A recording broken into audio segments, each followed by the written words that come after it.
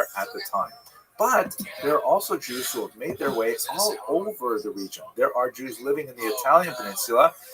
Josephus, the great historian we talked about in the last lecture, references 97,000 Jews taken off into slavery to Italy. Not an impossible number given the overarching numbers involved in the war. But besides that forced migration to Italy, we've got Jews who actually settle all throughout the Mediterranean basin. You have Jews as far away as Spain in the first century. You have Jews in Asia Minor in particular, a very large, well-established community by the second century. You have Jews in Egypt, again, an ancient community of Jews there. And then there are smaller settlements across the coast of North Africa, in Greece, in Tunisia, in Morocco. It's fascinating. And in the northern part of the Mediterranean, you have a very important group of Jews living in Provence, that would be the south of France. In the Crimea region, there are settlers there. We have some fascinating archaeological finds from the region of contemporary Austria and Hungary, and even in the Rhineland in Germany. There are Jews who are all over the place, some of them because of these forced migrations, some of them because of their economic choices, looking for new opportunities and so on. Jewish geography really began to develop around this time, and you can see that they're giving names to places like, for example, the Rhineland region is known as Ashkenaz. France, of course, is Tzarfat. That's the modern term for France in Hebrew as well. The southern part, Provincia, that we spoke about earlier, that's Provence. Sepharad, a very important region, that's Spain. And these are regions which are referred to by Jews when they want to talk about these new settlements, even when they borrow biblical terms like Canaan or Ashkenaz or Sepharad to describe these modern settlements. However, the region is subject to a variety of expulsions of Jews, beginning really in the 12th century and increasing over subsequent years. Now, the reasons for the expulsions are beyond our scope right now. They're primarily economic. A certain amount of anti-Semitism as well is very significant, but it basically begins to drive Jews eastward. We'll pick that up in 1 second. But the most important of these expulsions is the massive expulsions from Spain and Portugal, which sends Jews throughout the Mediterranean basin, backwards really along the trajectory that they had first traveled to these regions in the West, but also taking them out to the New World, taking them to South America, taking them to North America, and in fact the foundations of the United States Jewish community is related to the Portuguese expulsions in particular. And that's basically how Jews are spread out through the region. A combination of migration by choice for economic reasons and, unfortunately, expulsion for often anti-Semitic reasons. Taking it up to the modern world then. So basically, the big chunk of European Jews throughout the 16th and 17th century in particular begins to move towards the east. And these are Ashkenazi Jews, meaning they come from the Rhineland in northern Germany, and they move into the Polish-Lithuanian Commonwealth, countries that would today be called Lithuania, Poland, Ukraine, Belarus, and so on. And that becomes a much larger group of Jews who are called Ashkenazi. They eventually, when you get to the 19th century, they would begin to make their way westward because they were taken over by Russia that had a lot of really discriminatory policies in place. So this map here shows you the movement of Jews between 1882 and 1917. Those dates are significant, but we're not going to talk about them here. And you can see that from that red section there, 250,000 moved to Western Europe, 1.750 million moved to the United States, 70,000 to Canada, smaller numbers to the land of Israel, 45,000, and the same number to South Africa, and tiny numbers to places like Australia. By the way, I haven't talked very much about movements within the Middle Eastern world or North Africa, the so-called Mizrahi Jews, sometimes they're referred to. Sometimes they're called Sephardic, which is true especially for those Jews who were exiled from Spain, but later are identified with Jews such as Syrian Jews, for example, who were never in Spain, but nevertheless the communities began to merge. The population movements there were similar in type and in nature, but were much smaller scale than, for example, the huge population shifts in Europe. World War II, there is a huge exodus of Jews from Arab countries, sometimes a forced expulsion, even in the 20th century, to the land of Israel, sometimes a voluntary migration to the land of Israel, which of course is now established as a state in 1948. So you have a massive concentration of Jews in the land of Israel from these North African and Middle Eastern territories. This is something that really it's huge scope, and it altered the trajectory of Jewish communities that had been living, let's say, in Iran and Iraq for 2,500 years. Suddenly those populations were reduced to a fraction of their original size as most of the Jews made their way to the land of Israel. And even today, in this very short video, I've given you a very quick overview, but it's impossible to categorize all of the migrations of Jews to all the places in the world, and it's still happening to this very day. In fact, it's accelerating, and it's very exciting to see a lot of communities that have developed differently from the bulk of the Jewish population, such as the Jews of Ethiopia, making their way to the land of Israel. It's a very exciting time to be Jewish. I hope you found this video useful, and I hope you have success teaching your children and your students about Jewish history. Thank you very much for watching. Tic-tac-toe game, or like some of the games. I mean, it's gonna have all kinds of stuff. Like a big Ben 10 watch. Ben 10. That was another one that's around 08, I think. There was no way I was doing that. Oh my gosh. Is that your hand, Grant? Hello and welcome to another episode of Jewish History for Parents and Other Teachers of Children. I'd like to speak today about the question of anti-Semitism, or why do some people hate Jews? Where does that all come from? Let's state from the outset that this entire video is intended for educational purposes only. I will be discussing a very distressing topic of hatred, and I'll be showing you some potentially very offensive images, but our purpose here is just to try to understand where this hatred comes from, and perhaps to get some sense of, how are we supposed to cope with it? A larger question is, how are you supposed to communicate this to your children or to your students? It's a very difficult question to answer, which, a lot of it has to do with how old your child is, the kind of experiences they may anticipate or may already have had. And, I'll leave it to you to titrate this information down to a level where they So the goal of this brief video is just to give a little personal introduction about how I come to this topic, and then I'd like to walk you through what scholars see as the four main stages of anti-Semitic thought. That is, what do anti-Semites think when they think negatively about Jews, and show you how that changed over time. And then, unfortunately, I'd like to speak a little bit about the other ominous implications of the present moment that actually are driving me to give this talk before I really intended to.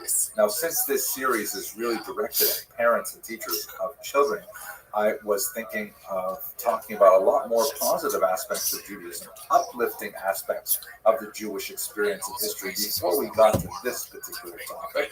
But events have overtaken us, and it seems that we really have to deal with it now.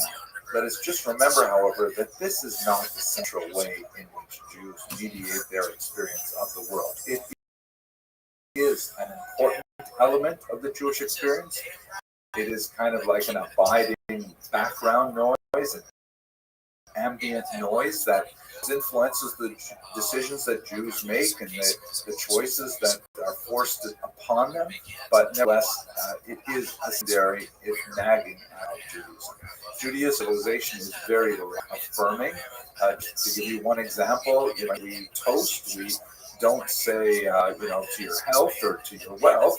Those are nice things, but we say l'chaim, to life. Life itself is something very precious, and hatred is the antithesis of that impetus, and that's why it's very unfortunate to have to talk about it now. The way in which you present this to your children or to your students is very complex. You have to think a lot about how old they are, how well they can absorb this information without being damaged by it. And I leave it up to you to titrate this information down to a level which is acceptable for the specifics of your children or your students. But I guess this is what the African American community refers to as the talk when you have to explain the realities of the world to them. And I hope that this short video will be helpful. So let me start with my own personal experience on this. I grew up in a very rural northern community in Canada. We were the only Jewish family, and I lived there really quite happily, playing with my Anglophone and Francophone friends until I was 10 years old, at which point my parents decided I needed to move to a larger community so I could get something of a Jewish education, which they did. My mother went down and lived with me in Toronto for 4 years so I could get a little bit of a Jewish education, could have my bar mitzvah, and then I went back up with my mother to live full time with my father. During this time, my father commuted every 2 weeks to be part of the time with us and part of the time managing his business in Canada, northern Canada. So what happened to me when I came back was really amazing, because when I left when I was 10 years old, I had lots of friends and, played hockey and, skied and all kinds of things like that, like a normal 10-year-old kid from Northern Ontario. But when I came back, I was really amazed that a significant number of those kids that I played with had suddenly become anti-Semites in my absence. It was like, wow. They called me awful names because I was Jewish. They would call me Dirty Jew or Mosey Juif. And I had lots of fights in school, and I just couldn't understand it. Where did this all come from? I didn't do anything different. I was gone for a few years, and then I came back. But these were kids I played with in the street, and it really bothered me. This experience was deeply troubling, and contributed to the difficulties of being an adolescent in the first place. But it sparked in me a really deep-seated wonder at the nature of the human condition, the nature of hatred that has not departed from my academic agenda ever since. And I had good fortune to study the history of anti-Semitism formally at the University of Toronto with Alan Davies, who was a great scholar of it and wrote a couple of books and things like that. Let me just share with you the two basic rules that the wealth of my experience can be boiled down to. First of all, anti-Semitism does not have to make sense to work for those who believe in it. Right? The hatred, as it were, will find the rationale for its. Jews are accused of being communists. At the same time, they're accused of being capitalists. It doesn't matter that those two are on opposite sides of the political spectrum. They're rootless cosmopolitans, being, very urbanized and not having any specific to the land. And they're also capable of being secular colonialists, which is it. The bottom line is, it's not about the Jews. It's about those who hate the Jews. Jean-Paul Sartre, a very important scholar who did a quite insightful small book right after World War II, wrote, Si le juif n'existe pas, l'antisémite l'inventerait, which means if the Jew did not exist, the anti-Semite would invent it. Meaning, the anti-Semite needs to find a way to channel that deep-seated hatred. Anti-Semitism has to be a very well-plowed furrow that he can slide right into, and it explains his entire world and explains all of the horrible feelings of inadequacy that he has and so on. It allows him someone to blame. Now, there's a lot more psychological things to talk about this, but we're going to stay historical today. But that's the first big rule. Anti-Semitism does not have to make sense for it to work for those who believe in it. And here's the second rule, which in some ways is a corollary of the first rule. Anti-Semitism adapts. Anti-Semitism finds its way to adapt to widely divergent circumstances. Historical circumstances, to be sure, but also the religious atmosphere, the political atmosphere, the social atmosphere, the economic atmosphere. Anti-Semitism finds a way, like a virus, to kind of trim here and expand there until it becomes relevant to the anti-Semite, no matter where he or she may live, in place or in time. that's one of the most frightening aspects of this hatred, in that it finds a way to express itself in so many different climates. So with that said, I'm going to go over the 4 basic periods of anti-Jewish hatred very briefly. I have a lot of videos on my channel that goes into greater detail on each of these periods. But right now, let's just skim over them because I want to focus on the most recent period, which may be, in fact, a new period, unfortunately. So the earliest traces of anti-Semitism that we have in the historical record are primarily from the Greco-Roman world. We have, of course, biblical accounts of Egyptian servitude and things like that, but let us focus ourselves primarily on those sources that come from without. We don't have, until the Hellenistic period, for example, Egyptian sources on how they feel about the Jews, a couple of minor exceptions, but we have a lot of writings from the Greek and the Roman authors. And when they say negative things about the Jews, which is, perhaps pervasive would be too strong a word, but there are definitely some very negative things said about Jews in the ancient world, it's primarily because Romans and Greeks are trying to come to terms with a society that is very unlike their own. It's really a kind of xenophobia, meaning fear of strangers. For example, Jews are accused of clannish behavior because in order to become a Jew, you had to be circumcised if you were male, and that they would only eat kosher food, so that precluded their participation in other rites. They were accused of being atheistic, ironically, because they refused to participate in basic acts of civil religion at the time, bowing down to idols, offering sacrifices to statues, things like that, which were anathema to the Jewish faith. They were accused of being lazy because they took off one day a week to rest, right? The Sabbath. So these are, kind of distortions of the ways in which the Romans and Greeks understood the Jews, but they were actually observations of actual Jewish behavior. So it was more of a normal hatred, kind of like two cultures bumping up against each other, not necessarily getting along, and expressing it in writing, where you might see, for example, in a graphic format. Here you see a picture of the great Arch of Titus, which was a commemorative arch constructed in Rome after the defeat of Judea in the Great Revolt of 66 to 74, when ultimately the Romans were able to reassert their authority over the rebellious Judean provinces. And in this commemorative arch, which is really like a war monument, they have this one little section, which you can sort of see if you look towards the bottom right of the arch going through. Here's a larger image of it. It shows Jewish captives carrying away spoils from the temple. The menorah, most famously, the trumpets, the ritual table, and things like that. Now, although some have interpreted this as anti-Jewish animus from the Romans and some kind of anti-Semitism, it's definitely not, a complimentary portrayal of Jews, but it is something that we can understand as like a war monument, that when one country beats another one, they will put up various, public edifices that proclaim their victory, and that's, we don't like it maybe, but it's basically normal. It's not a pathological kind of hatred.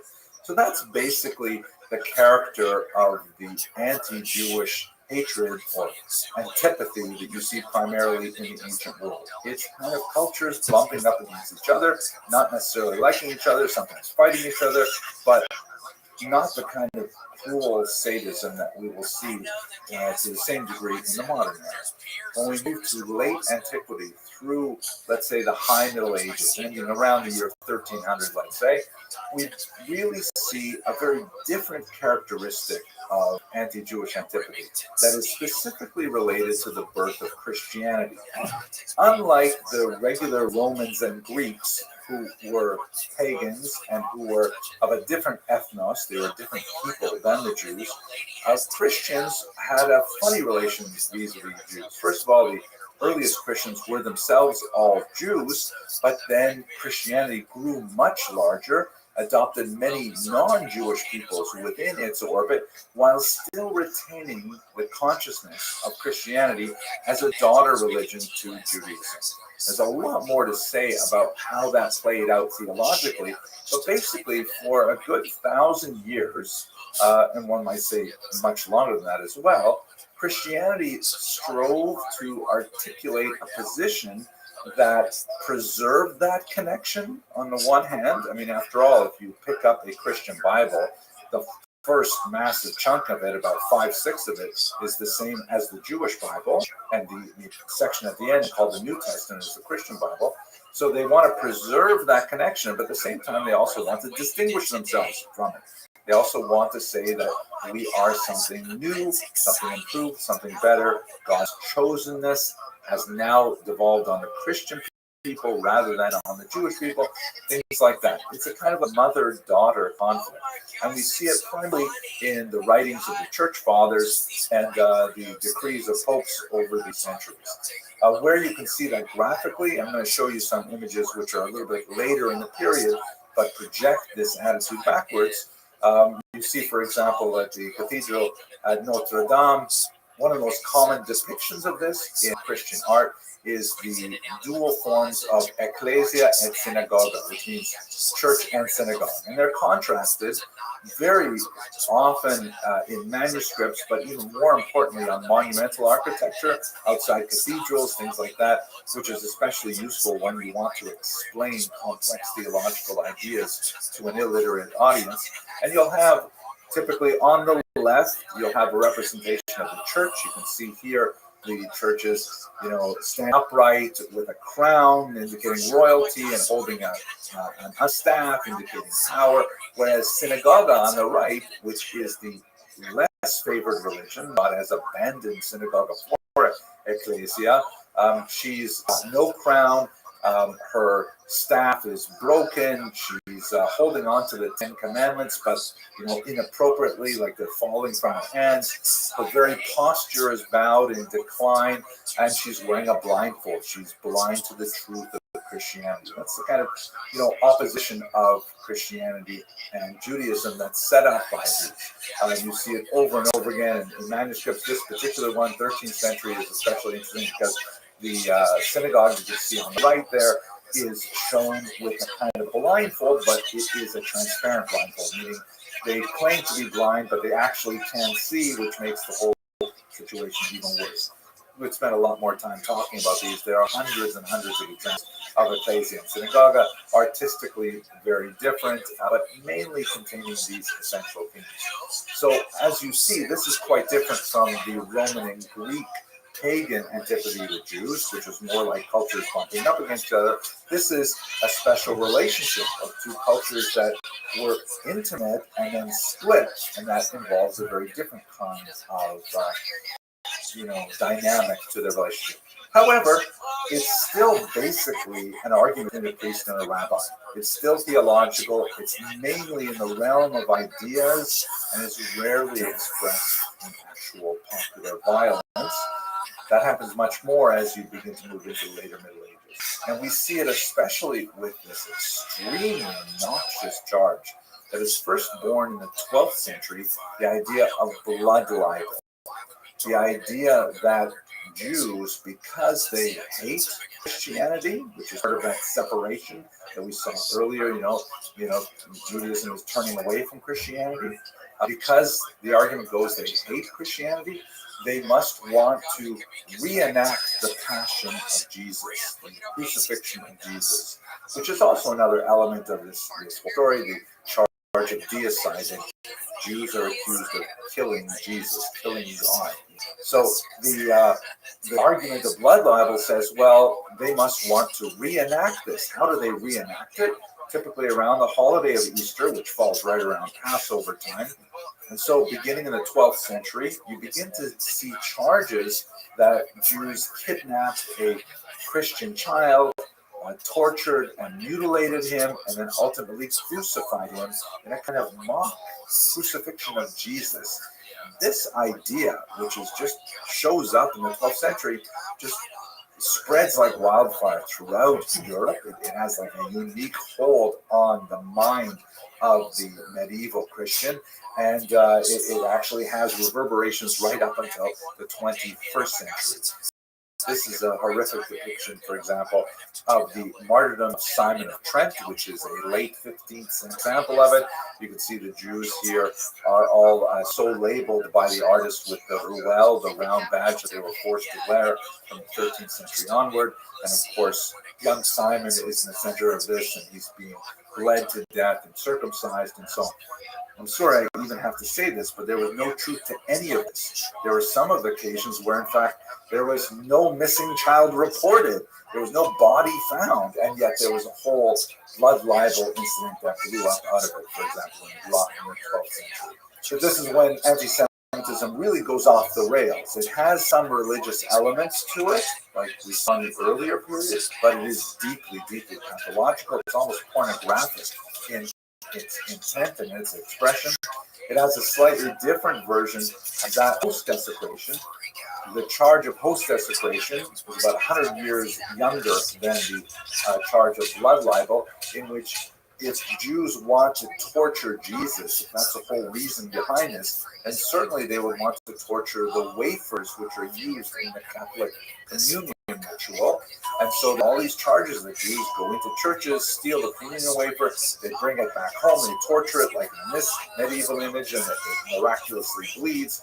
And then, of course, it results in an uprising and sometimes a pogrom, and Jews are hung or burned alive and things like that.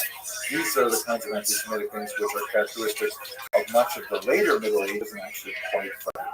The last element, which begins to bleed into the modern period, is specifically associated with the Black Death. This is a horrific plague that swept across Europe in the late 1340s, and Jews were accused of somehow creating this plague, specifically by being in league with lepers, and together by taking their organs and limbs and poisoning the aquifers of Europe, they spread this horrific disease. That's the charge that was very popular in the 14th century. Here you can see a 16th century English rendition of it. At this time, there were no Jews allowed in England at all, but didn't stop the artist.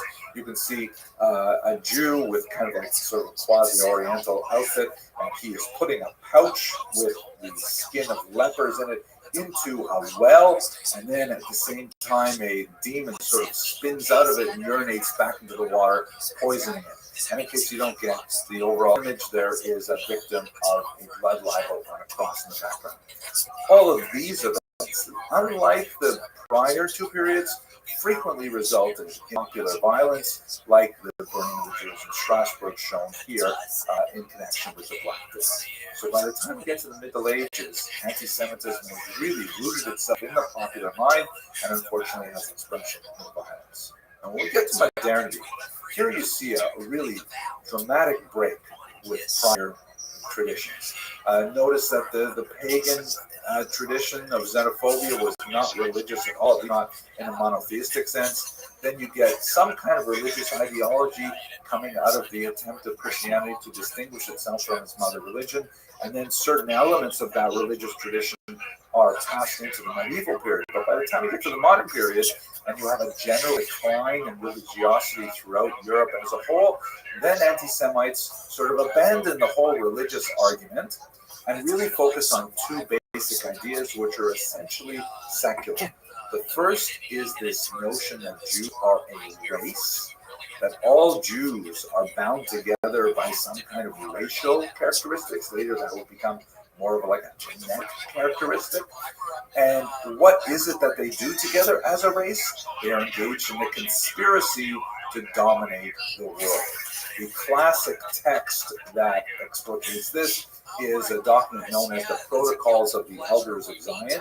It's a turn of the 20th century forgery composed by a Russian monk named Sergei Milos, in which he claims to have discovered the minutes of the world Jewish government, who are doing all kinds of things like building these secret subway tunnels that connect the various capitals of the world, and are engaged in a plan to dominate Christendom. Here's a 1930 cover of an edition of the Protocols of the Elders of Zion, published in Mexico, and the text reads, "The Invisible World Government, a Jewish program to subjugate the world." You can see certain racial characteristics in the stereotypic iconography of the Jew, with a large nose and the fleshy lips, and he's overweight.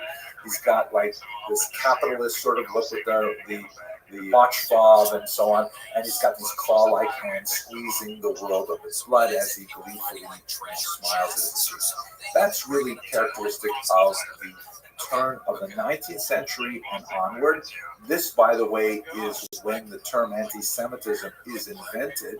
An anti-Semite named Wilhelm Marr realized that he needed a more polite alternative to the much more vulgar term Judenhass or Judenfeinde, which means basically Jew hate. And so he said, "Oh, no, I don't be Jews. I am an anti-Semite." And by Semite, he meant those who participate in Semitism, which was a made-up idea. Semitism is this idea of a world Jewish conspiracy. Never mind, I know that Arabs are also Semites, but Wilhelm Marr was not at all thinking of them. But that's where we get the term anti-Semitism. It was invented by an anti-Semite to try and cast a positive light on his hatred. It has later been transvalued, and now it becomes a negative term again, and people speak about it with the appropriate degree of appropriate. So those are the four basic periods of anti-Semitism. You can see how the two rules that I've given you hopefully are useful. The first is, doesn't have to make sense. You can poke holes in all of these theories fairly easily. And secondly, that it clearly adapts to different times.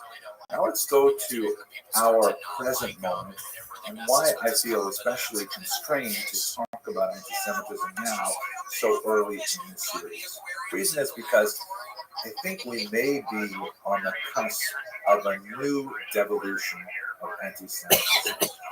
I really thought about it a lot when I had the unfortunate experience just a couple days ago of watching security camera footage of a stranger walking up to one of my students in the street, hurling nasty anti-Semitic invective at her, and then punching her in the face and walking off. And it was just such a horrific, bizarre, unprovoked attack on a person who looked Jewish, I guess. She was just walking down the street daytime. But it made me think that, we may be at the beginning of a new period. And what I think is happening now is we may be entering into a form of postmodern anti-Semitism. This is a new period where anti-Semitism appears to be adapting to the zeitgeist, the spirit of the era. And let me explain that in more detail. So first of all, what is postmodernism? This is a body of ideas that has an unusually caustic impact on critical thinking today. It basically argues that, there's no way to actually figure out what is capital T truth. Logic, argumentation, reason, none of those things are free from the coloration of individual bias that is kind of baked in consciousness. That's why people talk about, well, that's your truth, and this is his truth, and that's her truth, as if there are different kinds of truths. We can spend more time talking about what postmodernism is, but it is clear that this idea has really made a huge impact on academia, particularly in the humanities, and it has an especially nasty impact on young students, on Generation Z. How that adapts to Middle Eastern conflicts that we are seeing today is perhaps the most horrific expression of postmodernism, as it has provided a host environment for anti-Semitism. The accusation that is at the basis of this is something I mentioned earlier, that Jews are somehow settler colonialists. What exactly does that mean? So it's such a silly idea. It doesn't really deserve debunking, but I guess we have to do it anyways. The conflict right now is over the territory of the land of Israel.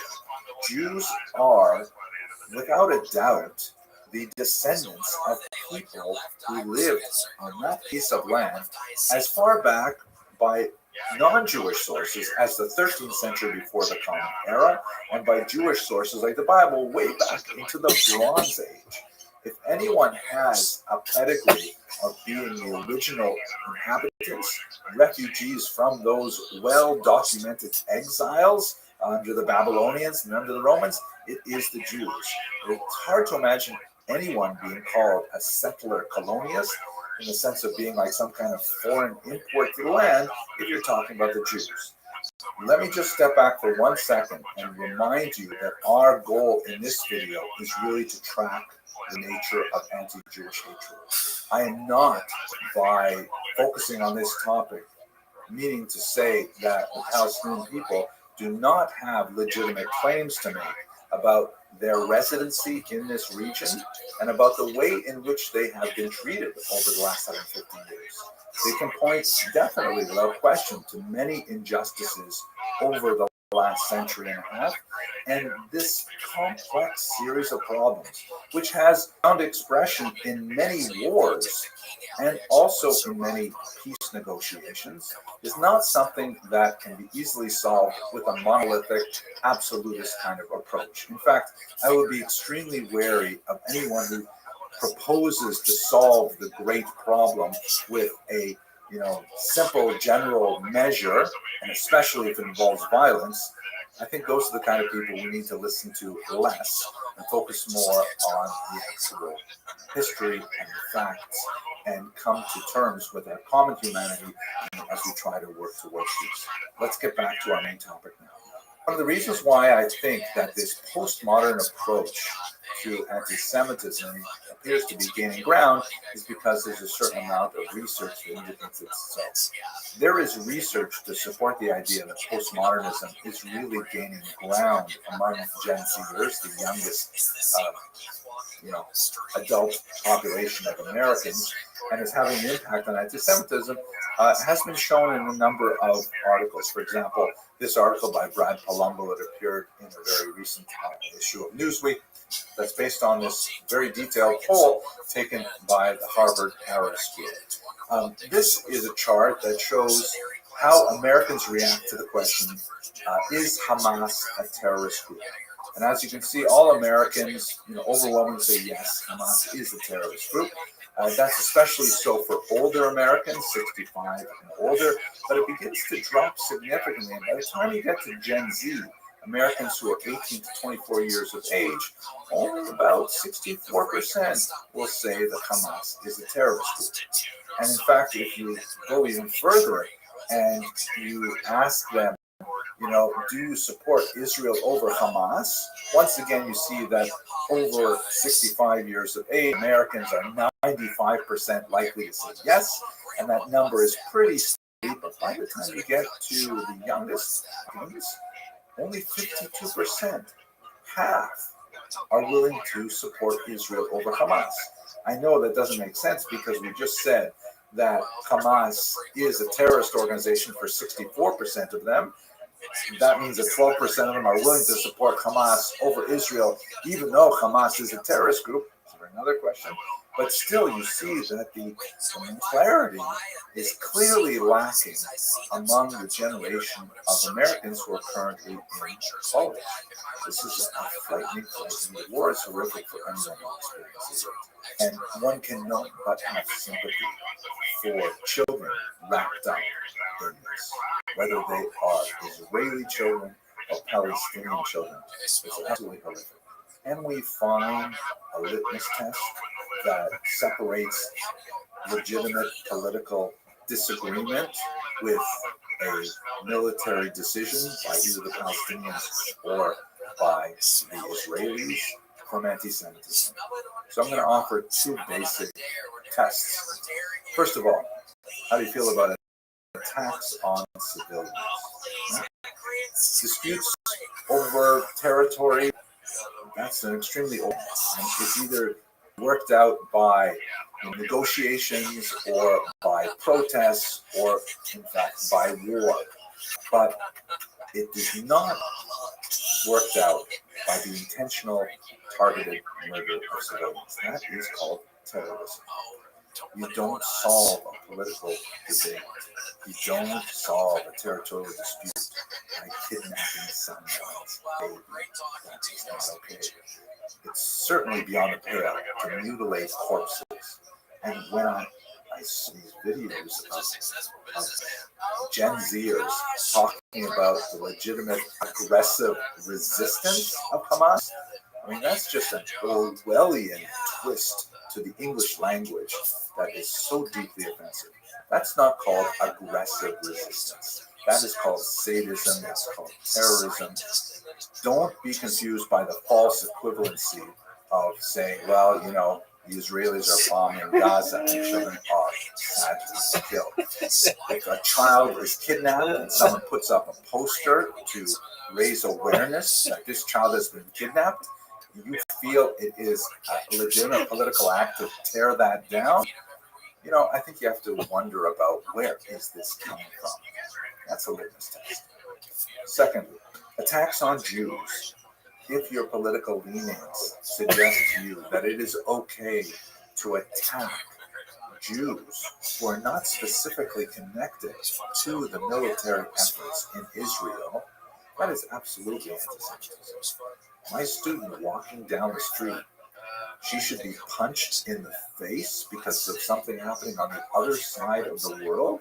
A mob in Dagestan that recently stormed the airport looking for Jews who were on a flight from Tel Aviv. The incredible offensive anti-Semitism that we're seeing in universities right now, there's no justification. That's straight up anti-Semitism. That is straight up hatred, and it is not a legitimate expression of one's political feelings over the dispute in Gaza today. By way of conclusion, I've stepped uncomfortably close to political commentary, which is something that I try to avoid because I'm a historian. I prefer to look backwards rather than look right in front of me at what's going on today. Some would say that's a weakness. I do want to say, however, that I do not have the temerity to suggest that I know how to solve the current crisis. The horrible fate of the hostages being held by Hamas, the suffering of their families, or the suffering of the people of Gaza as they're struggling to come out from underneath the grip of Hamas. But thinking about the implications and reverberations of this conflict in terms of the history of anti-Semitism, I cannot help but see that we may be on the cusp of a horrible new period in the history of this dark idea. Let me just finally say that, the Talmud says that blessing requires a vessel. If you want to receive blessing, you have to have something for it. And there is no vessel that is more properly suited to receive blessing than that of shalom, of peace. If you don't have peace, it's very hard to receive any blessing. Let us hope that the region is soon blanketed with peace so that it may prosper and that all peoples may live together in harmony and prosperity. Thank you very much. Casey Rocket at patreon.com/Casey. Follow me on Instagram at Casey Rocket. This episode of the William Montgomery Show was recorded at the Record ATX Studios right here in the heart of Austin, Texas. The William Montgomery Show is produced by William Montgomery. Hello, fellow students of Jewish history.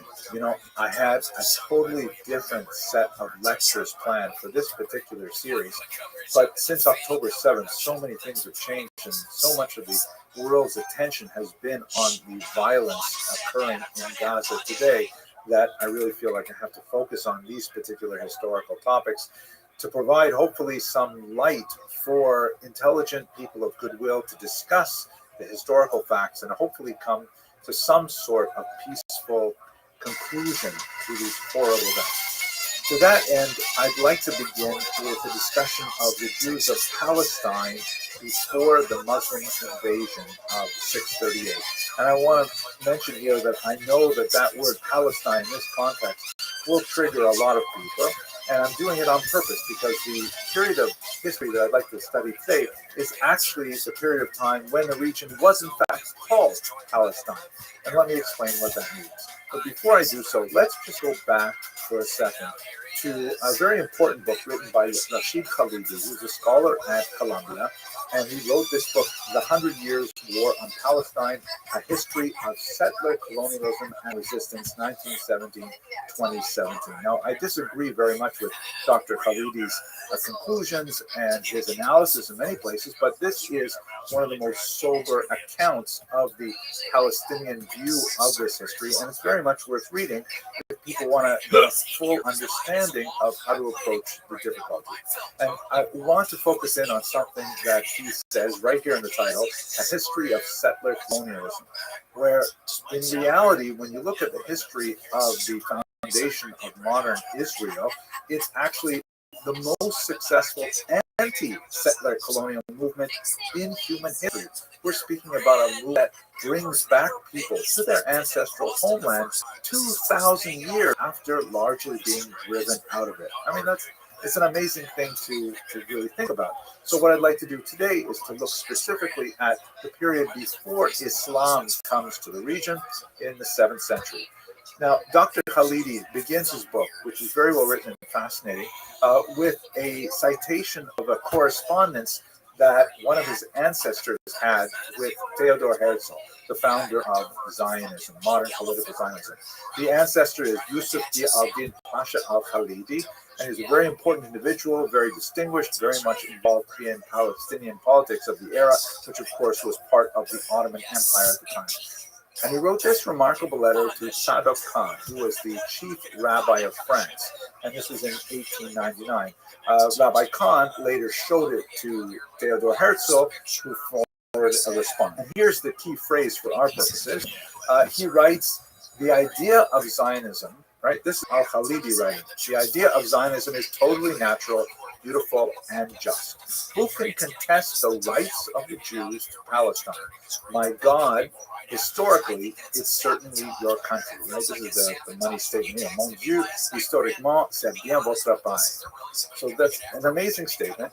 And he goes on to say, and what a wonderful sight it would be if the Jews are able to reconstitute themselves as a nation, independent, respected, and happy, able to render impoverished humanity its services in the region as in the past. Now, Mr. al-Khalidi was not going to defend Zionism. In fact, the point of the letter is primarily to protest against the large-scale immigration of Jews to the region. But nevertheless, he offers a very salient historical point. For his part, Herzl writes back also a very polite reply. I wish politicians, it's hard to imagine politicians in the region of the Middle East would communicate with each other with such deference, but he writes back to him, he addresses as Excellency, and he writes, you see another difficulty, Excellency, regarding the existence of the non-Jewish population in Palestine. But who would think to remove them, right? This is Herzl, the Zionist writing. It is their own well-being, their own individual wealth that we will improve by bringing home. Do you think that an Arab who owns land or a house in Palestine with a value of 3,000 or 4,000 francs will be very angry to see the price of this land increased in short time and to see it increased 5 or 10 times in value, perhaps in a few months?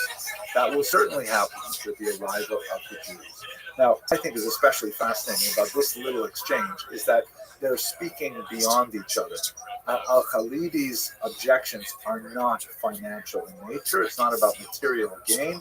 And Theodor Herzl thinks that material improvement, prosperity, will solve all the problems. In my humble opinion, I think, for the next 10 decades, one of the major problems that Israelis and Zionists would have with Palestinians is that they're not speaking directly to each other's concerns. But nevertheless, this is the exchange that I wanted to share, and in particular, the recognition of al-Khalidi that, in fact, this is traditionally Jewish land. So where does the term Palestine come from, after all? Let's just do some very quick history. Obviously, the land of Israel was the national homeland of the Jews, as described in the Bible. There are biblical references, of course, that go way back to like the 18th century before the Common Era, the Bronze Age, but extra biblical references date from the 13th century, the Merneptah Stele and others that speak about some entity called Israel living in the region. The presence of the Jews in this region is very, very well documented for the next millennium. By the time you get to the 1st century of the Common Era, that's when, of course, you have these major Roman Jewish wars. First one, which lasts from about 66 to about the year 74, results in the destruction of the temple in Jerusalem and much of the dispersion of many of the Jews, the rebels at this point, to Italy as slaves and elsewhere throughout the region. However, contrary to popular misconceptions, this was not the complete exile of all the Jews in the land. Now, it definitely was a diaspora that pre-existed this destruction in the year 70, but there were lots of Jews who were simply displaced within the land of Israel. And we're going to speak about that. In the next 60 years, Jews rebelled two more times. First, in the so-called Titus Rebellion, and then much more significantly in the year 132 under a leader named Bar Kokhba, who actually had, over about 3 years, significant success. They even minted coins like this, which portrayed the temple on the left, a little star at the top representing Bar Kokhba, and text on the right that talks about freedom for Jerusalem and so on. But that rebellion was crushed mercilessly by Emperor Hadrian, who really had to put a tremendous amount of effort, bring in soldiers from far away as England to put down the Jewish rebellion. And at that point, Hadrian had had enough. And he is the one who renamed the region, Judea, which was a province of Rome at the time. He renamed it a version of Palestine. This is a map that shows what the Roman Empire looked like in roughly the year 210. And you can see that the region of what would be today the state of Israel is called Syria Palestina. It was part of the Syria province as a whole. It was not a distinct and separate unit. And he divided up Palestina itself into three pieces. Prima, which is like the central area, which would be essentially Judea, a little bit of Samaria. And then to the south, Palestina Tertia, the third Palestine, which is basically the Negev. And to the north, Palestina Secunda, which is where most of the Jews were actually living at this time. Lots of Jews in the lower Galilee region. Now, why did he choose the term Palestine? Well, this term had been used about 500 years earlier by the great Greek historian Herodotus, who refers to the Phoenicians who lived on the coastline. The region where the Phoenicians lived was called Palestine. Now, where did Herodotus get that name? Most likely he got it from the Akkadian name that was used to describe the Philistines. The Philistines, this term is entered into the English language as well.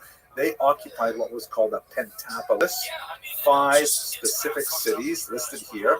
Ironically, Gaza was one of them. Also, Ashkelon, Ashdod, Ekron, and Gat.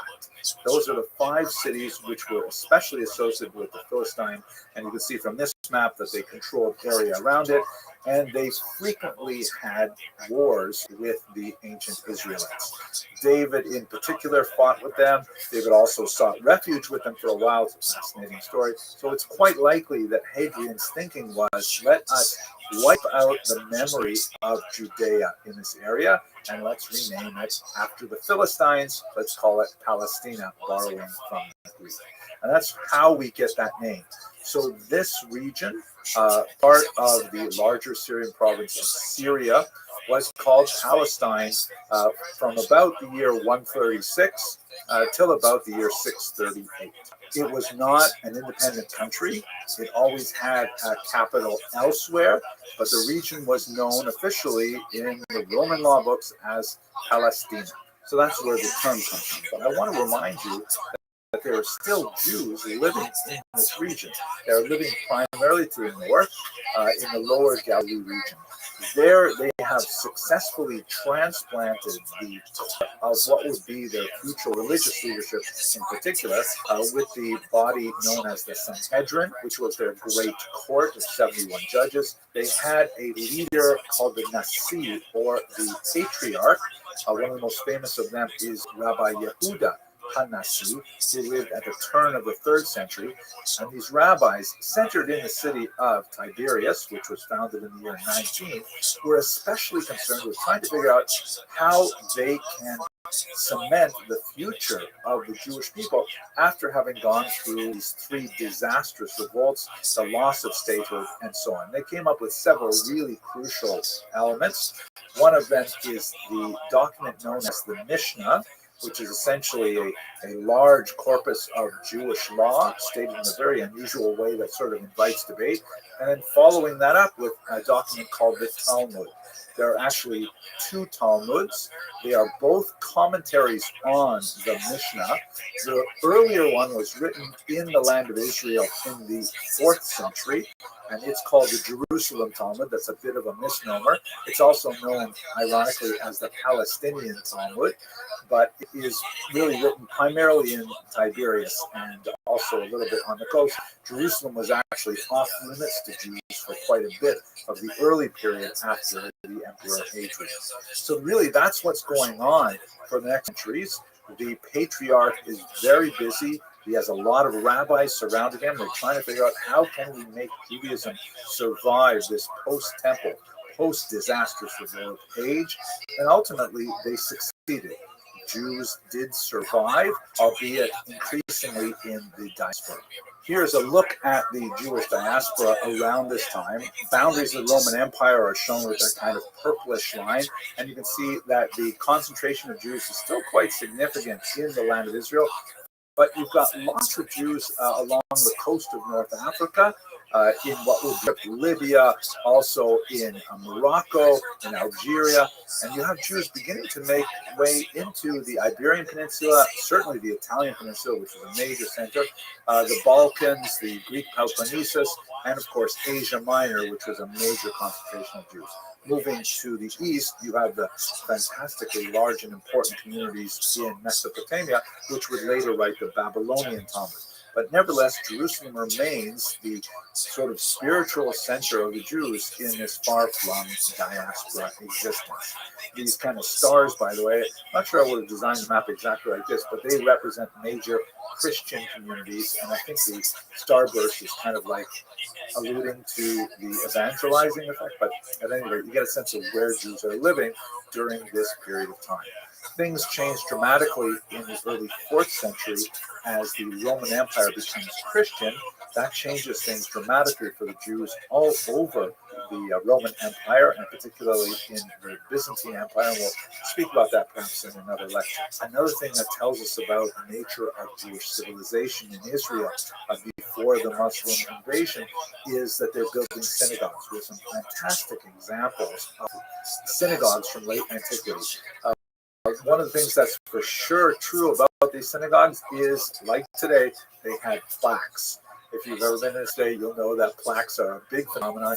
You always have to thank the donors. This is one of the oldest of the plaques that has survived, the so-called Theodotus inscription, which is actually from Jerusalem. We've got these amazing, plated floors like this mosaic at Hamat Tiberia. Tiberia is Tiberias, right? This is by the hot springs just outside that town.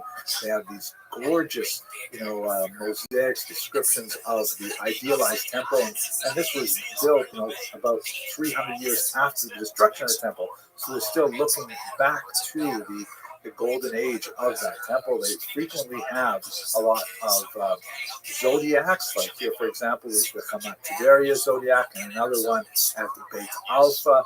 And one of my favorites here is this remarkable depiction in a Beit Alpha synagogue of the binding of Isaac. You can see that there's Sarah there on the left, and there's the ram, and there's Abraham with the knife, and Isaac, who's portrayed here as a little boy, and their names are represented in Hebrew letters. I mean, it's kind of a primitive looking piece of art, but it's quite fascinating. Jewish civilization is still thriving, albeit in a far reduced state by the time you get to the 7th century with the spread of Islam. Islam spreads dramatically from the Arabian Peninsula through the entire Eastern Mediterranean, coming to Jerusalem in the year 638, and then spreading across North Africa into the Iberian Peninsula, way out to the east as well, as far as Pakistan. And that really begins a totally new chapter in the history of the Jews in the land of Israel. But the point that I really want to make is that Jews are always living in the land of Israel in a small number as a minority, but continuously since their biblical placement in the land. I want to add one last appendix here. I learn a lot from a lot of the comments I receive on my YouTube videos. And I really appreciate those of you who say nice things, and I'm especially grateful for those of you who offer useful correctives. I'm not so enthusiastic about the people who say nasty things about me or my religion or my people and so on, but it's worth it for the positive comments. And one of the things that I noticed in some of the comments is that people want to go back to the genetic history of the people in the land of Israel. Like, who exactly is entitled to live there on a genetic basis? So the short answer to this is it's really the wrong question, because nowhere else in the world do we determine citizenship on the basis of a DNA test. But since you're asking, well, we can't point to the fact that, amazingly, after 2,000 years, even the Jews of Europe are connected back to the land of Israel. Analysis of the DNA of Ashkenazim from Eastern Europe, where a good portion of the early 20th century Zionists came from, clearly indicates that they have a strong component of Middle Eastern DNA, clearly heavily intermixed with Italian DNA in particular.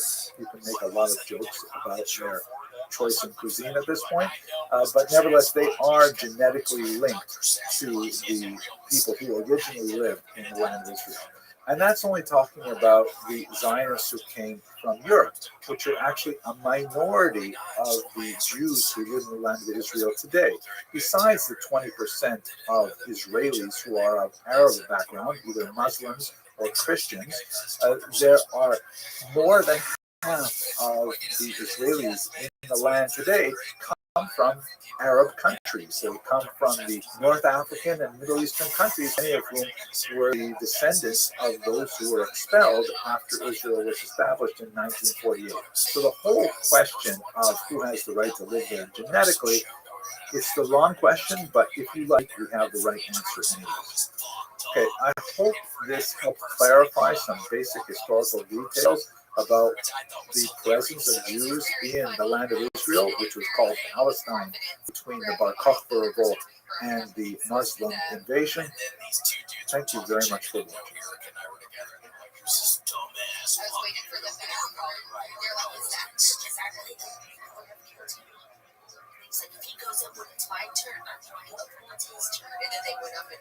Hello, fellow students of Jewish history. I'm so excited to be speaking with you again, this time about a topic that's very dear to my heart. Specifically, we're going to look at the history of the Jews of Ashkenaz. I am delighted once again to be invited to speak to the amazing students of the Ashkenazium, an institute that is in Budapest, Hungary, a little later this summer. And so these videos are kind of like my advanced preparation and research for the course I'm going to teach there. Last year, if you recall, if you visited my site before, I gave a big survey overview of the entirety of Ashkenazic history from its origins, let's say in the 9th century, right up until the 10th century. For this year, however, we're going to focus in a little more deeply, and we're going to look at the birth of Ashkenaz. We're going to look at its rise from its very, very humble beginnings in the 8th and 9th century, and take it right through its heyday until its decline in the 13th and 14th century, when the Jews of the traditional core region of Ashkenaz would make their way primarily to the east, to the regions of Poland and Lithuania and Ukraine.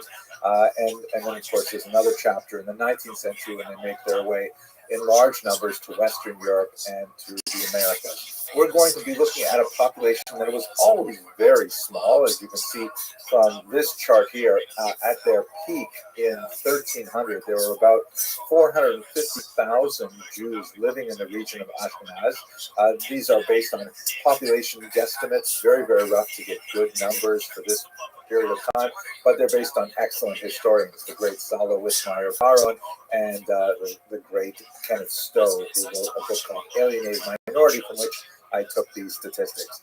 And that means that the Jewish population of Ashkenaz was about 1%.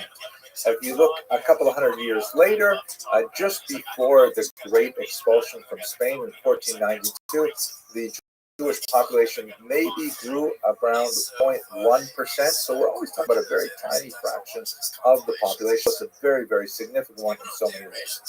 But for our purposes, today we're going to look specifically at the very beginning to try to understand what is Ashkenaz? Where is Ashkenaz? What is it all about? So first of all, let's try to understand, where does the name Ashkenaz even come from? So if we look at period sources from around the year 1000, we see that the term Ashkenaz is bandied about. For example, the Chuvot of the Gaonim, this is a collection of responsa written by the great Babylonian rabbis associated with the latest period.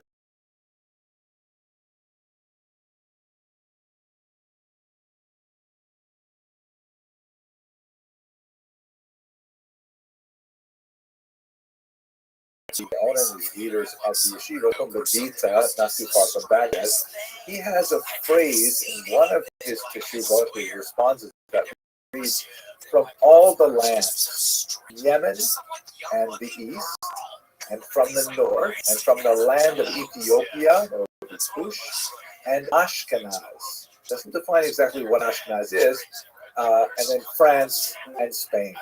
Now, the position of the word Ashkenaz gives you the sense that it's somewhere between Ethiopia, which is like in Eastern Africa, and France, which is in Western Europe.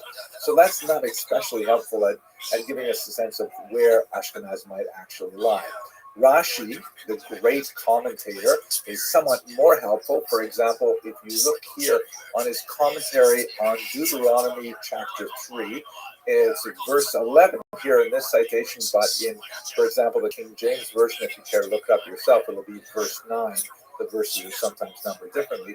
There's a passage there which refers to Mount Hermon, which is in the north of the land of Israel. It's the only place where you can get any skiing in Israel, but it is amazing that that tiny country in the Middle East does make it possible for people to ski.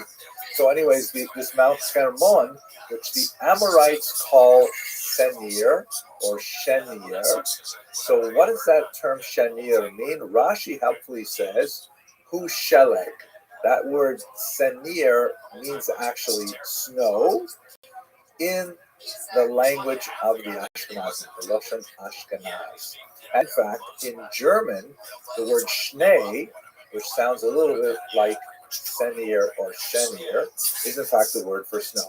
He also mentions Uloshon Canaan, and in the language of the Canaanites, and this is obviously not referring to the Canaanites of the Bible, but the land in Europe that medieval Jews used to call Canaan, which is basically Bohemia, Moravia, the Prague region, or the Slavic language, they call the word for snow Sni. So in other words, Rashi is specifically locating Ashkenaz in a region which seems to be German-speaking. Okay, that is much more helpful and gives us a sense of where Ashkenaz is. Now, the term Ashkenaz, however, just before we get to the geography specifically, the term Ashkenaz really goes all the way back to the earliest parts of the Bible. You see, for example, in Genesis 10, Noah has a grandson named Gomer, who then has three sons. One is named Ashkenaz, the other two are Rifas and Sogarma. But Ashkenaz here is specifically mentioned as a descendant of Gomer.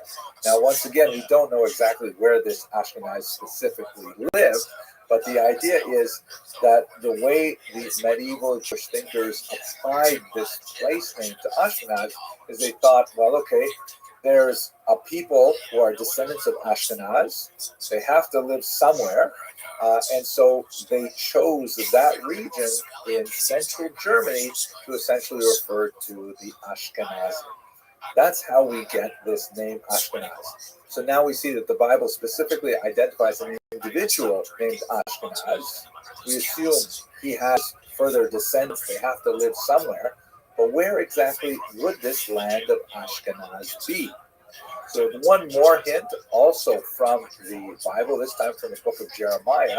There's a discussion in verse 27 of chapter 51 that says, assemble kingdoms against her, Ararat Mini, and Ashkenaz. So we don't know exactly where Mini is, but Ararat, of course, is the famous mountain upon which Noah's Ark landed. And that's usually identified as being somewhere in Asia Minor or contemporary Turkey. So that would mean that Ashkenaz, if it's somehow located near Ararat because of its proximity in that particular verse, it would be located somewhere as shown in this particular map here. Now, many other biblical scholars have opined different places in the Caucasus region, further north, and so on, but we really don't know exactly where the biblical land of Ashkenaz actually exists. However, Jews later defined as the land of Ashkenaz, not necessarily connecting it to those specific people. Ashkenaz refers specifically to the central German region of the Rhineland in particular.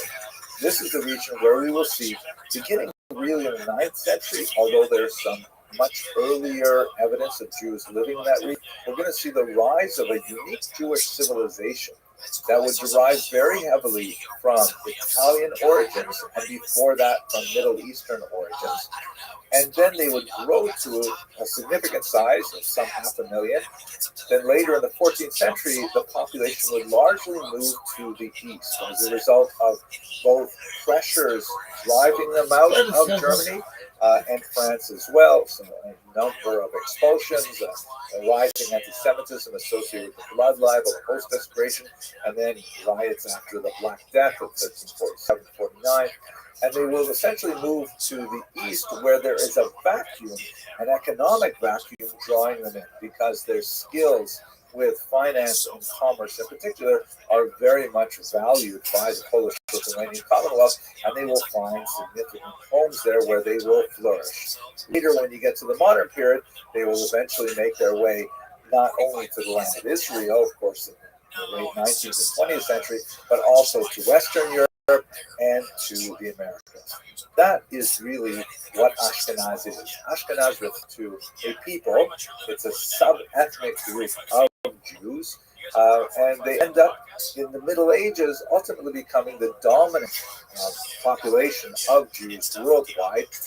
But it would be a mistake to think of Ashkenaz as a specific place or locale.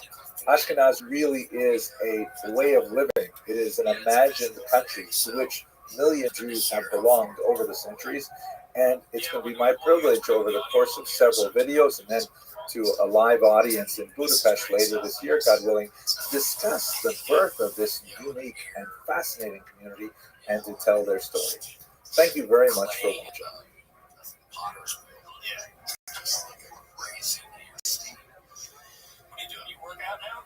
No, I haven't in a year. Giving up after my sciatic nerve started acting. So we'll see. I need to get back. Let us continue our discussion with a quick look at the population status of Jews in the Mediterranean basin before the birth of Ashkenaz. So have a look at this map here. This is basically what the basin looked like at the fall of the Roman Empire at the end of the 5th century. Right, you've got all kinds of little sort of countrylets filling up most of Western Europe. You have the Byzantine Empire in green, which is largely the Greek-speaking eastern half of the Roman Empire, and this is before the Muslims will come on the scene in the 7th century. Ashkenaz is located here in the north, in the Rhineland. That's the heartland. Of course, we will have a lot of Ashkenaz in larger France, and we're going to speak about them in the next couple of lectures, but the heartland is really the Rhine River Valley, in particular places like Köln, Mainz, Speyer, Worms, places like that. Now, there were Jews in this region in the ancient period. Amazing, for example, there were apparently Jews from the region of Iturea, which is the northern part of Israel, reaching into Lebanon and see today's map. The Iturean soldiers were sent with Roman legions out to this part of the world, and 3 distinct gravestones have been found that seem to have belonged to people who belonged to this unit and therefore were most likely Jews. I got a longer discussion of these amazing tombstones in another video, but we have a sense of a very, very tiny population in the northern part of Germany, a little bit larger population perhaps in the south in Provence that we'll get to soon. But there's no way to tell if there was any sense of continuity between these tiny isolated populations, which may not have constituted communities. They were probably attached to Roman settlements, and we simply don't know if there's continuity between the Jews living in the region in the first, second, fourth centuries up until we get to the rise of Ashkenaz really in the 8th century. So, and it's really important to note that Ashkenaz was like Yehudatville, to use the Shalom Aleichem term, was so far away from everything. The great centers of Jewish population were primarily way off in the east, in what would be Persia, the Mesopotamian region between the Tigris and Euphrates rivers, places like Baghdad, the great yeshivas of Sura and Pobedita. That's really where most of this is happening. There's also a small Jewish population in the land of Israel. And of course, there are a lot of in the Greek-speaking part of the Roman Empire, the Byzantine Empire. And there are Jews who are living in the Italian peninsula since the 2nd century before the Common Era. So that's really where we've got lots of larger sections of Jews living. And then we have this trickle of Jewish migration that goes across the coast of North Africa, setting up in many places, of course, in Egypt, but also in Libya, in what would be today Tunisia, and then all the way up into Spain. We don't know a lot about the sizes of these populations because the Jews left very, very few records of their presence there in the book, particularly in Spain. If we were to judge, however, from church records, Jews were like everywhere. And we'll talk about that in another lecture. Basically, this is where we have a scattering of Jews throughout the European basin. One really important place, however, deserves more of our attention, and that is the region of Provence. You can see that Provence is located here at the south of France. It's where the Rhone River meets the Mediterranean, and it's right at the border in the 5th century of the Visigothic kingdom and the Burgundian kingdom.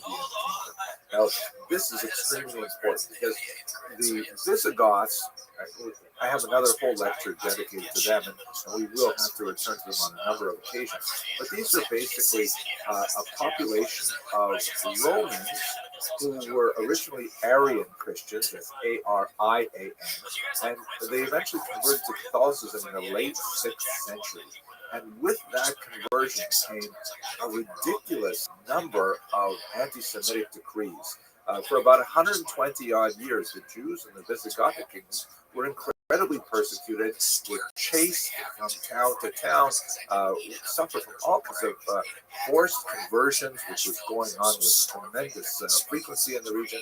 And there's quite a good likelihood that many of them, although we don't have any of the Jewish records themselves, but it's quite a good likelihood that many of them made their way over the Pyrenees and into Burgundy and to the Frankish region and into Ashkenaz as well. We know in particular of one fascinating legend that is actually repeated in several sources, so it certainly may have some basis to it, that a Jewish king rose in the city of Narbonne, largely because of its instrumental role in holding back the Muslims later on in this time period. There are many scholars who feel that the entire episode is legendary, but nevertheless, even if it's a legend, we do get some sense of the complexity of the situation, particularly when the Muslims will become involved and there will be a conflict between Christian and Muslim religions. So anyways, this is where Jews live, basically, by the time we get to the birth of Ashkenaz. And that's what we're going to look at in the next video. Where did these Ashkenazi Jews actually come from? Thank you very much for watching.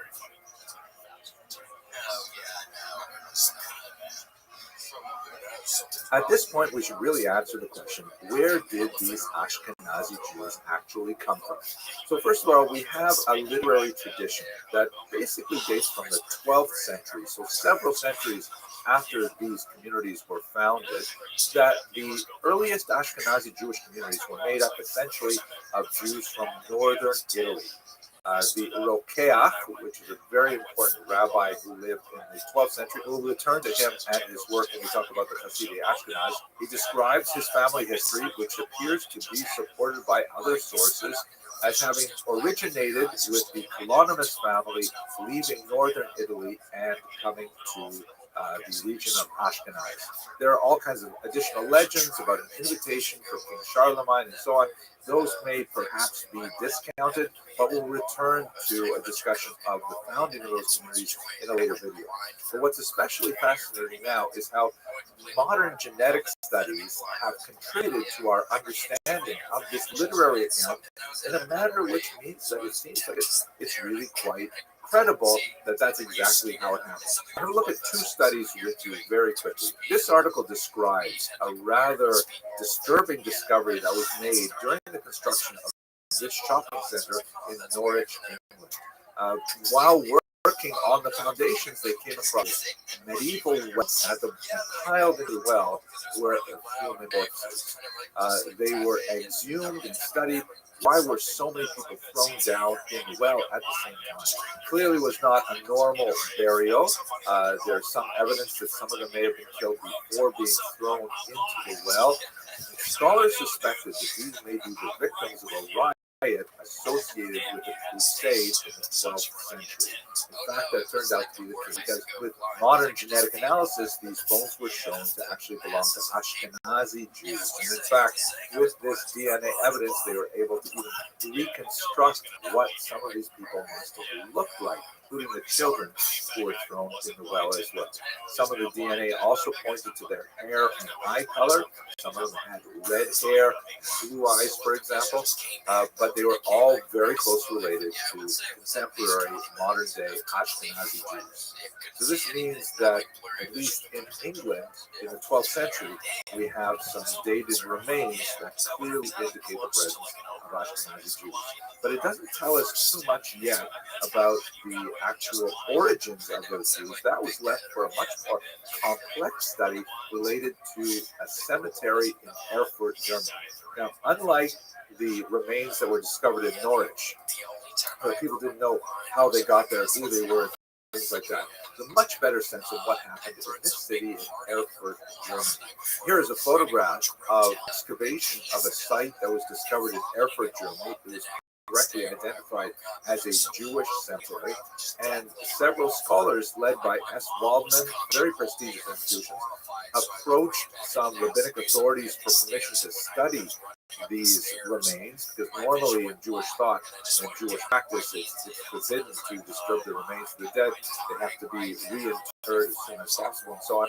But they were able to get permission, for example, to look at the teeth, which were already detached from the body, which did not have the same status in Jewish law. And they studied the bones of the people buried in this particular 14th century German establishment, and they were able to determine amazing things with contemporary technology. This is, by the way, an article that appeared in 2022, so really quite recent. And what they were able to identify is that these Jews in Erfurt were the product of a genetic bottleneck, which is something that corresponds quite closely to the literary accounts that we have of the founding of the Ashkenazi community. This is basically how it works. I'm going to give you a layman's interpretation because that's really all I understand as a layman myself. So if we look at this particular graph, and you see that on the left you have time moving from the past up to the present, and then at the bottom you have Jews in ancient history, right before the first Roman Jewish War of the first century and so on. And then at the top, you have modern Ashkenazi Jews in the 21st century. So how do we get from there to here? Looking at the ancient period, you have all kinds of Jews who are marrying with non-Jews or people who are not ethnically Jewish, some of whom may have converted. We certainly have conversion stories. For example, the story of Ruth marrying Boaz.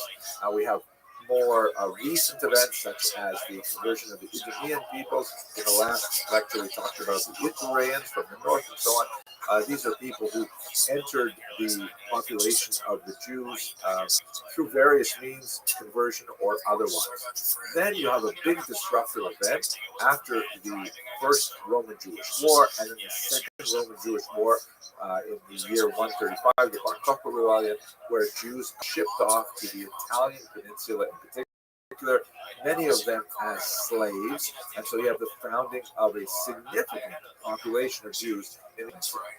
There, you have the same phenomenon of Jews marrying with non-Jews.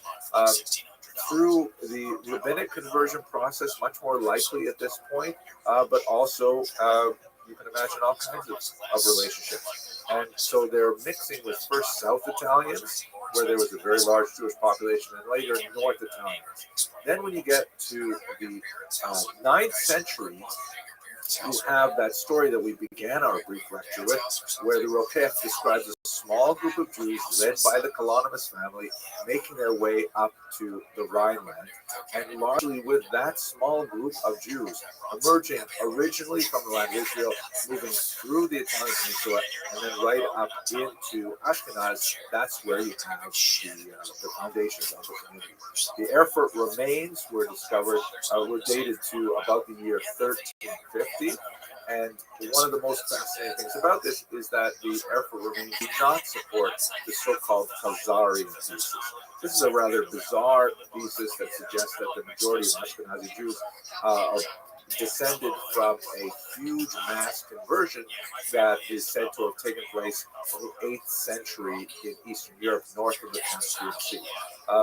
It's a whole fascinating discussion of what exactly is the nature of this conversion, if it happened at all. But what we can say is that these Khazarian Jews, if they existed, are not related to the Ashkenazi Jews found in Erfurt, who are incidentally very closely related to modern Ashkenazi Jews. So if we look at it on a map, it looks something like this. This is also, by the way, a genetic map that shows the migration patterns of Jews. It looks a lot like what we saw in the previous video. So here you have basically the Jews looking at number 1, where they're of Middle Eastern origin. They're taken to Rome, and then they make their way up to number 2, which is migration to Europe, particularly to Ashkenaz. There are also admixtures with 4 and 5. Those are Jews who make their cross, of course, in North Africa, and then from Spain, from the Visigothic era into Western Europe. So there are traces of these Sephardic DNA as well. And then later, as we shall see, in the 14th century and beyond, you have a large movement of these Ashkenazi Jews to Eastern Europe, to Poland, Lithuania, and so on. What about the DNA? The status of the DNA in the Erfurt remains shows that they have Middle Eastern DNA of about 15 to 45%, and about 45 to 70% of their DNA is actually Italian. That is both the South and the North, suggesting that the reason for the physical appearance of Ashkenazi Jews being somewhat distinct from North African or other Sephardic Mizrahi Jews is likely because of the admixture of those Italian Jews. So that's basically the story of how the Jews got to Ashkenaz, where they came from. We're going to continue with some more discussions of their status legally, their economy, and so on. Thank you very much for watching. I was the closest I got to a fight was Andrew, my middle school. Hello, fellow students of Jewish history. Let us continue our discussion of the Jews of Ashkenaz by looking at something called Jewry law. Now, what exactly is Jewry law? This is a term that I believe was coined by Guido Kish. We're looking in a few short lectures from now to distinguish it from Jewish law. Jewish law is a term that's used to refer to, the great mass of Jewish thought around jurisprudence, like, what's recorded in the Bible, and the Mishnah, and the Talmud, and the Shulchan Aruch, and the Codes, Maimonides, and so on. That's Jewish law, and typically Jewish students spend a lot of time studying Jewish law. Jewry law, on the other hand, is the study of laws which regulate Jewish behavior, so to speak, from the outside. This is an entire body of law that has, some ancient antecedents like in the Theodosian Code, things like that. But it really begins to develop in Germany, in Ashkenaz, during the period that we're discussing. So we're going to spend the next few lectures looking at Jewry law and trying to understand exactly how this works. Let us take a little bit of time to break ourselves out of our 21st century mindset, which is especially prevalent for those of us who live in democratic societies, which are generally speaking what we call a Rechtsstaat, or a society which is governed by law.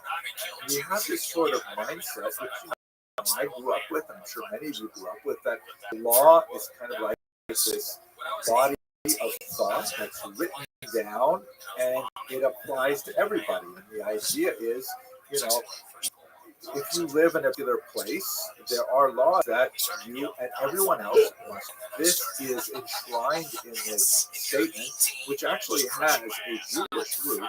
The phrase, the law of the land is the law.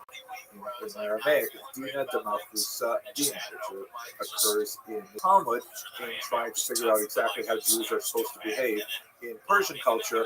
And the argument made by the Rabbi Shmuel is the law of the land is the law.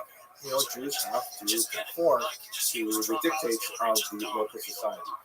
We also have this phrase, no one is above the law, right? Which means to say, and again, it's a very modern democratic kind of thing to say, that when the law is written, whatever exactly it means, however it gets written, it applies to everybody equally. Now, all of this is not at all true for most of the medieval period. How so? Medieval law is based not so much on territory as it is on persons. That is, the law applies equally depending on your status as a human being. Where do you live in the ecosystem of human society? Are you a nobleman? Are you a churchman? Are you a Jew? All kinds of different things will have implications for which set of laws apply to you. And we have several overlapping sets of laws that are called to bear. For example, there's still the vestigial Roman law, even though the Roman Empire has been destroyed in the West, right? The Roman Empire, the Western Roman Empire falls in the 5th century. The Eastern Roman Empire, Byzantium continues on, but Ashkenaz is part of the leftover territory of Gaul, which was under Rome. So there's still some sort of vestigial people to whom Roman applies that would, you think, apply to Jews, because from the 3rd century on, Jews are Roman citizens. On the other hand, you have, classical feudal law in which there are all kinds of bizarre things like trial by ordeal, trial by combat, how to figure out who is right, who can survive a horrible catastrophe. For example, two claimants are arguing over something, and they say, well, we believe A is probably correct. If you want to prove your innocence, you must reach into this boiling pot of oil and take out this ring. If in fact you are innocent, then you will be protected by the gods, or by God later as Christianity begins to, permeate the region, and that will protect you and prove your innocence. Or two of you, we don't know who is right, fight it out, and God will protect the one who wins. That will prove ex post facto who is exactly right. So these are kind of weird systems of laws that have a lot to do with personal status, and whether or not you're in a conflict with someone who belongs to a different set of laws, that can make a difference for how a trial is conducted. To make it a little simpler, don't think of laws as rights. Everyone has, like in the American sense, a Bill of Rights, and the law protects those rights. No, law is all about privilege in the medieval world. Law has to do with what privileges apply to you specifically based on your religion, your gender, your age, your status as a free person or as a slave, your class, are you a peasant or so on. All of these things are all meshing together, and now we have to ask the basic question, which runs through the next few lectures: where do the Jews fit in? What exactly are the Jews in this complex system? So we're going to look at that in just a second. Thank you very much for watching. So you guys are meeting for the first time, and that's what happened to Clash of the Titans, for sure. But when what immovable object meets with the unstoppable. One of the most important things to understand about medieval society, as we attempt to understand the role of the Jews in Ashkenaz, is the notion that medieval society was corporate. Another word that they use to describe this is feudal. And it describes people not as individuals reporting a general authority. The king doesn't reach down and get involved with every individual citizen, just like in modern society. The president can say, "Hey, what's Abraham's social security number?" He can tap it into the computer himself and he'll see my dental works, right? That's kind of how we deal with these things in a modern society where there's no space between the president of the society and the individual citizen, theoretically. But in medieval society, it was not like that. People were organized in groups, sort of like castes, sort of like classes, but not exactly. And they had mutual relationships with each other, mutual responsibilities, and privilege vis-a-vis each other. So let's look at a very rough, sort of primitive schematic map of how feudalism worked. So you begin with, you'll see that you have at the top of society, you have the king, right? And then below that king, you have a series of nobles. You have dukes and counts and who knows what else. And then at the very bottom of the society, you have the peasants, or the serfs. Note, by the way, that I made all these boxes the same size, but it would be more accurate to portray them as a really flat triangle, which had a massive amount of peasants at the bottom and then a much smaller class of nobles and a king.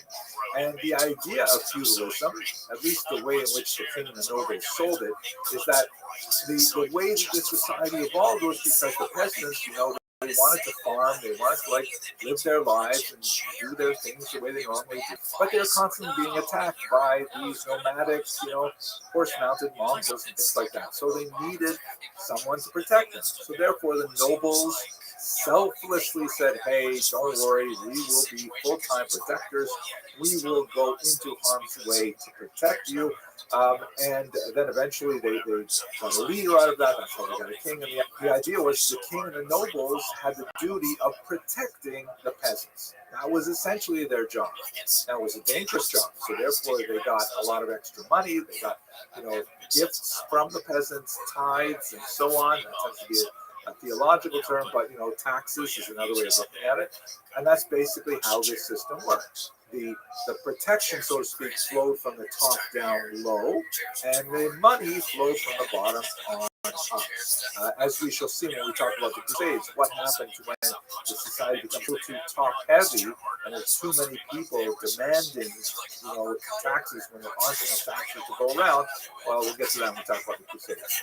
But that's basically the idea of how feudalism works from a secular perspective.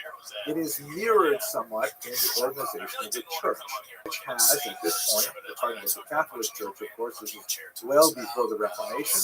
You have the Pope, who is at the head in a kind of king-like fashion. He has a whole series of clergy, archbishops and cardinals and lower clergy, all the way down to individual Christians. And the Pope and the clergy act in a way in which they provide, acts of salvation, confession, and union, and all kinds of things like that. And in return, Christians provide tithes. Christians provide tax money, and sometimes in the form of labor, like corvée. But it's the same kind of feudal structure. If you're paying attention, you may wonder, well, wait a second, who is actually in charge of the whole thing? This is a really important question for the medieval period, and the kings and the popes argued about it. This was especially the case when it came to Jews, because where do the Jews fit in any of this? They're certainly not kings or popes, although there was one family that actually produced one of the anti-popes, but and not really after Baptists, of course. And then the Jews are not nobles or Christian clergy, and the Jews are also, highly urbanized and very much involved in commerce. We'll spend time talking about the economy later. They're not peasants, and they're not regular Christians. So where exactly do the Jews fit in this strange system? That's part of what we're going to have to discover in the next couple of lessons. Thank you very much for watching. It's really sad, just really unusual. New update on that one. It's fake. As far as we can tell, if we discount the kind of legendary information, the vast majority of Jews who made their way up to Ashkenaz in the 7th, 8th, and 9th centuries were basically migrants, lots of them coming from northern Italy, primarily for the purposes of economic opportunity. The Jews had a unique set of skills, although they were still quite involved in agriculture, and we'll speak about their agricultural efforts in another class. They're very skilled in trade because they are literate, they are numerate, they have lots of contacts with Jewish communities all over the known world. So that's why they have a lot to do with being sort of the yeast of trade. They can start trade going. They have lots of far-flung collections and so on. And with their numeracy, and also an interesting kind of loophole in Christian doctrine, which we will also explore later, they're able to engage in finance and to extend credit. So there's lots of reasons why Jews would be wanted in a particular territory. But bearing in mind our overall discussion right now, which is Jewry law, and the idea of law as privilege rather than a right, what exactly do you do with the Jews? Where in that feudal structure that we discussed in the last video? So the answer is that Jews were basically given sets of privileges which varied from place to place. These were often called charters. So let's have a look at one of those charters, for example, that of Rudiger of Speyer, which is dated 1084. Now, this is probably post-dating from the Jews' actual presence there. And there are some interesting questions about, was Rudiger actually issuing these privileges for the very first time, or was he stating a reality and hoping to attract more Jewish settlement? It's hard to say. Maybe we'll get into it in greater detail later. But for now, the introductory paragraph is quite interesting. Rudiger, who is a bishop, but he is acting here in his feudal capacity as the Lord of Speyer, he writes, "When I wanted to make the village of Speyer into a city, I thought it would increase the honor of our place 1,000-fold if I were to bring in Jews." Wow, that sounds so nice. Flattered, right?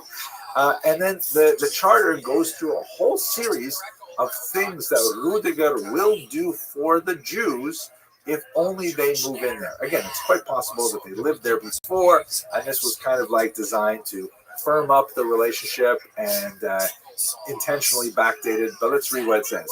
First of all, Rudiger says the Jews have the right to have a separate walled neighborhood. He explicitly refers to the right of the Jews to self-defense, and that the wall around their community, kind of like those gated communities in Boca Raton, is designed specifically to protect the inhabitants. He says Jews have the right to engage in commerce in city limits right up to the Rhine River, and he specifically says the war as well, which means that they can engage in river trade, which is extremely important. And note that you might be thinking in the 21st century, man, like, well, what are you talking about? You can move into a town and then you can open up a business. No, not like that at all. This is a medieval society where businesses are controlled by guilds, and not everybody can become a shoemaker. You have to, spend time. First, you have to be accepted as an apprentice, and you have to fulfill a number of years as an apprentice, and then you have to go to a place where you're allowed to set up a shingle on your own. People just can't start a business on their own. They have to have legal rights. Or I shouldn't say the word right. They have to have legal privileges, right? They have to be granted this privilege to do so. So Rudiger gives the Jews the rights to establish a cemetery, very important, right? Jews need to have several institutions within a reasonable amount of space, and cemetery is one of them. They will not be charged a head tax on guests. Meaning, if a Jew is traveling from place to place and shows up in Speyer, they won't be held up at the gate saying, hey, you're not one of our Jews, you're not allowed in here, or you must pay a heavy tax, and so on. Lots of places, many centuries into the future actually, will ban Jews from traveling through their places, or will set like really artificial limits, like Venice had really artificial limits on how long a Jew could remain on the island, and so on. He says, Rudiger says that the Archisynagogus, which is a term meaning the leader of the synagogue, has the same authority among Jews as the mayor of Speyer has among Christians. It's very interesting. Essentially, he's saying you guys can run your own affairs with your own leader. And he specifically stipulates that the Archisynagogus can actually judge cases, again, according to Talmudic law, because they're judging within themselves. So we'll speak a little later about what has a Jew and a Christian in a legal suit. What happens then? Where do you go for, redress? He specifically says that Jews may employ Christians as nurses or as servants. This was a very hot issue for at least 200 years. We're going to talk about that later when we look at how the church viewed the Jews.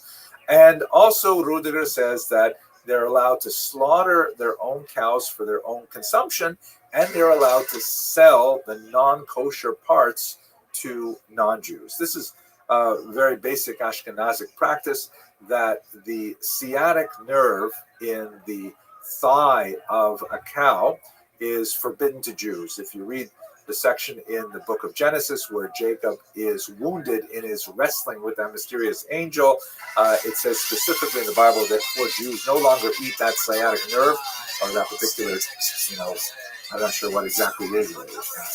Yid HaNasheh is what it is in Hebrew.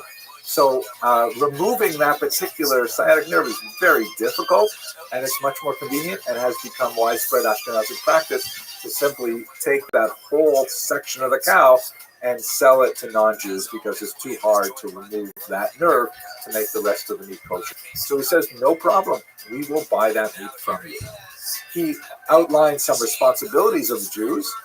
They have to, for example, pay a certain amount of money, coined in Speyer currency, to compensate for some of the land that was used for the cemetery in particular. And they are in charge of guarding their own walls, so the burden of protecting them does not fall on the city as a whole. But when you look at the entirety of this charter, it's actually pretty attractive, and you can see why Jews would say, hey, there's actually a place for us here. We have a nice carved out niche for our privileges. We can live and work here in security. And in fact, this is, during the period of the golden age of Ashkenaz, certainly before the Crusades, at which point things begin to go downhill. But for now, I hope you enjoyed watching this video, and thank you very much for watching. I thought he was also autistic. Like, cool story, James. Good for you. And then he walked away, and Lucy from Zanies walked away. One of the most important people who did research on Jewry law, in fact, I believe he coined the term Jewry law, is the great historian Guido Kish. Fascinating individual who was born in Prague, and he taught at the University of Halle until the Nazis forced him out in 1933. He taught for a little while the Jewish Theological Seminary in Breslau, but eventually he left Europe for the United States of America in 1935, and that's, of course, how he survived the war. He did tremendous studies of Jewry law in Germany, and we're going to look in particular at something called the Sachsenspiegel, which is basically a 12th century sort of codification of customary law in Germany, which was his life's work for about 20 years. He ended up, when he came here, he published in 1949 a remarkable book, The Jews in Medieval Germany. This is it. It's a brick of a book. It's really, quite dense and absolutely fascinating. But I want to point out to you one fascinating thing that I just came across. On page 66, he buries this. And it helps me, think about the heroism of previous generations. We really got to just look at this for a second. So what exactly did Kish do? The thing about law is that you didn't have like a single code that was like repeated over and over and over again, and people said, well, here's our central code. You did have some of this in the Roman period. We have the Theodosian Codex and things like that. But what you do have is a very important collection called this Sachsenspiegel, of which there are other versions of it. And it was written in the 12th century, in which this writer basically tried to collect what he knew about the customary law of the 12th century in certain parts of what would be today Germany. It's actually quite fascinating. It has a lot of stuff about Jews, and I hope to spend a little more time talking about it shortly. But as this Sachsenspiegel spread, many municipalities said, hey, we really like this. Let's incorporate it. Oh, let's change this a little bit. Let's change that a little bit, but we'll basically keep it. And so it sort of reverberated throughout the regions. Perhaps the most famous iteration of it is something known as the Magdeburg Recht, the law of Magdeburg, which was a particular city that established a version of the laws that were codified in Sachsenspiegel. Now, and this had lots of implications for Jews, as we shall see in a while. So what Guido Kish did in the 1910s and 1920s is he went all over Germany and went into local archives, local town halls, said, show me your oldest records. And he painstakingly went through all of these old court cases, thousands upon thousands of them, and noted how they were related to the Sachsenspiegel to be able to write up a massive compendium of how law spread throughout Germany. Huge amount of effort. Then, of course, in the 1930s, when the Nazis came to power, they confiscated all of his papers. He just mentions this, by the way, in passing on page 66 of his book. By the way, I worked on this for 20 years, and then the Nazis just took it all away. After the war, he writes, because this book was published in 1949, he tried to get back some of his documents, but it was all gone. He know, however, that the Nazis did publish 2 volumes based entirely on his research without any attribution to him, because, of course, he was a Jew. So what goes around comes around, however. The entire institute that had stolen all of his materials was heavily damaged in the last months of the war, and everything was lost, the entire institute, all of their papers and things like that. But what's kind of fascinating is that, Kish was primarily working as a German legal historian, but he's also a Jew and also interested in Jewish history. So as he's going through his material, he would make separate set of notes specifically about how do these various legal decisions reflect upon Jewry law. And he ended up collecting a tremendous amount of material, which he didn't turn over for publication because, he was working, this was his side gig, so to speak. But he was able to save those notes and then come up with this math book, The Jews in Medieval Germany, a study of their own social status, which has proved to be an incredible resource for students of medieval law and the Jews. Absolutely fascinating. Thank you very much for watching. Large enough to have some form of sleeping quarters, it also says. Maybe also a kitchen. Let's resume our discussion of the legal status of the Jews by looking at a different charter. This one composed about 100 years later, 1190, by the Emperor Henry IV, considerably larger and a more important figure. And what this particular charter is especially good at, much larger than the one from 1084, is that it specifically points to a new status that Jews would be developing over the centuries while they're living in Ashkenaz, that of servi camerai, sometimes called servi camerai regis, which means servants of the royal chamber. And what this refers to, we'll get into it a lot more when we talk about the economics, is that the Jews became, in terms of the system of privileges and legal status, they became sort of like the possessions of the king. And this was exceptionally useful to the king for economic purposes. Again, we'll get into that in a separate lecture, but somewhat irritating to the church. So let's have a look at this particular charter and what it refers to and what the implications are. First of all, there's a really interesting preamble in which Henry IV said that he was approached by certain Jews led by Judah ben Kalonymus. This is the famous Kalonymus family, who we see at the very beginnings of Ashkenazic civilization, and later they assume, important leadership positions in Ashkenaz. They come to the emperor at Speyer, and they ask for his protection. Right, we talked about feudalism and the idea that the higher classes, nobility, and especially the king, protect the lower classes, and the Jews, not serving in an extensive serf-like capacity, and therefore producing tithes of their produce or taxes from their produce, and not serving like knights and physically defending the territory. Like, what exactly do they have to return to the king? Well, it turns out they actually have a lot. We'll get to that when we get to the economics. So at any rate, the king graciously says, yes, I will provide this protection. And once again, this may be sort of like a confirmation of a much earlier kind of status that organically evolved in the relationship between the Ashkenazi Jews and the state. Or it's not impossible, but it could even be a de novo. I think that's unlikely. Most of these things you see, elements of it earlier. At any rate, what does the charter actually say? So first of all, Emperor Henry IV says, no one, neither small nor great, neither free man nor serf, will presume to attack or assail the Jews, right? They live under his protection. You mess with the Jews, you're going to mess with the king. And so noblemen and local peasants, if they want to get, mixed up with the Jews and in a way that's detrimental, the emperor will protect their status.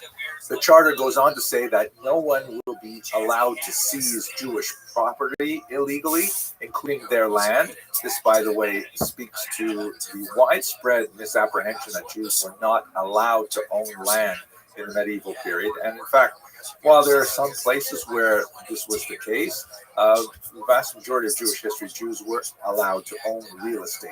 It just turns out that it may not have been a very wise investment in the Middle Ages, particularly because there's a lot of expulsions. We're going to see that the Jews were expelled from France 3 times in 1 century. I mean, that's ridiculous.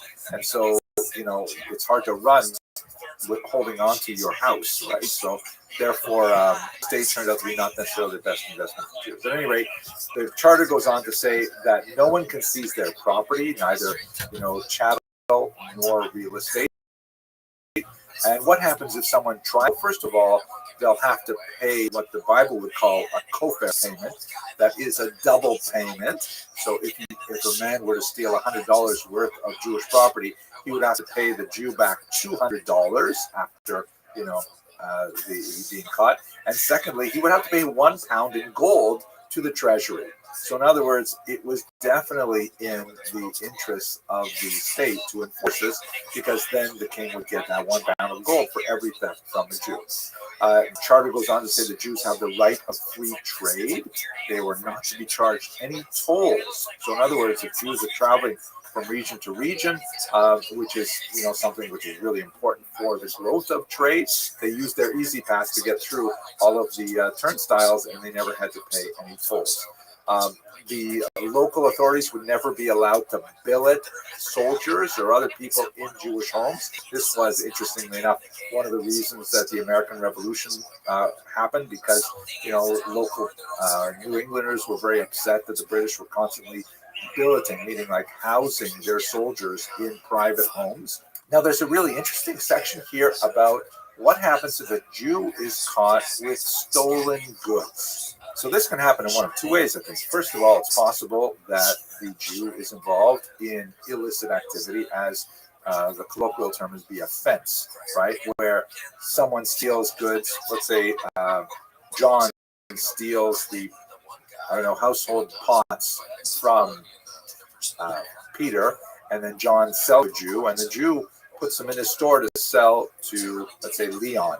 Before Leon comes to buy them, Peter comes and says, hey, these are my pots. They were stolen from my home. Right? So that's definitely not a good thing. You think that the Jew should exercise due diligence to make sure that the pots are not in fact stolen. But maybe we'll get into that when we talk a little bit more of the economics of it. At any rate, if he bought it in good faith, meaning John said, these are in fact my pots, I did not steal them from anyone, and the Jew pays for them in that case. So Peter has the right to take back his pots. But here the Jew, I should give the Jew a name, right? Let's call him Abraham. Abraham paid for those pots. So what happens? It's interesting to note that this phenomenon must have been significantly common, that it merited being included in the charter. So under these circumstances, the charter says that Abraham, the Jew, who bought these goods in good faith, has the right to be paid for the value that he expended for them. And furthermore, the Jew would be able to take a regular oath to say that, yes, I paid for them based on good faith that John had said they were not stolen. So it's interesting that the Jew's oath is accepted here. There's a lot more discussion later about specific oaths that were required of Jews to take because they were not trusted.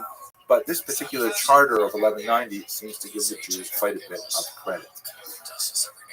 The charter goes on to a different direction to say there will be no forced baptisms of children. And again, like the last case, the idea that this would be sufficiently common that it would be raised as a concern by Colonimus and others before the emperor is suggestive of the kind of challenges that Jews had. And we'll talk about that a little more when we discuss the church. But what if it happens? So what if a child is taken from the Jews, kidnapped, and then baptized? So as we shall see, the church regarded those baptized children as Christians. The church, especially the upper levels, like the Pope Gregory the Great and others, specifically said it's not permitted for Christians to forcibly baptize anyone. But if it happens, they're kind of stuck. They are, in fact, Christians. So what the charter specifically says is it reiterates the papal discussion, the ban on forced baptisms. But it says that if it happens, then the person who performed the forced baptism has to pay £12 to the treasury. There's no word on the status of his child, which presumes that the state did not take a stand in this particular issue, and perhaps would just hope the problem would go away. What happens if a Jew came forward, went for willing baptism, which was, of course, a phenomenon in the medieval ages, as it is today? So basically, there was a 3-day quarantine where the new Christian would be required to be separated from, in order to make sure that he really was doing it of his own free will. It's a fascinating kind of discussion here because, well, hopefully we'll get into it later. There's also a fascinating discussion with regards to the baptism of slaves belonging to Jews, which is going to be incredibly important to Agobard in Lyon. But we'll talk about that next lecture. But Jews are not allowed to buy any slaves who are current. If the slaves, don't forget there are lots of pagans. They're captured from the east and from the slave market in Prague, and slaves are a major part of the workforce, and Jews employed them just like anyone else employs slaves. So they would be originally pagans. If they were to convert to Christianity, then there's a full discussion we'll get to shortly. The charter says that the slaves would remain in the employ of the Jewish owner, and the person who converted them to Christianity would be forced to pay a fine to the treasury. Fascinating. Okay, we're going to continue by looking a little bit closer at this in the next video. What does the church have to say about the Jews? Thank you very much for watching.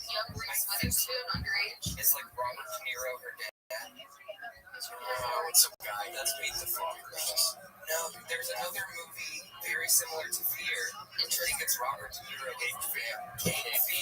That's a good one. Thank you. That's what Robert De Niro's the prisoner. Counselor. Counselor. That's a good one. when we discuss the legal status of the Jews, note that until now we have largely confined our discussion to how the state treated the Jews, specifically the king.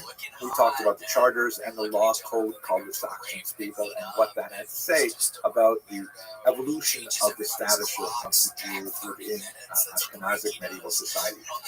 Note, however, that there's a parallel structure that will achieve tremendous heights at the end of the 11th and especially in the 13th century, which is the church, right? The church was kind of like a parallel structure that in many ways was competing with the state for authority. How did the church regard the Jews? So we will come back to some of the theological discussions a little bit later when we look more at antipathy to the Jews. But I think it's very important to note that while there certainly was a significant amount of anti-Judaic slang coming from the medieval church, as one of my teachers once pointed out, the reality is that the church also preserved the Jews for about 1,500 years in Europe. How so? Specifically because early on, one of the church fathers, St. Augustine, developed this idea, which became known as the doctrine of witness. This is a fascinating doctrine which basically states that the Jews must be preserved in society until the second coming of the founder of Christianity in order to testify or witness that he is in fact the Messiah. If all the Jews are wiped out, God forbid, or even all expelled, then there's not going to be anyone around who will be able to say, you were right all along. Since the Jews were there originally, since the Jews possessed the ancestral tradition, then the only way that new tradition of Christianity can be validated is if its originators were able to say, yes, in fact, we were wrong, you were right, let's move on to this new faith. This is a complex kind of theological relationship that is really baked into Christianity. It's not nearly as strong in Islam. Islam developed these couple of notions that allowed Muslims to regard Jews who are kind of like their intellectual grandparents rather than their spiritual parents. And so there's more of a distance with the Jews. There are similarities, but it's very important to Christianity. And in fact, it colors much of Catholic relationship with Jews and with the state of Israel to the present day. But for now, how is that expressed in reality? So according to St. Augustine, basically, the doctrine of witness says that Jews must be preserved, but they should not be preserved in an elevated state. In other words, if the whole idea is to keep the Jews in order to reinforce Christian belief and to validate the credibility of Christianity, then it doesn't make sense if the Jews are, obviously engaged in a lot of consumption that is conspicuous before their neighbors. If you have a Christian peasant walking down the street and he sees, 12th century, a Jew driving by in a Bentley or something, he says, wait a second, how come I live in a mud hut and this guy drives a Bentley, right? So the idea is that the Jews have to be sort of, repressed so that their success in the material realm is not expressed to the outside world. This is seen in many different pieces of legislation. The requirement of Jews to wear a distinctive humiliating badge, restrictions on their movement, their settlement, their economic activity, and so on, much of which is really antithetical to what the king and the state is trying to do, which is to expand Jewish privileges because they bring in a lot of money. The economics are going to be discussed very soon. So this is something that's sort of like built into Christianity, and we see it repeated several times throughout medieval legislation from the church, canon law. Now, where this is perhaps most strongly seen in canon law with regards to Jews is a whole bunch of legislation that specifically bans fraternization between Jews and Christians. We see it in the Council of Elvira in Spain in the 4th century, where the Jews and Christians are specifically banned from, conducting meals meals together and to drink wine together and things like that. Note that Jews, by the way, are also engaged in pretty similar kind of life that emerges from the Talmud. For example, the ban on drinking wine touched by non-Jews. Whole discussion about that. So the idea was to try and keep them separate in order that both Jews and Christians could maintain their distinct traditions. The Christian legislation seems to be very concerned that Jews will, in fact, affect Christian belief and would erode it in a very significant way. So we see a lot of these kinds of fascinating, by the way, to note that they have to pass laws like Christians are forbidden to attend Jewish religious ceremonies in synagogue, something that apparently was quite popular in St. John Chrysostom's Antioch and elsewhere. Now, but when we move to medieval Europe in particular, besides the fraternization issues, which will receive a lot of attention in the 12th century and the 13th century as the church grows stronger, one of the things in the early period that is especially important, as we discussed in our last video, is the idea of slave ownership and specifically slaves who become Christians. One of the most important voices on this is a bishop named Agobard, who was based in Lyon, which is on the Rhone River in France. And Agobard was absolutely furious with the notion that Jews, who are supposed to be like in a demesne state, according to the Doctrine and Witness, should own Christian slaves. Now, Agobard was not against slavery per se. You know, everyone owned slaves. He wasn't trying to change the institution of slavery. What he really objected to was the idea that Jews who should be in a lowly state should own Christians, and they should, Christians should be forced to do what Jews tell them to do. Not in a regular employment arrangement, but in a slavery arrangement. So he offered, for example, to compensate Jews for any Christian slaves that they might own, which would order. We see that Emperor Henry IV's charter specifically forbade this because slaves could say, hey, I'm just going to get myself baptized. Agobard will pay off my debt to the Jew, and then I'll be free. I mean, it's a great way out. So the state specifically wanted to stop that because they wanted to keep the social order the way it was. They wanted to keep the Jews making lots of money, and losing their slaves at a moment's notice could make a huge difference. And we should also note that Agobard's offer was not quite as generous as it sounds because the currency had been devalued in his lifetime, and he was offering to pay the old value when the current value of slaves was actually far higher.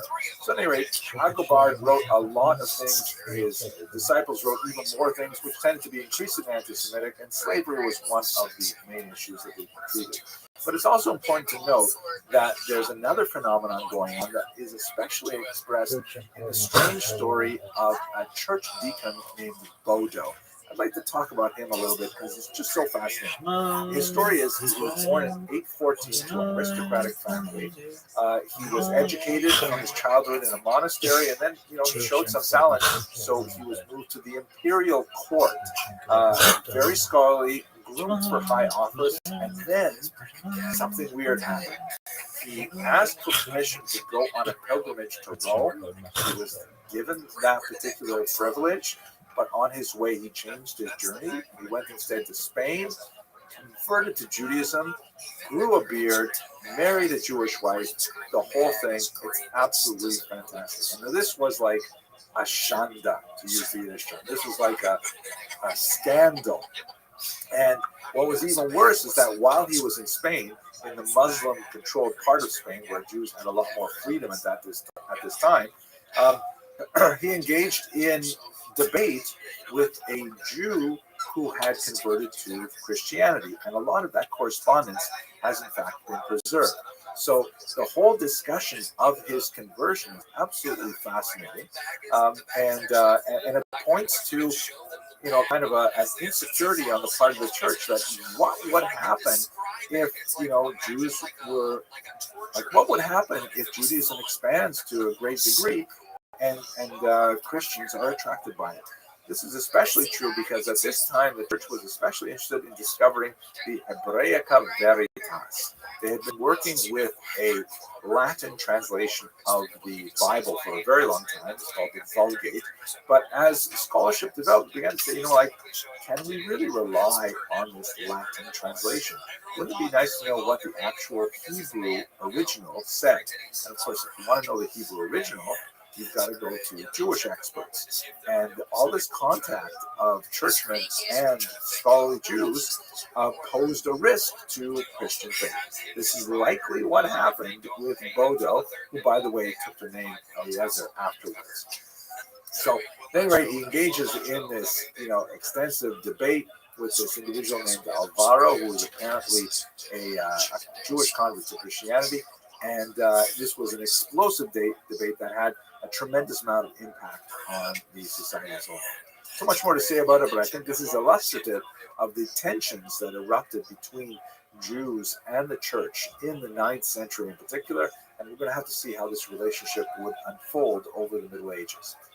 Thank you very much for watching. To see that. You can see his third nipple. One right or like right? Well, did you know Hello, fellow students of Jewish history. So one of the most important aspects of the development of early Ashkenaz is the remarkable attention that was devoted by these migrants to northern Germany to the construction of the social order of the Kehillah. The word Kehillah comes from the Hebrew root kahal, which means to gather together, to congregate, but it was a term that was used, synonymous with the term kahal, to refer to the social structure of the Jewish community in Ashkenaz and then beyond. And since they were basically like pioneers in this region, so they're far north of anywhere where Jews ever settled before, they basically had to make these things up as they went along. Certainly, they relied on earlier precedents that were set, for example, in the diaspora in Babylonia and elsewhere, but they didn't have, these large, moderating, centralized institutions like the yeshivas in Sura and Kompadita that characterized the development of the Babylonian community. So they basically had to figure out, well, how are we going to organize ourselves? And this structure of the Kehillah was something that really got them through the next 1,000 years of diaspora in a very profound way and continued to affect the way that Jews organize themselves in the modern period. But before we approach the medieval understanding and the function of the Kehillah, we have to realize where we stand today in the 21st century. We now are, 250 years out from the French Revolution, which marked a dramatic change in the structure of the Jewish community and the relationship of individual Jews, not only to their communal organization, but to the society beyond it. Let's just have a moment to look at France and understand what that change was, so we can go back and try to understand what the Ashkenazic Kehillah really was like. So in 1789, one of the major changes of the French Revolution was, a way of looking at the Jews who lived in France as actual French citizens, rather than sort of like temporary residents, people who were passing through for hundreds of years, living in exile from Israel. How were they to be dealt with in this modern nation state? So it didn't happen right away. The revolution occurred in 1789, but the founding principles of that revolution basically argued for the equality of all citizens of France, at least all men, at least all white men. But that begged the question, were we going to consider French women as citizens? They said initially no. Were we to consider French Jews as citizens? And that took a little bit more debate, but basically in 1790, the French extended full emancipation to the Jews of Bordeaux and Bayonne, the Sephardic Jews who were living closer to the Spanish border. And that's largely because they were far more adapted to French culture. They were much more likely to be French-speaking, to live in less tightly concentrated units, to have a broader demographic profile, especially an economic profile, and so on. But the Jews of Alsace-Lorraine on the eastern border with Germany They were a much harder case because they tended to dress very differently. They were Ashkenazic and so on. But after a year, in 1791, they were also admitted. This resulted in a certain level of outcry from the non-Jewish populations of that region, because all of the anti-Semitic relations, which had restrained Jewish economic activity in particular, were lifted, and suddenly there was a rush of Jews into all parts of the economy that many other non-Jews felt threatened by. And so they appealed to Napoleon. Napoleon, in his characteristic way, said, well, why don't we ask the Jews themselves what their intentions are here? What's the major deliberative body of the Jews? There must be some kind of Pope, or must be some sort of Vatican for the Jews. And his advisors said, well, there isn't, at least not in the last 1,800 years since the Sanhedrin met. The Sanhedrin, of course, is the great court of the Jews that was destroyed with the Roman Jewish wars. Napoleon, in his characteristic way, said, that doesn't matter anything to me. I'm Napoleon. Let us resurrect the Sanhedrin, and we'll have a representative body of the Jews of Europe, and they'll tell us how they really feel about the citizenship. Are they going to be loyal to the state or not? This is a whole story we spoke about in another video, so I won't go back to it now. But it was an amazing situation. Of course, the Sanhedrin, first called the Assembly of Jewish Notables, they knew exactly what Napoleon wanted to hear, and they gave him the answers to 12 questions that he posed. And he said, okay, after hearing these answers, I'm going to validate the situation of the Jews as citizens in France. More to say about the story, but if you have a look at this image, you get a sense of how Napoleon must have viewed it. Here he is, in typically humble fashion, holding on to these tablets that say La Loi on them, and he's lifting up the fallen maiden who left Judaism. There is a positively biblical kind of background. It looks like somehow a temple, and in the distance, the Judean desert and the menorah and things like that. The caption reads, that Napoleon the Great rehabilitates the Jewish religion on the 30th of May, 1806. The Jews, for their part, although there were certain pockets of resistance who felt like this was very, very dangerous, and it would in fact be quite dangerous to the structure of the Kehillah, they basically welcomed this affirmation of emancipation, and they printed things like this remarkable medallion that celebrates Napoleon's gift of emancipation to the Jews. On the left, you see Napoleon's profile, and on the right, you see Napoleon, once again, not someone to fall for false humility. He's portrayed as God himself, presenting the 2 tablets of the law to a genuflecting Moses. Just incredible. At any rate, that's a major change. And what that means for the Kehillah is that ever since that moment, when Napoleon affirmed the decision of emancipation, basically Jews in modern states, it took about 100 years for the rest of Europe to come around, but Jews in modern states are equal citizens with everybody else, which means that the government deals with Jews as individuals, not as communities. It's not like the medieval period where the king didn't deal with people as Jews, he dealt with corporations. He dealt with the peasants as a whole, the nobility as a whole, the church as a whole, and it's a big change because now Jews have only a voluntary relationship to their communal affiliation. If they choose, they may simply abandon the community and assimilate, or simply choose not to affiliate without assimilating into the general body politic. Everything now becomes quite voluntary, as opposed to the medieval or pre-modern days where the Kehillah had actual coercive power, where it was an arm of the state, where the king had vested in the Kehillah, in the Jewish community, some authority to force Jews to actually behave according to his dictates. So that's kind of like the dark side of the Kehillah. On the one hand, it's quite coercive, and we're forced to essentially behave according to its dictates. This was a very salutary element of the Kehillah because it meant that it was very hard to assimilate. The only way to assimilate to the general population was to switch religions, to actually become a Christian. That's actually a very high bar, and so very few Jews were simply willing to leap over it. Only with modernity do we have large-scale assimilation, because it's possible to simply not affiliate with the community and float into a secular identity without necessarily converting.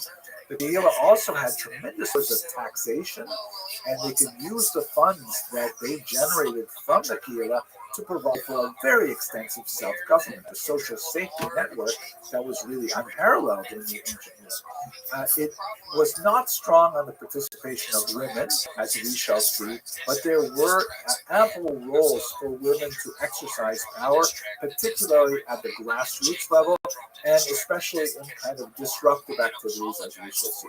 Let's look at how this structure worked. So first of all, the Kehillah usually coalesced around a group of leaders called the Tuvei Ha'ir, literally translated as the good people of the city. This number was typically 7. It was invariably only men and typically wealthy men who formed this cadre. They were put there by a quasi-democratic election where all Jewish males, sometimes property holders, but not exclusively, would vote for the Tuvei Ha'ir. Being a member of the Tuvei Ha'ir was, on the one hand, a great honor and something that was to be pursued, but at the same time, it carried tremendous responsibilities, not only in terms of actually administering the Kehillah, but also in terms of expected finance. It's a lot like the structure of modern synagogues today. They follow very similar patterns. If you're elected to the board of directors, a position of great honor, and you should be proud of yourself, but at the same time, there are expectations that you will support the synagogue with your wealth, not only with your energy. The Tuvei Ha'ir would appoint a Parnas, who is literally the president. The word Parnas means a provider, and that might be the one who was perhaps the wealthiest among them, but he had the executive powers, and I can say he because these were all men. They would also hire a rabbi, and the rabbi wouldn't be in charge of a Beit Din or a court. Now, this is one of the interesting factors of the Kehillah that is replicated in synagogue formalities. The rabbi is, on the one hand, an employee of the Tuvei Ha'ir, and he can be dismissed. But on the other hand, he represents rabbinic authority that undergirds all of this. And so sometimes the Tuvei Ha'ir and the rabbi are locked in a kind of a dynamic where the rabbi will exercise a check on the Tuvei Ha'ir, and the Tuvei Ha'ir, because they write his checks, they exercise a sort of balance against the rabbi as well. The rabbi tends to be the most charismatic and populist individual in Jewish leadership, but is nevertheless dependent on the Tuvei Ha'ir for his financial well-being. And so the two groups tend to have a kind of a dynamic relationship between the two. Not always cordial, but nevertheless stable. So under these groups, you have the Parnas and the rabbi both control Gabayim. This term Gabbai, that's a singular, is used in modern synagogues today, and it's sort of like what's sometimes translated as a beadle, which sounds a funny word. Basically, a synagogue functionary who chooses who is given what synagogue honors in the daily services and things like that. In modern parlance, the Gabbai seems to be a fairly low-level person, but in the Kehillah, Gabbai means a collector or an enforcer.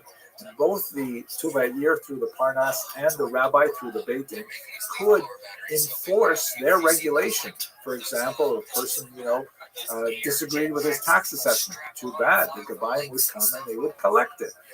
If a person insisted on refusing to appear before the Beit Din, so the Gabayim would come out there, then they would arrest him, and they could actually impose corporal punishment upon him for repeatedly refusing to appear before the Beit Din. So they actually had real muscle, and this muscle was backed up by the king, because the king wanted the Jewish community to function effectively and to be able to hand over reliably the tax revenues that they generated by the various economic activities that the king had authorized, as we discussed in previous classes. So they had real power. It was a coercive organization in many ways.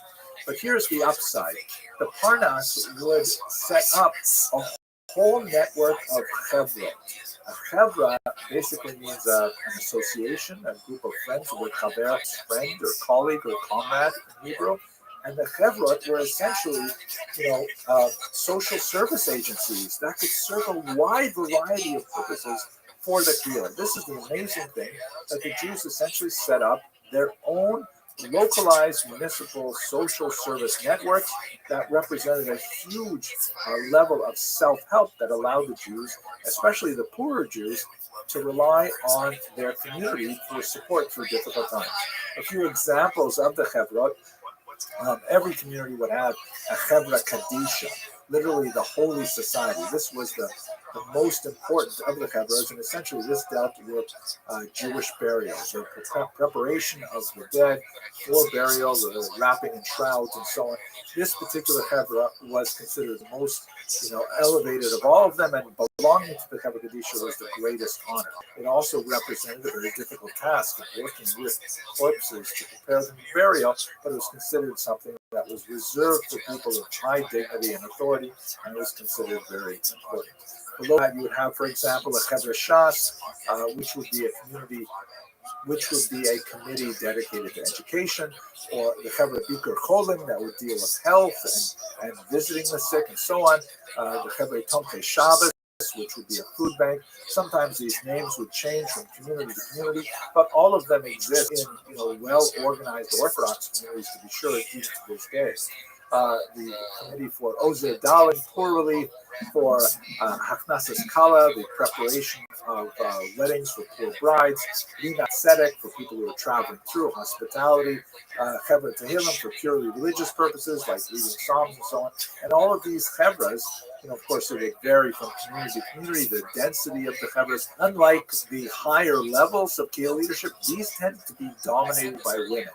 Women tend to perform a high degree of the voluntaristic tasks associated with the supporting the community, to receive funds from the taxation that was executed by the Tuvayir in order to make sure that their functions continue to progress.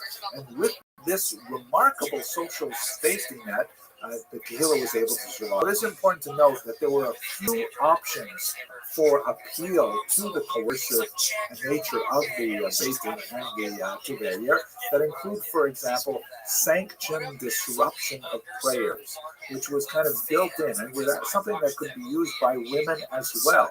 That, for example, during the daily prayers, if a woman felt that her claim had not been adequately addressed by the Tuvayir or by the Beit Din, she could go show up in shul, could walk into the men's section, stand on the bima, and refuse to allow the services to continue until she assurances that she would be heard. This, of course, was subject to a certain degree of abuse. It was a fairly extreme form of sanctioned disruption, but nevertheless did allow many elements that did not have conventional power to be able to nevertheless make sure that their causes were heard. And by and large, this Kehillah structure really functioned very well right up until Napoleon basically destroyed it with the destruction of the corporate nature of Jewish society. A lot more to say about what that actually meant and how it fell apart in other countries like in Germany and in Russia. But even in today's American society, the Kehillah has a huge influence, admittedly voluntaristic organizations in the modern synagogue. Okay, well, about the Jewish community, but for now, I hope you enjoyed watching this video. Thank you very much for watching. That makes sense. We went to Sicily. It was a chartered bus. It was a long drive. It took a couple weeks. It was Let us continue our discussion of the early Ashkenazi community by looking a little more closely at family life and at women's experience in particular. So one of the most fascinating sources we have for the demographics of family life in early Ashkenaz are the Crusade martyrologies that date from the very late 11th century and the early 12th century.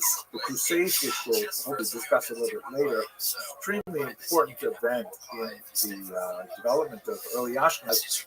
There were a series of very horrific massacres in the Rhineland, which were memorialized by Jewish writers in a series of chronicles, which list in great detail the horrific nature of the violence and their tributes to the victims. Really. That's why they're martyrologies. Incidentally, we also have Christian accounts of these crusades that corroborate a lot of the horrific details of these massacres. But if we look at these martyrologies, specifically for the family death, vital statistics of the families that are represented there, you get a lot more interesting information about how the Jews organize themselves as families. Again, it's kind of a weird data set because it's looking at lists of victims of families, and obviously this is not the purpose for which it was recorded, but nevertheless we can glean some data. And I'm borrowing from the great Stowe here, who wrote about this in his monograph, Alienated Minority. So, we look at mines, for example. The chronologies list 160 different groups of people, 122 of their families, and 46 are solitaries, meaning individuals who are killed by the Crusaders who are probably students or orphans not connected to other family members. So, and we have very similar data from Worms and Köln that follows the same sort of pattern. We don't have any kind of data like for contemporary Christian families, which makes it difficult to compare Jews and Christians, of course, but nevertheless see some internal comparisons. So what do we see from those? First of all, the marriage rate is close to 100%. Very high stress placed on marriage, that, this is something that is an ideal for people who come of age. Surprisingly, however, the average family size is somewhat small.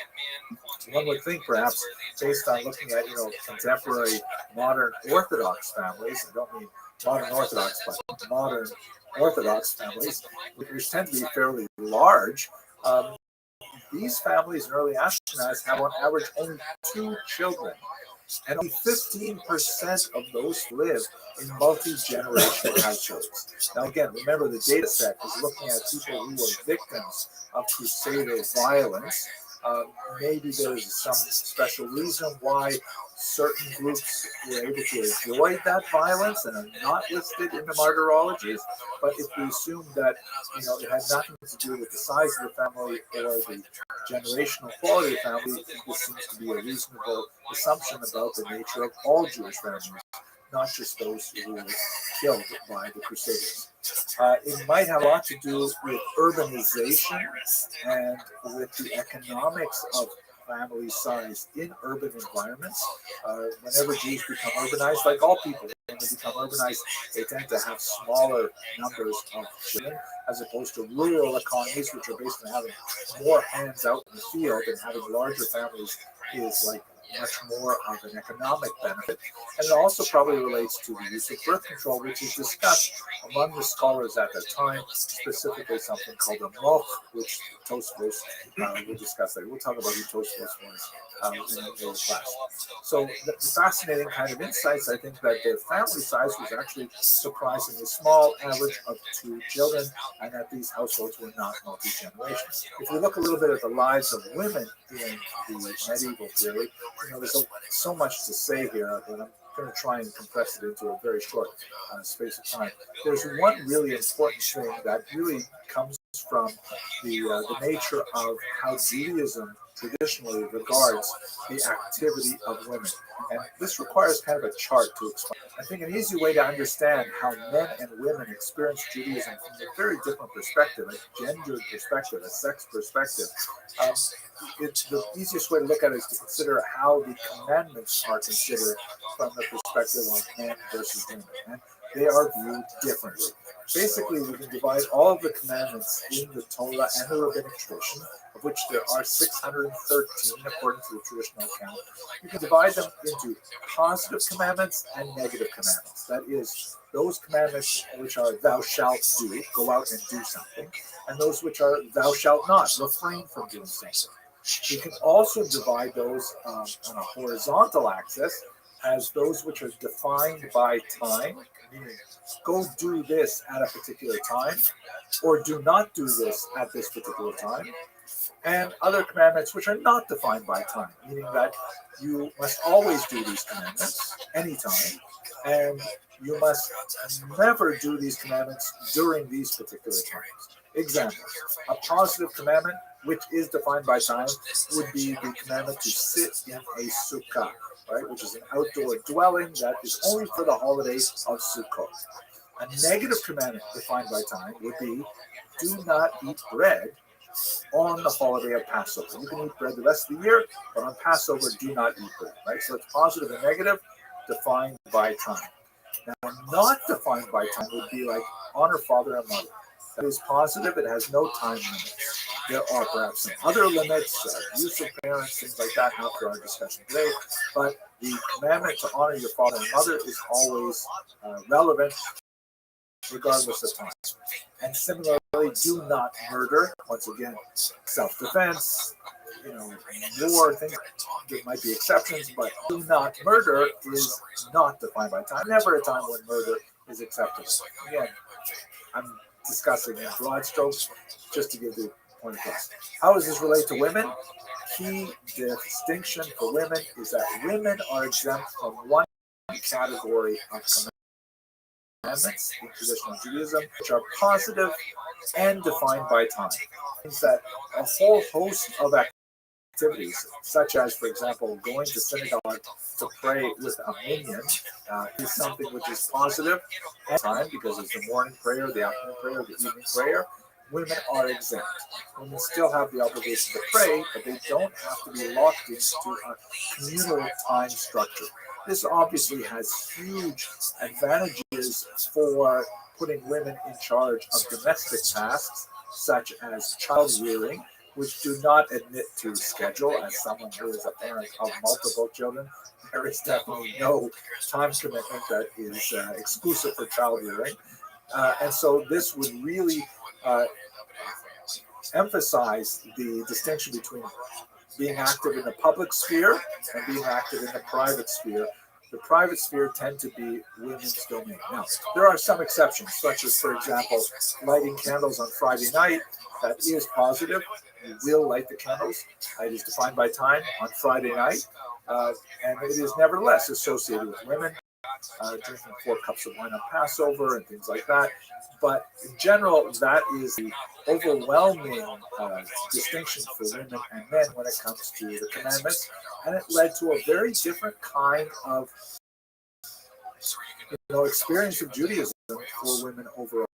I don't want to go deeper into this, but we should understand this in order to understand the distinction between men and women in the private and public sphere. Economically, however, it's important to point out that since men were involved, Ashkenazi men were overwhelmingly involved in commerce, women were also overwhelmingly involved in economic activities like commerce, specifically when it dealt not so much with national travel, which would be more of public domain, but in terms of private shopkeeping, being a money lender, for example. There are many, many examples of very successful active money lenders because of the distinction between public and private being something that was open to them in this regard.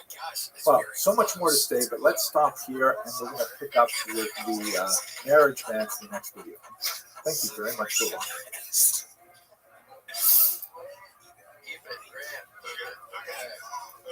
So if we play, dude, AJ, we can prank some whole time.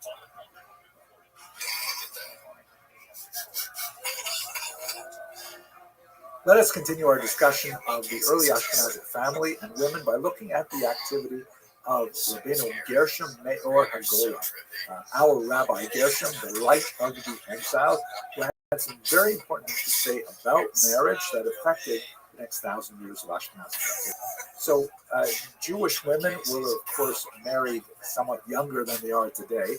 It was not at all uncommon to have child betrothals, even in the single digits, although actual marriage tended to be limited to the ages of 12 and up. I know that's shocking by modern standards, but by medieval standards, not at all. there will be a tremendous amount of emphasis placed on observing the so-called laws of family purity, which involve the visitation of a ritual bath once a month in order to maintain regular family relations. And then marriage, as we saw in the demographic results from the martyrologies of the Crusades, was considered a highly cherished state of being and was pursued by the vast majority of Ashkenazis. Now, we see just some examples of this, by the way. Some of the most notable comes from the Erfurt Hoard that we looked at a few weeks ago. This is the one of the marriage rings that was, it's hard to imagine exactly how this ring would have been used. It's hard to imagine a single person would own this. It looks like maybe it was used for like communal marriages and shared. I don't know. It's an absolutely fantastic piece of art dating from 14th century Germany. Here you can see the underside. Look at how the hands are from the bottom. Absolutely gorgeous artwork. Really, I think it even puts to shame modern jewelry on some of these designs. But who am I to judge these aesthetics? I just think it's fascinating. At any rate, what did Rabbeinu Gershom have to contribute to this discussion? So he came originally from Metz. Later, he established an important yeshiva in Mainz, and his influence on early Ashkenaz was huge. He educated a whole generation of teachers, and that generation taught another great student, he himself, Rabbi Shlomo Yitzchaki, famously gave Rabbeinu Gershom the term Meor Hagola. As in this quote, Rabbeinu Gershom, may the memory of the righteous be a holy be for a blessing in the eyes of the exile. This is about referring to Rabbeinu Gershom and his huge influence on Ashkenazi culture. He made lots of halakhic decisions, but there were even more decisions that were in his name because later authorities would sometimes want to tack on his authority to decisions he may never have actually been involved with because he had such a phenomenal reputation. He had a sad personal life in many ways. His son Eliezer was forcibly converted and later possibly killed in the context of the 10-12 persecutions. We know that he himself was married twice, and his ketubah for his second wife was actually extant. Now, the most important thing that Rabbeinu Gershom contributed was he issued one of the many takanot. We discussed this very briefly a few weeks ago. Takanot literally means enactments or fixes, and these are kind of like rules that the early Ashkenazi community created for themselves to organize their community. As an influential rabbi, he placed an extremely important takana on the Ashkenazi communities, banning polygamy. Polygamy, marrying more than one wife, is something which, of course, is recorded in the Bible.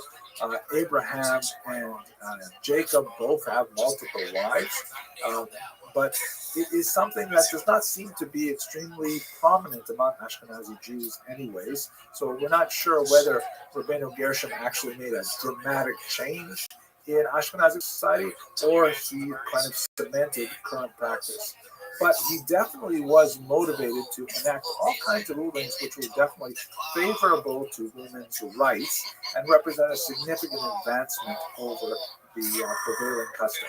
He enacted, for example, a ban on divorcing a woman against her will, which is one of the problems that's inherent in the way that Jewish law is structured, at least as we perceive it today within our social constraints, that according to the Bible itself, a man has complete control over the dissolution of his marriage, which means that he could simply, if we followed simply the biblical precedent, he could simply say, I want to divorce my wife, no fault divorce, whatever reason it is, and send away. The ancient rabbis instituted a marriage contract as mandatory and binding, and said that if a man wanted to divorce his wife, he would have to pay her a settlement. That in itself represented a huge leap forward. That doctrine was called the ketubah. But there was nothing in place to prevent a man from precipitously simply saying, well, I'm going to pay the ketubah and I'm going to divorce my wife without any grounds for it. So there was a law put in place that a woman had to consent to receive the divorce divorce before the divorce would in fact take place and would actually be fulfilled. There's a lot, by the way, about the modern situation with divorce, which is far beyond the scope of our discussion here, but it is a significant problem in contemporary Jewish practice. Rabbeinu Gershom also enacted, by the way, a couple other really important bans. One of them is the Cherem HaYishuv, which literally is a ban on settlement, which allowed Jewish communities to regulate their own population and to, for example, ban people from coming in and setting up competing industries, ban Jews from coming in and setting up competing Jewish industries, like too many shoemakers and things like this, which was somewhat controversial, but nevertheless at least allowed for some economic stability in these communities. He also issued a ban on reading other people's correspondence. So letters that were exchanged at the time, if you weren't the addressee, you were not allowed to read that correspondence. And that had, obviously significant ramifications, especially in the contemporary period where we have electronic correspondence. But nevertheless, Rabbeinu Gershom made these bans on polygamy that had a huge impact, as well as many other takanot that were related to the time. I want to say there's so much more to say about women in general, and you can view some of the earlier lectures I've given on this topic if you like, but I would like to just focus on one last, specifically Ashkenazic aspect of the treatment of women, and that would be the very unusual zoomorphic representations of women that we have in some of the things that come out of the Hasidic Ashkenaz culture. We're going to talk more about the Hasidic Ashkenaz in a future lecture, so I don't want to jump too far ahead of myself. But basically, this is a movement very prominent in Ashkenaz in the 12th and 13th century. It seems to have been something of a reaction to the massacres of the Crusades that we briefly alluded to earlier, and may also, kind of be a social mirror of what was going on in the Christian world through the Franciscan monks, who were also developing this kind of inward-looking ascetic community at the same time. But specifically looking at women, we see some of the treatment of women, and there's a lot more to say about this, looking at the literature of the Hasidic Ashkenaz movement. But if you look at the representations of women that is reflected in the very few pieces of art that we have from that period, largely illuminated manuscripts, overwhelmingly created by Christian artists for Jewish clients, we see something really unusual, and that is the zoomorphic representation of women. Like, for example, if you look at this Machzor, which represents, on the left, you see Moses there wearing the hat that is associated with Jews from the 12th Lateran Council. We're not sure whether Jews actually wore this hat, but it certainly appears in a lot of art, so it's useful for art historians, and maybe a way for the artists to label Jews, even though it was like more than a reality. We do know that Jews wore the badge. That was a humiliating article that they railed against, but the hats we're not quite as sure about. So on the left is Moses receiving the Ten Commandments. On the right, you have his brother Aaron, who is wearing a distinctly Catholic-looking popish hat, but that's, of course, because he was a high priest. Then they are followed by a group of male Jews. You see, once again, the Jew with the Jewish hat. And then look at this. In the back, you have Jewish women, but they have these distinctly animal-like heads. It's important to note that the animals are not ugly or repulsive. They are sort of, cute, puppy-like. They have, eyes which are disproportionately large for the size of the head, which is associated with cute animals and things like that. So it's not meant to be repulsive, but there's a distinct hesitation to represent women's faces in this Hasidic Ashkenaz artwork. It is something that we'll see in other pieces with men as well. But the Hasidic Ashkenaz seem to be, hesitant to portray men, humans in general, but women in particular. And you can see here's another example from the period. You can see on the left, there's a female figure, second from the left. This is the figure of Solomon on his throne, and his demons there and things like that. But notice all of the men are also represented, except for Solomon himself, who is represented without a face, which is also something of a disfigurement or a hesitancy to portray a human figure. Here's another example, however, where Gemini, the twins, both males, are portrayed with animal heads. On the left, you have what appears to be Solomon, this time with a face. So it's really very confusing. And here's perhaps the most famous example from the period of Hasidic Ashkenaz. You have the bird's head Haggadah, where almost all, but not all of the figures are represented with the bird's heads. These appear to, this is a scene at a bakery where on the left is a Jewish man, in the center appears to be a Jewish woman who has been kneading and preparing the matzahs. On the right appears to be a Jewish boy who is poking holes in the matzah so they bake properly. On the left, the figure holding up the matzah, I always think of him as saying something like, "What? $50 a pound? You've got to be kidding me." But at any rate, this is another example of the Hasidic Ashkenaz and their hesitancy to portray the human form. Okay, so much to say, but I've got to move on. I want to thank you so very much for watching this video.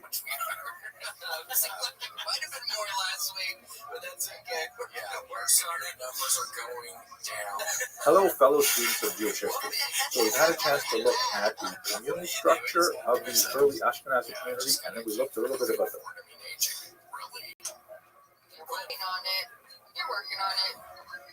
family structure and gender in Ashkenazi society. Let's now look at the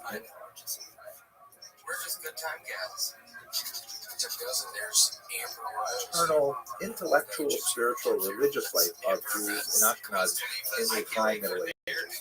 So in order to do that, let's first place it into its larger context. One of the most basic ideas of Jewish intellectual history, traditionally speaking, is the notion of the decline of the generations. Theologically, there is this concept that there was a high moment of sensitivity to God at the revelation at Sinai, and then every subsequent generation represents kind of like a step down as we move in time away from that great event.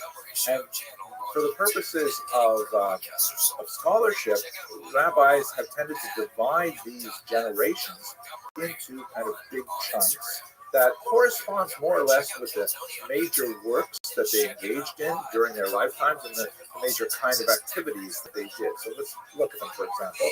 You have a very important generation called the Tanaim, who date basically from about the year 200 before the Common Era to about 200 of the Common Era, and their principal product is the Mishnah, really important compilation of oral law that is based on oral traditions, go back much further, but is a really important foundation for the Talmud.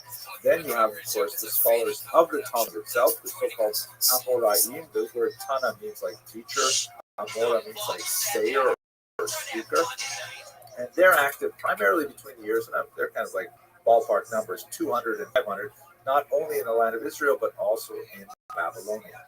You have a couple of other generations afterwards, the Saboraim and Geonim. When I say generation, of course, I mean like groups of generations. And these are basically people who are living on the Talmud as it has been codified. And our period in Ashkenaz, that's a period of the Rishonim. The term Rishonim means the first ones, and their years are basically from about 1,000 to about the year 1500. Really important. You got the quit, baby. Printing becomes a Got very that quit. technology of information transfer, and there's a lot of things to say about how that Got changed. that But quit, not in baby. today's lecture. We're going to focus on the earlier part before printing while we're still in a manuscript culture.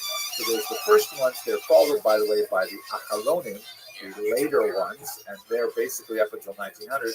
I'm not exactly sure what we call people after 1900, post-Acharonim, maybe late Acharonim, but at any rate, let's focus on the Rishonim. What primarily were these Rishonim who were very heavily invested not only in Ashkenaz but also in Spain and Italy. What exactly were they doing? So there's three basic categories of activity that correspond to the activity of Rishonim. First, there were those who were commentators. The greatest of all of them was certainly Rashi, who lived in the 11th century, and he is a commentator par excellence who basically goes to the text of the Bible. He also has a massive commentary on the Talmud, and he tries to sort of help you through it. There are two main things that he does. First is he explains difficult passages in a very beautiful, pithy prose, very, very compact, and it's studied by children, not commentary, because it is fairly accessible. And secondly, especially in his commentary on the Torah, he integrates the oral Torah with the written Torah, brings in Midrashim, kind of like an anthologizer sort of function, very, very important. Really, you can't go anywhere without Rashi. People say that you need to learn the Torah with two fingers, one in the text of the Torah itself and one in the commentary of Rashi. That's why he's so important. But there are many other commentators besides Rashi, although he is primus inter pares, the first among equals, as it were. Then you have a very interesting thing that's especially associated with the Rishonim, the so-called counters. In Hebrew, monei hamitzvot, the counters of the commandments. That's because there's this passage in the Talmud that specifically states that there are 613 commandments encoded in the Torah. And so that number was kind of like, just taken for granted for a long time until the Rishonim came along and started saying, well, hey, we've got a number. Let's make a list. Let's go back and let's count them. And so you have many commentators. One of my favorites is the Chinuch from Spain, who essentially wrote a very beautiful counting of the mitzvot, which not only describes what the commandment is, a very brief discussion of how one does it, and then finally, very interestingly, why we have this commandment. Because many of the Rishonim shy away from that discussion, because why is not a relevant question. When God says jump, we say how high, right? We don't say why, right? But that's another discussion. It's more theology than history. Anyway, the Chinuch is one of them. Maimonides is a very important one. The Smag, many counters who go through and compile lists. Now, you may wonder, why do we have multiple counters? Why wouldn't we have just one counter and then we're done with it?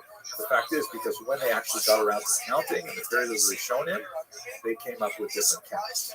Some commentators or some counters said, here's our list, and another counter would say, wait a second, you skipped over 6 that I was including, and you have several that I don't even think are mitzvot. They're not even commandments. And so there's a certain amount of dispute between the counters, and that's why we have multiple lists of counts. But they're not hugely different. If I had to say a ballpark figure, I'd imagine the difference is probably 3 or 4% of the total of 613.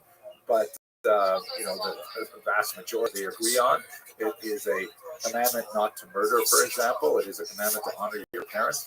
But there are maybe distinctions in they break into multiple commands and so on. Anyways, so much detail. Third, and this is kind of something that grows out of the counters, are the codifiers. Because up until this point, Jewish law was basically centered throughout the Talmud, and then later decisions called responsa that are compiled by later rabbis. And if you wanted to know the answer to a question in Jewish law, you basically had to know the entire thing. You had to know all of the Talmud. It is 2,711 folios. That's 2 sides of 1 page. So we're talking well over 5,000 pages of text. Very difficult, coded, analytical text. And you had to know what people had written after that as well. So to know anything in Jewish law, you really had to have a massive training in Aramaic and in the Talmud and in the response to know whether or not a given chicken is kosher and so on. So around the time of the Rishonim, shortly after the counters begin their work, some of the counters actually became codifiers. They said, okay, let's organize all this material. We're going to put it into books. We're going to put it into chapters. We're going to put it into numbered paragraphs. And we are going to make a law code out of the instructions that are embedded in the Talmud and elsewhere. So it's an extremely important activity.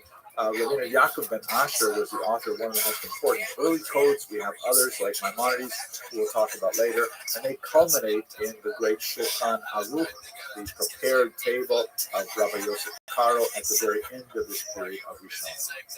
So these are the three basic areas in which many of the Rishonim were quite active. Specifically in Ashkenaz, we should also add one more really important thing, which I think if we had to put it into those three categories, I'd include them in commentators, but it is an especially important group of commentators because it was so pervasive throughout Ashkenaz and beyond, and it has such a massive impact. And this is referring to the commentary school called Tosafot, which means basically additions. And these are specifically commentators on the Talmud who take a very different approach than Rashi and his and similar commentaries. So have a look at this page here, and you can see I've sort of broken down a color code of the Talmud. This is actually the first page of the Talmud, and it deals with the list of reciting a particular prayer, at what time may it be recited in the morning. You see in the pink, you have the Mishnah. You recall that's associated with the Tanaim, the earliest generation.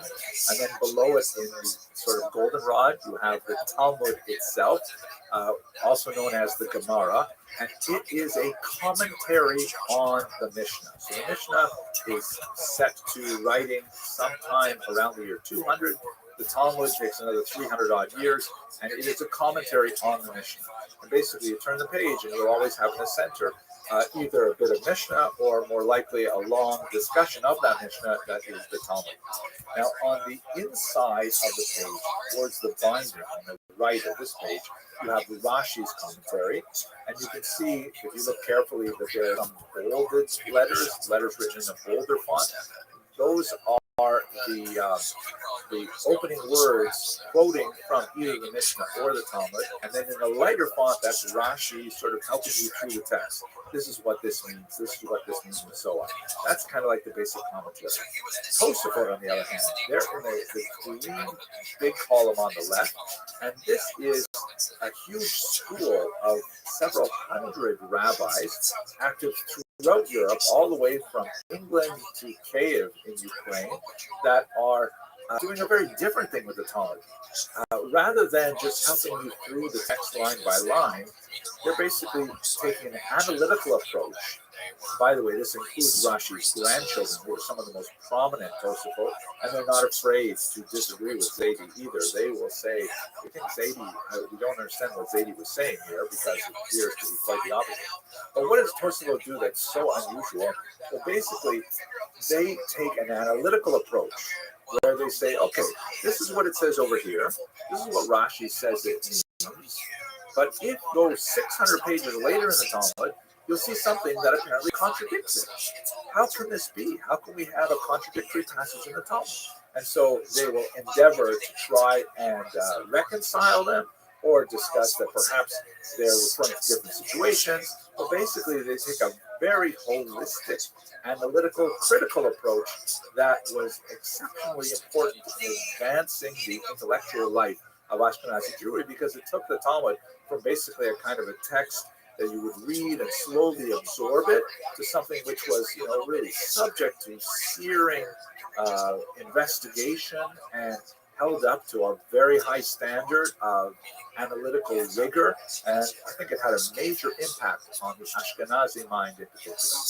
Okay, let's stop here. I want to, in the next video, look at one of my favorite parts of Ashkenaz. That is in the south, the region of Provence, which is far from the Ashkenazi center, but shares a lot of elements. Thank you very much for watching. It's really messing up the name of it. Yes, it messed up the name. Yeah. Are you Irish, Casey? I am. I'm almost 100% Irish. Both of us are Irish. Hello, fellow students of Jewish history. Thank you for coming back and watching more about this fascinating history of Jews last month. So today I'd like to look at the southern region of Europe, which is really only partially Ashkenazi, because it's kind of like a borderland region, the region of Provence. And it basically follows the Rhone River that extends basically from Lyon down to Marseille. The port is at Havre, and it covers the southern coast of France on the Mediterranean. And this is why it is such a special region, because first of all, there's a certain amount of indigenous Talmudic culture, like we discussed in the previous class looking at Tosafot in particular.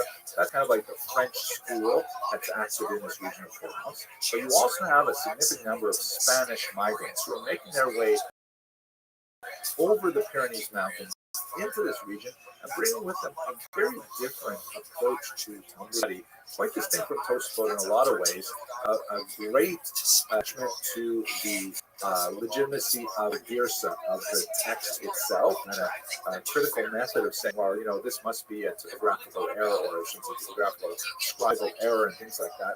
And also some rather unusual wisdom from Arabic sources that they're familiar with. Aristotle, for example, comes into the region because of the Arab fascination with Greek culture that, of course, is familiar to the Jews in Spain as well.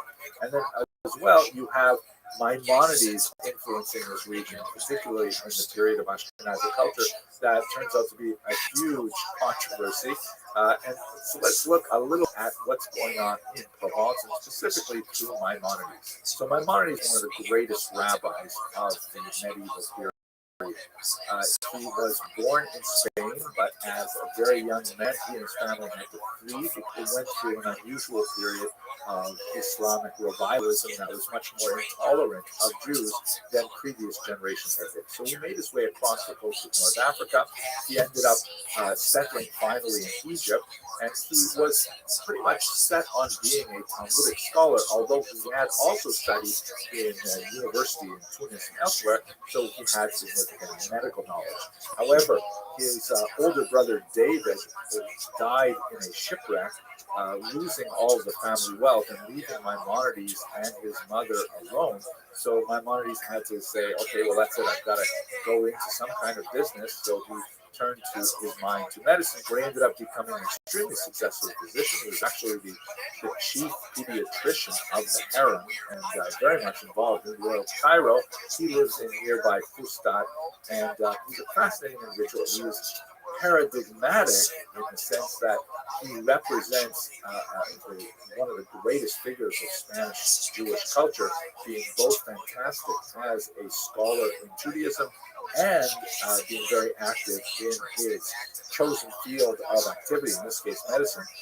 That's something that happens quite a bit with the Spanish Jewish figures, not so much with other characters, but at the same time he's quite exceptional, and he was not afraid to disagree with lots of other rabbis, which sometimes got him in difficulty, as we shall see in a moment. So what kind of things did Maimonides write? He wrote several types of works. First of all, he wrote in his youth a very valuable commentary on the Mishnah, which we discussed a couple classes ago. He also wrote significantly in Arabic, lots of medical writings, which are still valuable and studied today. He wrote many letters to far-flung Jewish communities, giving them instruction, because early on he was recognized as really the leader of the Arabic-speaking Jewish world. And then he wrote a very fascinating philosophical text called The Guide for the Perplexed. I'm going to go into a little bit more detail about that in a second. But what's especially fascinating for our purposes is he wrote a massive work called the Mishnah Torah. You follow the lecture he just had a couple of episodes ago. We talked about the codifiers. So he was an early counter and a codifier. He counted all the mitzvot in his Sefer HaMitzvot, the Book of the Commandments, and then he codified all of them on a much larger scale than most other codifiers in this huge book called the Mishnah Torah, massive compendium. And this became a huge hit. He wrote it in Hebrew, a fairly accessible Hebrew, unlike his Guide for the Perplexed, which was written in Judeo-Arabic and very philosophical in nature. The Mishnah Torah is really written at about middle school level, so it's quite widely studied to this day. Now, the controversy that erupted around him comes out of Provence in particular. Once the Ibn Tibbon family settles in Provence, they start translating lots of Judeo-Arabic literature into Hebrew and making it available to French Jewish scholars, because the French Jewish scholars are not able to read Arabic. And a lot of it is like so valuable, like the great Muslim work, the great ethical work, Phobos and Babos and elsewhere. And they also translate Maimonides' Guide for the Perplexed. And that gets them in a lot of trouble, because there are a lot of French scholars who look at this and say, oh my gosh, what is this tremendous respect he has for Aristotle? Aristotle is not even Jewish. How can you rely on his pagan Greek author and so on? And they criticize Maimonides for being overly reliant on Greek wisdom. Secondly, they're really quite upset because he wrote this huge book and it has no footnotes. So in other words, there are all these controversies in the Talmud. This rabbi says this rabbi says the opposite, and Maimonides simply rules who he thinks is correct. And he has a system for deciding that, but he doesn't provide the background to the discussion. And so people in Provence accuse Maimonides of being arrogant, whereas Maimonides' defense was he wanted to make this as accessible and as transparent as possible for regular readers who don't necessarily want to dive into all of the back and forth and the minutiae. He wanted to make it much simpler for them, and he was certainly not expressing arrogance, although he did have a very grand scheme for the Mishnah Torah. So what ended up happening in 1232 is that somehow the Dominican friars got a hold of Maimonides' books. It's quite possible that they were denounced to the Christian group by Jews in Provence, and then they were burned at Montpellier. An incredible thing, the burning the books of Maimonides. 10 years later, of course, the church would find that burning Jewish books is actually a positive thing, and there would be a much larger, high impact burning of wagon loads of Talmuds, precious manuscript versions of Talmuds in the year 1242. But this was all around Maimonides' works, which were meant to circulate in Provence at the time. And the controversy kept going for a while. Was it okay to study Maimonides? Was it not okay to study Maimonides? And eventually the rabbis came to a compromise where they placed a ban on studying philosophy until a person reaches the age of 25. That was considered the minimum level of maturity before a person could study Aristotle or Plato or being, turned aside conditional Jewish. So that's basically the controversy that swirled around Maimonides in Provence. Thank you very much for watching. You're spot on. This guy has a hockey mouth. Oh, free stickers, but specifically, I'll tell you the thought that I had in my head when I said that was a pack of berries. Hello, fellow students of Jewish history. Let us conclude our discussion of the inner mind of the Ashkenazi community by looking at a very unusual indigenous movement called the Hasidei Ashkenaz.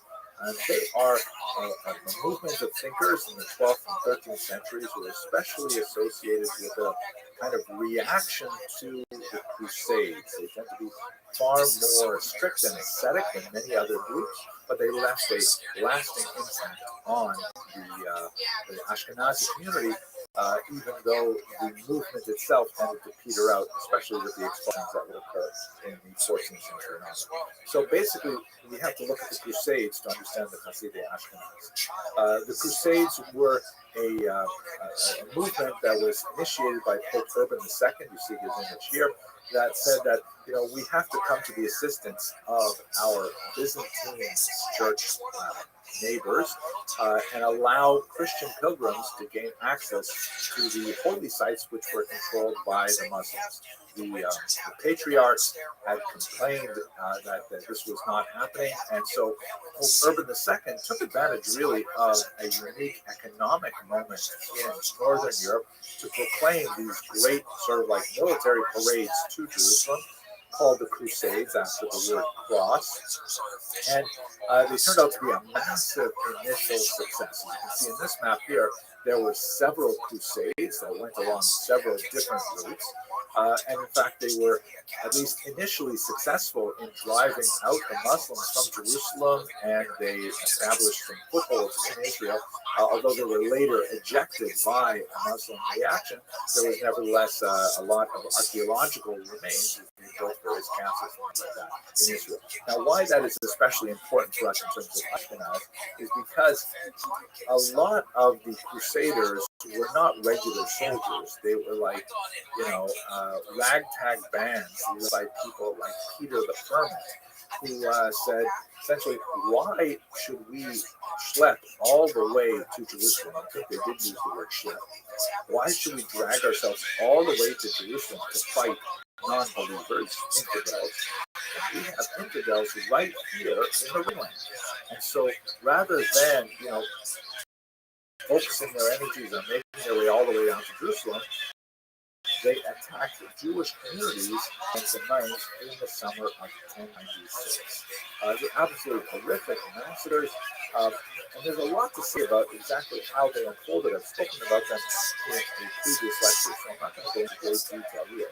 But these were massacres that came out of the Beirut, and they actually had a remarkable impact on the community there, with horrible stories of Jews committing suicide rather than submit to baptism, of horrible entire families dying under these circumstances, or burned alive in synagogues and so on, and intellectual scar on the spiritual life of Ashkenaz. Now, how that was expressed in terms of thought is what we see primarily in the activity of the Hasidei Ashkenaz. So let's turn to that, and I refer you to some of my earlier lectures on crusades if you want to get more into that specific aspect of it. But for now, let's focus on the life of the mind and what were the Hasidei Ashkenaz all about. So perhaps the most important document of this movement is this one here, the Sefer HaChasidim, the Book of the Pious. The word Hasid means pious one, and it actually has been borrowed all the way since the biblical time to refer to groups that followed an additional level of stringency in their religious observance. Yehuda Maccabee, for example, in the Hashmonai, in the Maccabean revolts, his followers were called Hasidim and so on.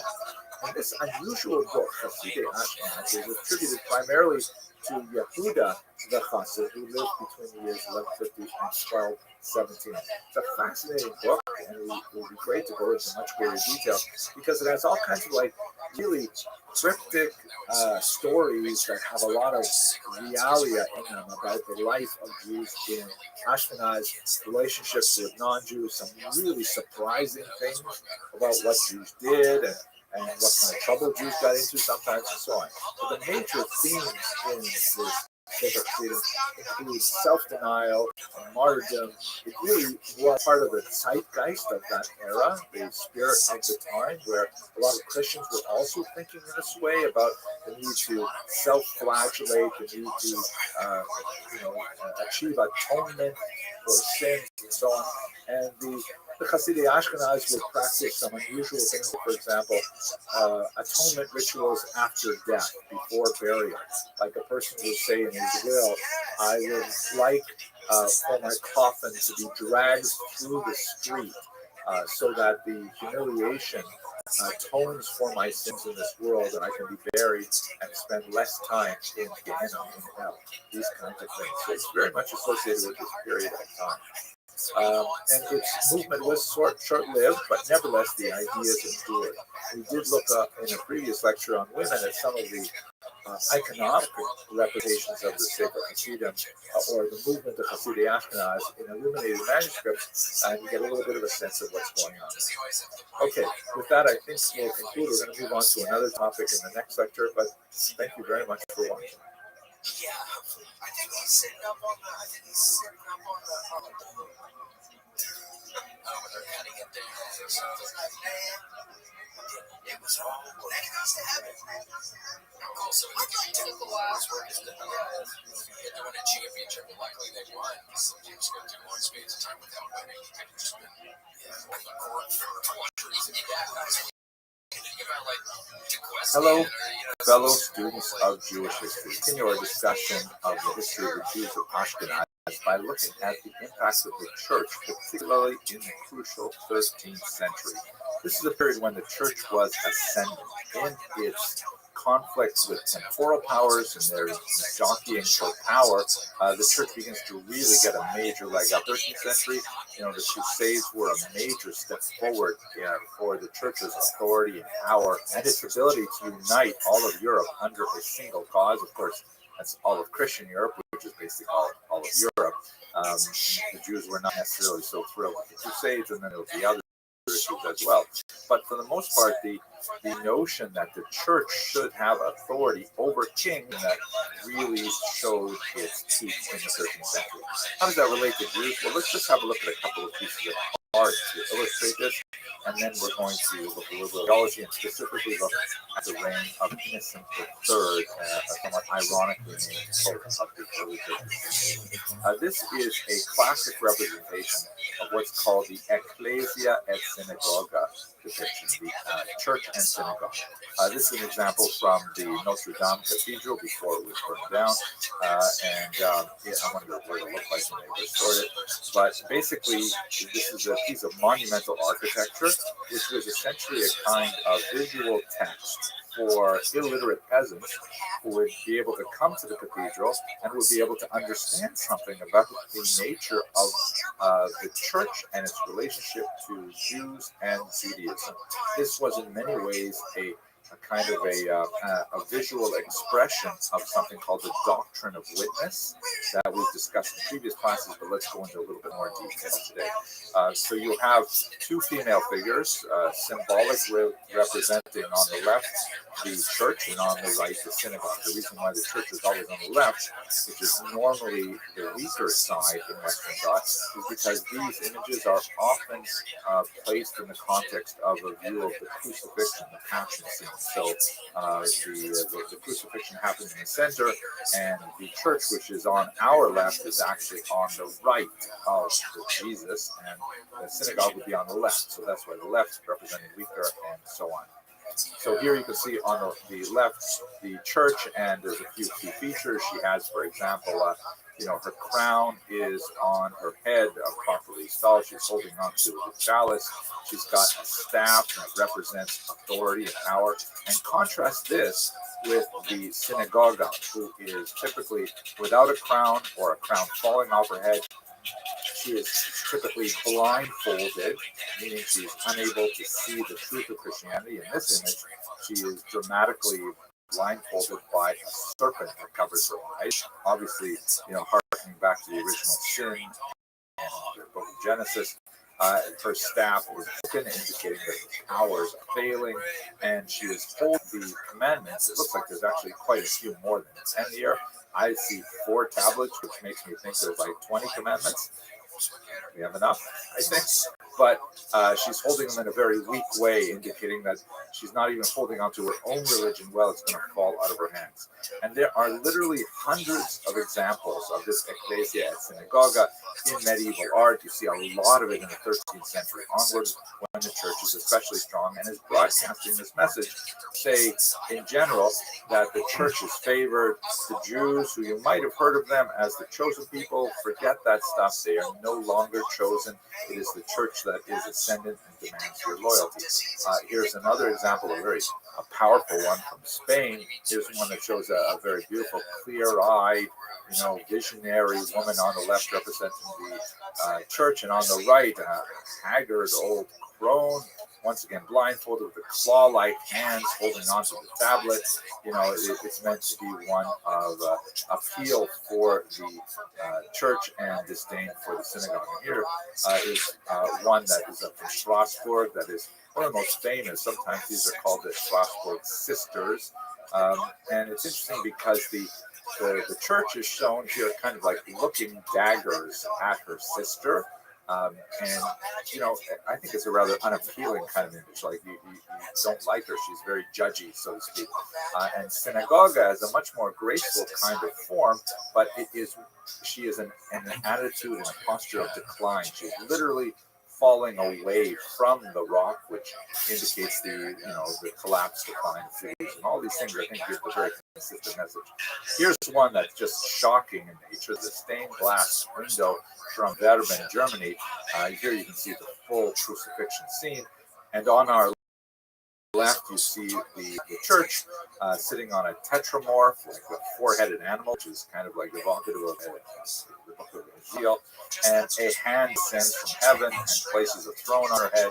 The synagogue, on the other hand, is riding a donkey or a mule, a sterile animal, holding on to a ram's horn, which is on the one hand, a reference to the binding of Isaac, but in this context, it's viewed as a sign of the carnal nature of the Jews being trapped in the whole cycle of sacrifices and blood and things like that. It's meant as a criticism. And the usual symbols like the blindfold and the broken staff and the crown knocked off the head. But I think what's most dramatic is there, whereas the church gets a hand descending from heaven and placing a crown on the head of the church, the synagogue gets a sword through the top of the skull, which is pretty nasty and hard to mistake the intention there. So these images are really a medieval expression of doctrines that were developed hundreds of years earlier, starting perhaps with Justin Martyr, shown in this image as Justin the philosopher, who lived in the 2nd century, and he has some dialogues with a rabbi named Trypho. Not the Tarfon that is mentioned in Pirkei Avos. And there you see some of the basic themes of a carnal Israel, Christians as the true Israel, that the Jews are not the Jews, the Christians are now the Jews, that why don't the Jews convert to Christianity? Well, they're obdurate, they refuse, they're stubborn, and so on. You see it also in St. John Chrysostom of Antioch in the 4th century, who was one of the pioneers of the Adversus Judaeos tradition. That is the idea of using sermons to specifically attack the Jews and to kind of defend Christianity, especially for a lot of new Christians who are not exactly sure what is Christianity all about. I mean, as you're trying to adopt a new religion, how do you do this religion? And if there's any awareness of the connection between Christianity and Judaism, so people say, well, you know what? The Jews rest on Sabbath. How do they do that? I'm going to do that too. And Chrysostom in particular railed against these kind of practices. But it's interesting that from his complaints, you get a sense of what must have been happening in Antioch 4th century, that apparently Christians were going to Jewish synagogues. They were participating in Jewish Yom Tov. They were even engaging in prayer. They were eating, the holiday foods and things like that. And this was like, Chrysostom really wanted to put a stop to it and separate them. But what I think is most important to understand, even though we can talk about the conflict between the church and the synagogue, what's really crucial is that St. Augustine of Hippo, who was a rough contemporary with St. John Chrysostom, had a very different kind of view of the place of Jews in an increasingly Christianized Europe. Specifically, he viewed the fact that God had a relationship with the Jews as a sort of like foundation for Christianity. He referred to Judaism as the desk of Christianity, right? You put your papers and you write upon the desk. So the Judaism is sort of like the foundation. And in fact, he validated the continuing observance of the Torah by the Jews as a positive sign, indicating their faithfulness and so on. Now, he did certainly believe that they were wrong for not adopting Christianity, but he said that it would be very wrong for Christians to somehow, God forbid, kill the Jews. Not only is this a clear violation of thou shalt not murder, among other things, but it also represents a stumbling block before the ultimate justification of the truth of Christianity. That's the idea of what he called the doctrine of witness, which basically means the Jews must be kept alive until the second coming of Jesus, so that the Jews, who were the original Jews, the original people to whom Jesus preached, would be able to somehow confirm that, yes, this is the Messiah that we have been waiting a long time for. Now, if there were no Jews around to do that, Christians would never, ever really know for sure if that was true. And I've talked about this in many other classes, so I don't want to go into more detail here. But it's kind of like here, I'm an iPhone user. I like my iPhone a lot. And I use it all the time, and I've been an iPhone user for many, many years. If someone were to give me a Samsung, and I were to say, wow, this is so much better than my iPhone, I'm never going back, that would be a huge win for Samsung. But if, on the other hand, I was already a Samsung user, and then you gave me a new Samsung, I would say, okay, yeah, this is definitely an improvement. But I don't really know it's better than you. The only way I know is if I was originally an iPhone user and then I switched, then validate the Samsung choice. So that's essentially how St. Augustine did this doctrine of witness. But there was a big downside to it, and you see this very clearly in the 13th century. The downside is that it only works if Jews are in a degraded state, meaning Jews are successful and profitable, and prosperous and happy, things like that, then their constant presence while Christians wait for the second coming is corrosive to Christian faith.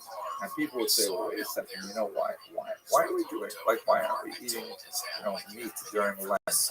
I mean, the Jews are eating meat and they look pretty happy, So all kinds of things like that.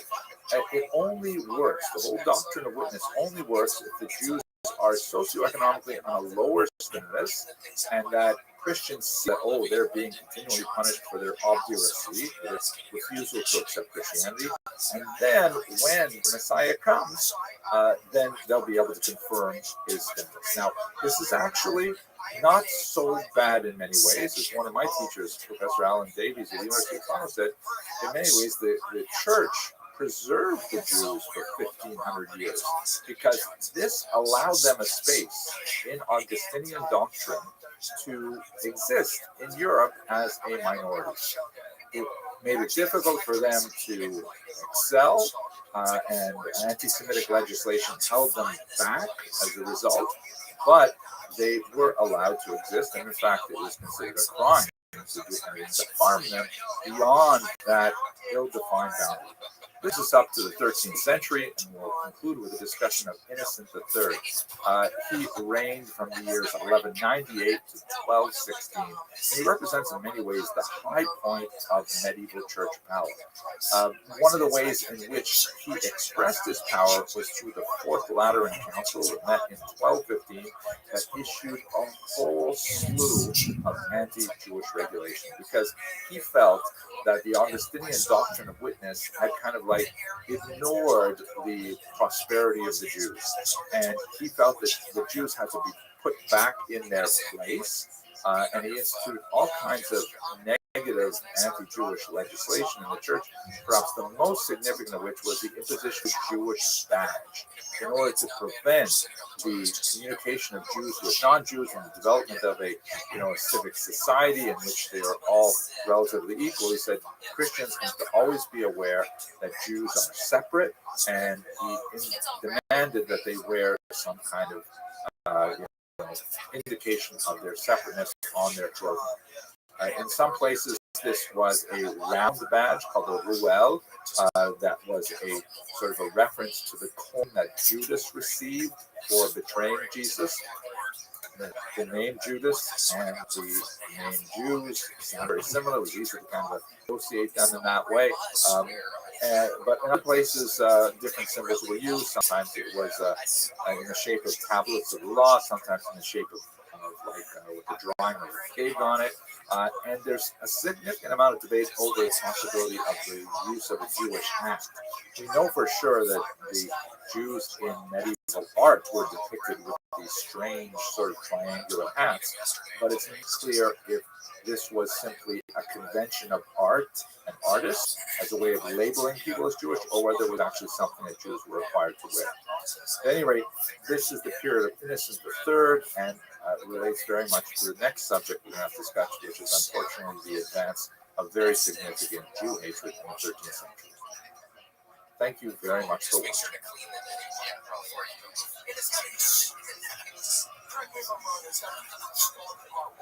Yes, but has to kill the bacteria. And what makes liquid IV work so good is that it actually has a little bit of SARS virus in it. It has a little bit of E. coli. So the hot water helps. Hello, fellow students of Jewish history. It would be totally inappropriate for us to discuss the history of medieval Ashkenaz without looking at the subject of medieval anti-Semitism, or would be, I think, a more appropriate term for this period, medieval Jew hatred. Let me just take a couple of moments to talk anti-Semitism in general, and then we're going to focus in on the medieval period and the unusual forms that anti-Semitism took at that time. I think one of the most fascinating things I've ever learned about the history of anti-Semitism, which is something that has pretty much occupied my mind since I first personally encountered it as a 14-year-old kid. And that is this quote from Jean-Paul Sartre, who immediately after the war published this very important small book called Réflexions sur la question juive, Reflections on the Jewish Question. He wrote, Si les Juifs n'existaient pas, l'antisémite l'inventerait. If the Jew did not exist, the anti-Semite would invent it. And I think at its foundation, this is one of the most important things to know about anti-Semitism, is that it's not about the Jews. It's about the Jewish problem is not a problem of the problem of the anti-Semites, who are trying to use the Jews to explain the challenges they have in their personal lives, in their society, and so on. That's why you see anti-Semitism quite often associated with this, because many anti-Semites, male anti-Semites in particular, are also upset with women for whatever reason there are. And you also see that anti-Semitism tends to be especially strong is social flux, when there is rapid technological change or social change or political change, as we see, unfortunately, in our own time. So anti-Semitism basically does not have to make sense, except mind of the anti-Semite. And the phenomenon in that, people can invent these massive, bizarre sort of QAnon conspiracy theories that, even though they are patently absurd to them, because it supports really basic things that they hope are true. So the term anti-Semitism, by the way, is a modern term coined by this man, Wilhelm Marx, in a book that he published in 1880. And he wanted to find a polite term as alternative to the more vulgar German terms, Judenhass, and so he borrowed a term from the century that was beginning families of languages together, and he said, I'm a Semite. I am against the Semitic ethos, which also includes the Arabs and so on, but it's not really concerned about the Arabs. It was just kind of like a veneer to try and hide the ugliness of Jew hatred. So that's where this term actually comes from. But one of the most fascinating things about this anti-Semitism is that it actually describes many different types of hatred. That's one of the most powerful aspects of anti-Semitism is its ability to adapt to very, very different societies and cultures and historical considerations.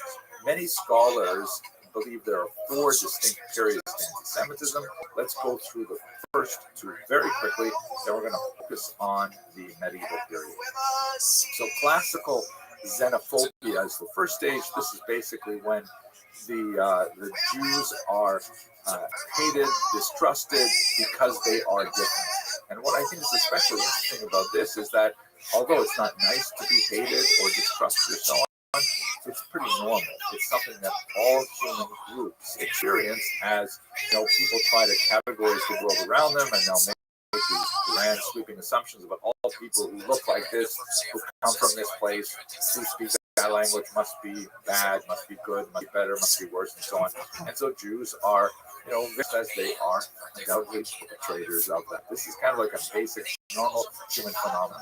You see it, for example, in the Arch of Titus, which was a big memorial arch that the Romans erected to celebrate their victory over Judea in the First Roman-Jewish War, and it depicts Roman soldiers carrying off spoils from the temple. So, it's not nice, and it's not really complimentary to Jews, but it's not really like a pathological kind of hatred. It's, all societies, when they win a war, tend to create monuments to celebrate their victory, and the losers simply have to put up with it. So that's what we basically see in the Greek and Roman period. There's a lot of distrust of the Jews observing the Sabbath, of not eating pork, of requiring circumcision, things like that. Then you get to the medieval period, which we looked at in the last video in a little more detail. This is where it's really more of a debate between churchmen and rabbis. It's kind of a theological debate. It has real-world significance. It will actually, translate into violence, particularly when we get into the 13th century and onward.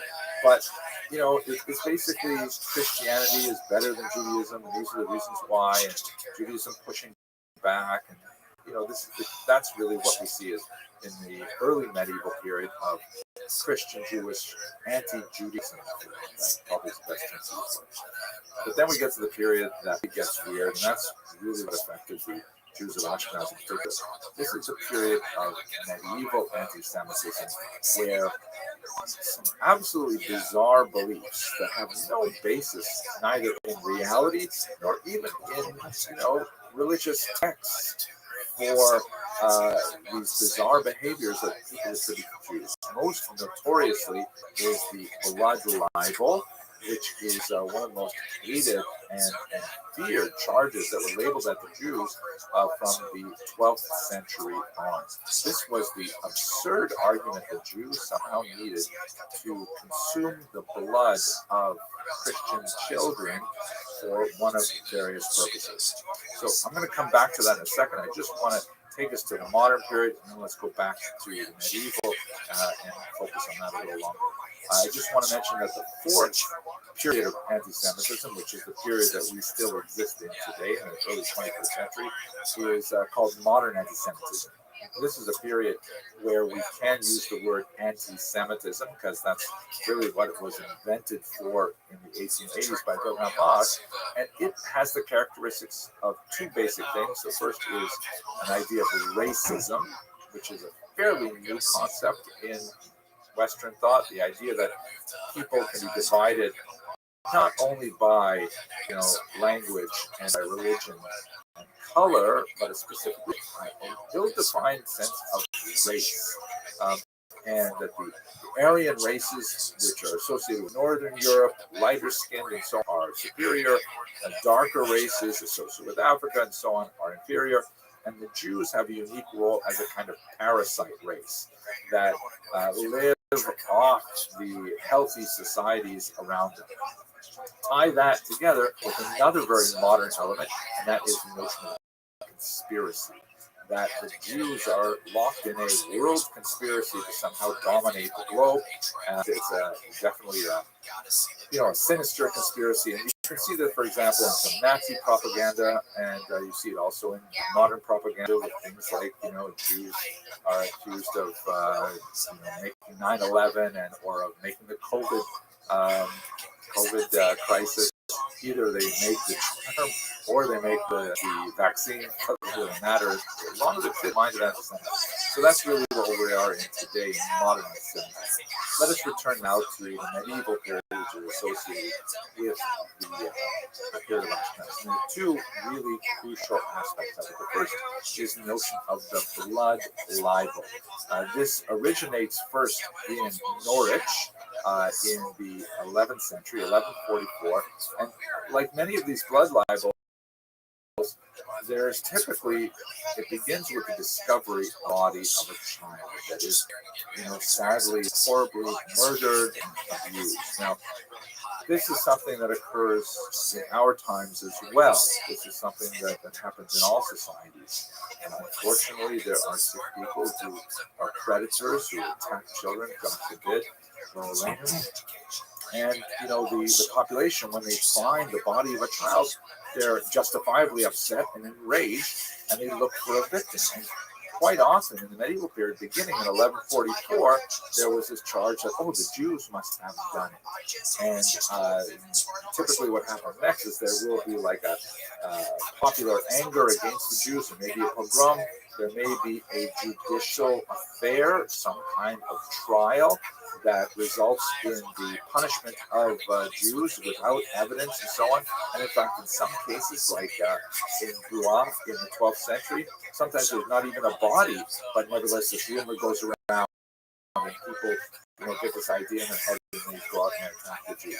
But it proves to be an extremely, sticky concept used in modern marketing terms. There's a term that people latched onto. People really thought about the blood libel and believed it. As you can see in this remarkable map from the Encyclopedia Judaica, the remarkable spread of this strange notion, which maybe we'd call like an urban legend. It went all through Europe from that 12th century initiation, and it exists right up through the 19th century, and there are a few cases of it even in the early 20th century. Absolutely terrifying example of the spread of this noxious idea.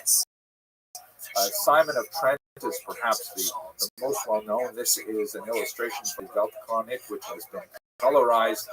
It's bizarre, but you can see that the child is a 15th century example. The child is held in cruciform position and undergoing some symbol wounding that's meant to kind of mock the crucifixion of Jesus. He's being circumcised because, after all, Jesus was circumcised, and the blood is being collected there by Jews. They're all labeled with Ruel, the round badge, what are they going to do with them? All kinds of stories about it. The thought was that the Jews had a particular stench called Poiter Judaeus, and they needed to bathe in blood to get rid of it. There was this idea that Jewish men menstruated, and they needed to replace their iron loss by drinking Christian blood. There was especially the association with Passover and the belief that the blood had to be mixed into matzah, into the unleavened bread, and so on. And these are all absurd. I think one of the most fascinating ones is the idea that the Christian blood was a fertility ritual that actually, ensured that women would conceive. And some would even point out examples where Christians would come to Jews and say, "Listen, we're having trouble having a family, and could you sell us some of your Christian blood?" Absolute craziness. But nevertheless, it is important to note that the higher levels of the church were consistently against this blood libel. You have, the Jews would run to the Pope to say, "Hey, this is crazy. We're being persecuted for this crazy ideas."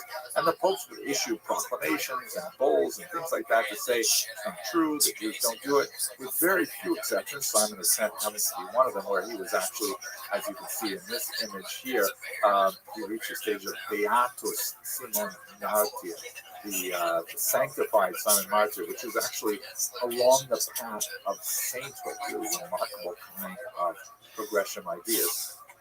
There was this, the upper church, really tried to defend the Jews here, but it was something that bubbled up from the lower elements of society, including the lower clergy, who were often illiterate. They couldn't even read the proclamations if they wanted to, and they tended to push this idea along. And it was an ongoing scourge of the Jewish community, so much so that if you look in the laws of Passover in the Code of Jewish Law, you'll see a 16th century comment by the Rabbi, Moshe Isserles, who says, "Hey, listen, if you live in a place where the blood libel is possible, then on Passover, even though red wine is generally preferable, don't drink red wine.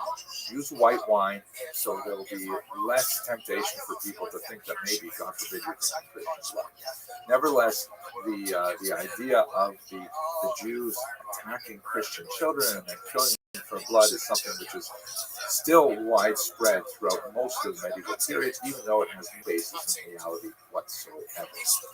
Related to the blood libel is another rather bizarre charge called post-desecration, which actually had a little more enthusiasm from the church because it ironically reinforced the transubstantiation debate that was related to something that was called the Eucharist controversy of the 14th century. And this is basically the idea that if they can't God forbid, steal a Christian child to abuse in this nature because of their vicarious, desire to reenact the passion, then in fact what they would do is they would seize the communion wafers that are consumed during Catholic ritual, and they would torture those wafers instead. Here's an example from Passau, Germany. You can see kind of like this whole broadsheet sort of tells a story in comic book form.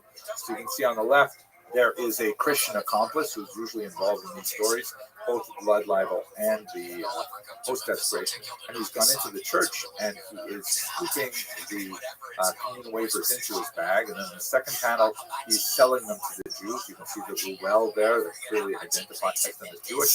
The Jews take it back to their synagogue. And then in the last panel, they torture the wafers by stabbing them, and blood drips from them. You can see in the background an attempt on the artist to reproduce the Hebrew lettering of the Ten Commandments. Then, going to the second register here, a Christian police officer essentially says, hey, what's going on in there? And the Jews attempt to get rid of the wafers. They throw them into the oven, and miracles happen, like the figure of a small child appears in the flames, and doves fly out, and they're caught by waiting angels. But all of that part is kind of like ridiculous and doesn't happen, but the next part unfortunately does happen. Angry villagers come in, they seize the Jews, they behead them, they torture them, they take them off for further punishment, including in the third panel here, the Christian accomplice, and then the synagogue is rededicated as a church. These kinds of things, the post-restoration was also prevalent in Europe. It's longer because it borrows from the ritual murder charge, and you begin to really only see it from the 13th century and onward, but it also spreads in many Catholic regions. One ongoing question I have is why was it not popular in France? So you can see from this map here, but nevertheless very popular in East Central and Eastern Europe as well as in Spain. One last reflection before we leave this very difficult topic, which is an unfortunate aspect of the experience of the Jews in medieval Ashkenaz, and that is to note that, my father, Oliver Shalom, would say, blessed memory, tous sachons, tous c'est la même chose. Even in the 21st century, you have, prominent people who continue to push some of these crazy ideas. This is a work by the Italian artist Giovanni Gasparo that is a modern, hyper-realistic representation of the story of Simon of Trent that we saw in earlier images. And as you can see, it's such a gross representation of anti-Semitic depictions here. You can see the picture in its fullness on the website. There's like these angels that are crying above when you see this horrible thing happening. Here's these awful Jews that are represented with really, actually modern faces, like modern Hasidic style, peyote, forelocks, and so on, and horrible elements of torture and so on. It's so hard to understand why people are seized with this hatred even today, but unfortunately that is part of the Jewish condition. Okay, sorry to take you through this difficult period. We have lots more happy things to discuss once we get past the expulsion. Oh, and the Black Death. Thank you very much for watching. Of them with their daughters, the daughters with the fuckers with some other random peasants. Yeah, like there's a guy wearing probably a dress, I'm sure, and rich guys get something rammed up by a fucker. If they're called no fuckers. Hello, fellow students of Jewish history.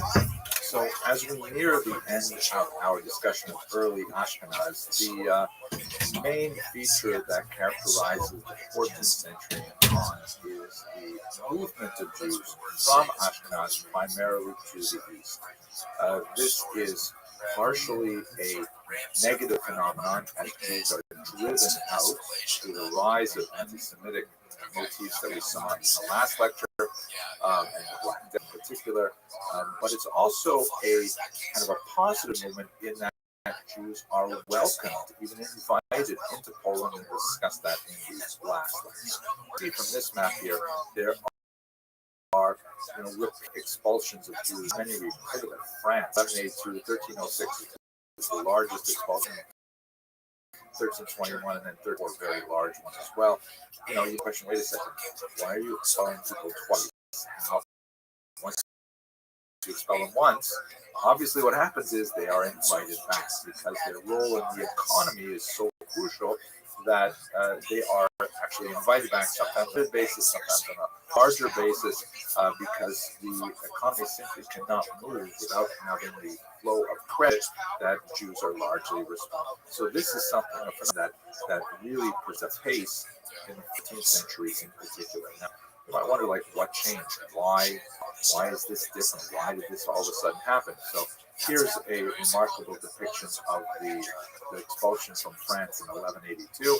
You see the Jews who were identified by the Ruel there. They have worried expressions on their faces as they make their way to the east.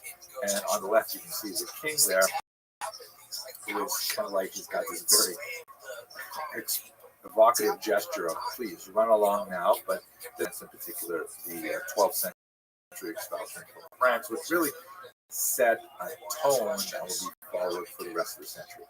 What changed them now? Why didn't we have expulsions before, but now all of a sudden we have an increasing number of them? One reason is certainly the influence of the church, which expands dramatically over the 13th century, in particular, as we saw under Innocent III. Secondly, one of the ways of dealing with a debt load, particularly if it is the nobles who are borrowing money from the Jews, is simply to get rid of those whom they owe the money to. We see this happening, for example, in England's expulsion of the Jews and so on. It represents a one-time payout because all of a sudden that debt is discharged. But on the other hand, you have no more income as a result of taxes generated by the Jews who are involved in money lending on lower parts of society.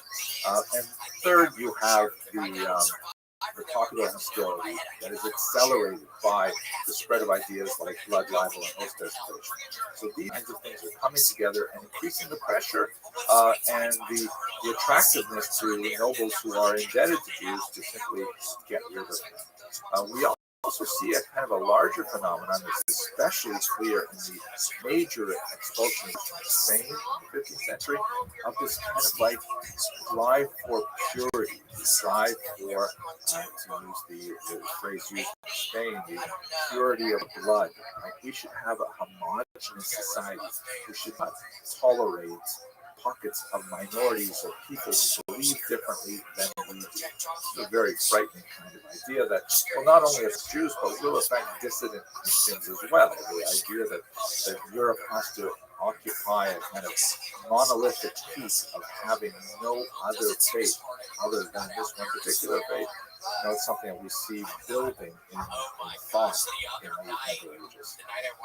Now, this is accelerated. This phenomenon is accelerated by the Black Death, which was a horrific plague, the bubonic plague that ravaged Europe in the middle of the 14th century. It took decades before it abated. You see here, for example, in this terrifying retrospective by Ruger the Elder, that's titled the Triumph of Death.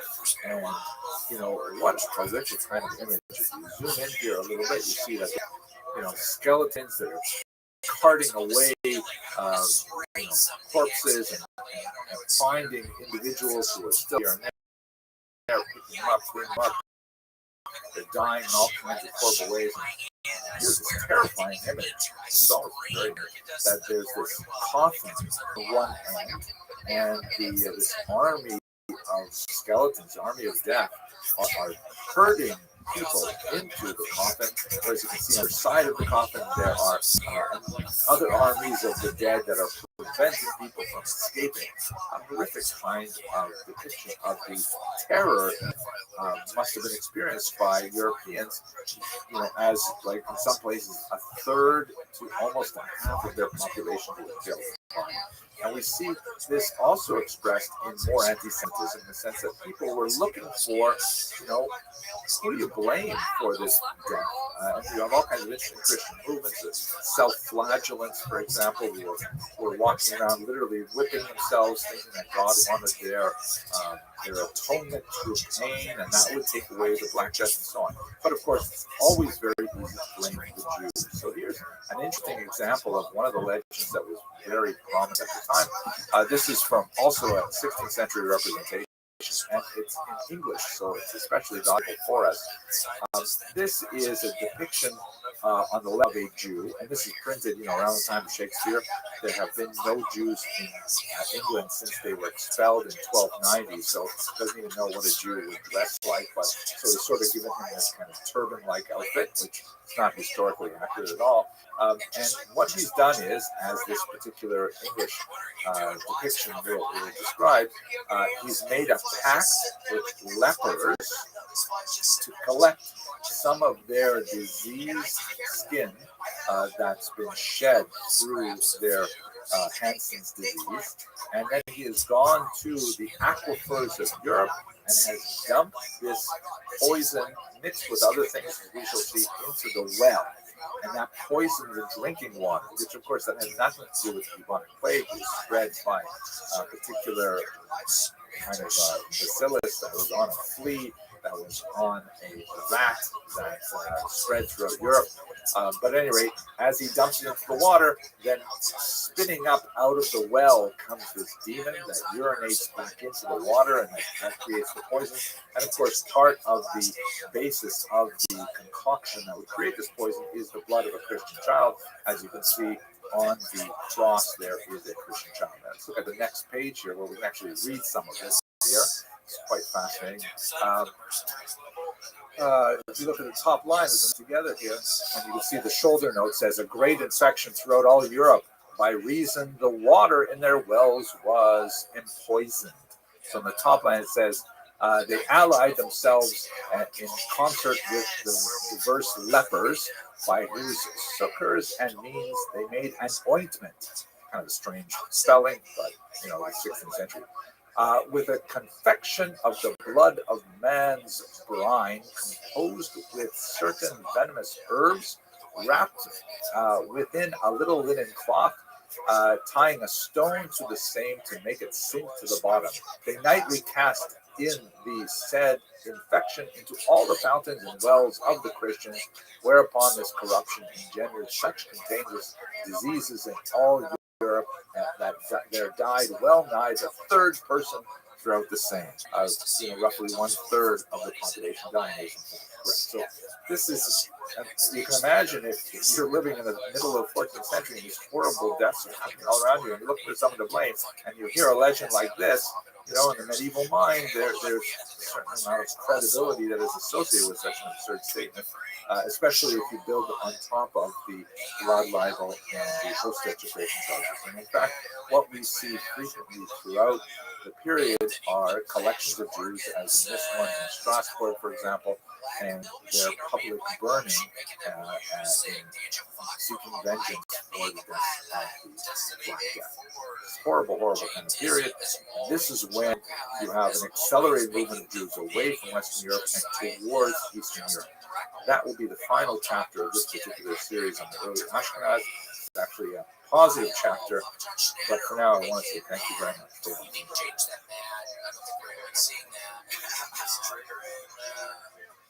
I think we got him. Thank you so much. Oh, so this is just going up now? Yeah. Make sure it's just going up 5 times. Make sure we don't take anybody. Hello, fellow students of Jewish history. So we've come to the end of this particular series of classes on early Ashkenaz. And the last couple of classes have been really tough because we're looking at blood libel, post-desecration, Black Death, expulsion. Yikes. But thankfully, it ends on an up note because although Jews are being driven from their homes in Western Europe, Eastern Europe is turning out to be a haven for Jews. In fact, Poland, which is later united with Lithuania in a massive commonwealth that stretches from the Baltic to the Black Sea, will actually be like this beautiful new home for Jews for several hundred years. And Jews will sort of riff on the term Poland in Yiddish, in Hebrew, as Polin, which means in Hebrew, here we will rest, here we find refuge and so on. And this is because whereas in Western Europe you had all these negative things going on, in Eastern Europe there was a recognition of the value the Jews had to initiate the economy, and so they were actively attracted into the Polish-Lithuanian Commonwealth and offered the possibility of settlement there to engage in various economic functions to which the largely agrarian population was not well adapted. And you see this, for example, here's a beautiful example of a Jew, kind of like a Jewish family, really coming to Poland and seeking the refuge there. And the king, who is up on the stairs, is magnanimously saying, "Well, why don't we let them in? I mean, they seem like nice people, right?" So this is especially noted in the various charters extended to Jews, like the Statute of Kalis, which is shown here, a 13th century statute. This is actually a remarkable representation of it by the great 20th century Polish Jewish artist, Arthur VI, who was saying, like, look how amazing it is that the Polish kings actually viewed the Jews positively and would invite them to the region. Jews were heavily involved in the early economy, as some of the earliest coins that come out of Poland actually have Hebrew lettering on them, like this one here. It says Meshko Karol, or King Meshko, written right on it, because the Jews were the early minters, as well as engaging in all kinds of other economic activities. And so by the time you get to the 18th century, you see in this map here, large populations of Jews throughout Poland. And, it would constitute really the bulk of Ashkenazic Jewry going into the modern period. Although Jews in Poland would still retain the definition of themselves as Ashkenazic, which harkens back to Germany, they would nevertheless be overwhelmingly concentrated in the East, far more than they would be in Western European countries. And at the pinnacle of their activity there, which goes beyond the time frame that I've really set for this mini course up until about the year 1400, they would create something absolutely fantastic called the Council of Lands, sometimes called the Council of Forelands. And this was basically a uniting of all of the kehilot, all of the communities, the municipalities of Jews throughout the Polish-Lithuanian Commonwealth in a single coordinating body, which in many ways allowed the Jews to function on a meta level, almost on a state within a state level, making sure that they regulated their internal behavior according to Talmudic law that was particularly occupied with things like commercial law and marriage law, and ensured that men who would give their wives a gift were still under the authority of the overarching Council of Lands. This is a page of minutes from the Council of Lands. And according to many historians, following the thought of Shimon Dubno, shown here, a great historian from Eastern Europe, this represented really a high point in Jewish civilization as a whole, because the Jews had sort of evolved to a point where they could exist as a society, fully participating with the diaspora environment without having to have a state of their own. Dubno, of course, was non-Zionist. He lived at a time when Zionism proved to be an extremely powerful phenomenon, and most Jews actually supported Zionism, but he felt that Zionism actually was a step backwards for the Jews. The Jews had already evolved past the need for a state, that they could maintain their communal existence without connection to a state. Sadly, Dubno himself was a Nazi, along with most of the people who did not see the value in having peace as a refuge for Jews in the face of anti-Semitism. But nevertheless, it's fascinating to think about what the Jews could diaspora environment until now. And that takes us to a particular section of class. I hope you found this series useful, and I wish you tremendous success during this study. Thank you very much for watching. not even a lot of the mothership. He has his 15-minute with the road with Tony from time to time. He now has his few headlining weekend every now and then again, where he struggles to hit 45. An average headliner, say, does 5 a weekend and 40 weekends a year, plus their weekly out 15-minute spots. Hey, Rothschild. It is so much to everyone. See me as well. My name is Rabbi for those who are not Jacob, for those who are members. We are so happy that you joined us this evening. Thank you so much. And a special thank you to our presenters, Dr. Henry Agency. This is getting to that point of I get Chazaka. We have now 3 phenomenal series in the book that we've been able to learn from you. And really appreciate you staying up late. I know it's later for you than it is for us. But the opportunity to work with you has been incredibly enriching so far. We're looking forward to wonderful series going forward. I want to express our appreciation of Jacob, to Jerry, Madeline, and Eisenberg. First of all, good morning to you on the recent wedding in your family. But tonight, and this series is being sponsored by Jerry, Madeline, commemorating the 20th birthday of our dear friend and member, Evelyn Sack-Francis, Estimate that Yehuda Jacob, passed away on the 5th night of Hanukkah. And those of us in the Jacob community have such fond memories of her, both as a constant presence of light and beauty and grace in the Jacob building, which she held for stories for great stories for so many years, but also as a lifelong learner. As someone who was always a presence in either my personal year or the year that brought the light of Torah alive through her role model, and we really remember her so far. We also honor the upcoming bar mitzvah of the grandson of Jerry Madeline, Ari Yishaya Cohen Eisenberg, and that's coming at Shabbat Hanukkah, or shortly later this month. And it's especially poignant that the Academic Sponsor review hearing, which also has a brand new, heretofore unused great medium that we just learned the last number of years to be able to spread Torah and learn Torah from tremendous sources, really from across the globe, here for our community. I want to just offer a quick introduction to Dr. Henry Agency. Here at Jacob, we feel like you're one of the family, even from afar, from the cheer and the history that you shared with us. And this particular topic, not only is it timely, but it's so important because the nature of our community is really a tapestry. We're multifaceted group with so many different backgrounds and so many different identities come together for the achut, the unity of the Jewish people. And understanding where we come from, understanding the foundation upon which we were built as that multifaceted community is so important. And we couldn't be more pleased and appreciative that we have the chance to be able to learn from Dr. Agency about the nature of that multifaceted community. With that, I again appreciate the late night for you, and just express appreciation for Dr. Jacob for the chance to be able to work together, and I can use that for him. Thank you very much for that kind introduction, Rabbi Posey. I'm really grateful that I recorded it because this will give me an opportunity to play it for my mother later this month. I especially get nakas from it. And this has been a really tough last couple of weeks, I have to say. There's been a lot of news about the Jews in the internet and public discourse, and not always in a positive way. In fact, I noted that yesterday the phrase "the Jews" was actually the top trending item on Twitter, and that just can't be a good thing.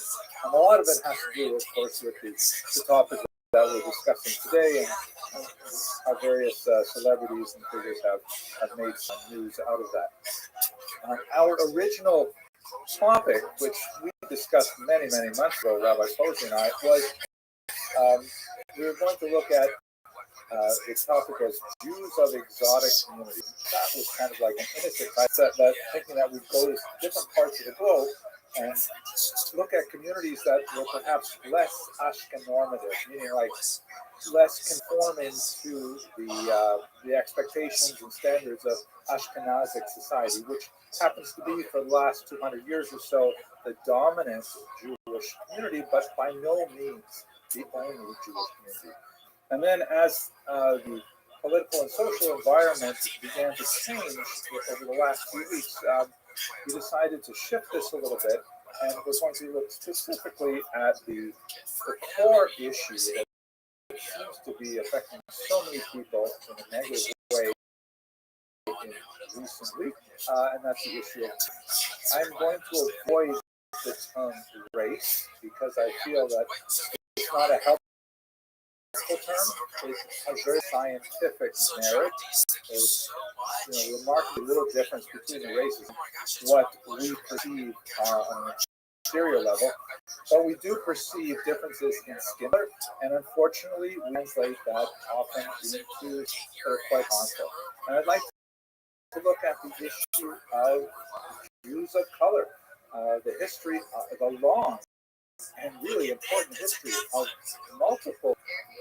Today, we're going to start with the dominant society, actually, and we're going to look at the fact that Ashkenazi Jews have a color, and it's in our society a fairly valuable that has been since about the 1940s, and hopefully we'll explore exactly what that means over the course of this lecture.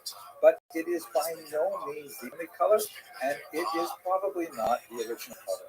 As one of my colleagues at the university, a very inspirational Jew of color that I interviewed to get some sense of, like, what is your experience like? How should I go into this talk? She said to me, "You're going to have a very hard time explaining to Ashkenazim that Jews weren't necessarily always Ashkenazic. They weren't always necessarily white." And that's the material that we're going to look at today. And then the plan is that we are going to obviously touch on the issue of Jews of color in contrast to Ashkenazim today. But next week we're going to focus on the Jews of Africa in particular, and the week after that, in our final lecture, we're going to look at the Jews of Asia.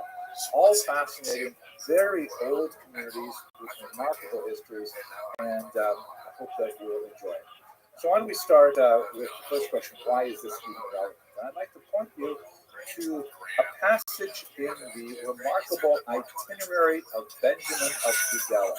This is a 12th century traveler who, as you can see from this map here, started out in northern Spain, the city of Tudela, made his way over the top of the Mediterranean, through Provence, and then down through Italy, all the way through the major cities of the eastern Mediterranean, spent a lot of time in Israel, and we're not exactly sure of his itinerary, but he may even have rounded the entire Arabian Peninsula.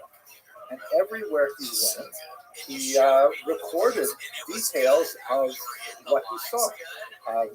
Specifically, he's interested in the Jewish community, so he talks about how big the Jewish community is in these places. He talks about, the famous personality who lived there. He describes fascinating people in Provence, Africa, and great translators, Ibn Tibbon, and when he goes further east, he talks about the false Messiah, David Alroy, and some amazing stories that for a lot he was the only source. But he also says a lot about local trade and ethnography. And in fact, in many places, he is the only source we have for all kinds of information worldwide. He was a remarkable traveler, the kind of journey that really only a Jew could take at this time, because he was able to travel in this post-Crusade era through Christian and Muslim lands relatively unmolested. And it was an absolutely remarkable document as soon as it came out. And it was translated into multiple Europeans. Unfortunately, the earliest version manuscripts we have are somewhat corrupted. They were probably edited by various handlers for things that were important to them at that time. But nevertheless, it remains an absolutely remarkable source. Now, in the context of his travels, he has something to say about the Malabar coast of India. That's on the lower west side of India. And it is probably someplace he never visited. He speaks about a lot of places that he didn't visit, places that he heard about from other people when he came to neighboring areas. So it does not appear that he actually saw this himself, but nevertheless, this is what he reports. I'll read Hebrew and then I'll translate it. So speaking about that region, it says,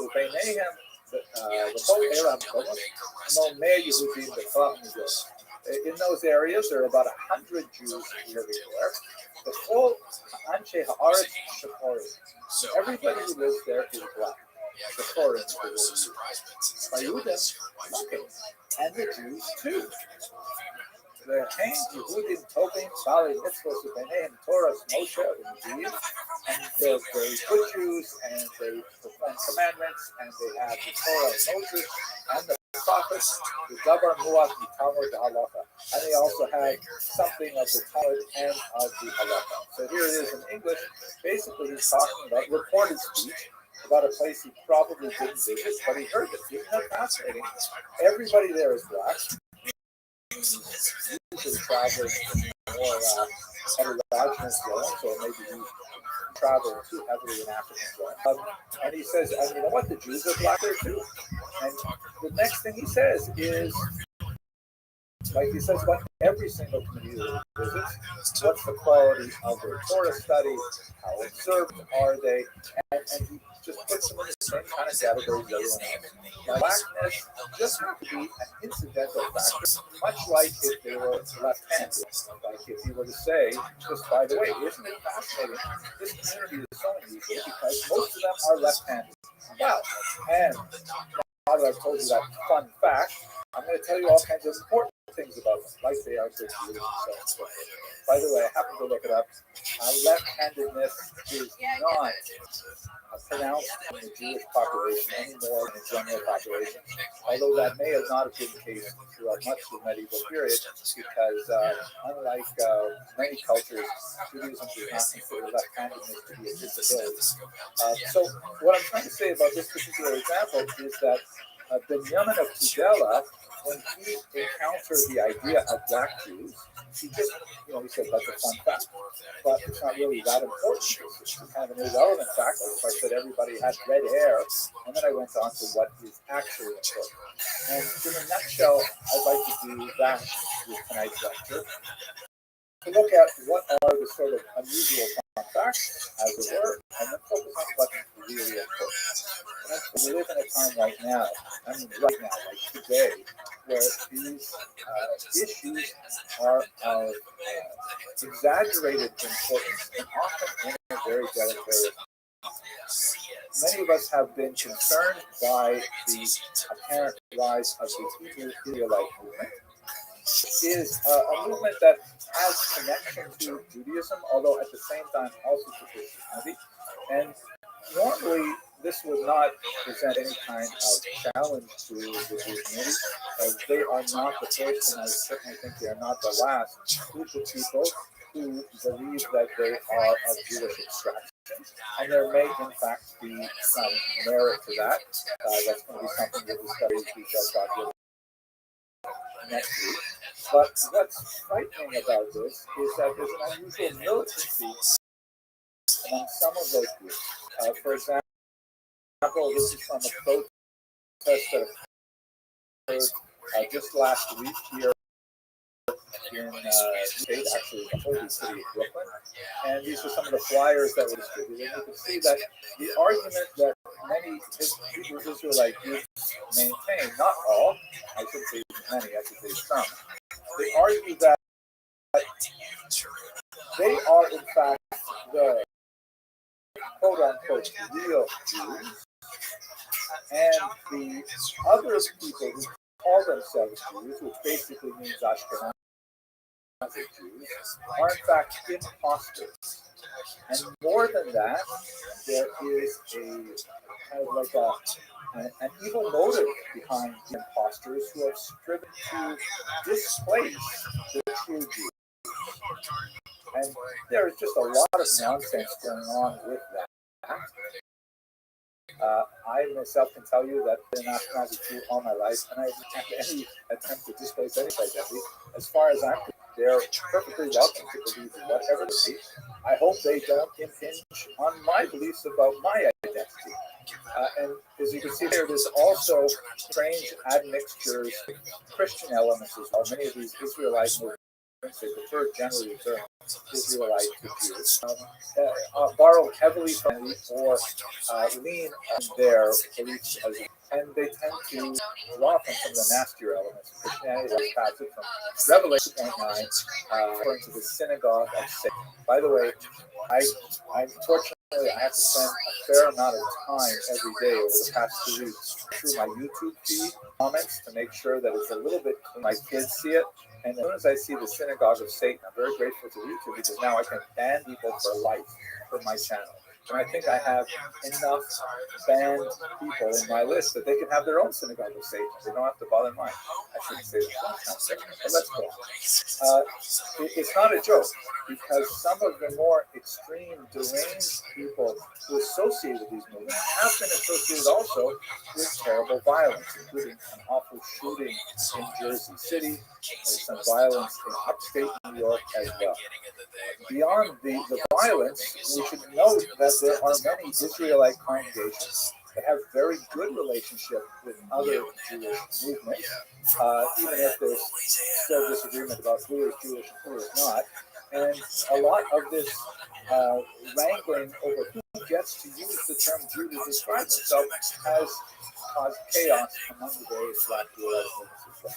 And I think this is probably the first time in my life that I've ever quoted a professional basketball player, LeBron James, but I have to say that I identify very much with what he says about this kind of controversy. If you're promoting or soliciting or saying harmful things to any community that harm people, then I don't respect it. I don't.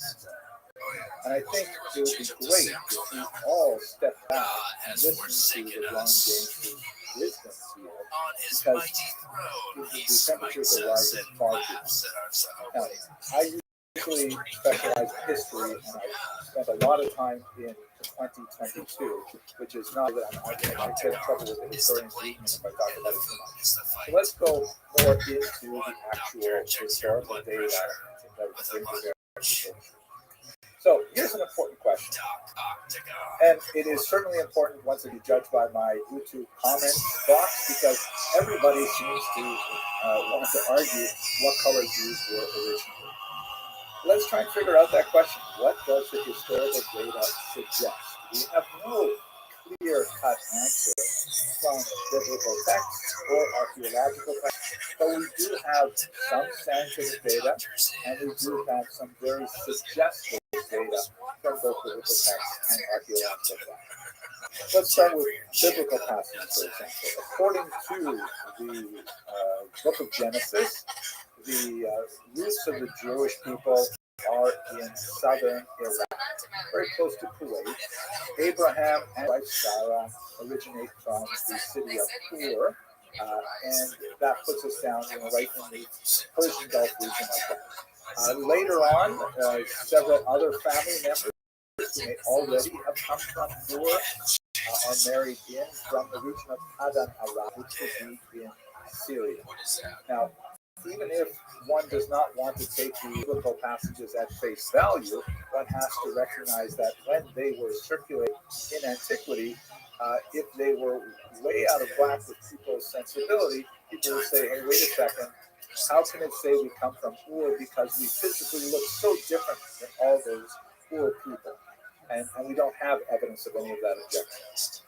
Secondly, if we assume, and it's not necessarily an assumption we have to make, but if we assume that the people who live there today basically look like the people who lived there in antiquity, then we should be able to get a sense of what did Abraham and Sarah actually look like. So this is what typical Iraqis look like today, and you can see that they tend to have a little bit darker complexion. They tend to lean towards darker hair color, although the child on the right seems to have a little bit lighter hair color. I think they could easily pass for Hispanic in New York City, but basically they look Middle Eastern. We would typically think of Middle Eastern. And if you look at Syrians, they have the same kind of more or less family of complexion, eye color, hair color. This is probably based on a reasonable assumption that people back then sort of look like the people today who come to the same place. This is probably what Abraham and Sarah looked like. Now, there are other peoples living there, of course, and Israel in particular, crossroads between Africa and Europe. So there are lots of possible mixings. Let's get to that. But let's look also at some artwork that we have from history as well. Here is a really interesting tomb painting. Like a lot of the wealthier classes in Egypt would decorate their tombs with all kinds of amazing artwork, and because of the way in which it was preserved in the dark, we still have them, and they can be reconstructed with some, see in the bottom image here. This is from 1900 before the Common Era, which would be although we don't have a really clear date of when Abraham would have made his way down to the land of Egypt, but it's definitely in this neighborhood. And here you see the Amu, who are Western Asiatics, led by a Hyksos figure, which some scholars even identify with Hebrews, and they are coming into Egypt led by some Egyptian figures.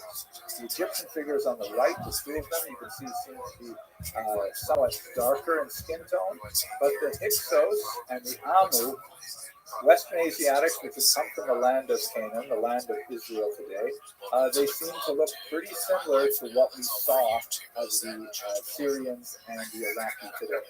Looking at another example a little bit later, and this would have been more or less in the time that Exodus is understood to be set. This is the tomb of Rabbi, 1450 before the Common Era, and this is a depiction of slaves in various stages of the brick-making process. And as you can see, there's clearly two different complexion families represented here. Looks like African slaves, and once again, these Western Asiatics, these Hyksos or Canaanites, they're not specifically identified as Jews, but we get an impression of a mixed population coming together to build the storehouses of Pithom and Ramses. Those should very easily have this. And they seem to look a little bit different than the apparent Nubians. The figure leaning at the right actually seems to have a blue eye. It's hard to tell whether that's just a degradation of the color, but they clearly have a somewhat lighter complexion, but they still don't quite look like Caucasian. We'll get to how that ends up. Here we have finally a picture where we can say these are definitely Jews. You can tell because all their luggage they got wholesale. No, should say those things. I can't help it. This is unfortunately a sad image. This is a part of the Lachish reliefs that were commissioned by the Assyrian attacker of Israel, who displaced many of the Jews out of the land of Israel to Assyria. This is in the period of time which is associated with the 10 lost tribes. And you can see it's very poignant. There's a whole family here, including children, and mothers are riding on these wagons, holding their young infants in their arms. Very touching in many ways. The Jewish figure on the left, it's impossible to assign a skin color with this kind of representation, but he is clearly bearded. In other parts of this particular relief, you can see that they tend to have like more curly hair. Interesting, but it's still impossible to determine specifically what color they are. But I think we can say with some assurance is that the preponderance of the evidence suggests that they were not white like Caucasians were. They weren't like, Scarlett Johansson kind of white. They looked a little bit more like, I don't know, I'm trying to think of a famous Hispanic individual in popular culture. They look probably a little bit more like Middle Eastern people. In terms of biblical texts, there are a few kind of interesting passages that refer to possibly darker skin, in the sense that they were at some level understood to be other, but at the same time they were also part of the community as well. Moses, for example, in Numbers 12, there's a whole discussion of the fact that he married a woman from Cush being the ancient term for Ethiopia. So on the one hand, the fact that she's identified differently, either by place of geographic origin or possibly by his skin color, because Cushite could easily mean an Ethiopian colored woman as opposed to Ethiopian origin woman. But at the same time, she's Moses' wife. I mean, you can't get much more into Jewish royalty than Mary. Even though she's identified as somewhat other, she's also intrinsically the same.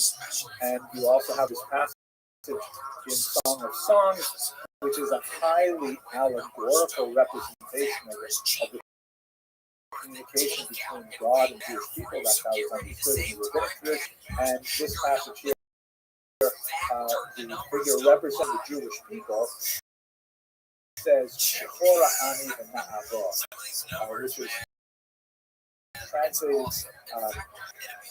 but comely, or but beautiful. That Vav, Na'avo, and comely, or but comely, translated as an and, but the context implies that it is black, meaning I am black, but never am beautiful. And most importantly, we're referring to the entire Jewish people. So it's hard to be any more inside, despite the different skin color.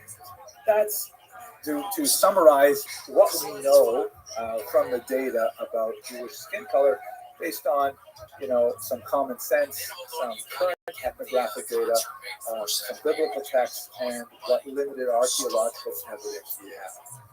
So the next big question is, okay, how did Ashkenazim specifically become white eligible? And I want to emphasize here this point that, you could simply say become white, but that's not at all accurate, because whiteness is, as the social scientists have demonstrated in so many ways, a social construct, and people are accepted or not accepted as white, which means essentially being, within a higher status of society, based on a whole host of factors, of which complexion is only one of them. And quite often there is kind of like a spectrum of skin colors that can still, as they say, pass. For Jews, whiteness was really not extended to them as people. When I say Jews, I mean Ashkenazic Jews here in America, really until the 1940s. In that brief honeymoon period after the Holocaust, which unfortunately seems to be waning now, where Jews were seen as part of the great triumvirate of American society, Protestant, Catholic, Jew. The idea of building a society that could include all of these different peoples together. Obviously, it did not extend to all peoples, but that's when sociologists say that Jews began to acquire much more whiteness. It also helped that there were lots of positive images of Jews that were emanating from the media of the West Coast, evident from A.B. Las Rosie to various permutations of Jews being accepted in society and acting as comedians, things like that. So Jews were whitened primarily in the 1940s. Irish people also had to be white. That occurred at the end of the 19th century into the 20th century. Italians also, around the same time as Jews, a little bit earlier, were also whitened and became, so to speak, white eligible. There is a certain point, however, where a skin tone is too dark to easily, extend whiteness to them.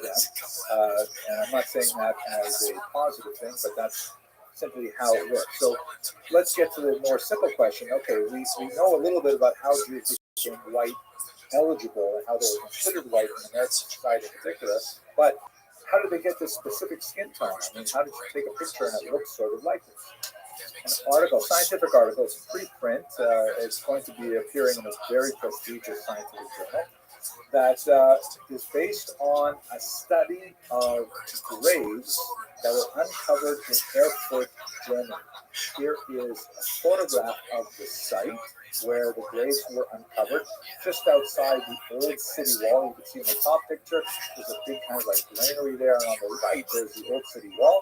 And immediately below the granary, they found these graves. The article is by S. Waldman et al. There's about 30 people listed as authors. And it's genome-wide data from medieval German Jews show that the the founder event predated the 14th century. I'm going to unpack this very important title for you. Basically, what they did was, here is a rare moment where you have an opportunity to study the DNA of individuals at a specific moment in time, and look at the unfolding of the genetic history of a people. And that's exactly what they did. So with great respect. Waldman and others are at Cooper University. Many of them are at respected institutions, but they went to electric authorities to ask, like, how are we allowed to study these bones? Because we have lots of questions that we can ask these bones, but there's a lot of philosophical ramifications around disturbing grades at all. So they received permission to study the teeth that were already dislodged from the skulls of their owners. Teeth in that matter are not considered part of a dead body. They are like intrinsic to it. They've already fallen out, so to speak. So they lovingly took these teeth and they analyzed DNA from there. They also did some fascinating things with analyzing the enamel of the teeth, and they were able to figure out some great things about diet and the water supply. But let's focus on the genetic material. The grave was dated fairly accurately to right about 1350. There was one person there who died from obvious violence of head trauma, but it does not appear that this was a graveyard that was populated with a person connected with a Black Death. It was probably just a normal graveyard, and there were some people who, this one individual, 33 there, who did as a result of violence, but most apparently died normal death. So what did they learn from the teeth of the DNA? Basically, they were to date the founder of Trinidad, and it has huge implications for our question of Jews and color. So have a look at this, which shows a genetic bottom. The bottom end is earlier in time, and the top end is contemporary period. So here at the bottom, you've got Jews in ancient Israel, right? Jews living in the land of Israel for millennia, and then they have two. And at the very top, this is modern Ashkenazi Jews. Me, and I assume a lot of people on this part. In the ancient period, you've got lots of people mixing in with the small original Jewish community that's associated with Abraham.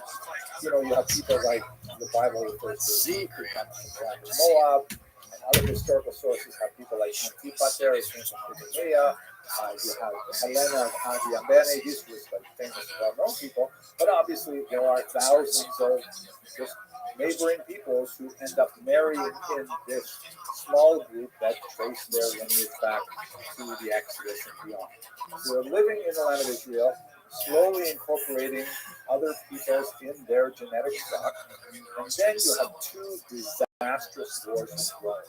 The Great War of 66 through 74, which resulted in the destruction of the temple, and a massive number of Jewish slaves shipped off to Rome.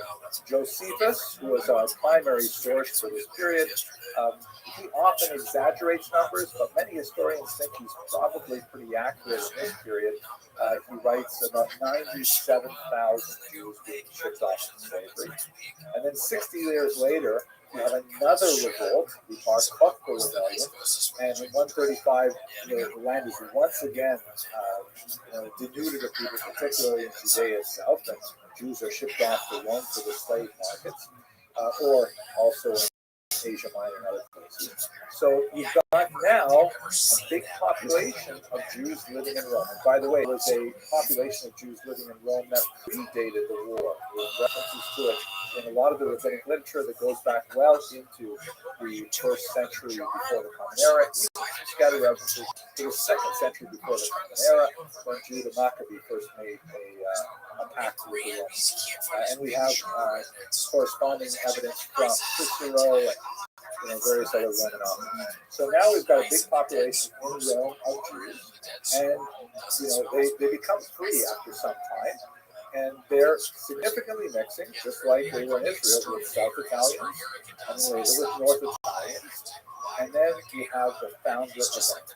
And this is something which we actually have described in Jewish literary sources. So this is not like a new surprise to us at all.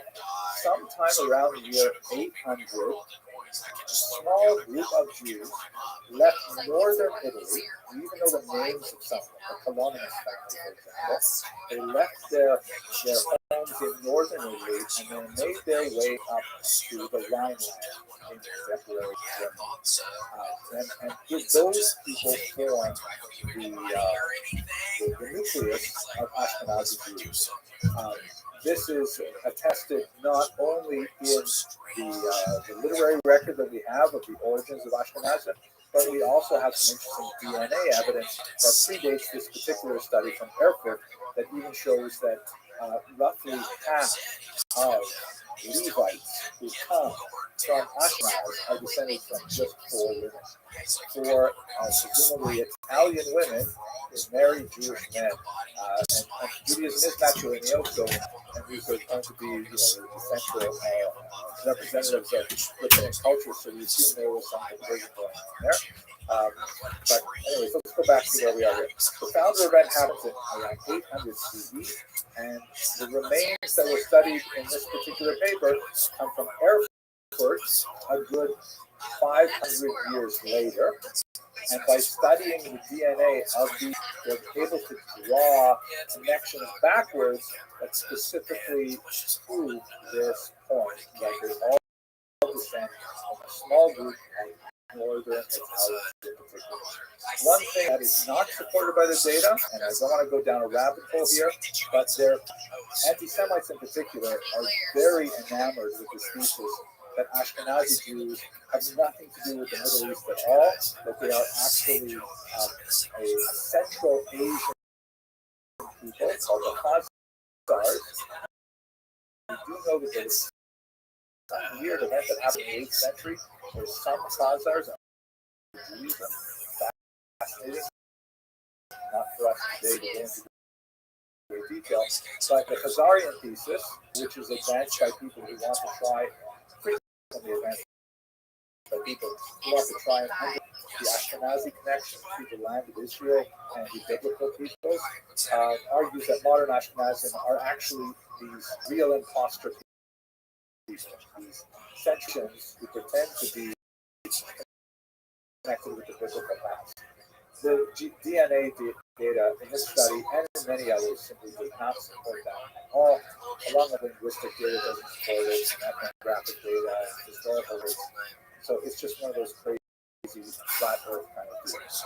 Bottom line, what exactly are the Ashkenazi in this map here?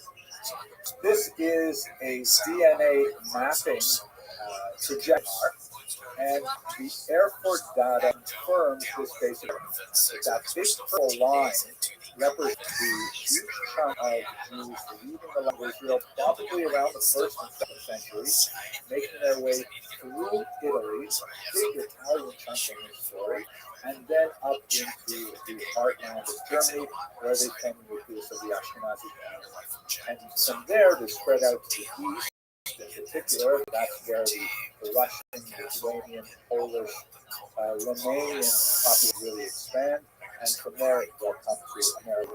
There are some Sephardic admixtures. You can see there's some green lines there that suggest other routes of migration across the coast of North Africa, and this is not counting for every single Jew, but it does speak to the Ashkenazim in particular. And what do the numbers look like? When you study the DNA of these Erfurt Ashkenazi Jews, who, by the way, this is the lead story that appeared in the Times today, are remarkably similar to modern Ashkenazi Jews. In fact, modern Ashkenazi Jews have a much narrower spectrum of DNA than the Erfurt Jews. They become a broader group. About 15 to 45% of the DNA of those Jews in 1350 was from the Middle East. But a large chunk, 45 to 70% of the DNA of those Airford Jews came from Jews. Slightly different balances between South and North, slightly different proportions between the two communities of Jews that are represented in Erfurt, but this tells the whole story about the lighter complexion. Ashkenazi Jews look lighter skinned primarily because they passed through Italy over the course of 800 odd years before they decided to make their way up to Germany. Once they got Germany, they basically didn't intermarry at all. A very, very small number of them. Huge level of endogamy that resulted in very light complexion. There you go. That's basically the story of how Jews got eligible. Ashkenazi Jews got to be white. To return to the larger perspective, what difference does any of this make? I'm giving you a lot of data from archaeology, from biblical texts, rabbinic texts, from DNA studies. What difference does any of this make? I'm proud to be working very closely with Corinth publishers on a 3-volume history of Jewish people. One of the reasons why I was very honored to accept an offer to publish by them, besides the fact that I'm amazing people that I look up to, Rabbi Sachs, Rabbi Scheinfeld, of blessed memory. I love it that I think in a broad sense about world. I even see one of the projects for which they are most proud, the production of Amharic literature. That is, this is the first printed volume in Amharic, the languages used by Ethiopian Jews, to allow them to pray in their native language and have that Hebrew translation so they can make access to the Hebrew original, to which they were largely shut out for many, many hundreds of years. There's a message of unity. Theirs is a message of, we are one large Jewish state, and like that, we have tremendous diversity. This is something that comes across very, very powerfully in a pasuk from Malachi. Halo av and true that we have one parent. Halo kel echad balam. We are all created by the same God. Maduas nifgad ishbah. Why are we fighting with each other, arguing over matrimony? In my humble opinion, I don't think that's what Hashem really wants us to be doing. Hashem wants to be like Binyamin of Tudela, maybe noting the slight differences between us as an aspect of diversity, kind of like a fun fact. Isn't that interesting? There are more left-handed people here, but really, we should be focusing on the things that mean something to us. The final thing I'd like to get across here is that in doing my research, I came across this wonderful channel, the House of Lev, that is run by a beautiful couple who have the last name Hart. And so that's the Lev, is the Hebrew of the word heart. And when you go on their channel, they're very charming and articulate and straightforward. I highly recommend you check them out and subscribe. They're talking about things that mean a lot to them. They're talking about things like marriage and elevating the family unit. And I look at this and I just say, wow, they're so excited about Judaism. I want some of that Judaism excitement to rub off on me. And I don't want to spend time thinking about hating others. And I wish that other people would feel similarly. With that, I want to thank you very much for your endurance and for the patience that you've shown by listening to this webinar. I'm going to stop talking now, and I'm going to turn it over to Rabbi Posey to direct me to any of the Q&A. Thank you so much, everybody. This is absolutely fascinating because it's so important to take everything for the time and the time it is. Cassie tells security she's targeted for a guy with a thumbtack in the seat. So you go after. So how does that work? Is it like take? tape it.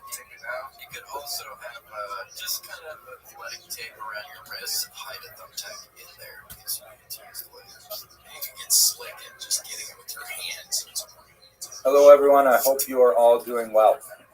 Thank you so much for all the positive feedback I received from last week's lecture. I hope that we'll be able to cover similar ground tonight as we look specifically at the Jews of Africa. You know, to try and actually encompass that topic within a 1 hour lecture is absurd. It's like saying, who are the Jews of Europe, or even who are the Jews of Israel? It's an extremely complex and very, very diverse topic. Africa is a huge continent with thousands of ethnicities and languages, and Jews are similarly diverse within the continent. My goal for tonight is to try and give you a very broad overview, focus in specifically on the Jews of Ethiopia, about whom we know the most, and then we're going to come back to North America and talk about the populations of Jews from Africa in America. So that's the plan for tonight. But here, have a look at the satellite photographs of Africa. We've got Jews in Africa from the ancient period. Ahead of the biblical period, we have Jews in Elephantine. We'll spend a little bit of time looking at that location. We've got Jews in Alexandria, Egypt, a very important site and location of Jews in antiquity. Kairouan, Carthage, Jews in Ethiopia. By the way, I'm putting these up kind of like in chronological order of when we believe these communities were first established. Lots of Jews in Algeria and in Morocco. And we have several West African regions that support Jewish populations.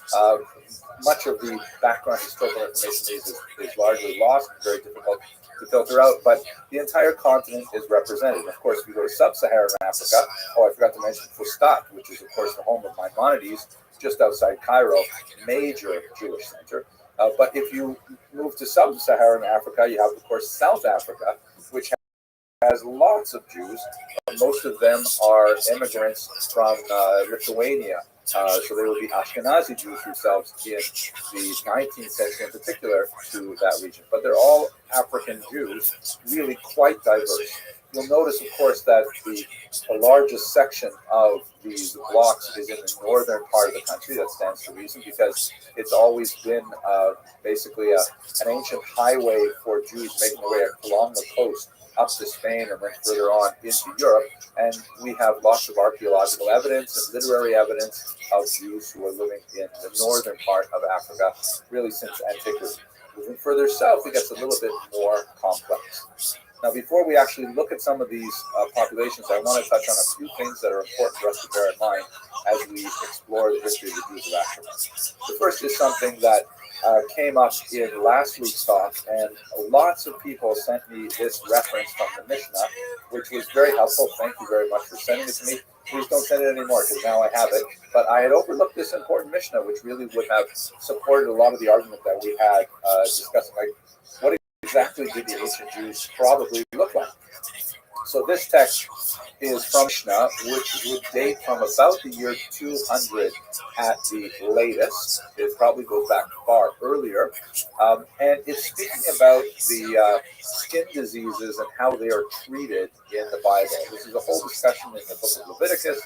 And this is like a very clinical discussion for experts on how are you supposed to deal with these kinds of skin diseases and so on. And notice that in Jewish thought, these skin diseases are of a spiritual nature, and they specifically affect Jews for various transgressions like character assassination and things like that. So we're talking now about Jews. Look at the first line, look at the English here. The bright spot in a German appears as dull white. The Hebrew term is Germani.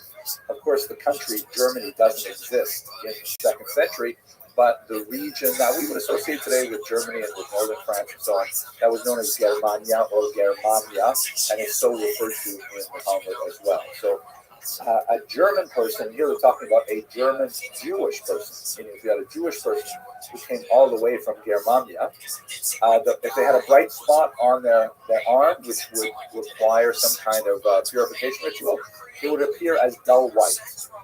However, because the skin tone of an Ethiopian is quite different from a German, it will look different. And the dull white, the text reads, spot in an Ethiopian appears as bright white. Right? Basically, this is sort of an antique scientific document, a diagnostic manual to help specialists try to figure out how to diagnose this tzara spot on people of various ethnicities with different skin tones. Then the text continues. Rabbi Yishmael says, the children of Israel, and then kind of like a pious phrase, may I be an atonement for them, are like boxwood, neither black nor white, but of an intermediate shade. So this is an interesting thing. He actually gives us a marker to try and determine what did the skin tone of the Israelites, at least from the secondary, look like. This is what boxwood looks like. It looks a little bit more olivey than my skin as I'm looking on my screen here. And here's a few different tones that would happen if it's sealed or if you look at the end grain. But I think that basically comports with the image that we had prior, that the Jews of antiquity probably had skin tones somewhere in this family. But please note, very importantly, Mishnah is talking about all Jews of a variety of skin tones. The Mishnah specifically those Jews who are, of the same lineage as Abraham, Isaac, Jacob, so on and so forth, but that there are also Jews who are Germans and are Ethiopians as well. In other words, kind of like a big tent Judaism, which I think is very important for our discussion as well. One of the negative aspects of this overall story, however, is something known as the Hamitic myth. And this comes from a rather bizarre story that occurs in the book of Genesis, where Noah, who is shown here in the Nuremberg Chronicle, he looks like he's passed out. They land the ark somewhere around Mount Ararat in Turkey. He gets out and immediately he plants vines and he drinks the fruit of the vines, which gets him drunk, and he passes out naked. His sons, Shem and Ham and Japheth, discover him. And Shem and Japheth, although Japheth here, is showing he's covering his eyes, doesn't want to see his father's nakedness. Shem is covering him up. Ham, and specifically his son Canaan, mock their father in the situation. There's like amplification from the Midrash as well. And as a result, when Noah finally comes to, he places a curse on Canaan, the son of Ham, and that curse is associated in much of rabbinic literature with African servitude. And that's a very hard thing to sort of dislodge much of the subsequent 2,000 years of the literary tradition. If we had more time, I would go into the various apologetics to try and understand how that can work with the more inclusive model that most of the texts provide for us. But I think the best way to understand this is the way Ephraim Goldberg, Rabbi Goldberg from Boca Raton, once says that this particular midrash is just a great example of why you shouldn't teach all midrashim to children, as some passages really have to be saved and studied later and so on. But nevertheless, there is this Hamitic myth, which runs as kind of like a scarlet thread through any discussion of Africans in the Jewish tradition, and it's often a rather negative one.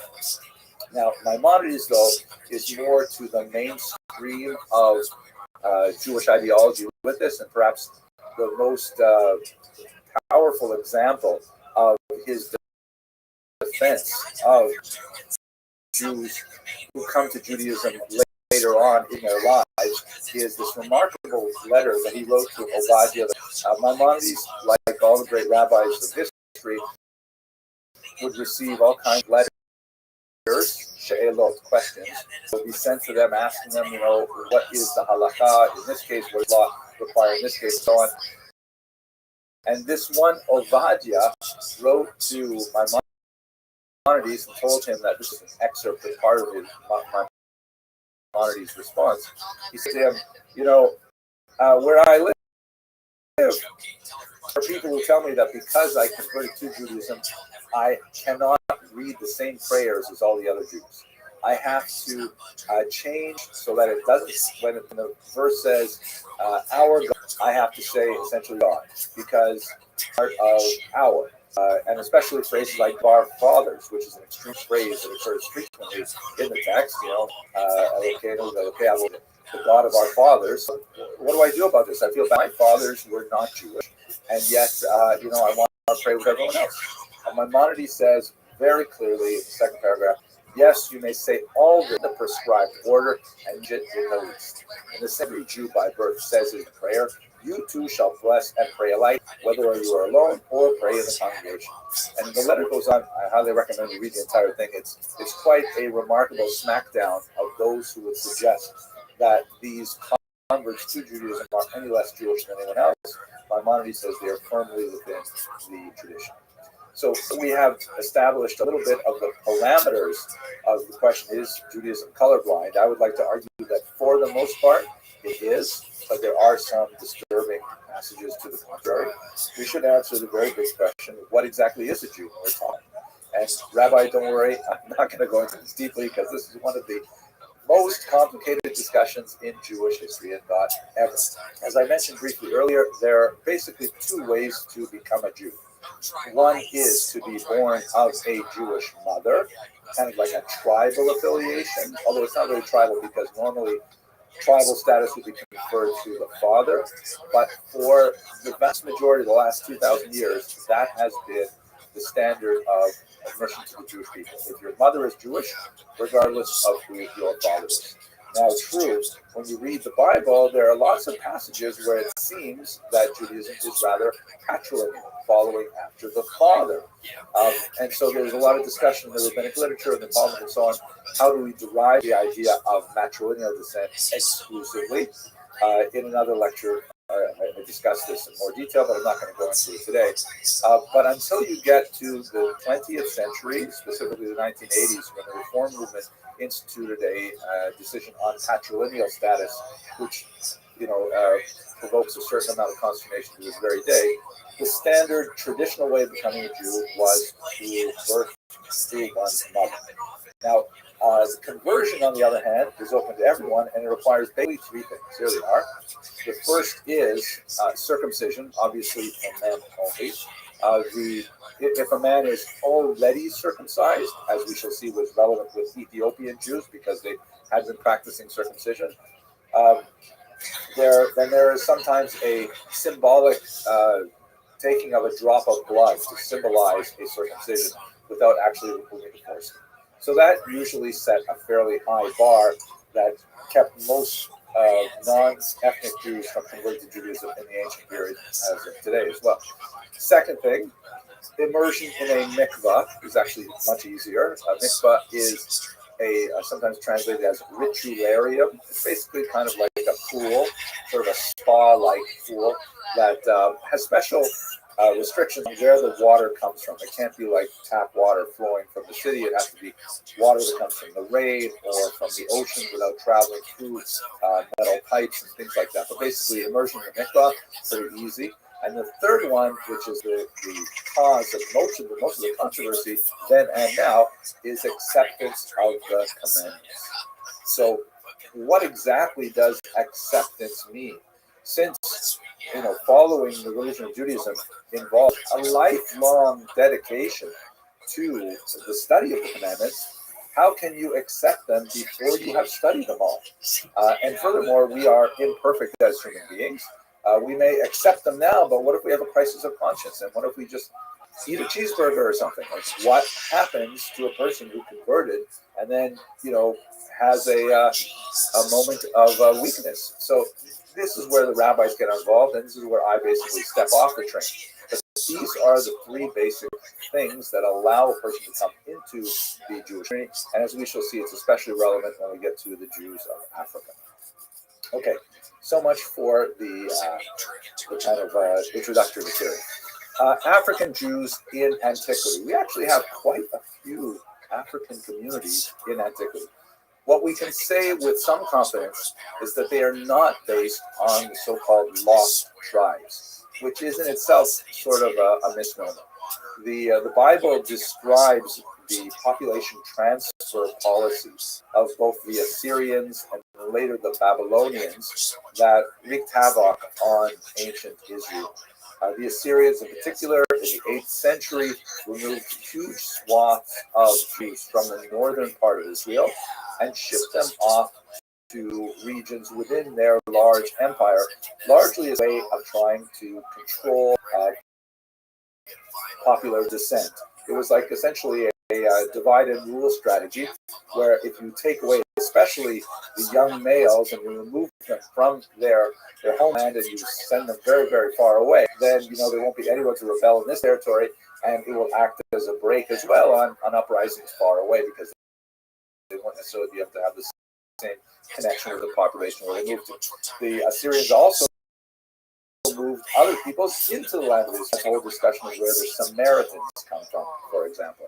So where, and about the 10 tribes that were living north, it's a misnomer that the north was completely rooted with Jews. There were still Jews who remained in the area. Many of them fled south to bolster the relations there, but it's not like a modern operation where you can actually conceive of something like a Judenine environment. This was a heavy population loss, and it was so much so that it deserved mention in the Bible, but it certainly does not mean a complete evacuation of Jews as a whole. We know where those Jews went from the biblical description, specifically in the region of Hamath, Gozan, and the Median Empire. And I've shown here with these three circles, these three red circles. If we put that into a modern map, most of those 10 tribes, or the people that were displaced, were sent to what would be the borderlands of Lebanon and Syria today, or northern Syria, perhaps the Kurdish areas, and then further east from Mesopotamia, northeast of Baghdad. And it's quite possible. We do have archaeological evidence of Jews in those areas, which is really quite fascinating. There is a long period where they do try to retain their Israelite identity and so on, but ultimately they just merge with the population as a whole. But that's where the 10 lost tribes end up, as best as we can tell. We don't have any indication of them making their way south to Egypt, but we do have lots of other Jewish populations in Egypt. One of the most fascinating ones, I think, is the Jewish population in Elephantine. You can see here on this map, it's in the Upper Nile. I know when we look at this map, the Upper Nile is in the lower part of the picture. That's because the Nile flows from south to north, so the higher elevation of the Nile is in the south. And there's this settlement there that was discovered in the 20th century that actually has a Jewish temple there. Amazingly, it was kind of like a rival temple to the temple in Jerusalem. And it's just tantalizing clues as to what the Jews were thinking in Elephantine to have a separate temple besides them. But we also have, the ruins of the temple have been excavated. We knew they had a lot of conflict with local Egyptians. The temple was ultimately destroyed by the followers of Mun, another Egyptian religion. And we also have a significant number of documents, many of them stored right here in the holy city of Brooklyn, that are Aramaic documents of communications between the ancient city of Elephantine and Jerusalem. And it's fascinating to see how they communicate with each other. Where did this community come from? Most scholars believe that this was originally a military colony of Jews that was set up during the period when the Persians dominated the region in the 6th century before the Common Era. We're talking about a very, very long time ago, a very significant Jewish population in the Upper Nile region. And we don't know what happened to them after their temple was destroyed. Not impossible to imagine that they may have some lasting effects in the local population, because it's not that far from Ethiopia, which will be a major part of our story. If we go to the lower Nile Delta in Africa, you see there's a very important city here called Alexandria. Alexandria, established by Alexander the Great, 4th century before the Common Era, also very, very ancient, had a huge Jewish population that is actually recorded in the writings of Philo, also pronounced Philo, and others. We know that they had a very large population in a specific Jewish quarter that occupied quite a good fraction of the city. We know that they had significant conflicts with their neighbors as well, and there was actually a series of attacks on them in the context of larger political forces at play. But there's no question that we've got these very, very ancient Jewish communities living in the Egyptian region of Africa totally separate from the entire Exodus story, which would have been, 1,200 years prior to the settlement that I'm describing in Alexandria today. Okay, so this just gives you a sense of how Israel had a tremendous amount of interaction with its neighbor to the southwest, just on the African continent, and it's not surprising that they would leave some lasting mark. Now, I mentioned many different Jewish groups, or many groups of people who identify Jewish origins in Africa. Some of them have some interesting support from DNA studies, but for the most part, they're completely bereft of sure that describes what their presence in the African continent. A major exception to that rule is the famous Jewry of Ethiopia. We know for centuries that there was a Jewish community in Ethiopia, a living Jewish community in Ethiopia, not long gone like Alexandria or in Alexandria. But the real question is, because these Jews were largely illiterate, even the Torah that they have is different from ours. It's not written in Hebrew. It's written in Ge'ez, which is a local holy language, and today they speak primarily Amharic.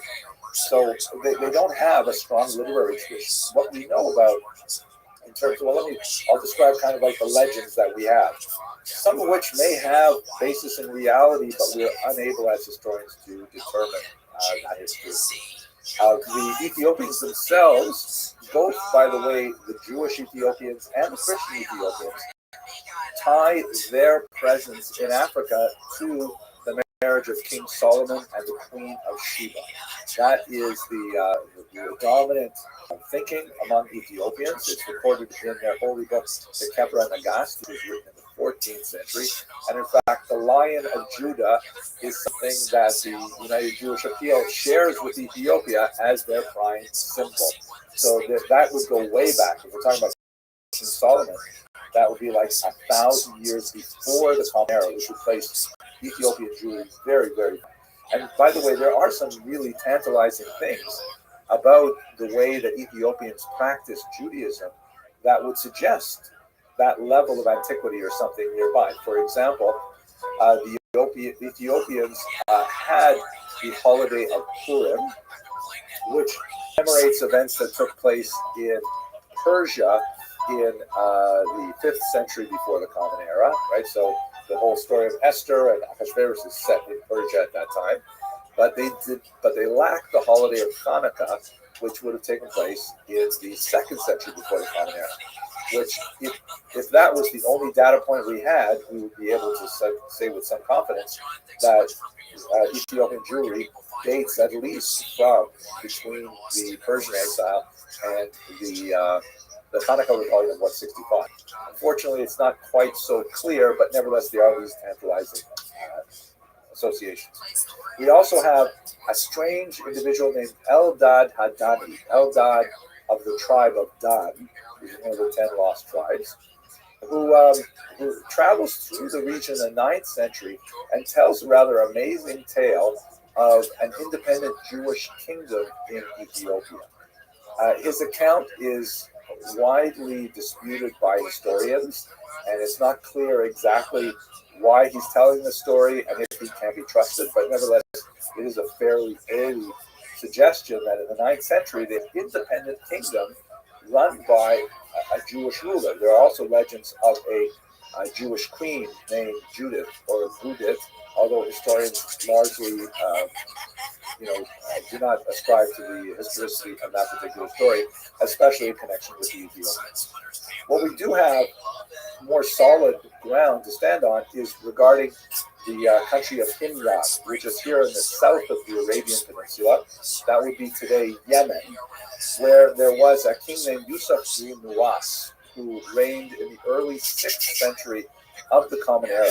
Kind of an interesting figure who was Jewish, and also he was a very powerful ruler, and he actually waged war on Aksum, which you can see here on the left. Aksum is what the Jews would call Kush, or Ethiopia. Aksum is the city, the capital city of Ethiopia. And he waged war on Aksum, and there are many historians who would argue that it was at least in the 6th century that Judaism was introduced through Nuwas and his armies into the region. Still, all of these things are largely apocryphal. We don't know how to evaluate the statements. The Ethiopians themselves left very little written record to help us figure these things out. So it's very difficult to actually verify the existence of a medieval Jewish state. But we can say with great confidence is that there was a medieval Jewish people in Ethiopia. They call themselves the Beta Israel. They used to be called in Western literature the Falasha, but that is a derogatory term which they prefer not to use. But that's the people we're talking about. Beta Israel means the house of Israel. That's what they would call themselves. The rest of the Jewish world knows about them largely through various travelers who make their way around the Mediterranean basin and further south into Africa. One of them, not a Jewish traveler, James Bruce, published this work in the 18th century that was extremely popular, and he really, gave to the widespread awareness that there was, in fact, this ancient Jewish people living in Ethiopia. But we have many, many other sources besides James Bruce in the 18th century. We have, we mentioned him last week, Ben Gisela. We have the great scholar Rabbi Ovadia of Bertinoro. That's a major commentator on the Mishnah, known simply as Rabbi, the Rabbi. And he encounters and interviews Ethiopian Jews. And so there's lots and lots of examples, Pataki of Regensburg, many others, who attest to the fact that, yeah, there's a Jewish community living in Ethiopia. They're different from us in a lot of ways, but they are in fact there. So, but with James Bruce's popularization of their account, this sort of brought unwanted attention to the Ethiopian Jews because it was primarily Christian proselytizing efforts that was directed at them, because there's something special about finding an ancient Jewish community and turning them over to Christianity that must have appealed to a lot of early, convert seekers. And so there was a renewed attention from Europeans on the Beta Israel from the 18th century on. In the 19th century, the organized Jewish community gets much more involved, and they begin to have delegations going to the Ethiopian Jews, working with them and working to reintegrate them into the larger Jewish population. But this attention from outsiders did not improve their local situation in Ethiopia. It's believed that at this time, that's when they acquired the name Falasha, which means something like outsider or wanderer. And they began to find themselves the ironic, it's not really ironic, it's the Jewish condition, but they began to find themselves the targets of anti-Semitism. So that's one of the downsides of being Jewish, I guess. But at the same time, in the halakhic literature, if a person insists on his Jewish identity despite persecution, it's another argument to validate his claims of Jewish identity, because why would anyone want to go through that? The Ethiopian Jews make a huge change for themselves in the 20th century in particular. Over the course of the 20th century, when some important figures like Yosef Halevi and his student Faith Village come to the Ethiopian Jews and begin to give them Hebrew literacy, introduce them to many texts which they had never seen before, the Jewish tradition. And many organized Jewish communities begin to form linkages with the Beta Israel, and especially after the establishment of the state of Israel, there's increasing demand that both from the Beta Israel themselves and also from the large Jewish world to bring this long-lost sibling of the Jewish world into Israel per se. That eventually happens with tremendous success in the last decades of the 20th century. But let's understand a little bit of the roots of determining with absolute clarity that, in fact, they are Jewish. Perhaps the most important figure in this debate is Rabbi David ibn Zimra, known as the Rabbi, who's an extremely important rabbi who lived in Cairo at the turn of the 16th century. He interviewed Ethiopian Jews. Again, Cairo is not that far from Ethiopia. He interviewed them, and he laid down a very important psak, or a very important decision, which reads as follows. Those who come from the land of Cush, right, out of Ethiopia, are without doubt of the tribe of Dan. And because there are not among them scholars, masters of tradition, they seize unto themselves the literal meaning of Scripture. They are like children who were kidnapped and have been raised among non-Jews. So this is a huge thing that has tremendous ramifications for the Beta Yisrael.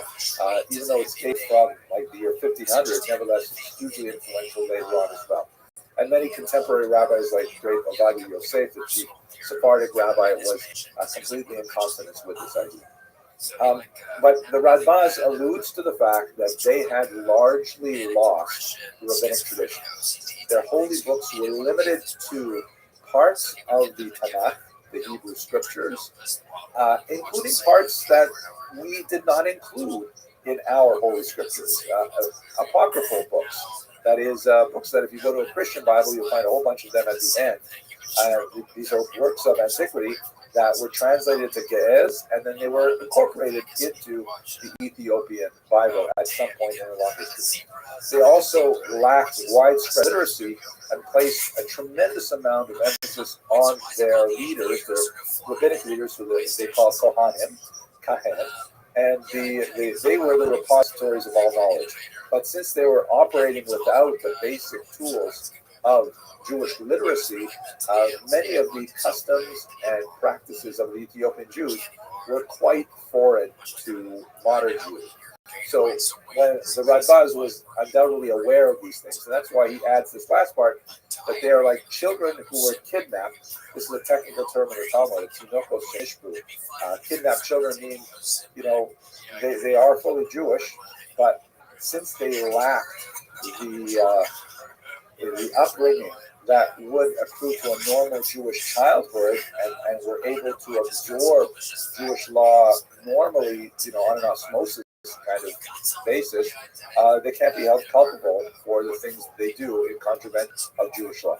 So a tremendous amount of extra tolerance has to be paid to them in order to integrate them back into the rest of Jewish society.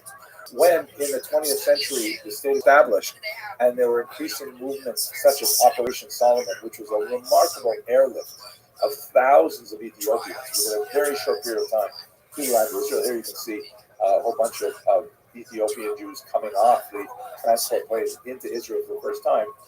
There were many calls for at least some kind of symbolic conversion, because even if we were to affirm the notion that they are all descended from original Jews, since they had lost many of the laws of marriage and the laws of inheritance, the laws of divorce, very important, then they could have all kinds of other statuses that would be untoward and make it difficult for them to marry other Jews. So the compromise that was effected with a certain amount of controversy, this is after all the state of Israel, everything has this controversy.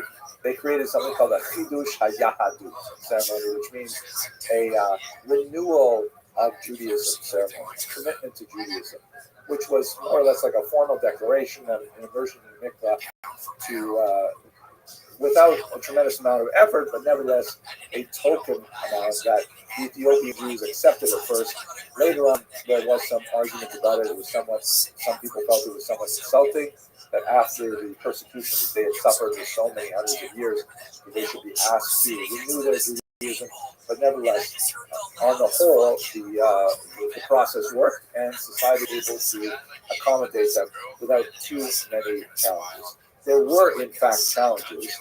Ethiopian Jews do suffer a degree of discrimination in Israel, as one might expect, perhaps, for such a foreign new community coming into the land of Israel.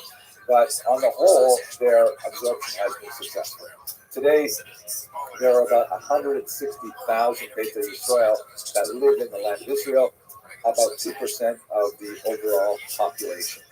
And so that's kind of like a great story. Now, let us move to America, as I suggested we were going to bring this home to this country.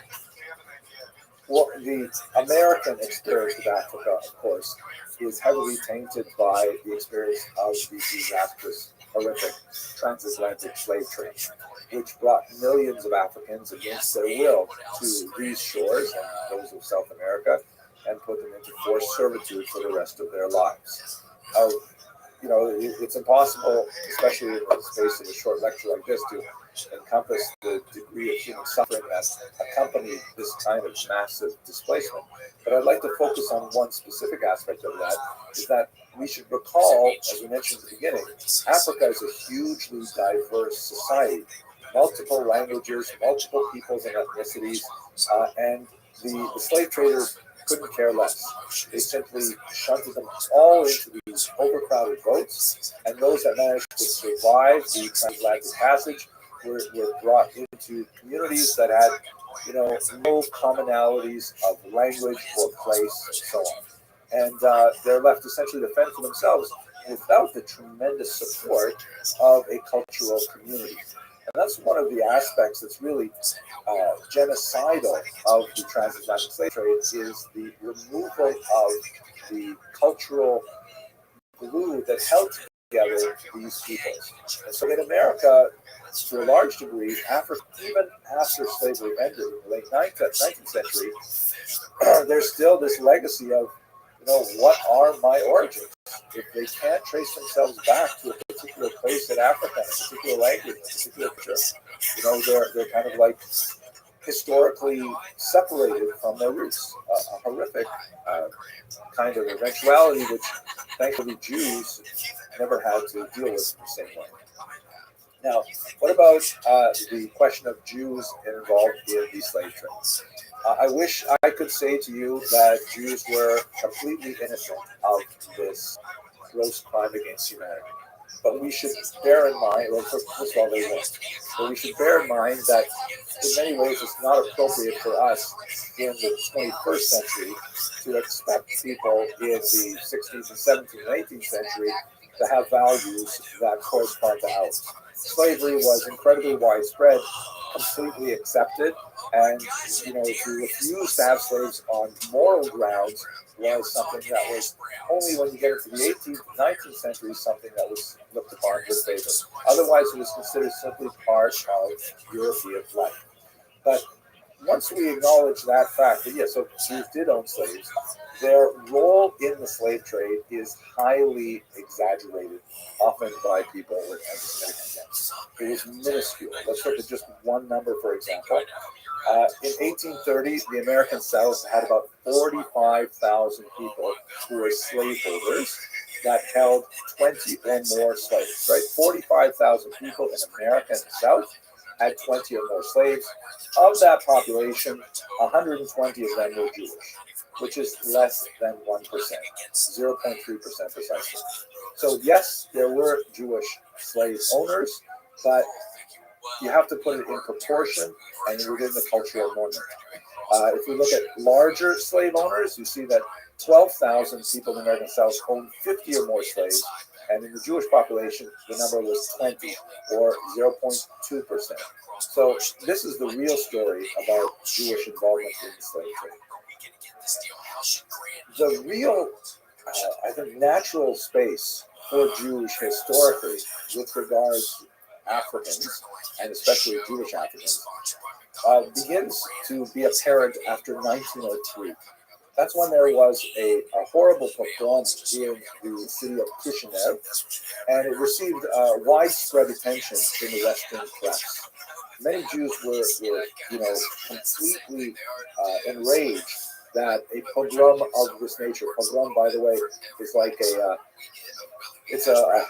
somewhat spontaneous, say semi-spontaneous attack on a Jewish civilian population by a combination of sometimes people in arms, sometimes gangs of hoodlums, sometimes the local population rising up. It's sort of a generic Russian term used to represent that kind of attack on a civilian defenseless population. So that particular pogrom in 1903 motivated a lot of American Jews to look beyond the narrow parochial nature of their Jewish concerns and to look to any other oppressed peoples. And of course, the greatest example that anyone can see in the United States of America were the Africans. So the NAACP was founded largely with very strong early Jewish organizational support, and this is just one of the many examples. This is really where Jews felt themselves at home over much of the 20th century. Another example of this would be Abel Meeropol, who was a poet who, after encountering the horrific cases of lynching in the American South, composed a poem that was later hauntingly rendered as Strange Fruit by Billie Holiday, which was able to capture the grotesque nature of the American cruelty to Africans in a way that was, in my humble opinion, uniquely Jewish, and in fact even had a kind of prophetic voice to it. You also have, in the civil rights era, this is where Jews broadly wanted to join with their African neighbors in promoting their civil rights. There's a terrible story of three northern teenagers, or two northern teenagers and a southerner, who went down in the Freedom Summer to protest segregation in the South, and they were kidnapped and then murdered by the Klan. Two of them were Jews from the Northeast, Andrew Goodman and Michael Henry Schwerner, and they shared a grave with James Earl Chaney. This is where the whole iconic image that Jews often have of their relationship to the black struggle for equality exists. And this is an iconic photo that I'm sure many of you in this call will recognize.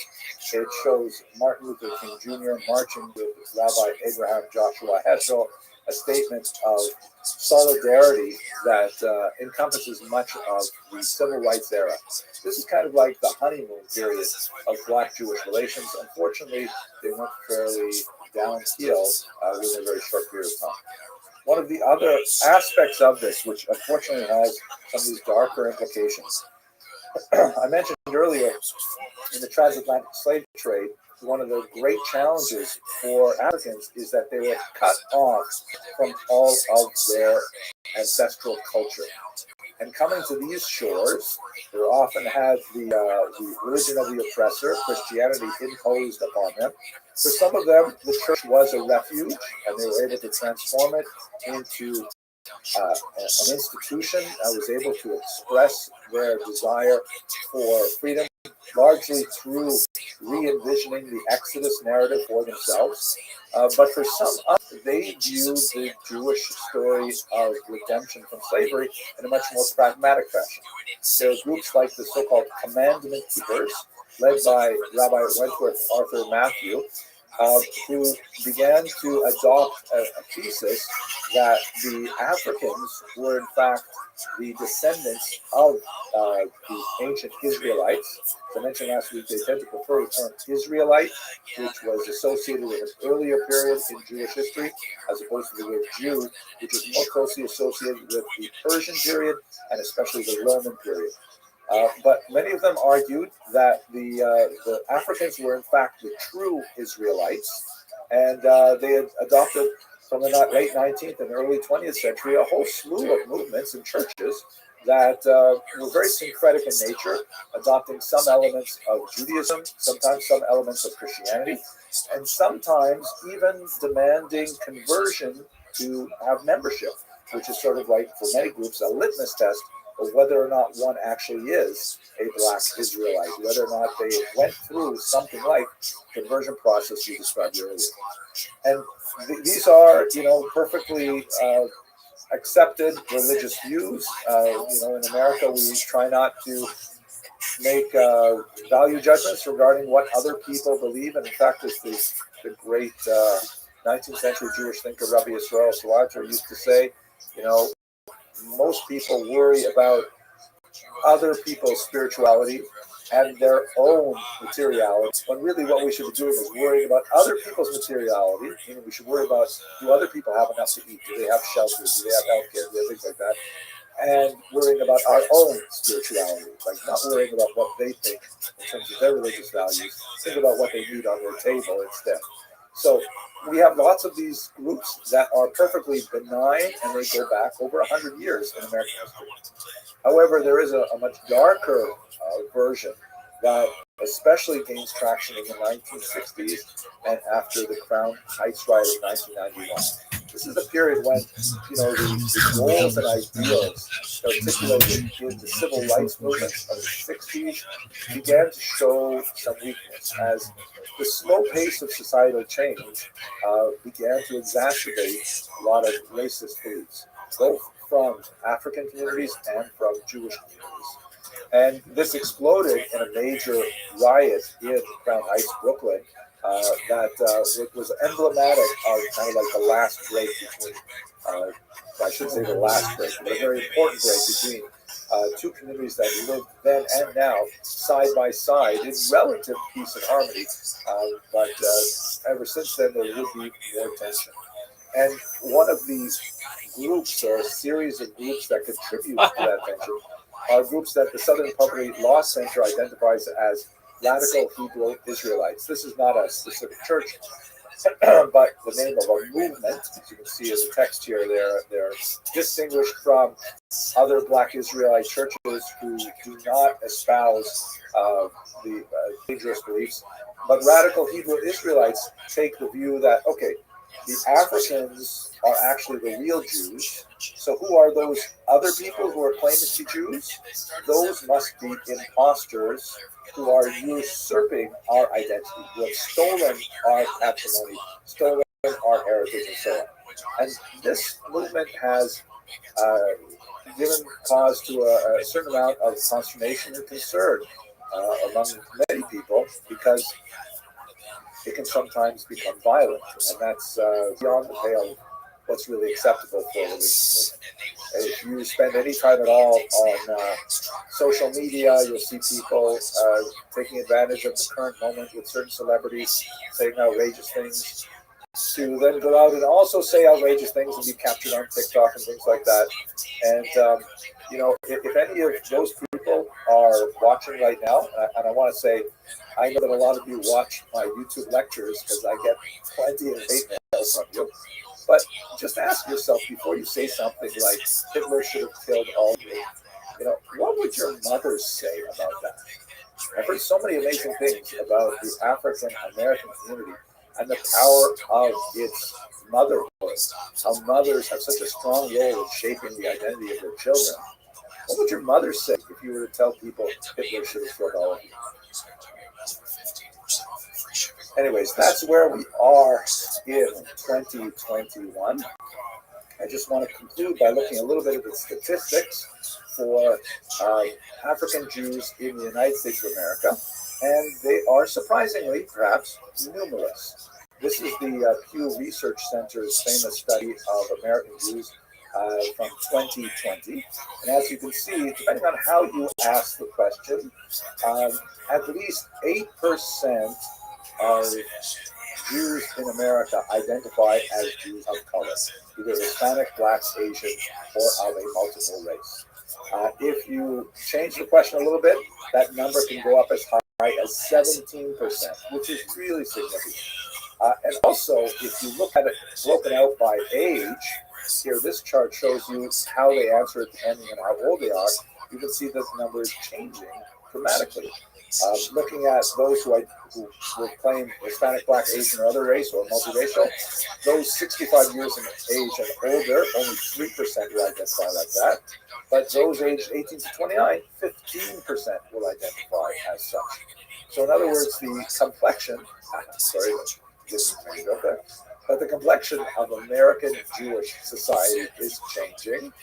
And, we should, in my humble opinion, embrace the diversity and learn to absorb the wisdom of the many people that come together to make up the Jewish people. With that, I want to thank you so much for your attention, and we've got a few minutes for questions and answers.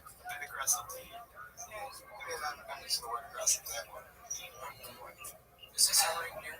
Don't make me write copy. I don't know how to be passive aggressive. Have you ever been? I don't know. Yeah, that does sound like you have.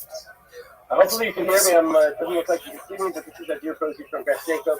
I want to thank everyone once again so much for joining and supporting our phenomenal series that comes to close this evening. 3-part series with Dr. Henry Anderson, which, again, from the feedback that's come to us, has been universally praised as really so comprehensive, clear, and a really important window into Jewish history and really Jewish. We want to thank also our sponsor for that Jacob, Gary Madeline Eisenberg, who was commemorating the 10th birthday, Evelyn Saxford, who is SNL by Yehuda Gittel, and the upcoming honoring the upcoming bar mitzvah, Aaron Yishaya Cohen Eisenberg, which will be on Shabbat Hanukkah. We want to also thank all the best Jacob members and community members who have come take part in this session and have been offering such valuable insight. And of course, last but not least, thanks Dr. Abramson for this is our chazaka of 3 times of really top-notch programming. We appreciate it so much. I look forward to having our third installment this evening. And for those of you on our mailing list, you'll be able to see the YouTube recording of all of the lectures. 2 have been sent out so far. We'll have 1 more coming after this lecture. So we'll be able to continue to learn going forward. With that, we again thank everyone for joining. And I hope Thank you so much, Rabbi Posey. It really is a wonderful privilege to be able to speak to you and your amazing tequila, and I'm really grateful for the feedback. Not quite as grateful for the feedback I've gotten in the public sphere with YouTube, because there's lots of nasty people, or I should say nasty people, lots of nasty comments from people who felt either I was too liberal or too conservative. So I hope that this series makes a positive impact on how people approach these difficult questions in public discourse. By the way, the background is a little different because I am currently in transit. The Great Association for Jewish Studies Conference is taking place in Boston this weekend, Sunday and onwards, and I'm on my way to present a paper there on the Jews of Ukraine.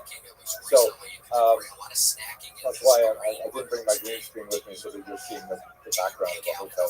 So here is the opening joke, which I think in many ways speaks to the deeper issues that we have been looking at in terms of questions of Jewish identity in the last 2 lectures, and we'll continue with today as well. It's one of my favorite jokes because it has really a tremendous amount of depth to it that's expressed in a classically Jewish manner. So the joke goes like this.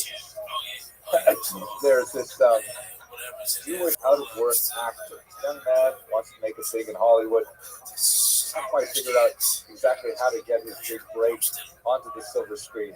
And one day he's reading in the trade journals that there's an audition coming up for a gorilla impersonator. And, he's tired of waiting tables. And although it's not the kind of great role that he's always been hoping for, he thought, maybe this will be something anyway. It's better than working in a restaurant. So he goes to try out for this role, and he actually gets the part.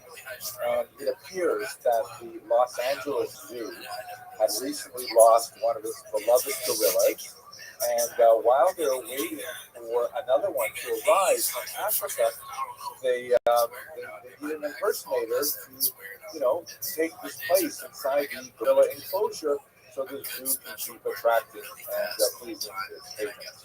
So, he takes the job and he goes into the gorilla enclosure, and he finds that at first, although it's somewhat humiliating, he starts getting into the role. He's been Stanislavski, method actor, and he finds he thrills with delight when the children squeal at his antics, and he beats his chest, and the parents are smiling, and he's actually really enjoying his new role as a gorilla impersonator. One day, when he's really deeply into the role, he's swinging from vine to vine in an unusually violent manner, and he accidentally finds that he swings right out of his enclosure and lands in the quivering lion's den. And he gets himself up from the ground, he looks up into the face of a ferocious lion, and he realizes, oh my gosh, this is the end of my life. I'm about to be devoured by this massive feline. So, because he is, after all, a good Jewish boy, and he remembers what he learned back in Cheder, that at the end of a Jew's life, he or she is supposed to pronounce the great statement of God's unity. And so he covers his eyes and he says, Shema Yisrael, Hashem Elokeinu, Hashem Echad. Hear, O Israel, the Lord our God, the Lord is one. He takes his hands off his eyes, and the lion says, Baruch Shem Kavod Malchusol Le'olam Va'ed. And then from next door, the giraffe says, Shah, you'll get us all fired. I hope you enjoy that joke. It's hard to tell because I'm speaking in a hotel room through a laptop right now, and I realize I've never told this joke through a blank screen, so I'm hoping you're laughing on the other end. But I think this joke is especially useful for us because it points to the degree to which Jews will manipulate, the parameters of identity to learn how to adapt to the varieties of societies in which they live.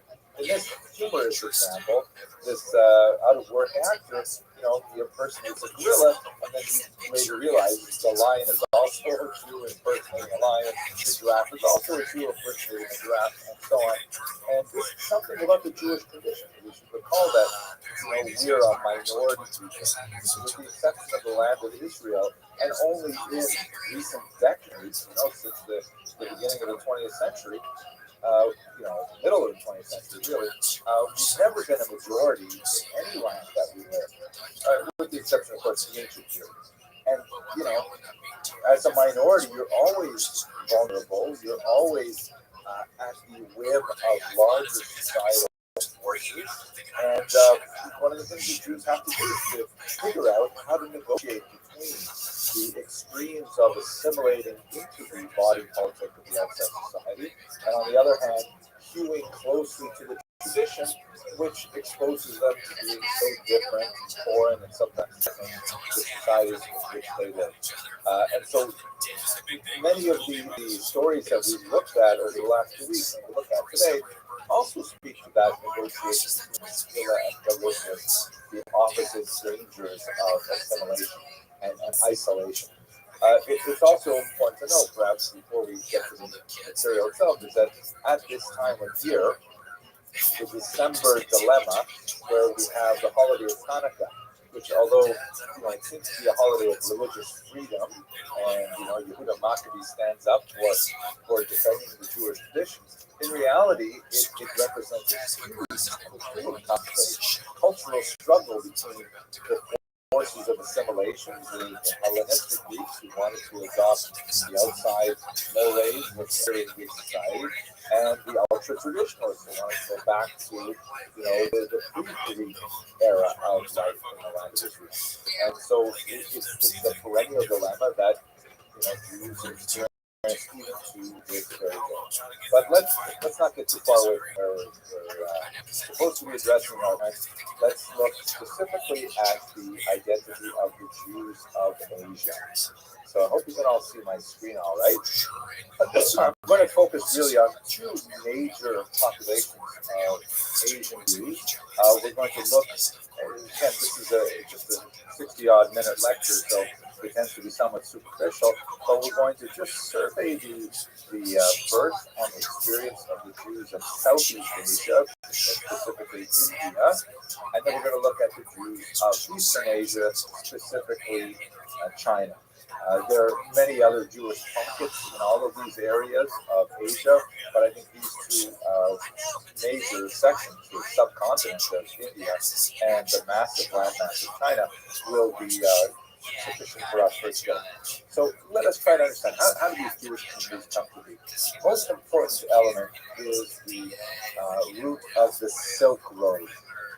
This is not really one route, but actually multiple routes that essentially carried valuable goods from east to west and vice versa. In the west, which means essentially the Mediterranean basin, tremendous desire for certain luxury goods that were produced in the Far East, like silk, which eventually would be moving further and further west in terms of its production. But the Romans in particular loved silk clothing. It's something really, as today, considered a huge luxury item that was heavily sought after. And also, this is sometimes called the Spice Road because the India in particular and China as well had a tremendous number of preservatives that could be added to food to preserve the flavor and sometimes to mask the putrefaction that would occur as a result of the lack of refrigeration. So in other words, they needed spices to make food more palatable, especially because they didn't have ways of preserving foods other than smoking or pickling and things like that. So bringing things like that from the west and from the east, and bringing from the west often goods, weaponry, swords, things like that.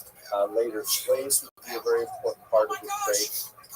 And it extends from the ancient period right up until the 15th century with the discovery of the Americas. And we should recall, of course, the whole enterprise of the attempt to discover the Americas was the attempt to find a shortcut for the Silk Road, where explorers thought, maybe rather than going in this very difficult overland route or this roundabout seaborne route where you have to hug the coast, maybe we can find a shorter way to get to India and China, and that's in fact how they bumped into South America, Mesoamerica, and North America, and the whole, everything changed after that. But have a look at this map here. You can see the major routes of the Silk Road. The green road is the major overland route that goes primarily through Central Asia. And to the south, in particular, you have maritime routes. The maritime routes are the ones that we're going to begin with, looking at the settlement of Jews in the Jews. So, what do we know about Jews following these routes? We do know that Jews were heavily involved in this trade for a very long time. And in fact, we're not going to discuss it today, but in the 9th century, Jews were considered the masters of the Silk Road, a particular group called the Rabbinites that were based in southern France, along the Rhone River, which is called Rhodanus in Latin, and name Rabbinites. And they followed all of these routes and even more, because by the time you get 800 years down the road, there's a lot more trade in northern Europe and so on. So this is something that Jews had been doing for a very long time. The major settled population of Jews was where this circle is located. This would be centered, you can see, on the city of Ctesiphon, which is in Aramaic, Nicosia, one of the most important Talmudic cities, and this is the major center of Talmudic Babylonian Jewry. There's definitely Jews living in the land of Israel, there's Jews living in Egypt and in Asia Minor, but the beating center of Jewish spiritual, intellectual life was really in this region of southern Mesopotamia, where the Tigris and Euphrates rivers come to spill into the Persian Gulf. And this is, as you can see, smack on the trade route of the Silk Road. So Jews were right at the very heart of it in this region early on. How we know Jews were traveling it, there's many different archaeological pieces of evidence. One of the most fascinating, I think, was discovered by this Hungarian man, Arlo Stein, who was one of the most brilliant archaeologists of the early 20th century. He and his family were Hungarian Jews, although they belonged to a particular group of Jews that were very popular in much of Western Europe until the Holocaust, really, who believed actively in assimilating. They believed that assimilation to Western norms was the ideal, and so although this was not a route that his parents and his sister took, he and his brother actively chose to convert to Lutheranism because they felt that was the ultimate sort of like evolution of Jews in European society was to fit in as much as possible. Anyway, brilliant archaeologist and a linguist, and he did some fantastic studies along the Silk Route. One of the things he discovered along the way, about midpoint, was this massive trove of documents, a library that was secreted halfway along the route, documents in a slew of different ancient languages that were used, left behind by various travelers going back and forth along the route. And included in this book was this particular document here, a beautiful, folded, carefully folded document, which was a slicha. It's a section of a prayer for the holiday of Rosh Hashanah. And it dates from the 8th or possibly the 9th century. So in other words, you can imagine this in its actual original usage. Here's a Jew who's traveling for business along the Silk Road. He knows he is going to be caught somewhere along this road, long journey, over Yom Tov, and so he brings along with him a precious handwritten siddur. Maybe he had the entire davening there. Maybe he only had this one leaf. But he knew that when Rosh Hashanah came around in his own personally maintained calendar, he would stop and he would meditate upon the slicha and he would pour out his heart to God. So it's just a beautiful physical representation of what it must have been like for these Jews traveling along this lonely road and making their peace with God at the same time. So we definitely know Jews were traveling along this road in the middle of nowhere, Central Asia. This is where this turns up. That's where we get evidence of making their way along the way. Let's have a look, though, at the maritime part of the Silk Road first, and specifically, we're going to look at how Jews ended up in the subcontinent of India. And there are multiple populations there that are all representative of various groups that made landfall here and decided to stay because the trade was so profitable.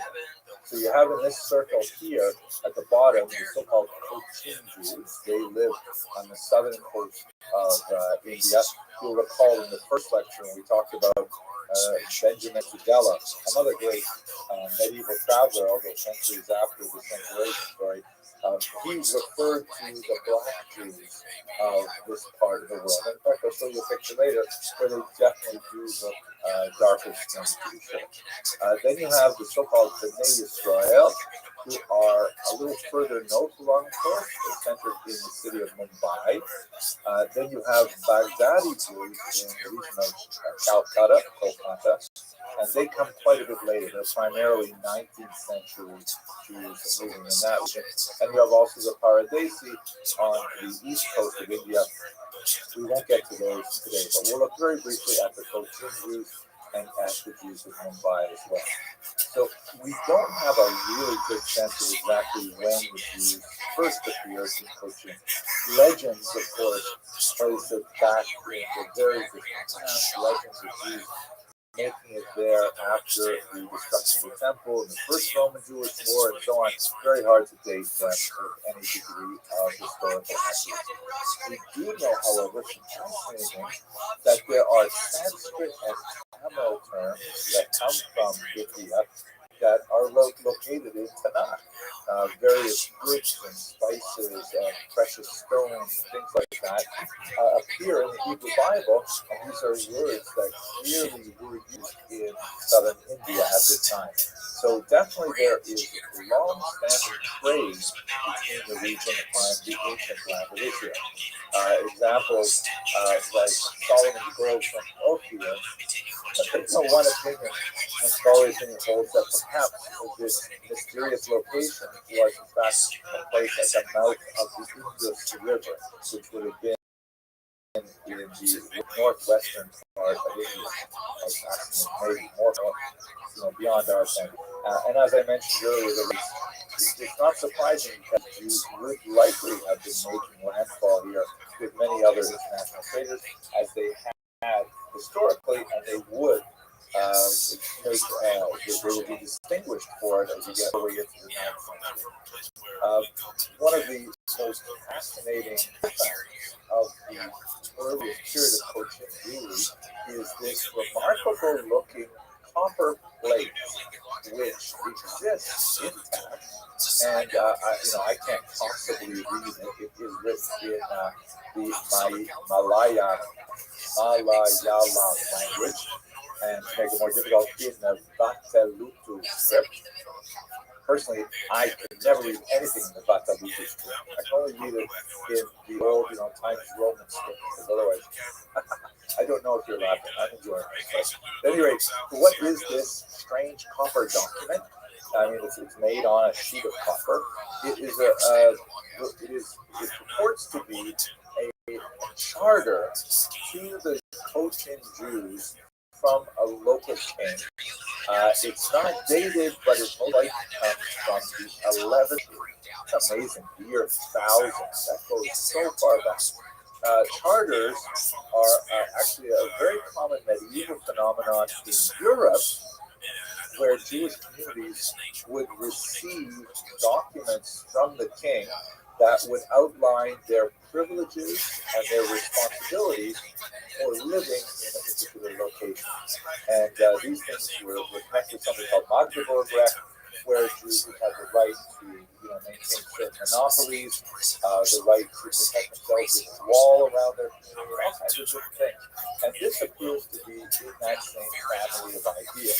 It praises the Jews in one particular leader for visionary understanding of how they could live happily in this land. And in fact, the Jews of this part of the world claim that they experienced no anti-Semitism, which is hard to believe, but it's actually something that's far more common in Southeast Asia and Asia than you would find in Western Europe. The many fascinating customs that we have in India include, for example, this beautiful custom that a bride's skirt would later be incorporated into the parochas. Like the special ceremonial dress of a bride would then be actually used as a kind of a covering for the Torah in the synagogue. A very beautiful kind of connection of the elevation of the dignity of woman and its connection to the protection of the Torah. Beautiful thing.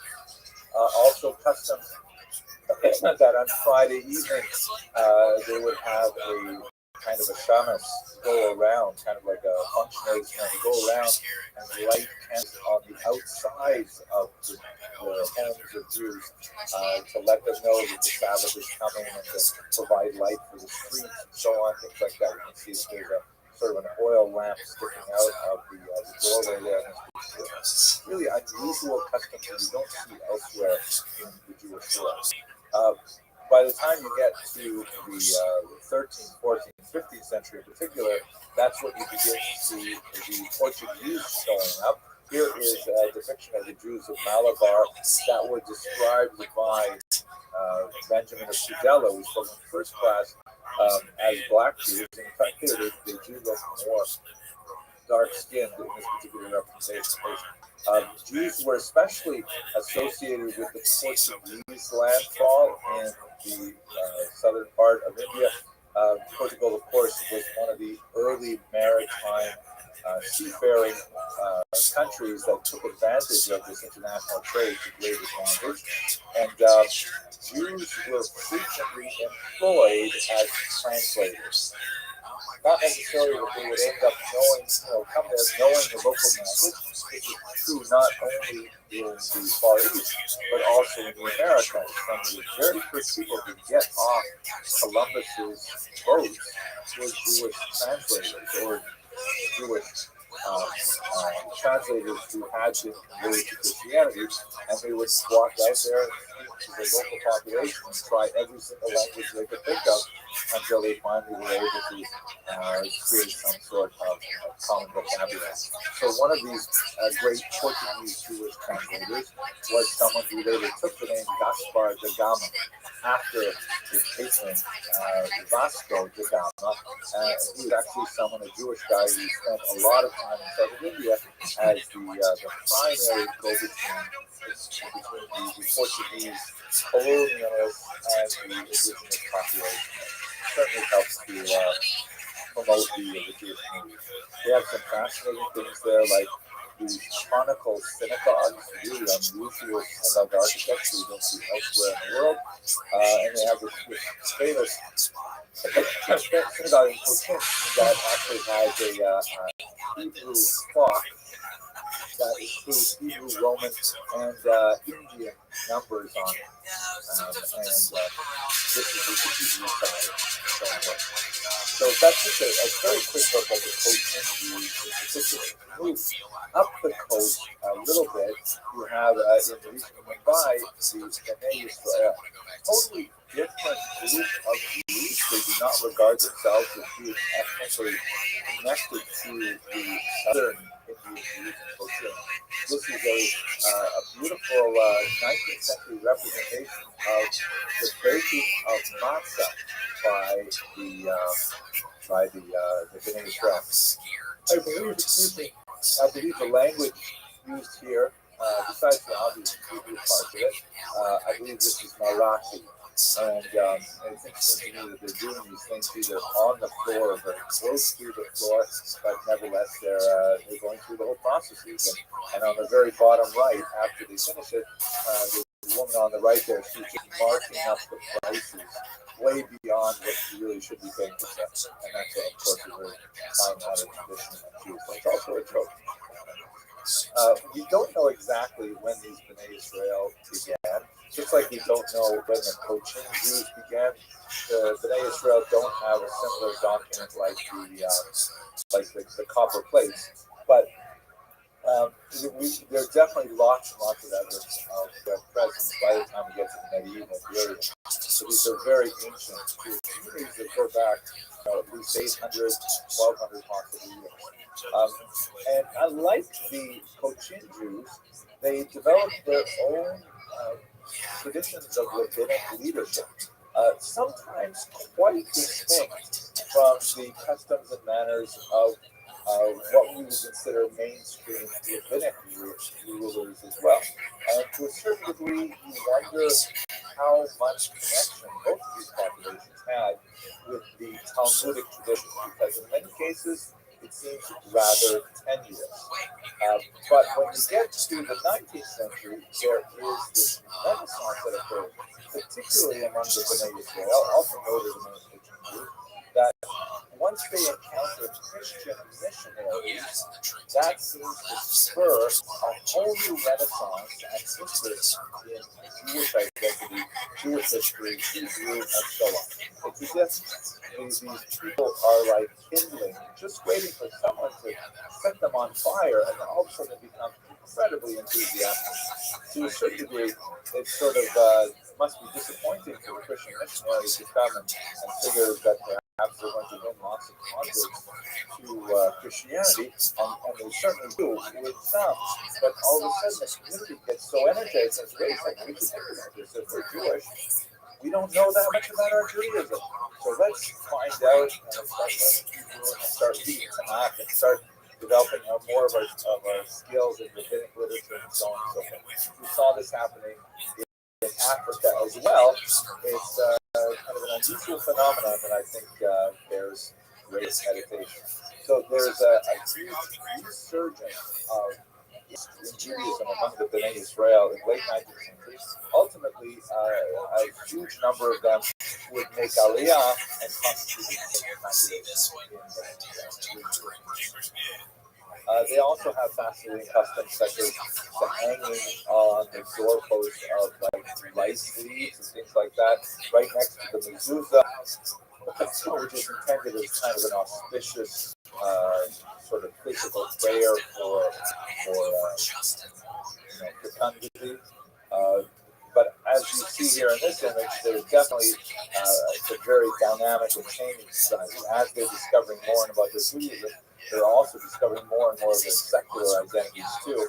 In this picture, which is obviously multi-generational, you can see some rather very different styles of clothing represented between the older generation and the younger generation, with the young man in the center really looking essentially like a dapper European individual, whereas father clearly looks like he comes from an Asian culture. So this is a society that was undergoing remarkable change as they began to explore their Judaism. So that's a quick look at two of the most significant and quite old communities of Jews in Asia. Let's have a look at the Jews of China now, who I find particularly fascinating. So, there's no question that the Jews reached the Far East along the Silk Road. We know that Benjamin of Tudela, although he probably didn't get this far himself, describes Jews making their way all the way out to East Asia.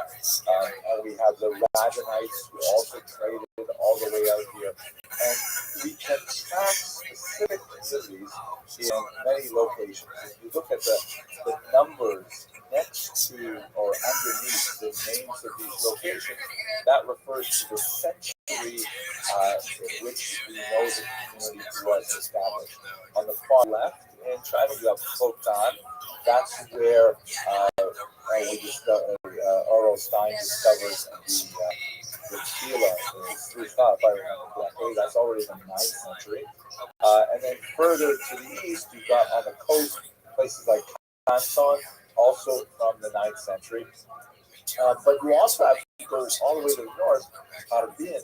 That's actually a very important population of established in the very early 20th century, primarily because, in fact, it's only by this much that I miss personally growing up in Harbin, because the reason why this community had an explosion of Jewish settlement in the year 1904 was because the Russians were locked in a quixotic and desperate battle against the Japanese. And remarkably, even though you think of Russia geographically as a massive country, 1/6 of the Earth's landmass is Russia, fighting against this tiny little series of islands called Japan.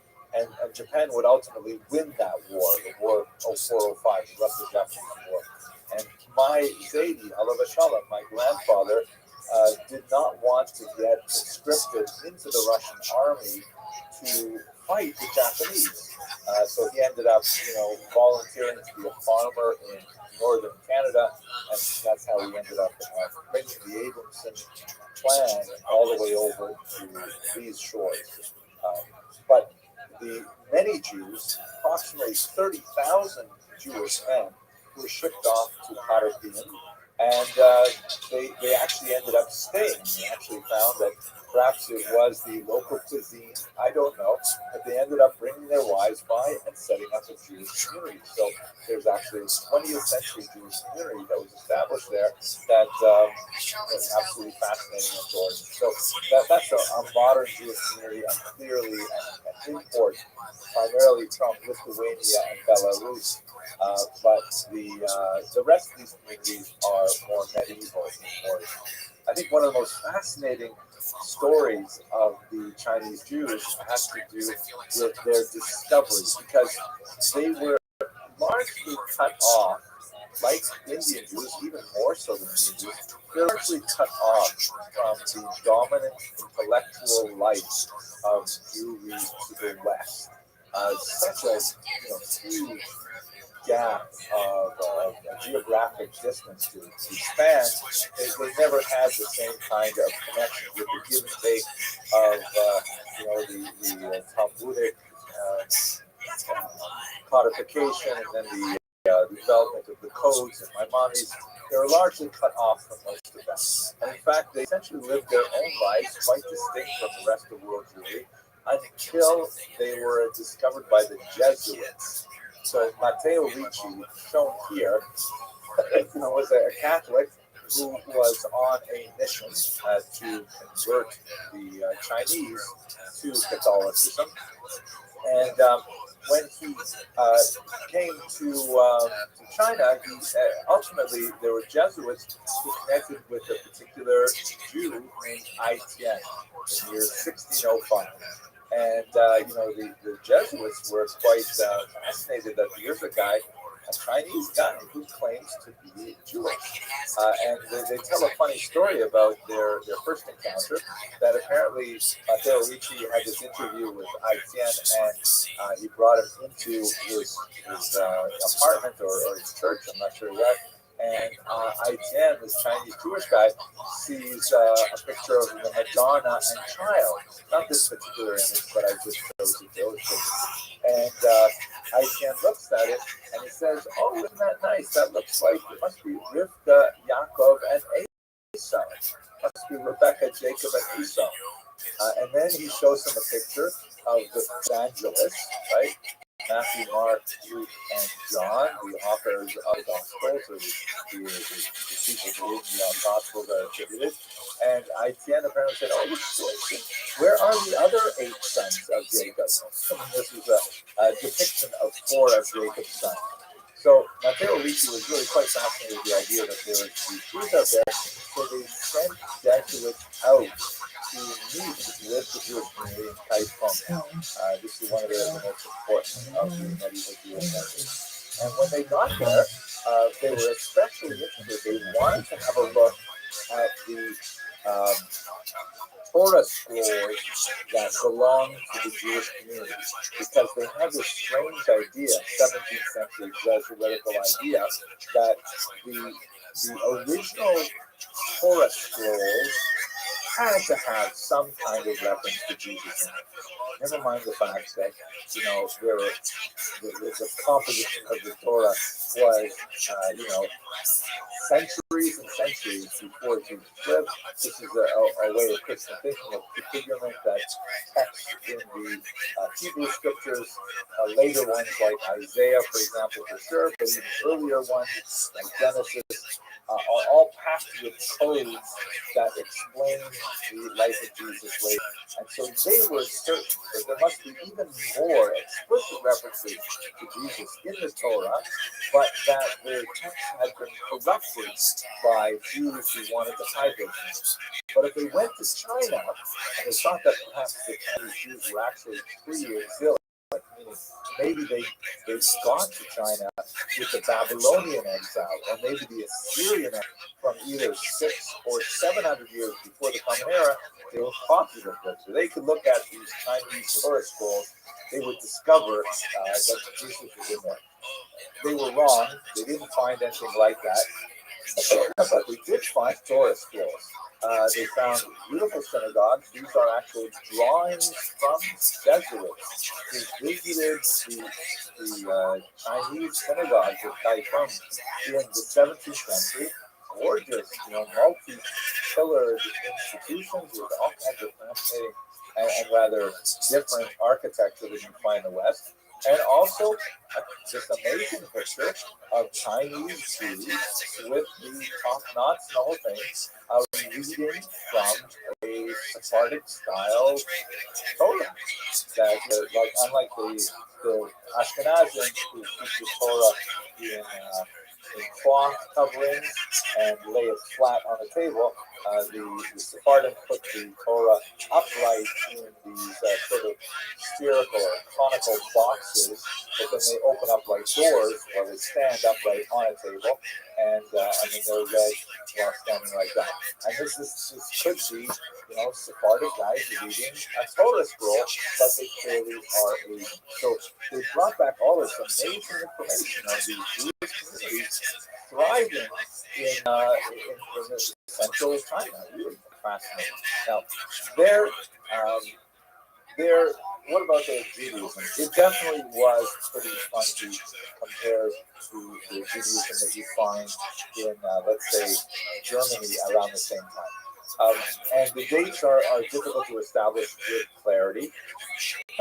One of the oldest artifacts of the Chinese Jewish community in Kaifeng in particular dates to 1489, and these are stelae, meaning like big obelisks that have writing on them that talk about the nature of the community. And these stelae talk about, the people who donated money to build the synagogue. But this is another example of how traditional Jewish communities are, that you're always going to find plaques. In fact, some of the oldest surviving archaeological evidence that we have from synagogues all around the world, well over 2,000 years old, are plaques that say so and so donated the Iron Holiday, so and so sponsored Kiddush last week, maybe not quite that, but you definitely have plaques that specifically name who gave money in order to support the community. And this is a very, very old tradition, older than the Gefilte fish festival.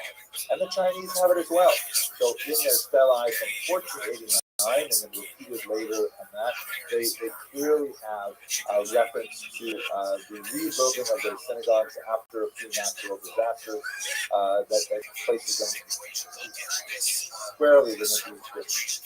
We also have a memorial book that includes the names of many important Jews, and unlike Western society, in Asian time, last names were assigned, and only certain names could be used by people of certain stature. And many of the Jews actually had some of the most high quality names, like Drew, which is golden, and indicates that the emperor himself was Jewish. We can say three basic things about this group that I think is quite important to remember each of them. Yes, right. The first one is that, okay, they're not exactly practicing rabbinic Judaism the way we would necessarily recognize all of it. A lot of it seems definitely moving in a different direction. But they're extremely proud of their and fidelity to Jewish when they have concrete knowledge of it. For example, they are referred to by other Chinese as Xiao Jin Xiao, no idea the group that excises the Trinity, which is a reference, of course, to a passage in the book of Galatians, which we just read, about how, remember when Jacob is wrestling with the mysterious angelic being, and he's wounded in the thigh, and then the Torah says that, therefore, you do not eat the Hamashe, the sinews, the sciatic nerve, to this very day. And that's, in fact, what the Chinese Jews were doing when they would, slaughter a cow. They would practice equal, they would remove that particular sinew. Or like Ashkenazim, they would simply sell that part of the animal away, and they would not even try to use it. So even though a lot of the Jewish things are doing don't according to mainstream Judaism, they nevertheless were very, very proud of their Judaism. Secondly, like the joke that we began our discussion with today, they attempted to adapt to Chinese society and its idiosyncrasies in some fascinating ways. For example, Chinese society has a tremendous amount of importance placed on external demonstrations of respect. And one of those is the famous kowtow, where you would literally lie down, fully prostrate yourself on the ground multiple times, knocking your forehead on the ground as a sign of obeisance before the emperor. And one of the emperors was fond of placing his name at the top of one of these obelisks, and since he couldn't be everywhere all the time, he ordered that people should bow down to his name on a rock. And this is, anything about Judaism, this is totally forbidden for Jews. Jews are not allowed to bow down before any kind of, inanimate object. That's just too close to idolatry. So it would be too aggressive a move to refuse to bow down before this symbolic representation of the emperor. So what the Chinese Jews did is they would write the Shema prayer, actually something else that we're talking about, they write the Shema prayer on the top of the obelisk over the emperor's name, and then the way they would justify it is that they were bowing down to God and that great statement of God's unity. It happens also on the way. The name is there. Everybody knows. Won't bother him. That's kind of like an amusing adaptation to the necessities of Chinese culture. But they definitely were assimilated heavily. And in the 20th century, under communism, they basically disappeared. They certainly had many sort of stopgaps against assimilation, which failed in multiple ways. They were dressed differently. They were known sometimes as the blue caps, but that may have also referred to Muslims as well. There are 50 million Chinese Muslims, by the way, 50 million of them. Remember that there are about 15 million Jews, 1-5, right? So I have never ever met a Chinese Muslim, although of course you read about them, they're famous, they're known for the degree to which they are currently persecuted in contemporary China. It just gives you a sense of how few Jews there are in the world. Also, they frowned upon intermarriage with non-Jewish women. In particular, they would call them daughters of Adam, meaning they're like regular women as opposed to daughters of Israel, Jewish women. But nevertheless, it was considered, it became inevitable, and they did assimilate very heavily to intermarriage in the 20th century. The Torah scrolls were among the last things to go. In the 20th century, they actually began selling the Torah scrolls because the community back then was really way too desperate. And these were distributed around the world. There were some at the Royal Ontario Museum in Toronto, and they indicate that the scribal arts were slowly slipping as well among the Chinese. But nevertheless, fascinating community that strove under very, very difficult circumstances, so far from the center of the world period, but hang on to their identity. And so this brings me to a close, really, not only of this particular lecture, but of the three lectures as a whole. This time of year, when we're deep in the December dilemma, as I began our discussion with today, it's a time that I personally like to reflect on the question of Jewish identity. And the stories of these tiny Jewish communities who were isolated for centuries from the rest of the Jewish world, and were nevertheless able to hang on to even tiny scraps of their Jewish identity until they could, like long-lost tributaries, finally make their way back to the raging torrent of the main current of the Jewish population. It's inspirational to think about them and think about how they held on to their identities under unusually difficult and such diverse circumstances. So I take a lot of personal inspiration from thinking about them, and I'm very grateful to you, Rabbi Jacob, and Rabbi Posey in particular, and the sponsors for inviting me to give this series. And with that, I will quickly I thank you very much for your attention, and we have about 10 minutes for any last questions or discussions. Thank you so much, Dr. Abramson. First of all, I will just let you know that I did get your joke, and it looked at how you were laughing. So you don't have to worry about your blank screen. I wanted to similarly just recap, ask sort of a recap kind of question, just to sort of lessons learned specifically about things like attrition assimilation that you noted a couple of times over the course of tonight and others as well.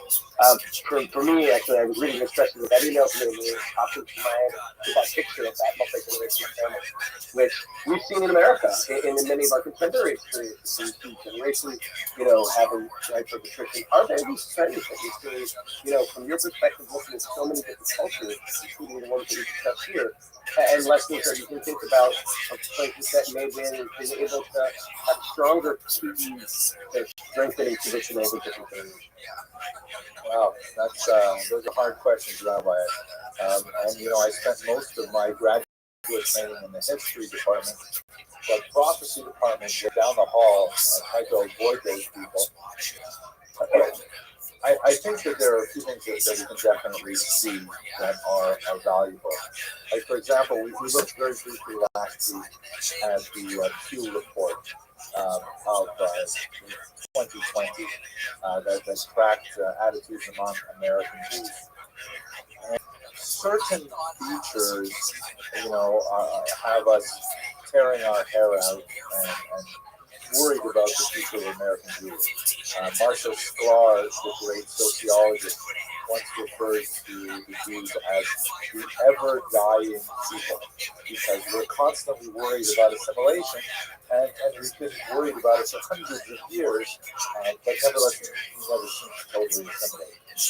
And I think one of the things that we can take away from that is that although it's important to bear this sense of urgency, things really do matter, and really are important, we should not necessarily be paralyzed and react negatively to innovation. So, for example, the traditional synagogue model of membership that developed largely over the last couple of centuries, maybe the last 3 centuries, primarily in Europe and America, kind of membership-based Jews paying synagogue institutions that allowed American Jews to build these massive constructions. They had, as they like to say, an edifice complex. But they're changing so much because millennials don't like, being trapped into memberships. They don't like working at the same job for longer than 2 or 3 years either. They think very, very differently.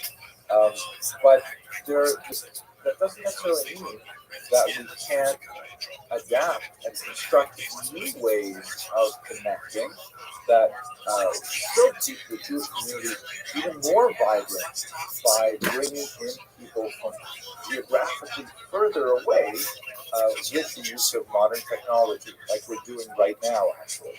So one sort of takeaway lesson that I get is, take it seriously. A sense of urgency is important, but do not be terrified of innovation. Another sort of takeaway lesson that I get from this, and this is really from Rabbi Beryl Warren, very, very influential, popular historian in the Orthodox world in particular, who observed that one of the Jews can do all kinds of weird things over the centuries. There's so many wacky Jewish experiments that go nowhere, and we kind of laugh about them centuries later. But there's only really one thing that is so far gone that when Jews start doing this, they eventually disappear from the rest of the Jewish story. And that is when we mess around too much with the question of who is a Jew. Groups that made decisions about counting people in, contravening the basic principles that had been adopted, not as ancient necessarily as we'd like to think, but nevertheless very well established principles, like the matrilineal descent principle. Once we start messing around with that kind of germ cell idea of Judaism, that's a huge danger sign.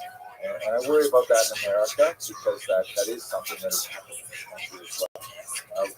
We can disagree with ourselves and kind of like a big, crazy, dysfunctional family, but once we start saying that, I can disagree with you, but you're not really Jewish, that changes things in very, very dangerous for survival. And I think we've got to figure out a way to come back to center on that issue as well. So two very productive issues. Thank you so much. But one interesting question was just thinking, is there any consequences in language? Obviously, language costs a lot of these. Again, the question was about tonight in Asia. Is Hebrew a conflict across some of these communities that we're seeing first? So actually, as part of my preparation for tonight, I was very fortunate. I watched a video by Rabbi Pusko, who is a rabbi in New York City. He gave a lecture yesterday, which is on YouTube. You can easily watch now at the Parkey Synagogue on the Jews of China. I said, great, I'll get so many fantastic ideas. And in fact, the material I discussed tonight about Targum is largely as a result of his family history that goes back to that period. Most of his presentation is really 20th century, whereas I was really want to focus on origins of type issues. At any rate, one of the things that he offered in his lecture was that in order for a Jewish community to survive, it doesn't have to be widespread Jewish Hebrew literacy, it doesn't have to be widespread, but you need to have at least one person who can read Hebrew. And when you lose the rabbi, when you lose someone who is kind of like the keeper of the flame, knowing, okay, this is what it says in the Torah, and I can read it to you, and I understand it, and I can explain it. You have to have at least one person like that. What he derives from his analysis of the Chinese situation in the 12th century is that once they lost and they could read Hebrew, the community completely disintegrated. And I think there's a lot of value in that particular point. I forgot to mention one kind of amusing thing, by the way. When the Chinese community was in decline for centuries, and even when Matteo Ricci's Jesuits went to California and they met with the rabbi there, the rabbi said they'd never met anyone Christian. Christian was something totally new to them. There were no Christians in China until the Jesuits arrived. So they're having a cruise with this Jesuit, and they're impressed. Saying, "Wow, this guy really knows Tanakh. He knows all these stories, Kevin Amelech and stuff like that." And at a certain point, the elderly rabbi says to him, "Maybe you would like to be our rabbi after I retire." He suggests to the Jesuit, he says, "I think you would make a great rabbi. The only thing is, you definitely have to be circumcised, and you have to stop eating pork. Those two things would be fantastic, take my Stella." Turned it down. But nevertheless, that was the value of Hebrew. It may not be something that everyone has to have, but someone has to have it. That's really love my book analysis and analyze it, and I think there's a lot of value. That's fascinating. It really is. With that, I think we'll close. Once again, thank you, Di, for sponsoring and over and over getting. I look forward to connecting further Chazak with Hashem and learning together. I know it's late for you. So a very, very good night. Thank you so much. Thank you all very much. I appreciate the opportunity.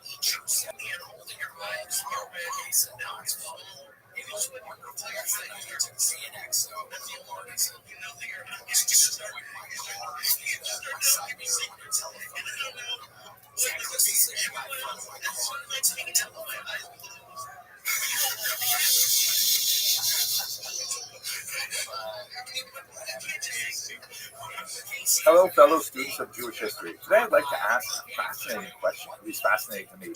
Are the Lemba, who are a tribe of Africans living primarily in South Africa and Zimbabwe, are they genetically Jewish? They have a long oral tradition claiming descent from Judean migrants way, way back in the biblical period.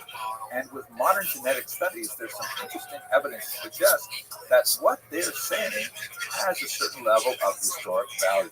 Now, before we get too deep in the subject, we have to, first of all, lay down the ground rules that genetics are not identity, right? The criteria to determine Jewish identity are far more complex and really depend on who you go to as your authority.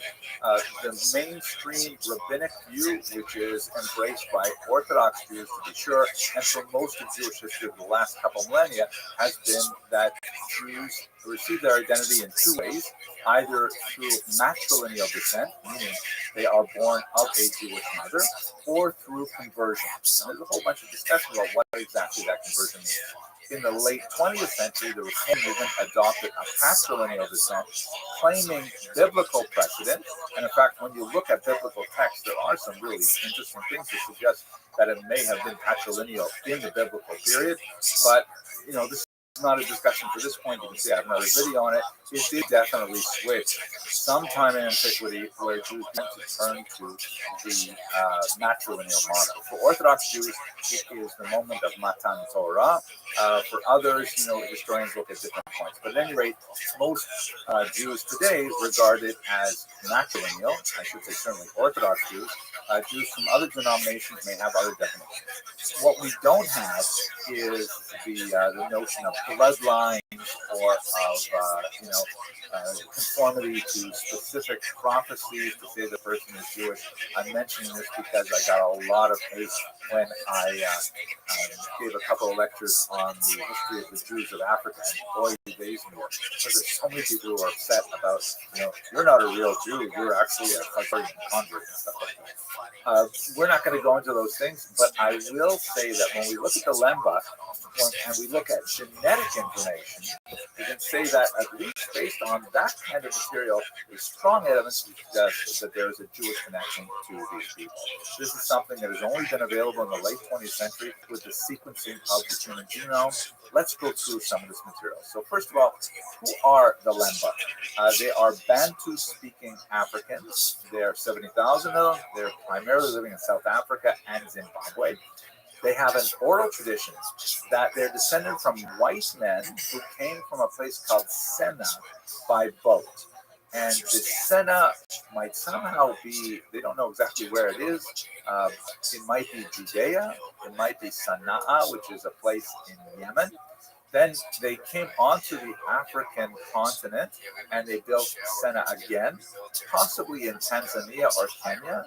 And then again migrated and built it a third time, possibly in Mozambique, before they were engaged in the massive project of Zimbabwe, which is this huge archaeological ruin that really indicates a massive civilization in southern Africa. At some point in what we would call the medieval period, they broke Jewish law by eating mice, not kosher, and then they were exiled throughout South Africa.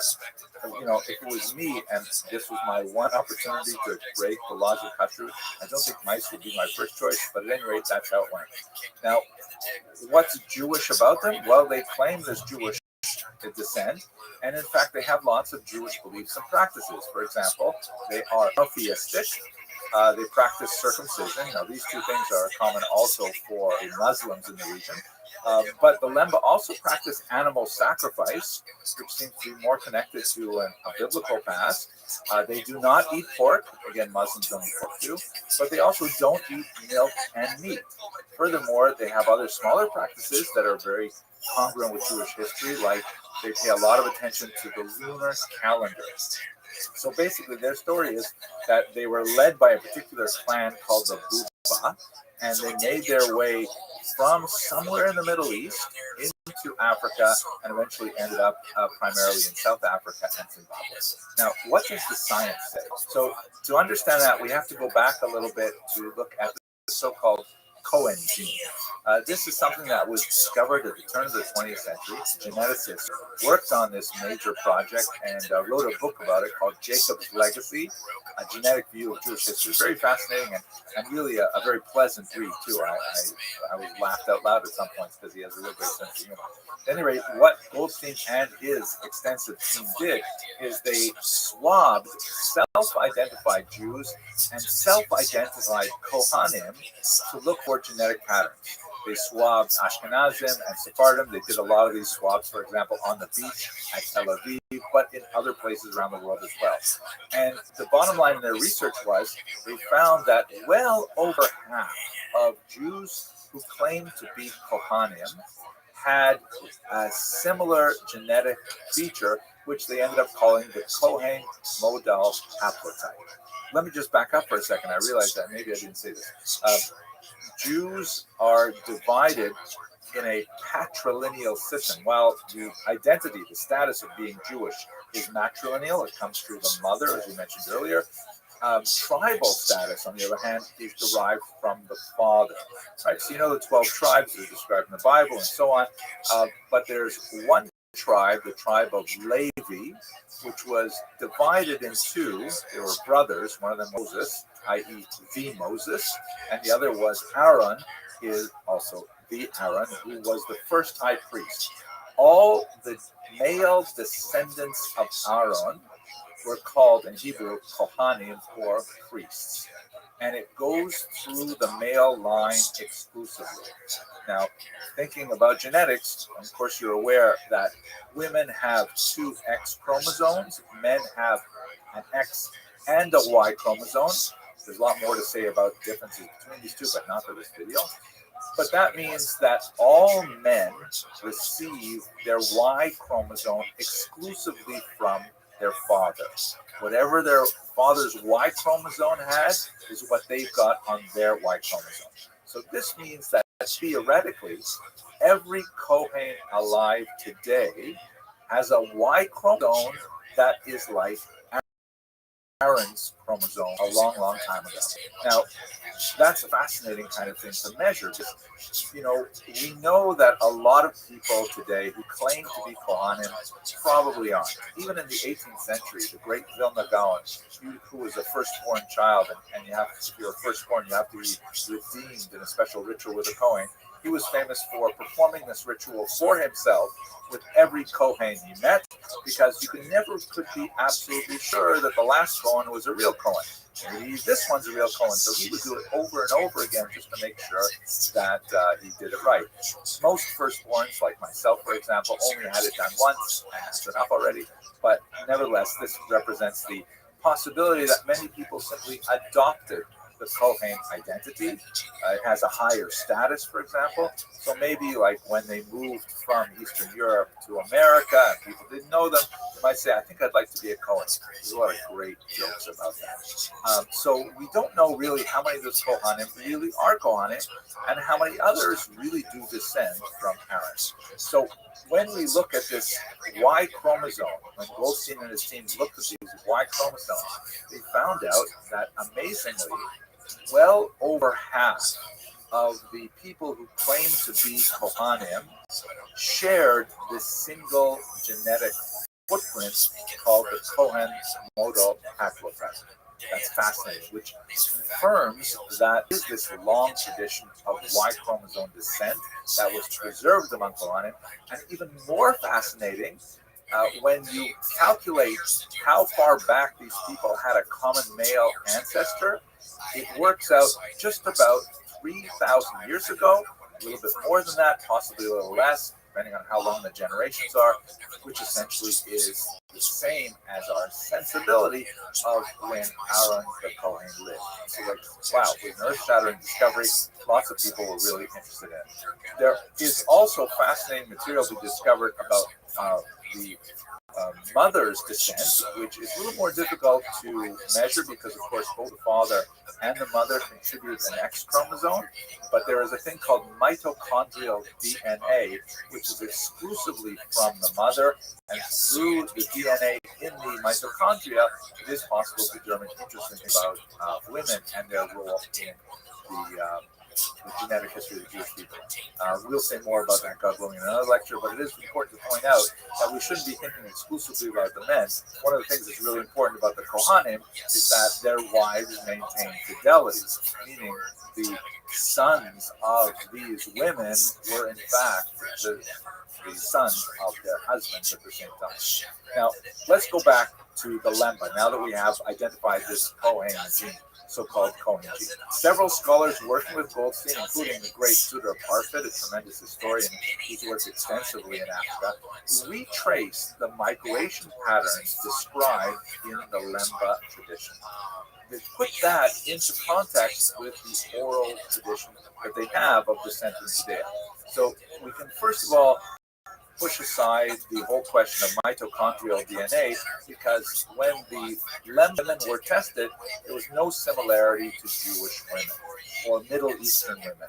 Their DNA was primarily similar to the African Bantu-speaking peoples among whom they lived.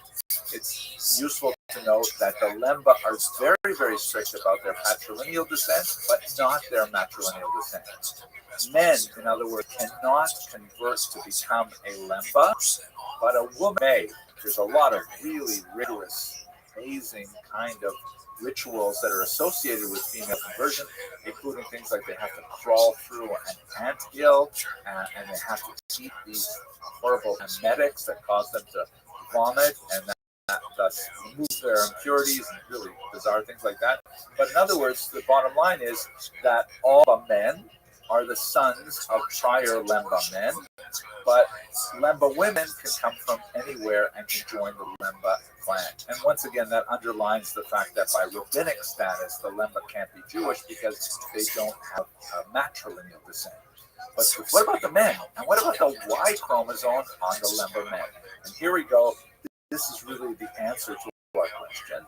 They have a very, very high content of Semitic DNA, which is unlike the population among whom they live, consistent with the idea of a migration from the Middle East. And more than that, they also have a surprisingly high incidence of the Kohen model haplotype, somewhere in the single digits for most Lemba, but among the Buba clan, that was especially associated with leading the Lemba out of the Middle East, it's over 50%. Wow, meaning that if we say that people who have the Kohen model haplotype are in fact Kohanim, which we don't have to say that at all, but many Kohanim have that same genetic feature. If we were to say that, then the Lemba might not be Jewish, but they are certainly descendants of Kohanim. Wow. So this should demonstrate that genetics is certainly not the same as identity. The Lemba themselves, although they claim Jewish descent, they have no problem with participating in Christian life and in Muslim life and going to churches and mosques and things like that. But it does indicate that if you're one of those fans of bloodlines, the Lemba seem to have a paternal bloodline that connects them to the same people, the same man possibly, that provided the basis of many of today's Jewish Kohanim. Okay, I found this fascinating. I know I did. And I look forward to speaking with you in further lectures. Thanks very much for listening.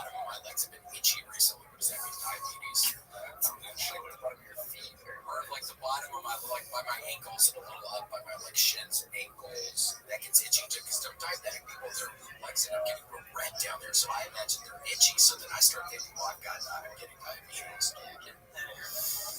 Hello, fellow students of Jewish history. I'm so excited to be here in Mexico City. I'm right now with Dean Daniel Feinstein, who is the chief academic officer of the Universidad Hebrea. Really impressive organization here in the middle of the Jewish community. And I'd like to ask him and take this opportunity to say a few words about the nature of the community and Jewish studies here, Jewish history in particular. So, Dr. Feinstein, it's so nice to spend some time with you. Thank you very much. I'm very happy that you visit us. Oh, I have to say one sentence in Spanish. Please. Okay. Estoy muy feliz de estar aquí con ustedes en la Universidad Hebrea en México en Colima. Excellent. What did I just say? You said only good things. Please tell us about this amazing community. Okay, well, Mexico City is a very special community. It's about 50,000 Jews. 95% more in the Mexico City. In 4 neighborhoods, most of the people. This is a community which the first Jews came here as practical Jews with the Spaniards who came here and conquered Mexico. With them came the Jews and they built some communities. Then came the Inquisition, and there were people who were killed in the center of Mexico City. They were burned here, and that was okay. So that is I call the prehistory. The real history came, let's say, 120 years ago with the immigration from the Ottoman Empire, from Eastern Europe, escaping from Rome, looking for new horizons for their families and everything, and they began to establish different communities. One of the peculiarities of Mexico is that it is a community of communities.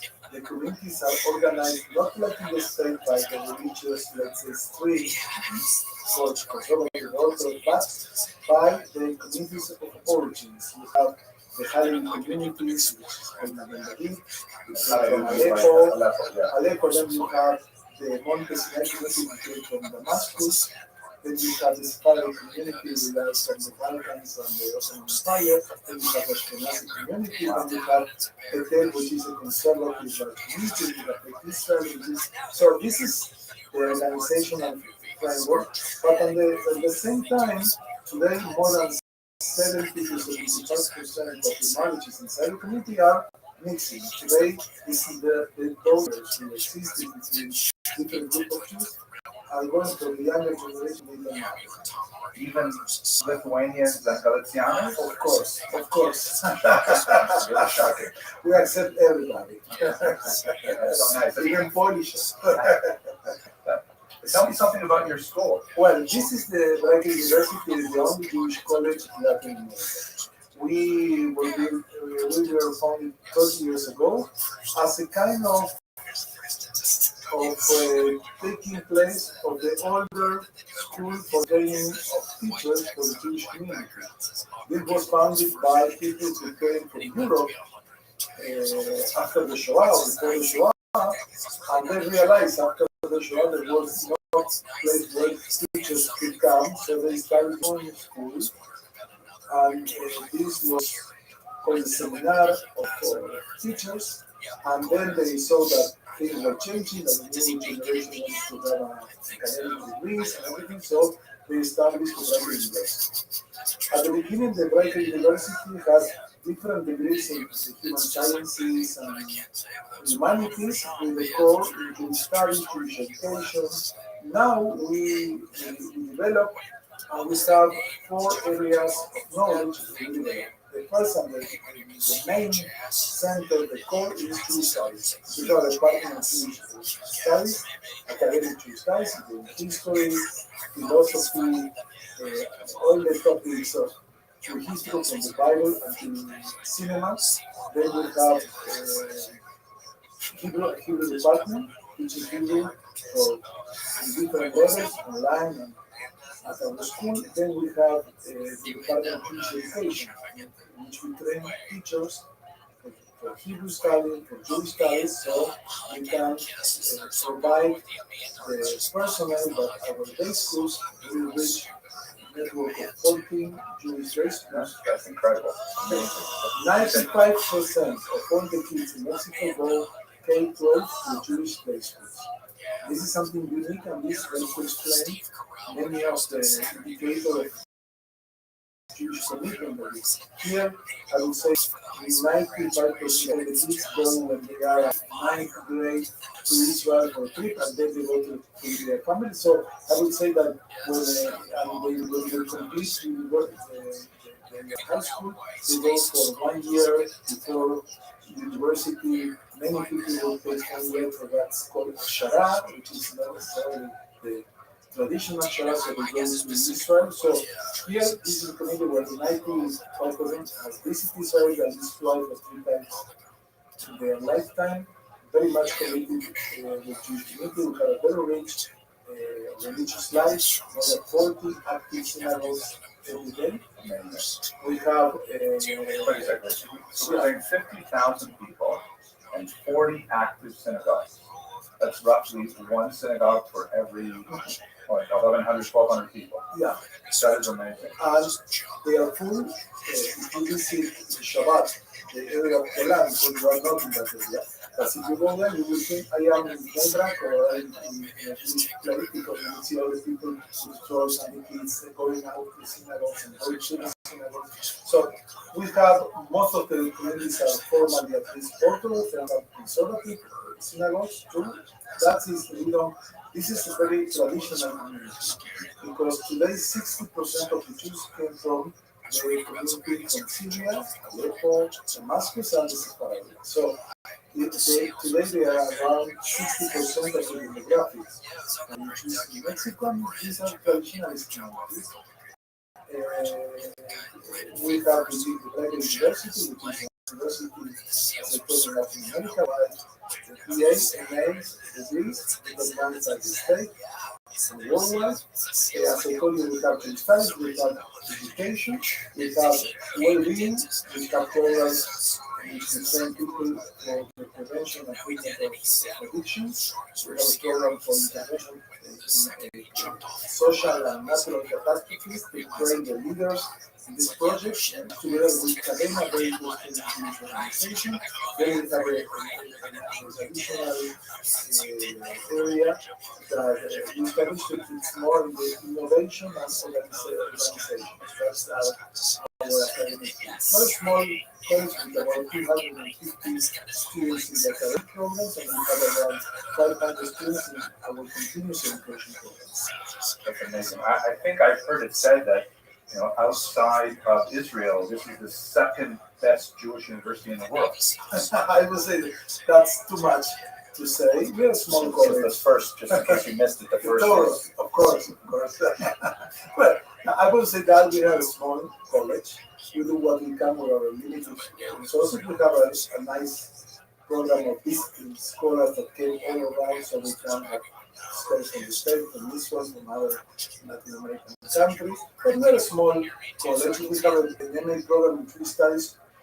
Very interesting because it's multidisciplinary, and I'm showing the structure. And also we have it, you can see learn here or online. One of the very interesting things about this program In Spanish or in is English? Spanish. But we're thinking opening one in English. Yeah. Well, you have tough competition. Okay, we can make a kind of joint venture. You know why? Because first the prices are much more cheaper than any other program that you can have in this place. I looked at the prices here. Everything is like 2,000, 3,000. I couldn't figure it out. No, but you have to pay 2 or 3 zeros to you translate it to dollars. May I ask you, I'd be fascinated, could you please tell, because I was fascinated by what you told me earlier about your emergency response training program. Yes, there was a student of us at our MA program, which is Cali, Benny Lagnado, which he's from Lagnado is very famous. he's from a community from Aleppo. He's very much committed to judaism, to Zionism, he's a very active people. Like he said, I want to do something to help general society, but since the Jewish departure point of view, you have to love people, you have to help people, not just by the Jewish community, but as Jewish people. That. So they established an organization called Cadena, which are the main means a committee for assistance in situation of catastrophe. What do you say in Spanish? Cadena. Yeah, but then how do you break it up? Sí, comité de asistencia en trastorno cadena desastres naturales. Something like that. Okay. And Natural disaster. yes, this organization was very active because it's trust. When you give money there, the things will go and they need to go. And they train themselves, they are professionals, they don't come to look people and there are destruction of buildings. In Surfside, Florida. Like in Surfside, Florida, etc. They are very active when there were earthquakes. They know how to organize the community. They have doctors, nurses, dentists, they have paramedics, they bring all kind of supplies, water. So they were very much there. So together with them, we established this MA program, which now you have to come to Mexico to start. But we are working to get it online, so people will be able to study this program to train people, because we know for all the data that we have that in the next 10 years we will increase the number of natural catastrophes in the world because of the global warming, climate change, everything. So we need to have people who know how to act to build the resilience of the community so we can deal with this situation. And we want to do as part of our commitment as Jews, not just the general organization. We are committed Jews who want to help the Olam and help the Jewish world and the general world. Beautiful. This is a very nice program, and we are very supportive. So if we help your institution with some Toro University skills, maybe you'll help us with that kind of We can, of course, we can explore collaborations. We like to have collaboration with different universities and organizations. You heard it here first. Yeah. Okay, that's nice. So this is what we are. This is an amazing community. Very much committed.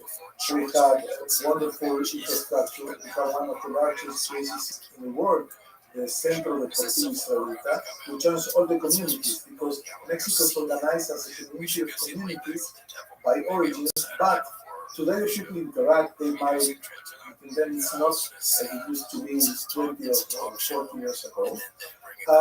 It's a community with a strong number of lay leaders committed for the future of organization. For instance, 2 days ago or 3 days ago, there was a concert organized at Salah, here. 4,000 people participated in this concert with an Israeli singer, and there is a strong philanthropic tradition of tzedakah, of helping. You have many organizations, amazing number of leaders like Jacob and Vivian and Off the camera. yeah, and there is an amazing group of leaders, the leaders committee to Judaism. You have, I would say, you have at least in Mexico City, 50 villages, you have at least 2,000 leaders who meet at least once a week. They are organizations, 2,000 at least. Just Magen David have 500. In all kinds of committees, from Aplasat Kala to people who have fertility problems, to community of Jewish education, to non-formal education. It's a very organized, strong Jewish community. Which has, when we use the term community, it's a kind of anachronism because it's not like the medieval Jewish community, but here is similar. Yeah. The community is, for instance, something that I don't know if you would have this in the state in the same development. We have here a committee which is called Honor y Justicia, which is a kind of mediation.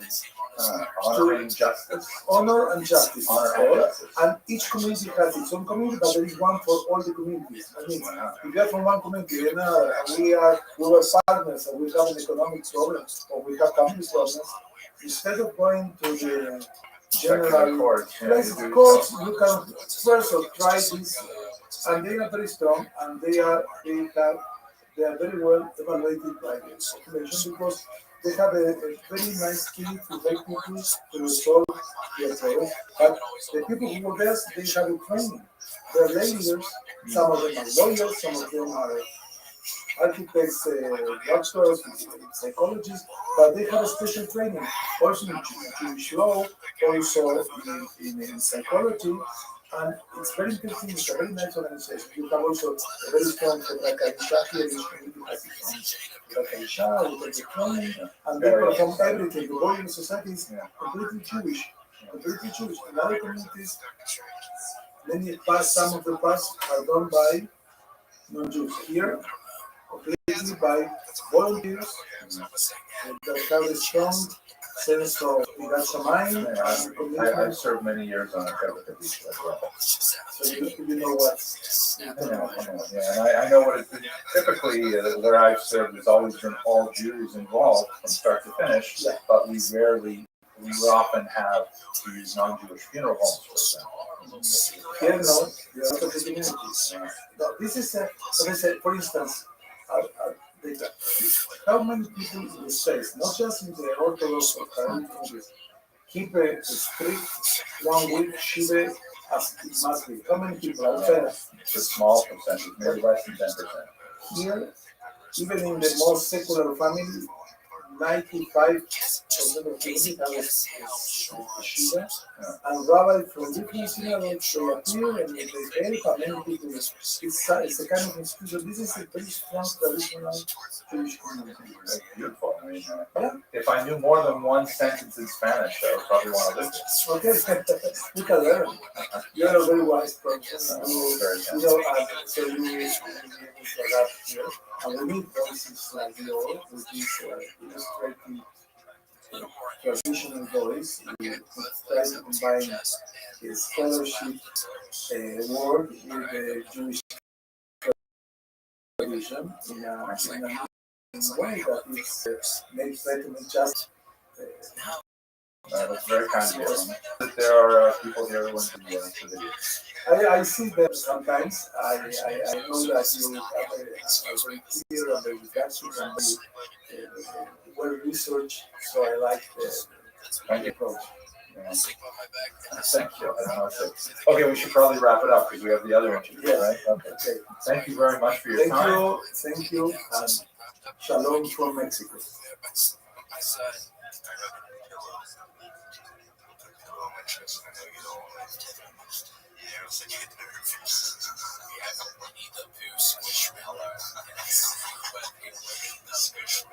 Squishmallows are wonderful. They make, if you ever get a dog, talk about that. Squishmallows can make a great bed for you. Earlier this month, I had the opportunity to visit Mexico City, which has a really remarkable Jewish community and a really fascinating and unusual past. I was invited by Limud, which is this wonderful organization that provides all kinds of learning opportunities and a whole series of things. We visited the old downtown of the city and found some beautiful 18th century architecture there, really fascinating. But it felt a lot like the Lower East Side must have been at the beginning of the 20th century. Lots of bustle and activity. It was really a fascinating place.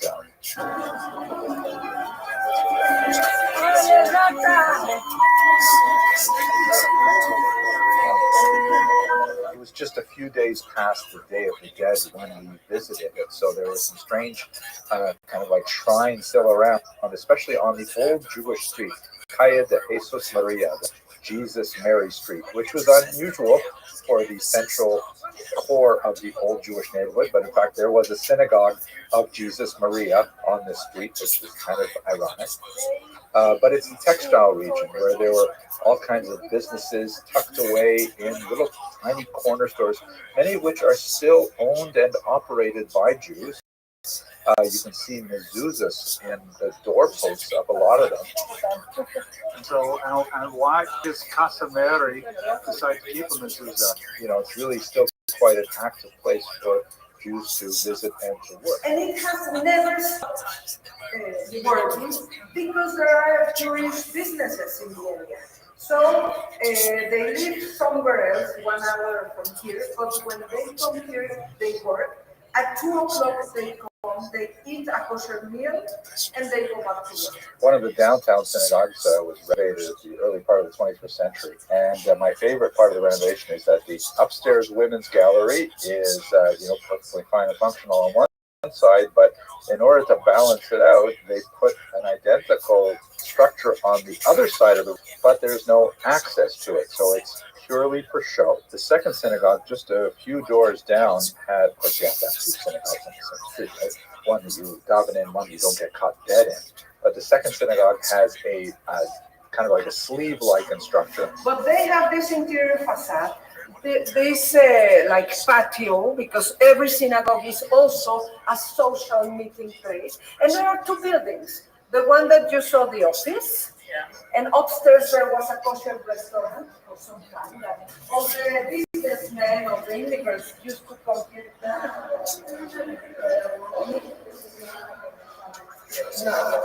No, this is very Eastern European. And it was a copy of a synagogue. I really thought these menorahs that flanked the Aron Kodesh had a distinctly Mexican feel to them. And afterwards, we spent some time looking at the modern synagogues in Mexico City, which are really quite gorgeous.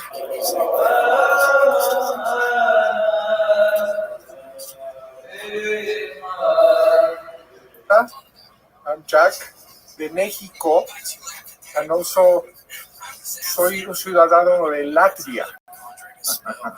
Que sigue a tu papá en YouTube. Muchos saludos.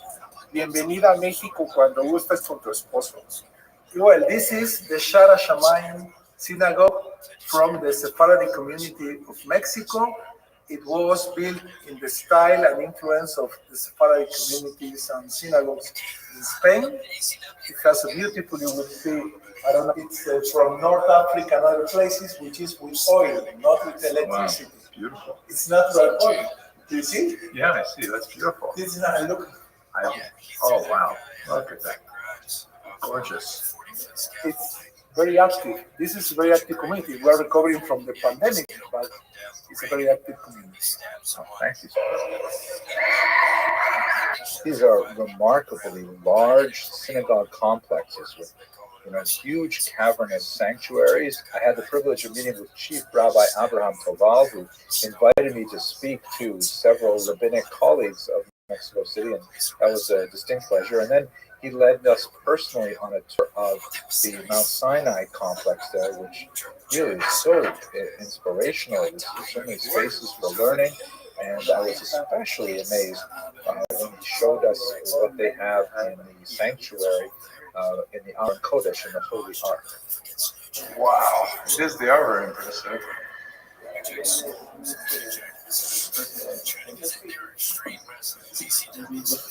Windows, you know. These are Chagall windows. Yeah. Wow. But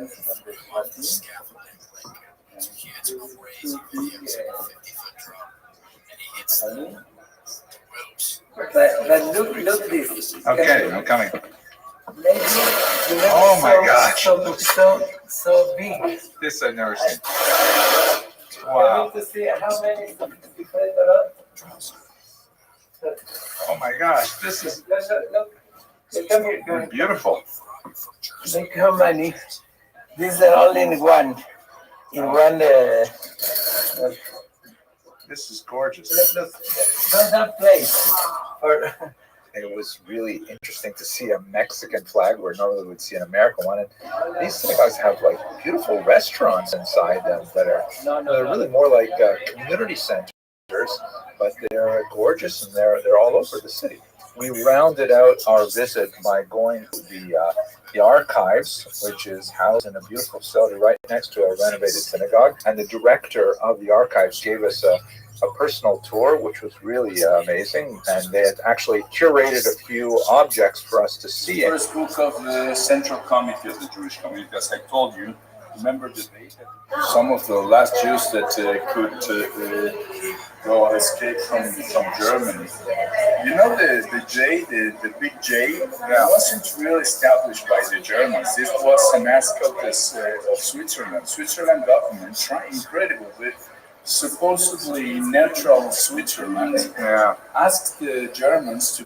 The Ashkenazim are a minority in Mexico City, but I also had the opportunity to visit one of their amazing synagogues as well. And I was especially impressed with the stained glass window in one of the sanctuaries, which has the verse from Ezekiel 37:21. It really impressed me that despite the tremendous natural beauty of Mexico and the strength and vibrancy of this community, they still had that same yearning for Zion, that one day they would be taken out from their places of exile around the world and brought back to the land of Israel. I mean, that's a lot of time you're having to do. And if Casey does bring up a very strong point, if you tell them how you're sawing the person in half and you do it next year, they're not going to come back. Yeah, this is my first time going over it. Well, cool. Well, there's tell you I wouldn't tell them that you're interested.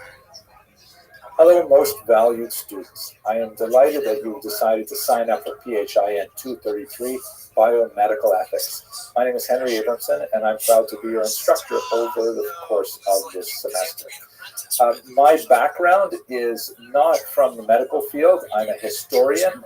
My first degree was in philosophy. So I'm especially interested in the history of ideas and understanding how groups of ideas come together to create values that later inform decisions that medical personnel have to make. And the approach that I'm going to take to this course is primarily one of issue spotting, meaning we're going to look at the major issues that you will most likely confront as a medical professional and try to understand what the intellectual and philosophical background to those situations might be, and hopefully that will help you understand how to approach your professional duties with responsibility and with integrity. The emphasis of the course is therefore mainly to just sensitize you to the important issues rather than to provide definitive and final rulings on exactly how you are supposed to behave. Quite often, the technology changes so rapidly, and societal rules change as well. So the specifics of how you're supposed to behave in your particular professional environment will really depend heavily on what the ethics guidelines you need will consist of. But for our purposes, there are several broad areas of inquiry that will certainly give you the intellectual grounding to be able to make informed decisions together with the ethics board of your institution. Let's take a few minutes to go over the syllabus. The main textbook is this one here, legal and ethical issues for health professionals, and it takes a decidedly secular approach, understanding the various backgrounds that come to bear on any given question that you may face. But we're also going to look at it specifically from the Jewish tradition. That is a required text, and I would rely on it very heavily. We also have a couple of recommended texts. I have Edward Reichman's The Anatomy of Jewish Law, which just appeared this year, actually. Very brilliant, really a history of medicine, again, from a Jewish medical ethics perspective. And then this classic 3-volume Encyclopedia of Jewish Medical Ethics, which is absolutely fantastic, but it's long out of print. So we'll be reading it from the library copy and things like that. Now, the units, there are 6 of them. We're going to start with foundational principles like what are biomedical ethics and how do we decide which ethical system we're going to use when we make decisions, things like that. Unit 2 is going to be on issues of health and illness, which relate things like, the ethics of smoking, the ethics of organ transplant, and how exactly do people have priorities, things like that. Unit 3 is going to be a complex and very relevant section on reproductive issues. We'll look, for example, at the debate of abortion, and I think you may be surprised when you hear what the Jewish perspective historically on abortion is. Unit 4, of course, is going to be on end-of-life issues. So these follow kind of a trajectory from birth to death, and we'll look at things like euthanasia or assisted suicide and so on. And finally, Unit 5 is going to look at emerging technologies, things like pre-implantation, gestational screening, a lot of genetics information, and so on. And I hope to look also at some of the issues surrounding vaccinations, public mandates, things like that. Finally, in Unit 6, we'll have a summary issue where we'll talk about ethics for health professionals today in a rapidly changing technological environment. Now, how do you get an A in this course? So it's basically 2 big things. The first is attendance. And what that means is coming to our sections prepared to discuss the material. I hope to create much of the material for this course in advance on a recording, so you'll be able to watch the lectures in advance and then come to the discussions, and we can dispense with simply going through the material and just focusing on those areas where you might have questions, or I might bring case studies and we might analyze them and things like that. But attendance is crucial. You're expected to attend every class. Then there's another big chunk of assignment. That's worth, by the way, 20% of your grade. Now, the other 80% of your grade is made up of one big assignment that's divided into 3 parts. And this is an area where, well, here we go. The first part is a paper proposal in which you are going to write to me in 250 words about a topic that you would like to research for the rest of the semester. A list of suggested topics will be posted on Canvas, as will all kinds of other things about this course, but you will also have the opportunity to suggest something totally new as well. And that is due on December 8th, and I'll give you back some feedback on, oh yes, this is a great topic, don't forget to look at this issues, you might want to look at this book or this article and that kind of thing. And then you're going to start working on that, and then at the end of January, you're going to present your research in progress to the class in an oral presentation. It's going to be accompanied with a PowerPoint or a Prezi. Let's say you want to write, for example, about public health issues, such as the controversies that erupted over vaccination mandates. And so you'll do a lot of your research. You'll write to me in the paper proposal saying you want to talk about this. In your research, you're going to do all kinds of materials and looking at how they responded, how doctors responded, and how the public responded.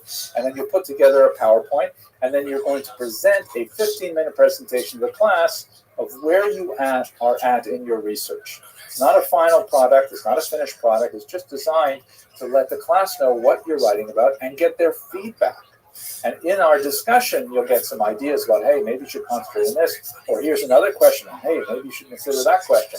And you'll get all kinds of ideas from your peers. And then finally, with the last 30% of your grade, you will submit a final research paper which is 1,500 words and essentially puts your research and proposal presentation into prose, incorporating the kind of ideas you receive from your peers, and that's the whole course. So there's no exam in this course. It's just those 4 elements: the attendance, the paper proposal, the research and progress presentation, and finally the research paper. I think it's a really great course, and I think you will enjoy it. Okay, I'm going to stop here, and in the next video we'll talk about some of the philosophical underpinnings of medical ethics as a whole. Thank you very much for watching, and thank you very much for joining this course. Find more of me, Casey Rocket, at patreon.com/CaseyRocket. Follow me on Instagram at Casey Rocket. This episode of the William Montgomery Show was recorded at Record ATX Studios. Hello, most valued students. In this first video, we should take a few moments to think about what exactly are ethics, where do they come from, and how do we determine them? And most importantly, how do we use them in making our decisions when it counts? Now, this is not something we're going to get to the bottom of in a very short lecture like this, but nevertheless, let's just explore some of the philosophical underpinnings of the very concept of ethics before we get into much more detailed specific examples. First of all, what is the term ethics? What does it mean? It comes from 2 related Greek roots. The first is ethikos, which means like character or quality of morality. Speaking to a person's essence. A person is ethical, it says something about who they are. That's exactly what that means. And then perhaps more relevant for our purposes, the term ethos, which means custom or habitude, meaning the way people regularly behave. Not necessarily as a kind of philosophical conscious decision as to why one might choose one course of action over the other, but rather, that's just the way it's done. This is our regular system of behavior. So ethics, in a certain sense, really speaks to derech eretz, the way of the world, the way in which people conduct themselves without necessarily having a firm philosophical foundation. The implications of these 2 related roots are that there's something about ethics that is deeply personal, but every person has to have some kind of system of ethics, hopefully something they've thought about in advance, and that's why you're taking this course, hopefully to get you working through some of the big ideas and to develop your own position on many of these ethical dilemmas. But they are nevertheless constrained by the cultural values of the society in which we live. Ethics is very much colored by the history and the religion and the philosophical orientation of the outside world. Regardless of where you personally may come from, you're affected from the outside, and when you are placed in a situation where you will regularly have to make very serious life or death ethical decisions, it's really important to sort out these things and get a solid foundation for your own peace of mind. This image, by the way, which the original exists here in New York City in the Met, it's the Apology of Socrates by Jacques-Louis David, very important realistic painter from the 18th century. Shown there in the center is Socrates, who is the great early Greek philosopher who was condemned to death by the Greek ruling powers because he was corrupting the youth by getting them to ask questions, essentially. That's the Socratic method. And the method in which the death was to be carried out, the sentence, was he was to drink a cup of poison, of hemlock. So here he is having one of his students handing him the cup, and clearly the student on the left and the red is very depressed. And Plato is shown as his primary disciple, sitting at his feet with his hand on his knee, and Socrates is saying his famous lines, I'm not afraid to drink this because it will either represent a dreamless sleep or a just reward. Meaning he had a very well thought out ethical system, so much so that he was not even afraid to drink the hemlock. But maybe we'll get back to this a little later on in the course. What do we mean when we say medical ethics? What are medical ethics? What are bioethics? So these are basically a sort of subset of general ethics that specifically relate to medical procedures. Meaning, if you have an ethical system and then you find yourself in a medical environment where you have to apply those ethics, the application of those ethics to those medical settings are medical ethics. The kinds of issues that are really very fundamental, and we'll get into them throughout this course, are priorities in medicine, for example. If you have scarce resources and you have to apportion them according to an ethically consistent system, how do you decide which person gets the medical treatment first? Or how do you decide which person gets it at all? This is a very, very crucial burning question that continues to affect all societies, including the United States of America. Secondly, what about types of treatments? There are certain treatments which might be effective on a medical level, but will be highly unethical on another level. Like, let's say, for example, stealing an internal organ from a living person in order to give it to another person. That would clearly be a violation of most basic ethical norms, but nevertheless might be a very effective medical technique. So choosing your medical ethics, working them out, is so crucial to functioning in the medical field. And there's no one system of medical ethics. There are some basic principles which are widely accepted, and we're going to go over those, but it's subject to cultural, historical, geographic variation. Let's look at one classic example, the Hippocratic Oath, which was an oath that was outlined in the 4th century before the Common Era, not too long after Socrates. That was an attempt to kind of, in a paragraph, say what doctors believe when it comes to medical ethics. But it is so deeply steeped within the cultural environment in which it was written. For example, it invokes the divine authority of all kinds of Greek gods that are certainly not accepted by Jews or any monotheistic faiths today. It says, I swear by Apollo, physician, and Asclepius, and Hygeia, kind of saying all the gods and goddesses. Like, invoking that as your authority is clearly a violation of the beliefs of many people. How can we base our ethical system if it's fundamentally founded on a polytheistic faith system that we do not adhere to? There's kind of other interesting things in there about debt to teachers, deference to surgeons, in particular, a huge distinction between various types of medical workers, and a massive, massive opposition to abortions, which would also be quite problematic for modern medical procedures, as we shall see in a later class. So even though we have something that everyone seems to sort of generally agree on, the Hippocratic Oath, that's really an important thing, when you actually look at the text of the Hippocratic Oath, it has a lot of difficulties for modern medical ethics. So we have to go a little bit deeper, and we have to say, what are ethics based on? So they are based essentially on values, meaning what are the things that we consider important? When we can rank the things that we consider important, we can structure our ethical system based on that ranking. Once again, values are culturally determined. A couple of examples. Not too long ago, it was considered absolutely appropriate to pay women less for identical work, especially in the Industrial Revolution. Men were considered the ones who were responsible for the prime breadwinner, and therefore salaries given to men had to be larger because they were expected to support a wife and children. Women, on the other hand, were basically just, getting money on the side, that sort of thing. It was a side hustle, as they say. So therefore, they didn't have to be paid as much. Obviously, this would be highly problematic and illegal in contemporary values, especially in the Western world. Other things, for example, Jews would consider very valuable, meaning very full of value, would be the need to preserve the dietary laws of kashrut, to observe the Shabbat, to preserve tzniut, right, with the laws of modesty. All these kinds of things are extremely important to Jews, but not necessarily shared by the broader society. So what you value is something that is clearly shaped by the society in which you live, and you live in a multicultural society in which you may be dealing with patients who have a very different set of values, which you have to deal with, and hopefully respect them whenever possible or in a medically appropriate way.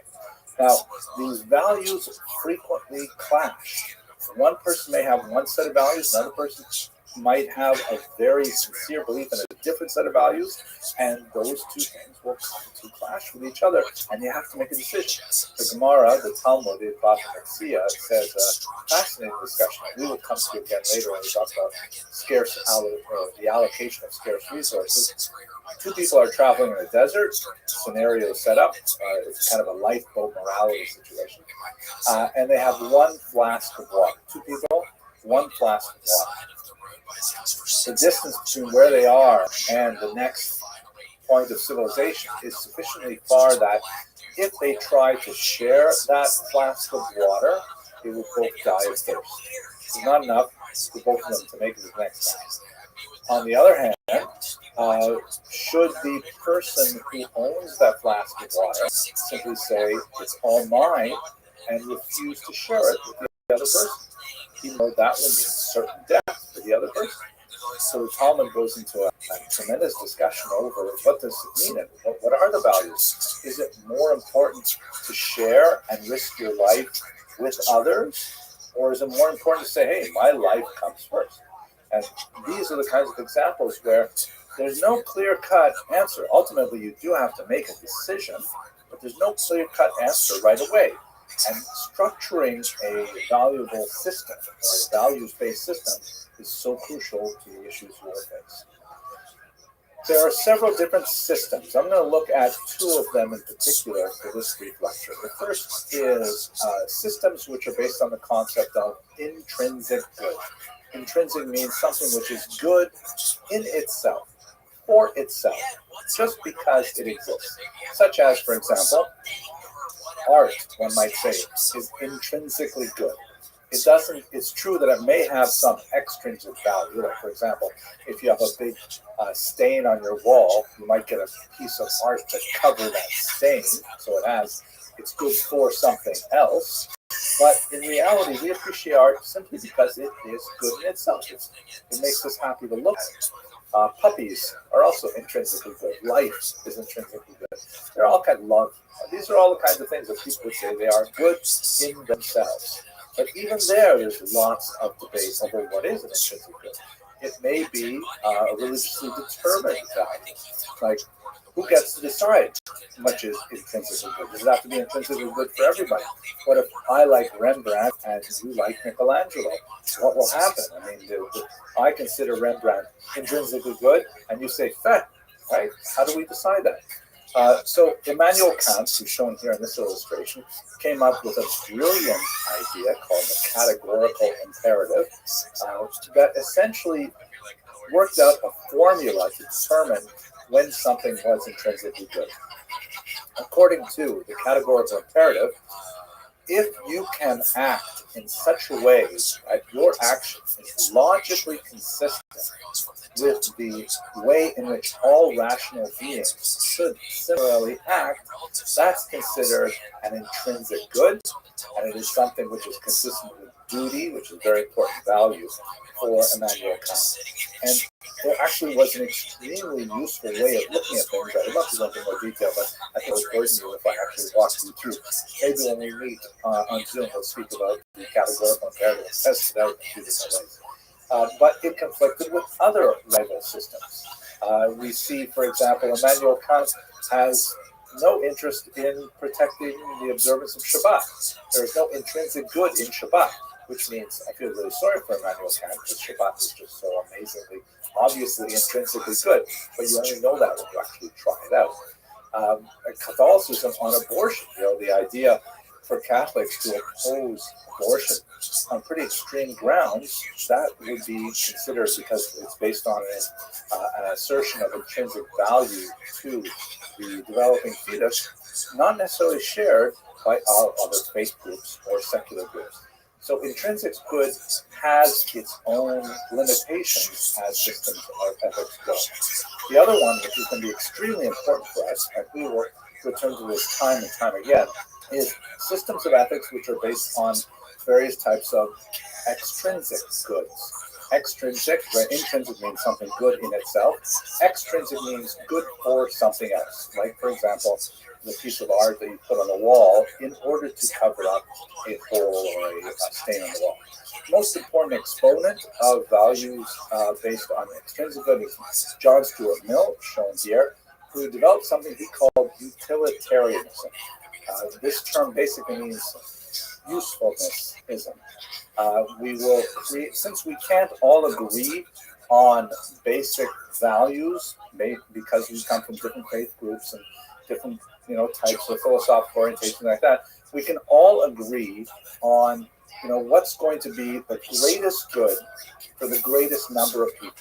We'll simply kind of like mathematically tally up how much good would be caused by a given action and how much good will be caused by a different action, and whichever one is the greater good, that's the one that we're going to choose. Even though we recognize that sometimes the greater good may harm some people, as long as it harms less people, essentially, then we should still go with the greater good.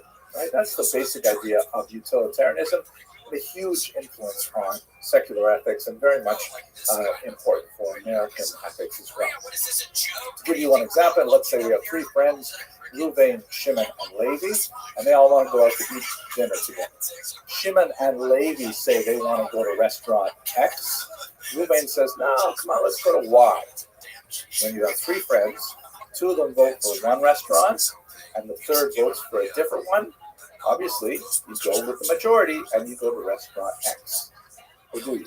We'll see in just 1 second. So, what's wrong with utilitarianism, right? Sounds pretty good, I think. So, first of all, we have to go back to the beginning. Most good for most people. What do you mean by good? What is good?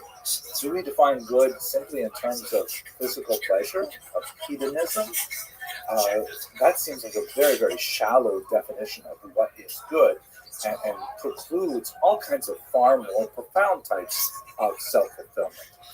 But if we want to go with things like self-fulfillment or even happiness, what makes one person happy might make another person miserable.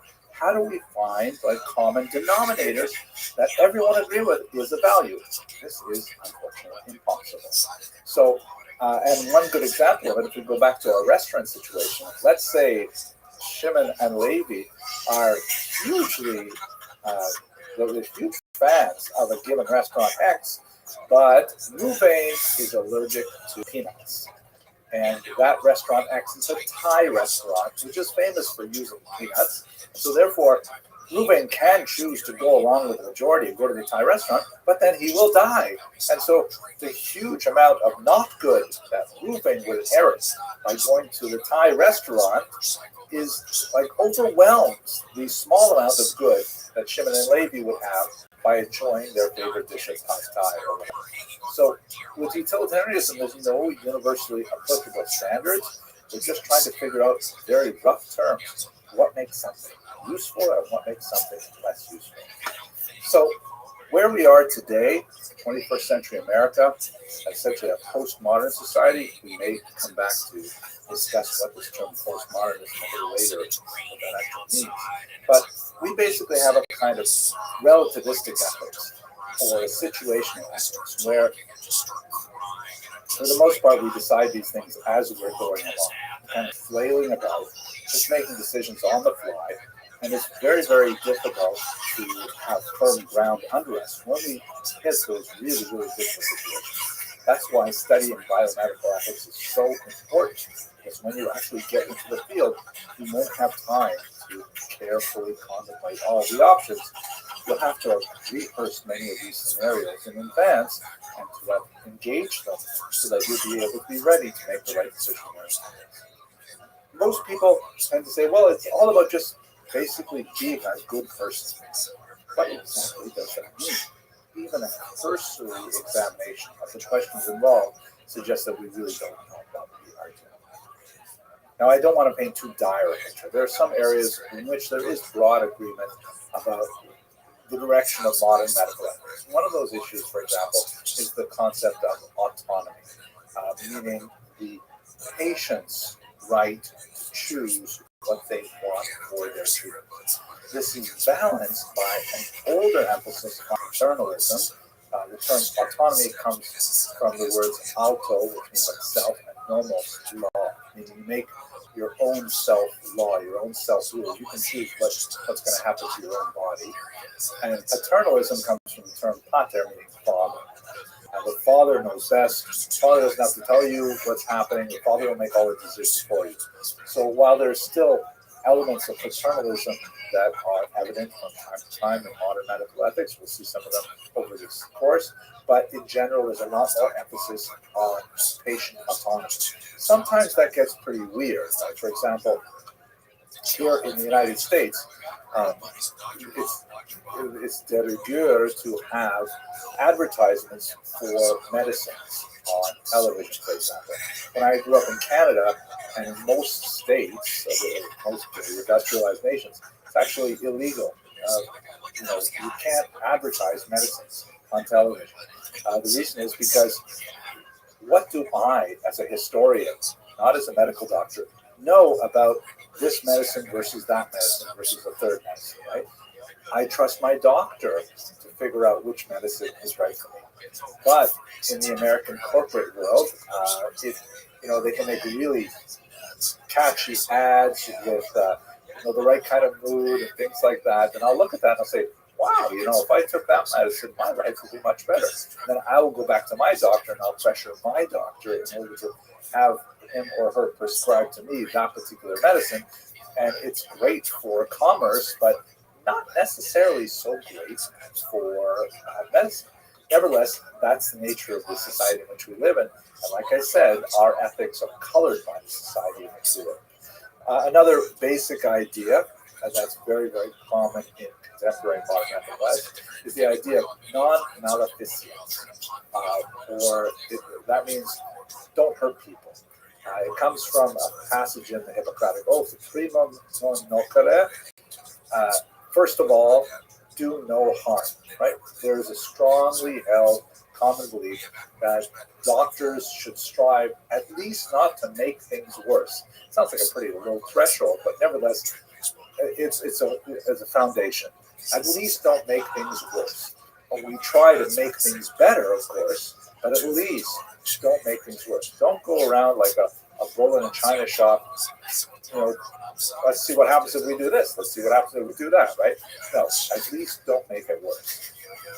And then there is obviously the idea that medical ethics should be just, that there is an idea of accountability for doctors and medical personnel.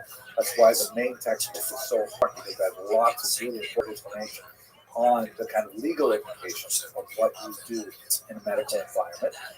But take it from a larger philosophical as opposed to the narrow experience here in America, which definition of justice are we going to use to understand how a person behaves? So these are all so crucial for the development of medical ethics, and there are certain basic principles that we will see enacted over and over again. Now, the kinds of reasons why it's so important for us to have medical ethics today, you might think, well, why don't I just learn my narrow trade, my narrow specialization? Why do I have to think about these other things? The reality is because the nature of our medical establishment today is that people are over-specialized, and they focus, let's say, so carefully on the left foot that they know everything there is to know about the left foot, but they don't think about what the implications are for the person who owns that particular foot. And we have spent so much of our energy training experts to be highly specialized that they never actually explore the humanities history, right, which is so crucial for developing that ethical sensibility. Secondly, our technology has advanced way past our ability to understand what it is. We can do things now with genetic technology. We can do all kinds of mind-bending alterations to basic units of human identity that we never were able to do before. And sometimes we know how to do things before we understand whether or not we should do things. We also We live in a highly litigious environment where doctors and medical personnel are sued all the time, and this is part of the downside of the lack of paternalism as a value. Autonomy means that when people are dissatisfied with their treatment, they have the right to sue their caregivers, and so you have to be protected against that and make sure that your behavior is, of course, corresponding to best practices, ethically and otherwise. And also, one of the huge questions is who ultimately gets to make the medical decisions today. In the American environment in particular, with the nature of health insurance and how that functions, a lot of these decisions are not made by doctors, but really made by the commercial enterprises that support the entire medical infrastructure, and that has to do primarily with health insurance. So these are a whole swirling group of difficult issues that you're going to have to make your way through and find a firm philosophical foundation for your own approach to medical ethics. We're going to go into some more details in the next videos, but I just want to say thank you very much for watching this. Have you been there before? My family's from just outside of Akron. Yeah. Where's that? Norwalk. Yeah, they're from Wakeman, just a itty bitty little place right by.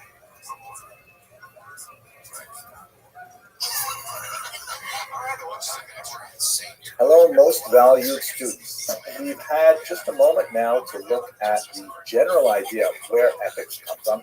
Let's take a little bit of a closer look at where Jewish medical ethics come from.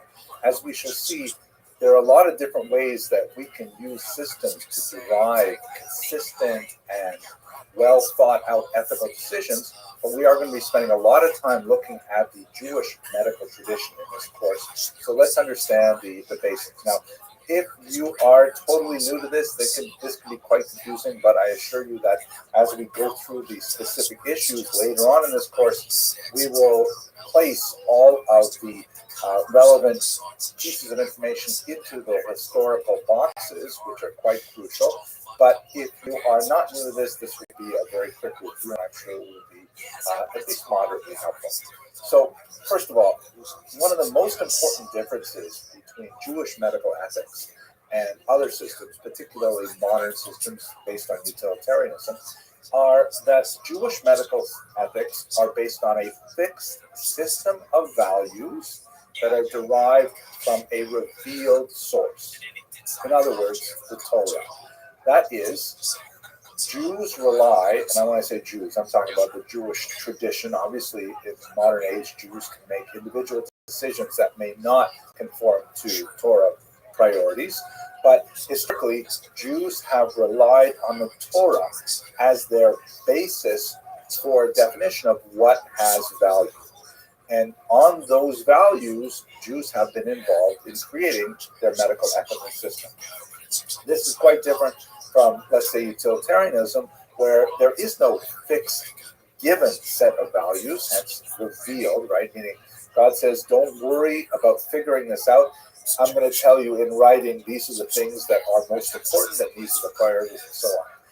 So not only do Jews start with a fixed, revealed source of already defined values, Jews also rely on a narrative tradition of how to interpret those values, specific rules, hermeneutic rules, to determine when an apparent contradiction exists, how it can be resolved. The books, the texts that have ultimately defined these things and record these things for later generations are what we're going to focus on today.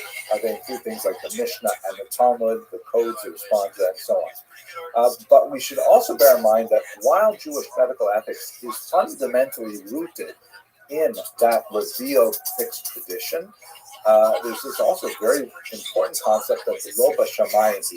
It is not in heaven. In other words, God, as Jews understand the system, gave us the basic principles, but human beings, Jews, are supposed to engage in those principles and derive medical ethics from them, along with secular ethics of a whole variety of concerns, everything from civil law to criminal law and so on.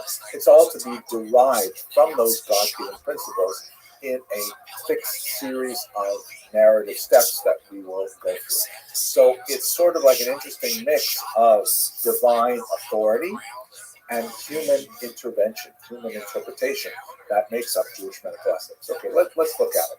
We should also bear in mind that in this system, there is no difference between what we would call interpersonal, the Hebrew term is bein adam v'chaveiro, ethics that determine behavior between one person and another, and what one might call ritual ethics, meaning things that are between a person and God, adam l'makom in Hebrew. In other words, we tend not to consider things like how does a Jew honor the Sabbath as being fundamentally different from how a Jew respects his or her neighbor's personal property, right? They're all part of the same system. And although we may see that there are different levels of stringency based on human interpretations, but it all fits within one big body of commandments. And this would be extremely important because when it comes to medical ethics, where multiple values, multiple priorities often clash, decisions have to be made, and sometimes certain ethics have to be sacrificed for other ethics. We'll get lots of examples of that throughout this course. But let's go through the text now and try to understand, how are these values codified?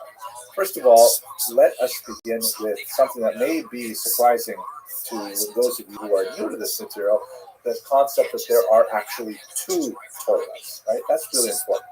The first is the written Torah, known in Hebrew as Torah Shebeksav, and that refers to the 5 books of Moses. The first 5 books of the Bible, which according to Jewish tradition, are given by God in the form that we have them today. This is obviously at variance with a lot of ideas of modern biblical criticism, but that doesn't matter because we're working within the intellectual ecosystem of Jewish medical ethics, which understands these first 5 books of Moses as being totally authentic and inviolate. Now, along with the written Torah, Jewish theology holds that there is a complementary oral Torah, Torah Sheba'al Peh, which is a body of teaching, as the term implies, that was delivered orally from God to Moses and then handed down subsequently through generations of scholars all the way up until the present day. And that oral tradition, which we're going to explore in a little more detail in just a second, is then somehow divided into various areas of teaching. The Mishnah is going to be extremely important. That's essentially a body of law. But there's also the Midrash, which is a kind of a poetic appreciation of ideas in the Torah that does not necessarily have to do specifically with ethics, but may say something about, the universe, the nature of life, philosophical ideas, things like that. And then finally, there is the esoteric or mystical tradition known as the Kabbalah. All of these 3 types of information, which are codified in different types of books, as we shall see, are forms or expressions of the oral Torah. And the oral Torah, crucially, is something which is still engaged in today. It is still something which requires the active engagement of students in order to find out what does the written Torah really mean. It's only found out through this oral exchange of ideas. So let's look, what is the nature of the written Torah? The traditional understanding that Jews have held dear for centuries is that those first 5 books of Moses are of divine origin. They are infallible, even when it appears that there are spelling inconsistencies or grammatical infelicities. All of those things are intentional, including things like, for example, letters which must be written upside down in the scribal form of the written Torah, all kinds of things like that, and that it is fundamentally inscrutable, meaning we can't plumb it to its very depths. We can understand it on a certain level, but we will always come against things which are fundamentally secrets of the Torah, and those are accessible only by the greatest scholars who have delved and plumbed the depths of the mystical tradition and so on. But that's basically the level of awe and respect that Jews come to the Torah, the written Torah in particular. It is understood as the blueprint of the universe. That's sort of a paraphrase of the description of the Torah that's written in the Talmud, that God looks into the Torah and then creates the rest of the universe. That it is the model for the universe, and it has, no limitations on its applicability. It is eternally relevant, as a passage in the Mishnah says. You can turn it and turn it. Of course, it's a scroll, right? So when you're turning it, you're going through it. For all is within it. The written Torah, as Jews understand it, includes all the answers you could ever find to any question. The problem is you have to know how to ask the Torah the question that you want solved. The oral Torah is fascinating. Of course, this is a major separation between the Jewish intellectual tradition and the Christian. The Christian tradition does not have the oral Torah at all. The Christian tradition does accept the Tanakh, the Hebrew scriptures, as authentic, and then they attach at the end the New Testament, which are Christian scriptures that, that's not our area of discussion today, but the oral Torah is a totally Jewish thing. Jews have believed for time immemorial that the oral Torah has equal authenticity to the written Torah, but it is open to debate. Not open to debate in the sense that you say yes or no, but in the sense of, well, what does it really mean? And the oral Torah, because it is, enshrined within the living voice of students that ring throughout yeshiva halls to the present day, there are so many ambiguities and complexities that rise from the fact that it is, when compared to a written fixed text, quite ephemeral. You wonder about the broken telephone phenomenon, where things get changed over time, or more significantly, the intentionally deceptive nature of some teachings, which are meant to disguise the final answer from students who may be unworthy. There's a lot of questions about how to get to the bottom line when you're working with oral Torah ideas. A few examples. Well, one of the most important ideas in oral Torah is the notion that every student is capable of defining something new, a chidush, something new. But this discovery of something new is actually the rediscovery of something that is actually already buried in the text of the written Torah.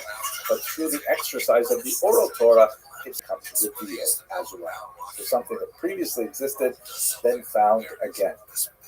I know this is complex. We're not going to go into this in a lot of detail because we're going to get to metallurgical ethics per se in the very next lecture. But let's just get our sense of what the major texts are. Okay, so here are the three major groups of texts. The first one is, as I mentioned earlier, midrash, which are kind of like poetic riffs on passages in the written Torah. Sometimes the midrash has a legal implication. The word for law in Hebrew is halacha, which means the way. And sometimes they are homiletic. The Aramaic term is agadata, or the Hebrew is agada. And that refers to kind of like things which are not necessarily teachings that imply that you should behave differently as a result. This chicken is kosher, that chicken is not kosher. But they illuminate basic ideas of Jewish thought and philosophy. The midrash were collected primarily in the Middle Ages, some of them in the ancient period, and we have them in many different books, including things like the Midrash Rabbi, the Great Midrash. The second major body of teachings, and here we will be very active for the rest of this course, is the Mishnah. The Mishnah is almost exclusively legal in orientation. It is a body of teachings that was codified somewhere in the early 3rd century, and it is the foundation of a much larger body of work called the Talmud, right? The Talmud is essentially a commentary on the Mishnah. The Mishnah is not a commentary on the Torah, the written Torah. I'll explain that in the next slide.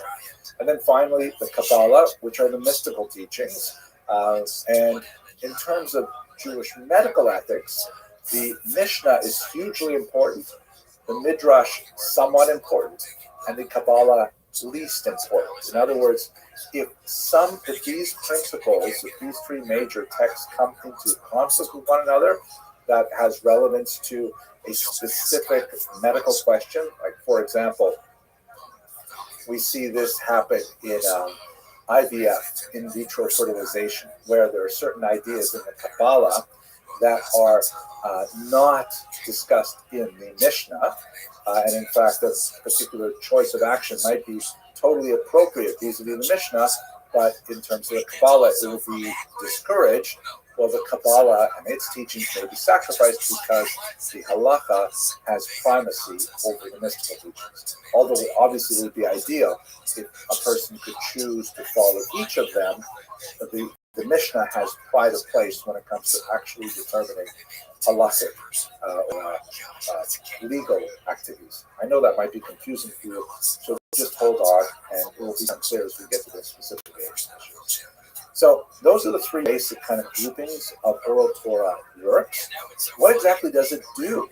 So, for example, the oral Torah clarifies ambiguities in the written Torah. I'm recording this, by the way, right around the holiday of Sukkot, where one of the things that Jews do is they go to synagogue with 4 trees that are connected with the harvest season, the palm frond, the myrtle, the willow, and a particular fruit, which is simply called in the written Torah, the fruit of a goodly tree. The written Torah does not tell us which fruit to use. So theoretically, I mean, what is the fruit of a goodly tree? Is it a pineapple? Is it grapefruit? I mean, if I showed up to synagogue carrying a grapefruit, I would be laughed out of the building. We all know that the correct fruit to bring is an etrog, or an esrog in the Ashkenazi pronunciation, but it doesn't say so in the written Torah. There is an oral Torah that goes alongside that clarifies the ambiguity that the correct is etrog. Similarly, see in the picture here, the phylacteries, known in Hebrew as tefillin, these prayer boxes worn on the arm and on the head, what are they supposed to look like? Right? The Torah doesn't tell us anything about what these prayer boxes are supposed to look like. The business with the straps, and square, and how they're shaped, and all kinds of these are all things which are discussed in the oral Torah. Secondly, the oral Torah supplies what are apparent omissions, right? Like all the laws of how animals are slaughtered to be kosher is not discussed in the written Torah. You need the oral Torah to get that whole manual, really important for the Jewish diet. And finally, the oral Torah sometimes even contradicts simple readings of the text. Like, for example, the written Torah says an eye for an eye, a tooth for a tooth, which sounds very Hammurabian, meaning that if Reuven knocks out Shimon's tooth, then Shimon should be able to go back and knock out Reuven's tooth, which serves him right for forcing him to come to that Thai restaurant anyways. But the idea is, well, actually I got that verse, I think it was Reuven who had to go to the Thai restaurant, right? Anyways, maybe you didn't watch the first lecture, so that's okay. But the oral Torah says, no. It doesn't mean literally an eye. You take out an eye for another eye. What it means is you calculate the monetary value of one eye, and the person who was harmed by having his eye poked out, God forbid, has to receive from the person who harmed him the value of that eye in some kind of cash payment, along with other things, lost wages and medical bills and all things like that. So the simple reading of the written text often gives a very blunt description of what has to be done. The oral Torah refines it and sometimes even appears to contradict it. So that's what the oral Torah actually does. Okay, so let's go on now to the codes and responsa. Recall that all of these works are evolving historically as well. Theologically, the oral Torah was given to Moses at Sinai and then down, but the texts that are before us today are the product of hundreds of years of named rabbis, discussing things. Not only rabbis, by the way, a few non-rabbis, women as well, are occasionally mentioned, but there's like hundreds of people discussing these things, and their opinions are recorded in books like the Mishnah. And the Mishnah is a very unusual document because it often does not present a bottom line. It doesn't represent the conclusion of the debate. It just says, Rabbi Meir says X, Rabbi Yehuda says Y, next Mishnah. So how are we supposed to behave? Do we follow Rabbi Meir or follow Rabbi Yehuda? That's when the codes come in. Codes, which developed in the medieval period, really starting from the 10th century and onward. Perhaps the most important of them is a code written by Moses Maimonides called the Mishnah Torah, not to be confused with the Mishnah, and not to be confused also with Mishnah Brura, which is something written much later. But the Mishnah Torah is essentially a code saying, you know what, I'm going to go through all this confusing material, which is scattered throughout many different books, and I'm going to put it in a basically a big list of rules that are categorized by type. All the laws of keeping kosher will be here. All the laws of keeping Shabbat will be here. All the laws of monetary damages to your neighbor are over here. And all of them are organized and easy to reference. Go back and find things in the codes. Another very important code, which we will be looking at frequently, is the Shulchan Aruch, the set table written by Rabbi Yosef Karo. And so these are like basically rule books that help us figure out what in the end does the written and oral Torah want us to do. That's codes. The second document, which will be extremely important for our course, is something called responsa, singular responsum. In Hebrew, Shelot Utshuvot. Literally it means answers, and sort of response, where a specific question affecting an individual will be sent to a rabbi. Rabbi will read that question and then, research the written Torah, the oral Torah, and the codes, and come back with a response. That response constitutes a type of legal precedent that then can be folded into later discussions and later responsa, and sometimes later codes or commentaries on codes as well. I know this is overwhelming. There's lots of information here, but as we go through the individual cases, you'll see how these things play out. So let's say, for example, when we get to a discussion of abortion, very important discussion, especially relevant to our time here, a very famous question was asked of a particular rabbi in Israel regarding the permissibility of an abortion, and that particular rabbi, in that case it was Tzitz Eliezer, responded that under those circumstances the abortion was permitted. Another rabbi, Rabbi Moshe Feinstein, later wrote, by the way, that rabbi, he answered incorrectly, an abortion should not be permitted under those circumstances. And those two positions, the first one was a classic response, singular, that was delivered to a particular woman in her particular question. The other one was really a follow-up response or a reaction to that response, but both of them constitute legal precedents that have a lot to say about what to do about abortions in the future, as we shall see. But let's not get ahead of ourselves. One, I'd like to point out a few really important principles that we will be returning to multiple times. The first is the question of, does this rule come from the Torah, or is it something that was invented by the rabbis? The Hebrew terms here are deoraisa, which means from the Torah, or derabbanan, from the rabbis. The reason is like this. The Torah gives certain rules, and the rabbis, looking at those rules, sometimes say, you know what, we better build, quote, a fence around the Torah. To make sure that people don't transgress the Torah, let's make another rule, which is absolutely human origin. It's a rule that was made up in order to protect people from transgressing the written law. So let's say, for example, on Shabbat, it is forbidden to write. You can't take a pen and actually write words. So the rabbi said, you know what? Just to make sure that people don't come close to writing, we're going to make a new rule called muksa, which means that you're not allowed to touch a pen. You can't pick up a pen.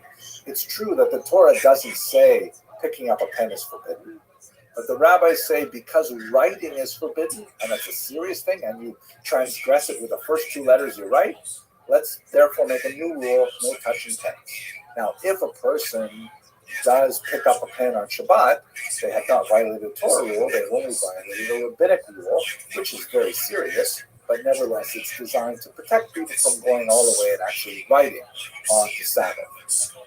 This becomes very relevant because in medical situations, quite often, some rule has to be obviated. Meaning a rule has to be set aside in order to save human life, which is itself, by the way, built into the system. The Torah itself says that human life takes precedence over all the commandments in the Torah, with the exception of 3, as we shall see later on in this course. So then the question is, if you're following the Torah by saving a life, but you have to transgress a rabbinic commandment, under what circumstances is that permissible? That's something that would be very important as we go through the issues in the rest of this course.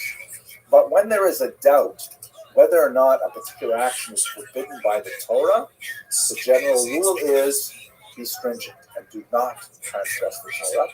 But when a particular rule is of human origin, when there is a reason to do so, one may be lenient with the rabbinic rule. We'll see these later on. Lots of implications for many issues in Jewish medical ethics.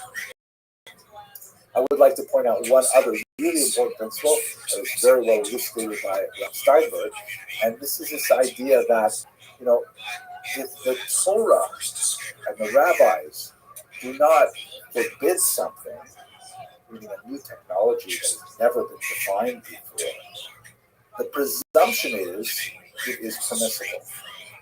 In other words, we start from the idea that new technologies, new medical procedures, unless there's some reason to say, no, it's against a law we already have, we assume that the answer is yes before it is no. That would become extremely important as we explore the emerging technologies and their implications vis-a-vis Jewish medical ethics.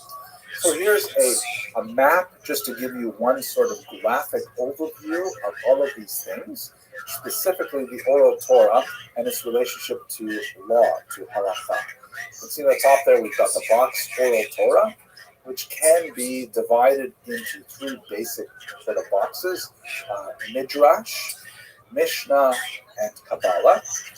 And most of our discussions are going to be deriving from Mishnah because that's the box that deals primarily with halakha. The Mishnah is later expanded upon the Talmud Yerushalmi, that is the first edition of the Talmud, which comments on the Mishnah. And then a little bit later, you have the Talmud Bavli, the Babylonian Talmud, which also read the Yerushalmi Talmud, so therefore it's kind of considered more authoritative because it enveloped also the Talmud Yerushalmi. This is not the place to go into discussion of why they are different, why you have both of them, and so on.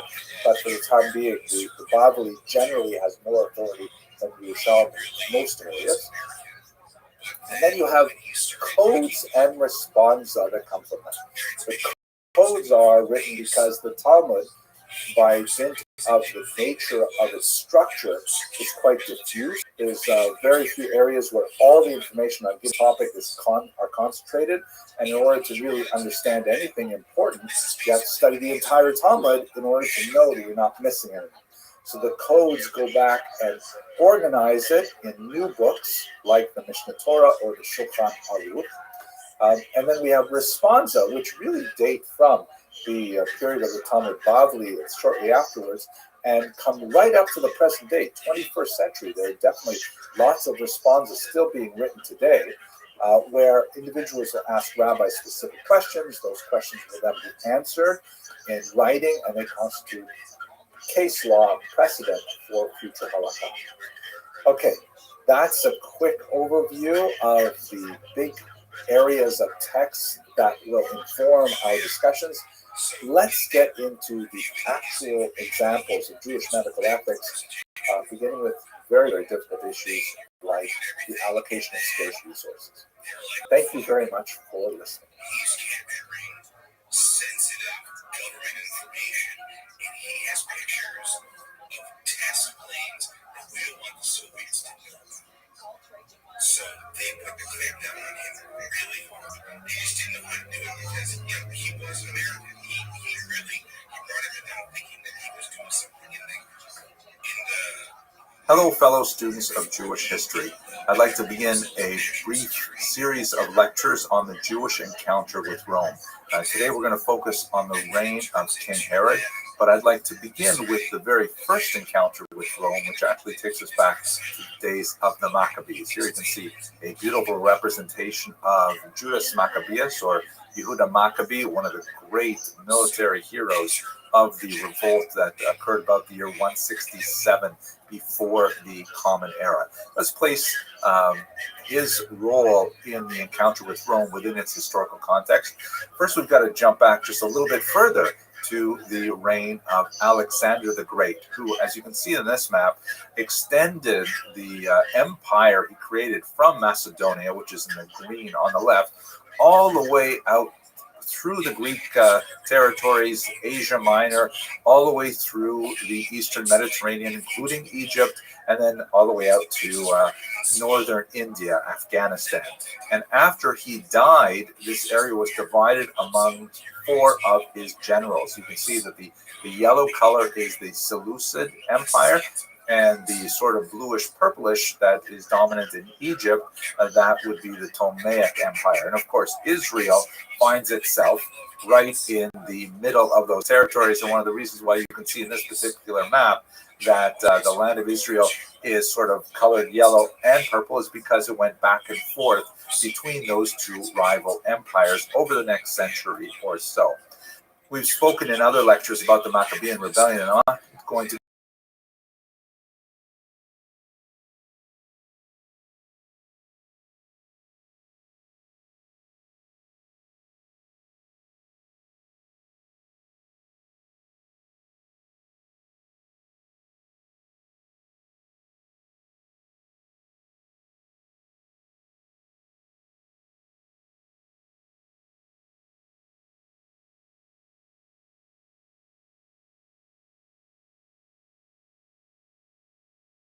of the Eastern Mediterranean in particular. And traditionalists argued against it, beginning with Matisyahu, who was Judah's father, and this created a kind of a traditionalist revolt against those Hellenizing Jews and against the Seleucid Greeks. Please feel free to have a look at some of my other lectures to get a better sense of how that conflict progressed. At any rate, the point where I'd like to pick it up here is where Yehuda Maccabee, who has taken over the command of the rebel forces, has effectively fought the Greeks to a stalemate. And the Seleucid general Lysias, now after the death of the previous king Antiochus Epiphanes, he proposes an armistice with the Maccabees, saying, okay, you know what, sorry we pushed you too hard, how about we find a compromise? We'll let you, for example, choose your own high priest, which was a major concern for a lot of the moderate population in Israel. So it turned out that the Hellenizing population in Israel and most of the moderates, they liked the idea. They wanted to end the war, not achieve full independence from the Seleucid kingdom, because they felt they're going to have to pay taxes anyways. As long as they were left alone, they had enough autonomy, especially religious autonomy, that was enough. But Yehuda Maccabee and his shrinking band of followers said that was not enough and insisted on fighting further. So the conflict at that point continued. A good portion of the Jewish population in Israel sought support of the Seleucids to try and, end the fighting, whereas Judah Maccabee sends a delegation to Rome and says, hey, maybe Rome, you can help us out in our conflict with the Seleucids and in our ambition to achieve full independence. If you look at the book of Maccabees, which does not appear in the Hebrew scriptures, but does appear in a lot of Christian Bibles in the Apocrypha section, this is, by the way, a beautiful reproduction of a 17th century English translation, the King James. And if we zoom in, we see this interesting passage. There's kind of like this header at the beginning. It says, Judas is informed of the power and policy of the Romans and maketh a league with them. And the articles of that league are described here. So the text talks about how Yehuda had heard of how powerful the Romans were and that he thought that he could enlist them into his aid against the Seleucids. If we jump ahead to the end of the chapter, it says here, chapter verse 24, if there come any war upon the Romans or any of their confederates throughout all their dominion, the people of the Jews shall help them, right? This is like a mutual assistance treaty, as the time shall be appointed with all their heart. 26, neither shall they give anything unto them that make war upon them, meaning they will not help the enemies of the Romans at all, or aid them with victuals, weapons, money, or chips. And I wondered about that. Why are they not giving them chips? What's so important about the chips? It must be they had these great chips housed. This is not, by the way, a paid product announcement. I actually like these chips a lot. So that was a joke. I'm sorry. I don't know why I put these things in there. But anyway, let's go back. As it has seemed good unto the Romans, but they shall keep their covenant without taking anything therefore. So the idea was they signed a mutual assistance pact. The Jews would help the Romans if anyone attacked Rome, and theoretically, at least, the Romans would help the Jews if anyone attacked Israel.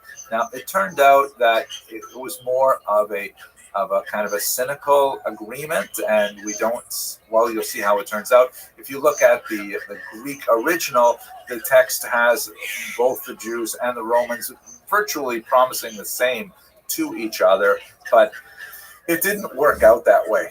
Meanwhile, the Seleucid kingdom lost control of Israel, and the Maccabees were able to actually achieve Yehuda Maccabee's dream of independence. He himself was killed in battle, but as you can see from this map, not only were the Maccabees able to establish a new dynasty called the Hasmonean kingdom, or Hashmonaim, but they were actually able to expand it significantly throughout the region on the other side of the Jordan as well. And that's essentially the history of the Maccabean kingdom from the revolt in about the year 167 until the arrival of Pompey, a Roman general, and that's what we're going to turn to next.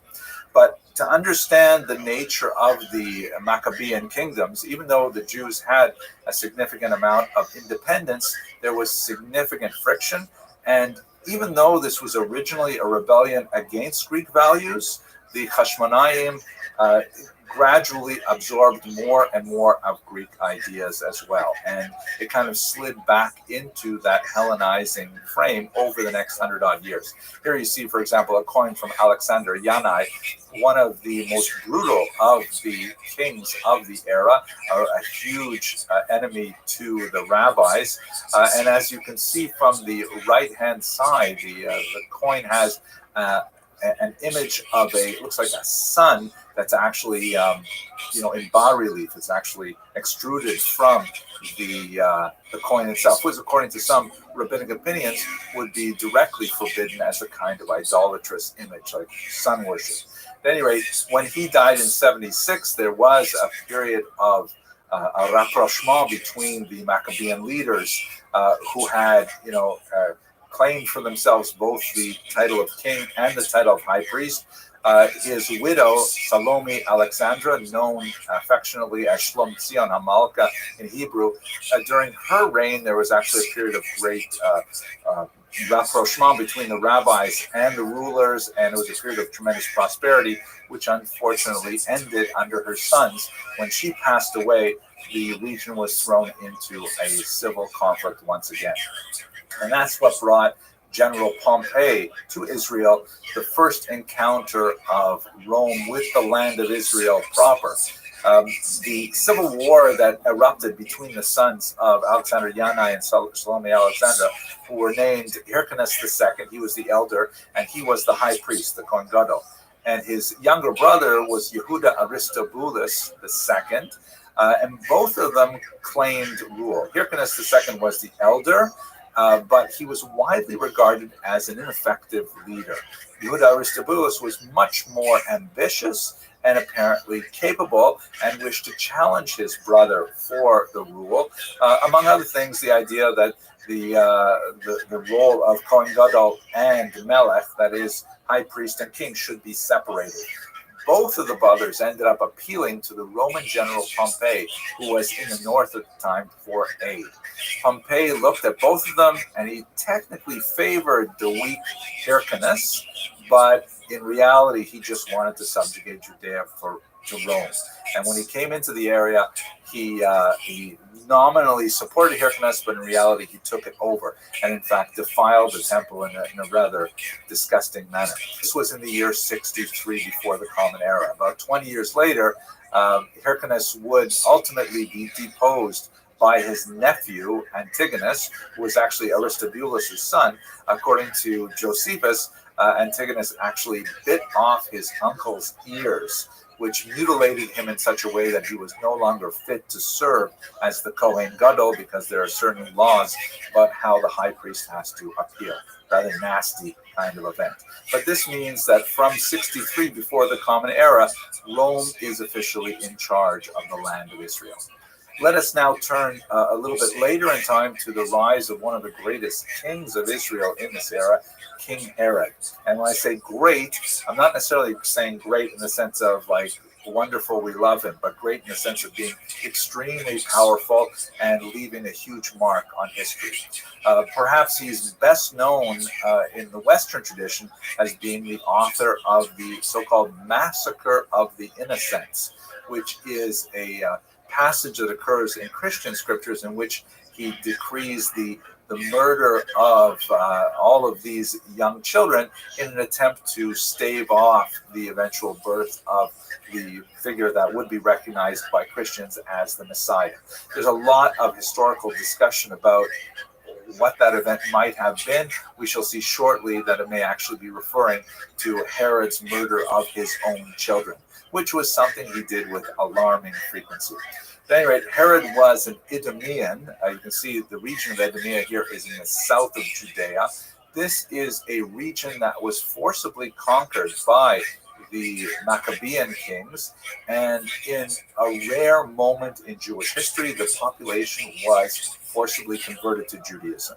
This is one of those moments that reverberates throughout history. Of course, Judaism has forsworn that particular practice, partially as a result of the horrible experience that they had under King Herod following this forced conversion. But at any rate, the Idumeans were a population that ultimately identified with the Jewish people, but they also felt somewhat separate and occasionally resentful of that. When we get a little further in the series, I'd like to discuss the role of the Idumeans in the First Roman-Jewish War, which was quite significant. Herod's father was Antipater, who was an ambitious advisor to Hyrcanus.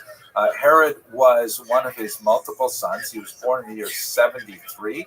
And his father, as a result of his attachment to Hyrcanus and the support of Rome, was able to give his sons political rule in various parts of the land of Israel. Herod was given the Galilee, the north, and he immediately charged in and used rather brutal means to put down an incipient rebellion that was happening there. He actually imposed the death sentence without the authorization of the Sanhedrin, which got him into trouble with the great Jewish court. And we have two parallel descriptions of a rather unusual event. It's mentioned in Josephus, who is, of course, one of the great historians of this era. Once again, I hope to discuss his complicated backstory a little later in the series, but he provides us an unusual glimpse into the moment when Herod was brought before the Sanhedrin to answer for his precipitous brutality in the Galilee. And we also have the same story with some significant differences in the Talmud as well. According to the version that Josephus offers, Herod appears before the Sanhedrin fully armed, which was considered a great act of nerve, to use the Hebrew term chutzpah. It was a great act of insolence to appear before the great court wearing armor. And he effectively cowed all of the judges into submission. And essentially, they let him go without any kind of reprimand. In the Talmudic version, which you can see here, appears on page 19b of Tractate Sanhedrin. In the Talmudic version, it is Shimon ben Shetach, who is the great rabbi who stands up against Alexander Yanai the king and challenges his colleagues. But in the Josephine version, it is none other than the great Shammai, the interlocutor to Hillel, who was the only rabbi who has the courage to stand up to Herod. But unfortunately, he is not supported by the rest of the Sanhedrin, and Herod walks. Why these two versions, Josephus and the Talmud, differ in the important details of which figures are speaking is beyond the scope of this discussion. Herod brought three particular skills to his rule in the land of Israel, and we'll see them play out over his long career. The first is that he was capable of bold, brutal repression, that he had very little qualms about using violence to support his rule. Secondly, and ironically, this was combined with a remarkable level of public generosity, that he was certainly capable of recognizing the needs of a larger population and to provide for their tax relief and grain whenever possible, and especially, as we shall see shortly, in a massive series of public building works that were designed quite often for public benefit. So this combination of being very brutal and bold and at the same time very generous is rather unusual, and certainly helped to promote his rule. And the third skill that he possessed was he was an extremely shrewd cultivator of relationships and alliances, particularly early in his life. He was very, very careful and able to thread the needle between various Roman factions and to find supporters and patrons and know when to genuflect and when to fight back. He was able to secure his realm primarily because of these three skills: bold, brutal repression, remarkable public generosity, and his shrewd cultivation of relationships and alliances. Thank you very much for watching.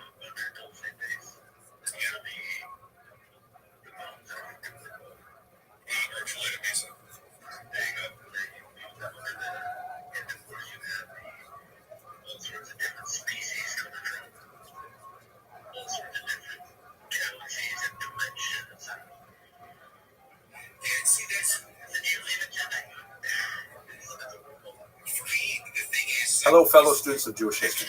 In the previous lecture in the series, we looked at the first encounter of the Jews with the Romans in the period of the Maccabees, and then brought it up to look a little more closely at the beginnings of the reign of King Herod.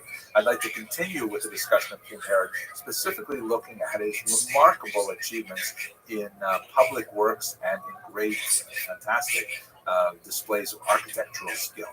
So perhaps the most significant and certainly the longest lasting of Herod's great architectural contributions to the land of Israel and the Jewish people is a huge renovation of the temple. The rabbis in the Talmud are somewhat ambivalent about it because Herod himself, even though he did a fantastic job beautifying the temple and expanding it, he was a really brutal, awful ruler, as we shall see in the next lecture in this series. But if you look at this very beautiful diagram, which I purchased from Ritzmeier, he has a great site that has all kinds of amazing architectural drawings. You can see the Temple Mount as it existed under King Hezekiah. You can see the Temple Mount under King Chizkiyahu at the top. Of course, the temple is attributed to Shlomo HaMelech, but we're looking at the mount as a whole here. And then you have a few additions during the Maccabean era. And then the fourth picture from the top is how it was vastly expanded by King Herod. You can see the green area represents a dramatic expansion of the Temple Mount area as a whole. There's also a beautification of the actual structures. Josephus tells us that only Kohanim, only priests, were allowed to work on the construction, and that it never rained in the daytime, only at night, of course, during the rainy season and so on. And then on the bottom, by the way, you see that obviously it's changed dramatically because the temple structures were all destroyed during the first Roman Jewish War in the year 70. The Muslims later built the Dome on the Rock and the Al-Aqsa Mosque, you can see on the right, but nevertheless the Temple Mount as a whole is still preserved. The area where we have the Western Wall, the Wailing Wall, is the wall that's facing us is the Western Wall, so it looks something like this. And you can see the Dome on the Rock in the background, the later Muslim addition to the Temple Mount, and of course, Jews gathering to pray at the site of the last retaining wall of the temple. Note that it is a retaining wall at the end of the Temple Mount, not the wall of the temple itself. And if we also look to the southeast, you can see that there is actually remnants of the Herodian construction. This is an area that's often called the seam because it more clearly than in many other places shows where the actual wall under the Hasmonean kingdoms ended, and then you can see how Herod extended it significantly to the south in this particular. Anyway, that was one of his greatest public contributions because, of course, the temple was the central ritual site for all Jews of the world. And by beautifying it and expanding it like this, he made it much more accessible to the larger population as a whole. And I should also mention, by the way, that his public generosity in terms of temples extended throughout the Eastern Mediterranean. He was not shy about offering sacrifices at non-Jewish temples as well, something which the rabbis would not approve of, to be sure, but he often generously gave donations to other temples elsewhere in the Eastern Mediterranean, and he was known as kind of very, philanthropic king from a significant territory in the land of Israel. Caesarea is one of my favorite places. This is one of the most beautiful locations in the land of Israel, and Herod had designated it as the primary location of the Roman Jewish nexus in Israel. That is, unlike Jerusalem, to be sure, and unlike much of Judea and the Galilee, Caesarea was to be essentially a Roman city. And he put a tremendous amount of money into renovating this city to make it acceptable to the Roman aesthetic. Here you can see an aerial view that shows you the port. It's, of course, on the Mediterranean, pretty much in the center of the land of Israel. And he significantly expanded the port to make it much more viable commercially. The whole region was destroyed, or the whole port was destroyed in a major earthquake in the year 117. But you can have a look at what it must have been like here in this artist's rendition, that he actually built this artificial reef that curved out, and you can see there's kind of an entrance to the bottom left of this picture where the boats would come in, and they would have a safe harbor to be able to dock and unload their wares and so on. The building of this artificial harbor, which was the largest of its day, used volcanic ash from the Italian peninsula in a rather unique architectural manner where they would float out to the places where they wanted to sink the stones for the reef. They would mix up this concrete that could actually dry underwater using this volcanic ash, and then they would allow the forms to drop into the water and harden there. It was a remarkable feat of engineering, and it must have been one of the wonders of the world at the time. You can see he built hippodromes, right, which are like racing stadiums for horses and things like that. Tremendous number of things like aqueducts, classic Roman architecture, bringing water from far away in order to meet the needs of the growing population of this region. Really fantastic public works that made a huge mark on the country as a whole. I'm going to show you a few images from this remarkable article, The Landscape Palaces of Herod the Great, published in Near Eastern Archaeology in 2014. The author is Professor Catherine Gleason. She has some amazing pictures. Let's have a look at them.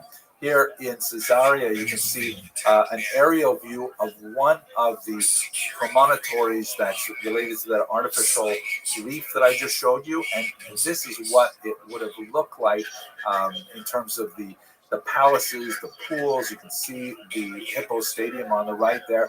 And it really must have been such a fantastic kind of thing to see this glorious palace. And Herod, in particular, was fond of gardens, so he made sure that there were gardens planted everywhere in his palaces. If we look at Jericho, there's a remarkable series of gardens that appear, kind of suddenly in this region, which is surrounded by desert, but has the Jordan River flowing through it.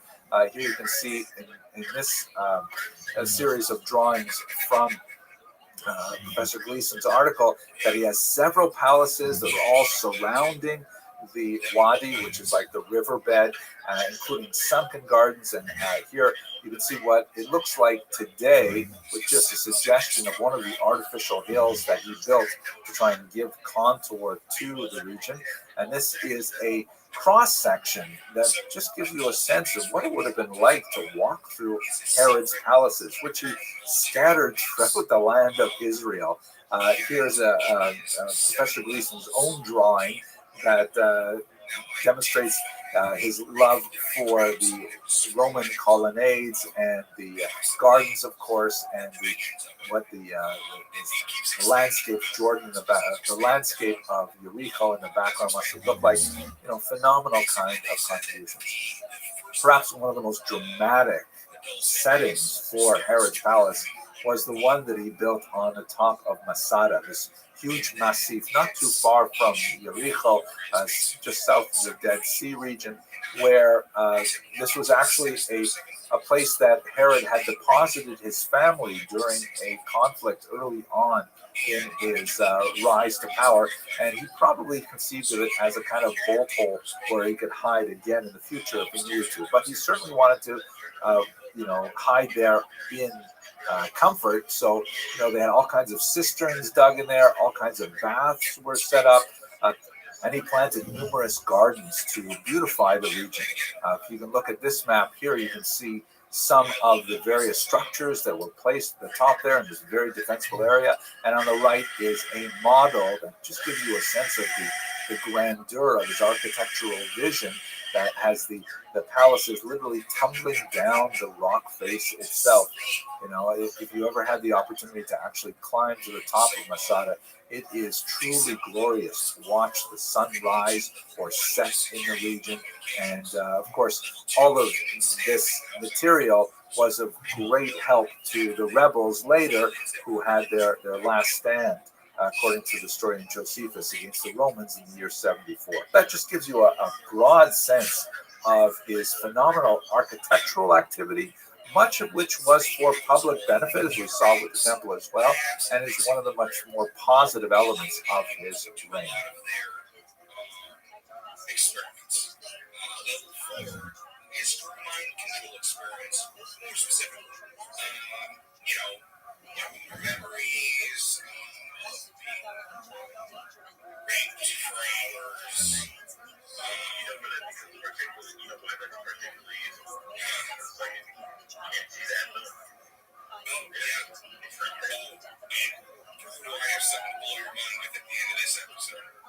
In the last lecture, we spoke about Herod's remarkable architectural achievements, but that is not the feature of his rule for which he is remembered. He is most likely remembered for his incredible brutality, directed not only at the general population, but specifically to members of his own family. And that's what I'd like to turn to first. In the image here from John William Waters' house, you see a beautiful depiction of Marianne, or also known as Miriam or Mariamne. That was one of Herod's 9 wives. She was the one who gave him the most status because she herself was of Maccabean descent. She was a Hasmonean princess, in other words. And as we mentioned in a previous lecture, Herod himself was of Idumean descent and therefore had less of an ethnic claim on the throne. By marrying a Hasmonean princess, he was able to attach himself to the bloodline of Jewish royalty, however, but that was not to last, because in a fit of rage, he had her executed in the year 29 before the Common Era. According to the Talmud, he immediately felt tremendous regret over this, and so he had her body not interred, but rather submerged in a vat of honey. so that he could preserve her body and look upon her when he so desired. Rather bizarre story. But anyway, have a look at this family tree of Herod. You can see that he's towards the left in the middle. It says here, Herod reigned from the year 37 to the year 4 BCE. And what I'd like to do is to outline the family members who were killed by Herod and give you a sense of the broadening scope of his familial madness. His first act of murder directed against his family is the murder of his brother-in-law, Aristobulus. This is the teenage brother of his favorite wife, Mariamne. He was 17 years old at the time, and Herod had appointed him to be the Kohen Gadol, the high priest. Much to his displeasure, Aristobulus proved to be quite a popular individual. Apparently, both Mariamne and his brother were very good looking, and the population as a whole were quite enamored of this young high priest. So, fearing the possible rebellion of his brother-in-law, he had him drowned at Jericho, and then cynically had a huge funeral to commemorate, or perhaps in his sense, to celebrate his death. That was his first nasty act against his family, but it continues. Obviously, relations with his wife, Mariamne, the sister of Aristobulus, went downhill for there, and Herod began to suspect her of adultery. And so he had her killed as well. She was 25 years old. This was in the year 29 before the Common Era. Then he goes on, and if you see towards the bottom left, his sister Salome was married to a man named Costobar, and Herod began to suspect Costobar of fomenting a rebellion. This is going to be a recurring theme. He's going to fear others trying to take power away from him, and so therefore he either murders them or exiles them and so on. So he has his brother-in-law Costobar executed for suspected rebellion. But Herod goes on to killing even his own sons. He killed both Alexander and Aristobulus. I know these names repeat frequently, so that's why this graph hopefully is helpful. They were sons of Mariamne, and once again, Herod was concerned that perhaps they were trying to plot to assassinate him, so he had them killed. The murder of Alexander and Aristobulus may actually be the event which triggered the story of the massacre of the innocents that features in Christian scriptures, but for which historians have not found a tremendous amount of record. But the murder of these two young men may have been associated with the idea of Herod fearing a possible usurper to his throne, and that got folded into the larger Christian narrative. After murdering his sons Alexander and Aristobulus, he decided to expel his own brother, Pheroras, that is something of a kindness rather than killing him, again for the possibility that his brother was plotting to overthrow him. And he also expelled his first wife, Doris of Jerusalem. He had actually expelled her once earlier, so this is the second expulsion. He invited her back after the first one. Finally, Herod jails his own son Antipater by Doris. He would ultimately execute Antipater, but that occurs very shortly before his own death. Thinking about all of these family murders, the Emperor Augustus is said to have once remarked that it is better to be Herod's pig than to be his son. And this is in reference to the Jewish dietary laws that would forbid Jews from slaughtering and then eating pigs. But obviously, Herod had no problem slaughtering his own children. Herod, at the end of his life, was suffering from a painful, debilitating disease, possibly syphilis. At one point, he actually attempted to take his own life with an apple knife. It turned out that that was unsuccessful. But Herod was determined that people should not celebrate when he dies. And so one of the things that he did, just to get a sense of how far gone he was at this point, he rounded up the prominent leaders of the Jewish people and had them jailed in Jericho in the Hippodrome there. He left orders with the guards that all of these local leaders should be killed as soon as the guards hear that Herod has died. And it seems that he was thinking that, he doesn't want people to celebrate in the streets when he himself dies, so therefore he wants to kill a lot of other people to dampen the mood, to make sure that people are actually mourning when he leaves this planet. After his unsuccessful attempt to take his own life, he was enraged, and he decided at this point to order the murder of his son Antipater, who up until this time was awaiting trial for rebellion. And shortly after Antipater was killed, Herod changes his will. This is the 7th time he's done so. Not surprising. I mean, he keeps on killing off his beneficiaries, so he has to keep juggling his will. We'll talk about what the meaning of that will was in the next lecture in the series.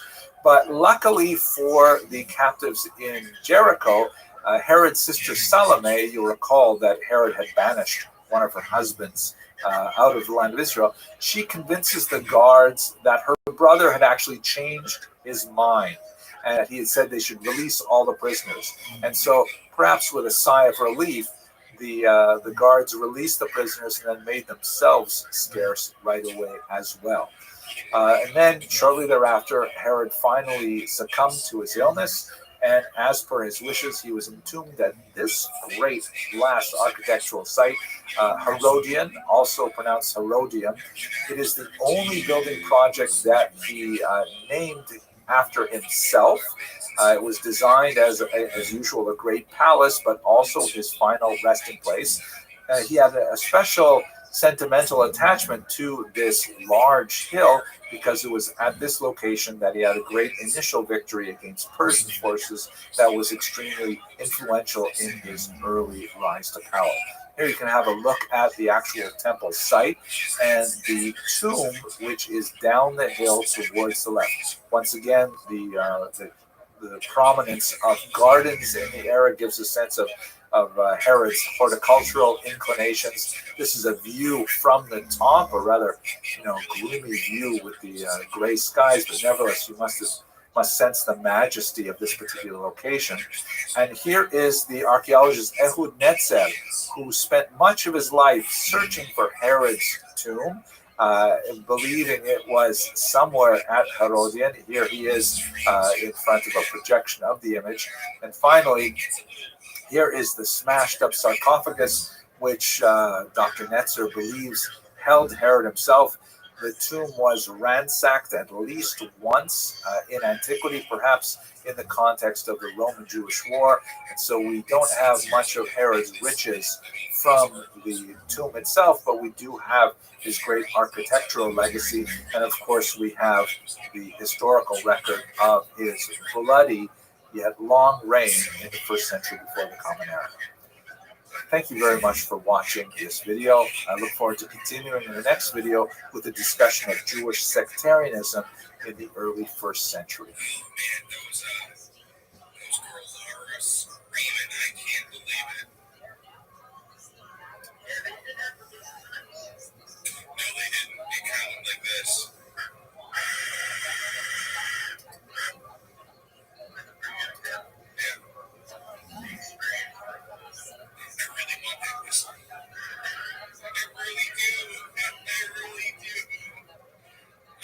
Searching all day long to try and see if somebody has recreated that. No one has. Hello, fellow students of Jewish history. Where we left off our discussion was with the death of Herod and the chaos that he left in his wake. Today, what I'd like to do is kind of set the scene for the first half of the 1st century. We're going to continue in the next series of lectures with the birth of Christianity, which at the time may not have been such a massive event, but would have later tremendous implications for the course of not only Jewish history, but of world history. But for today, we're going to be working primarily at the social and economic and religious maelstrom of activity that's happening in the land of Israel in the first half of the 1st century. Let's begin with this beautiful map here, which indicates with rich colors the way in which the land of Israel was divided into a tetrarchy after the death of Herod. You can see that the green area here is outlined as belonging to Archelaus. The sort of corally color is given to Antipas, and the yellow area is given to Philip. By the way, all of these sons of Herod had the first name Herod, but they are, it's hard to keep them all straight. So Herod Archelaus, Herod Antipas, and so on. Also not noted here is the regions that were given to his sister Salome, which primarily consisted of a few cities. At any rate, the reason why the land of Israel was divided up and in this way, and not in a as a kingdom, as Herod owned it, or Herod ruled over it from south to north, was because of conflict over the rule of Archelaus. Archelaus came in, and he was not at all an effective leader. He attempted to put off some major decisions, and in other decisions he was way too hasty and in fact even violent, repressing the population in Jerusalem. And so a series of delegations, not only Archelaus himself, but several other delegations went to Rome to try and argue for different dispositions to Herod's final will. That is the seventh of his wills, which he, as we mentioned in a previous lecture, he had to keep rewriting them because he kept bumping off his beneficiaries, which is not a good thing to do for one's life insurance policy. At any rate, that's the way they decided in Rome to divide up the land of Israel as a type of tetrarchy. This also represented a significant diminishment in the status of the land of Israel. It was essentially subsumed within the larger governorship of Syria, which will become extremely important as we consider the unrest that would follow. There was especially unrest in the era of the first decade after Herod's death. The Jewish authorities, under Roman pressure, tried to enact a census. This was in the year 6. And this census was primarily to help with tax assessment, which of course nobody really likes, but nevertheless it is inevitable. But we should understand that Jews have a particular allergy to a census. There are whole discussions in the Hebrew scriptures about counting people as being a forbidden activity unless it is specifically permitted by God. So this means in practice that the Jews have developed customs to not specifically count individuals, but to count, tokens of individuals. Like, for example, giving the half shekel tax for the temple. If everyone gives a half shekel, then we can count up the shekels and we know exactly how many people there are and so on. And even in contemporary period, when you need to count the number of people for a prayer quorum, a minyan, the custom is not to count them saying 1, 2, 3, 4 and actually assign numbers to people, but rather to say a blessing that has 10 words in it, such as, for example, the Hamotzi blessing over bread, obviously without pronouncing the name of God, which should only be said when you're actually reciting the blessing over bread, or there's a particular verse in the book of Psalms, Hoshea Esamecha, and that's used sometimes to count people. At any rate, sorry for that little tangent. Let's get back to the material there. There was a tremendous unrest in the beginning of this period, especially in association with that poorly received census. And there was a lot of actually brigandry going around the land of Israel, something which was actually in many ways sort of a foreshadowing of the major rebellion that would erupt in the year 66, which we'll get to, God willing, in a couple of weeks. The unrest was significant, and it was especially terrible because the local official in charge was a man named Sabinus, who was placed in charge by Governor Varus of Syria.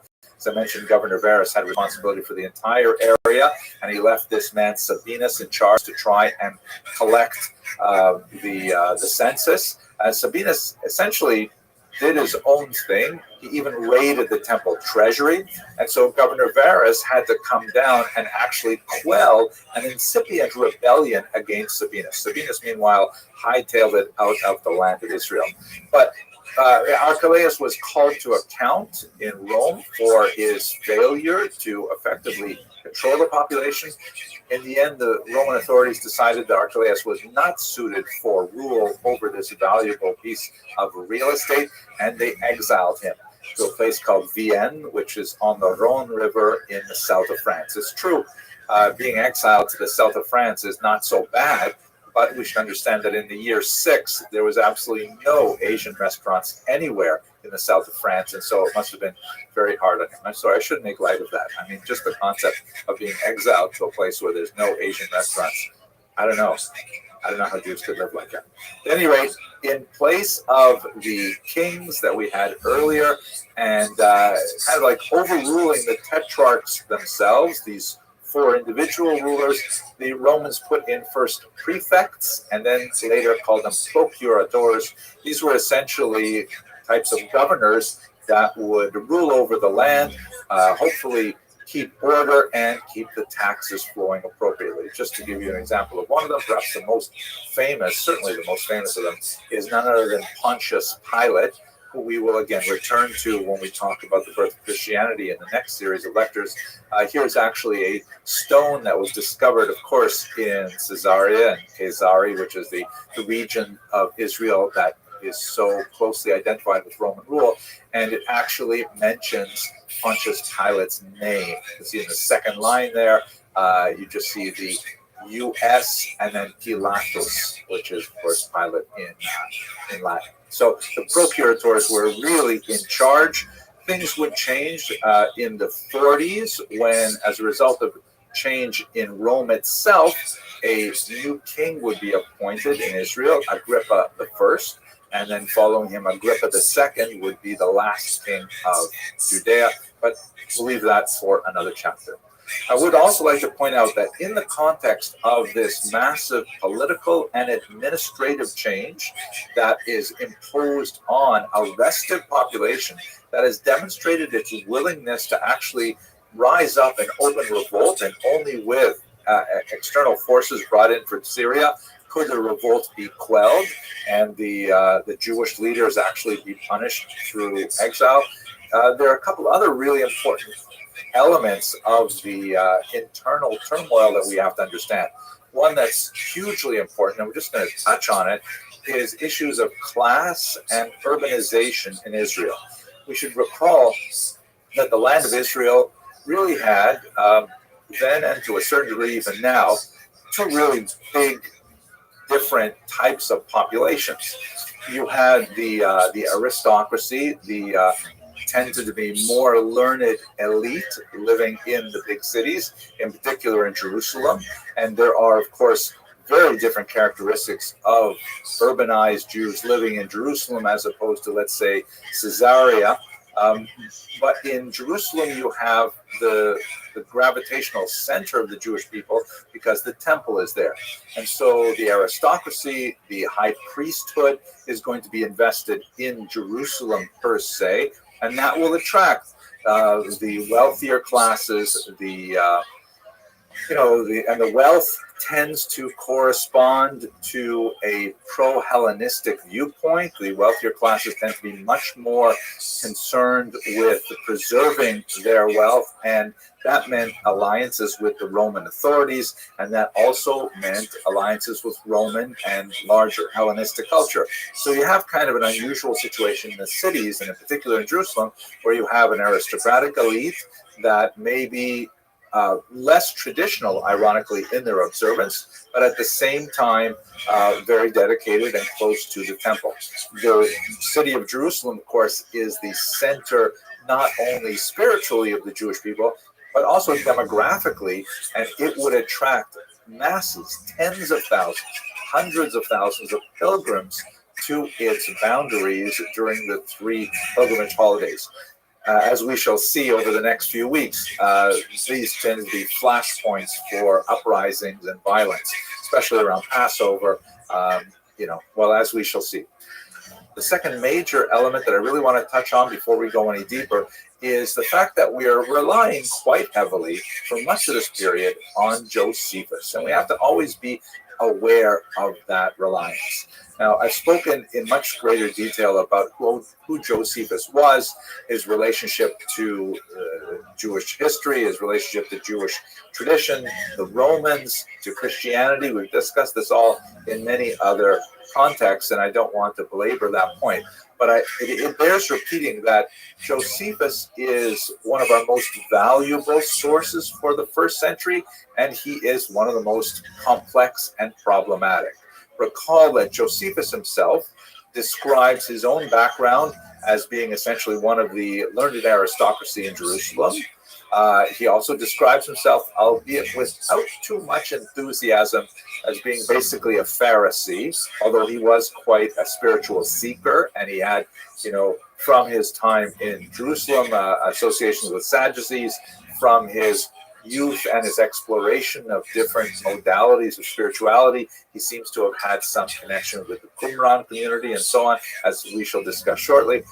But the turning point in his life was in the year 67 at the siege of Yotapata, also pronounced Jotapata, in which, and by the way, in modern Hebrew, it's the city of Yodfat, or the town of Yodfat, the village of Yodfat, in northern Israel, where Josephus was the leader of the rebel forces against the Romans, and he decided to defect to the Roman side. And that's when he began his literary career in this strange kind of environment where he is the #1 world expert on things Jewish. And at the same time, he is living thoroughly within a Roman milieu. And although we know that he wrote the first version of his history of the Jewish war in Aramaic, that version has been lost. The only version we have is the one he composed in Greek, which was the lingua franca of the era, that was designed for essentially a Roman Gentile audience. And the Romans were his patrons and his captors at the same time. So when he is writing, we know that he is conscious of his audience, in particular the emperor Titus Flavius, whose name Josephus took, the family name Flavius. He knows that it's going to be read by the emperor. Does he edit his words? And how does he edit his words in order to meet the favor of that very important audience? So everything we know about this first century, not everything, but quite a bit that we know about this first century, comes from Josephus, and he himself is writing for a very specific kind of audience in a very careful kind of way, and so it's difficult to unpack everything he says. We will, from time to time, cast some doubts, maybe even some aspersions, but certainly no asparagus at Josephus as we go through this history. Okay, let us continue then with the discussion of the main ideological groups, at least as Josephus describes them, specifically the Sadducees, the Pharisees, and then I'd like to spend some time on the fourth philosophy, well, let's get to it. Thank you very much for watching this first part of this lecture.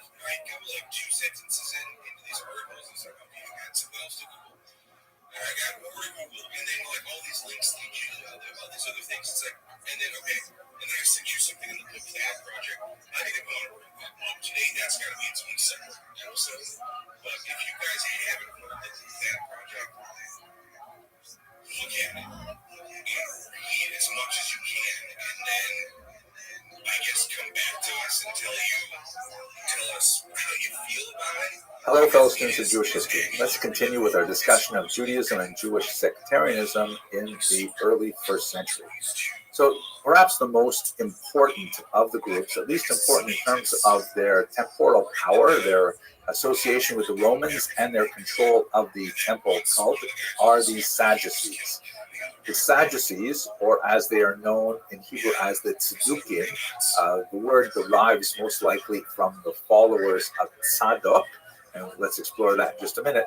They were the group that was especially known for its production of the various high priests of the era. And as we shall see, this became a revolving door where high priests were appointed and then deposed, and all kinds of things happened to them as they went through very, very high rate of churn from one to the other.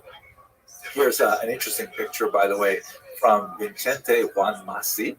and it is the title in Spanish is El Sumo Sacerdote Aaron, the high priest Aaron. Of course, the high priesthood descends from Moses' brother Aaron, and it descends through the males of the families, such that actually some great research has been done on the genetic components of even modern day Jews who claim Kohen status. They often have that as a last name, or Katz, but they can have a lot of different names as well.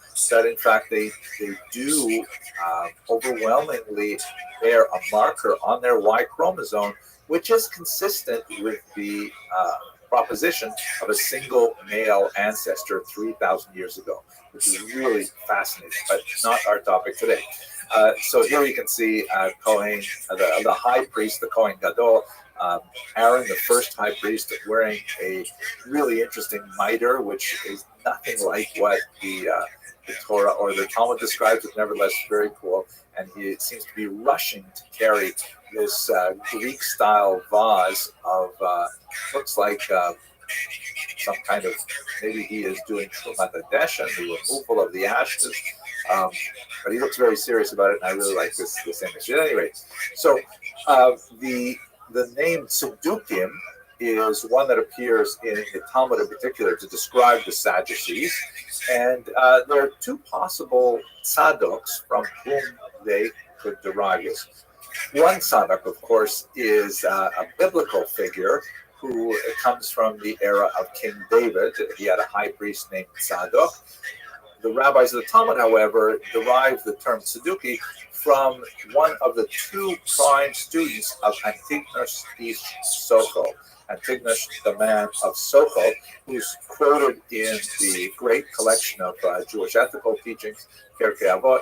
He was a rabbi who lived in the early 2nd century before the Common Era, and he had two students, Tzadok and Boetus.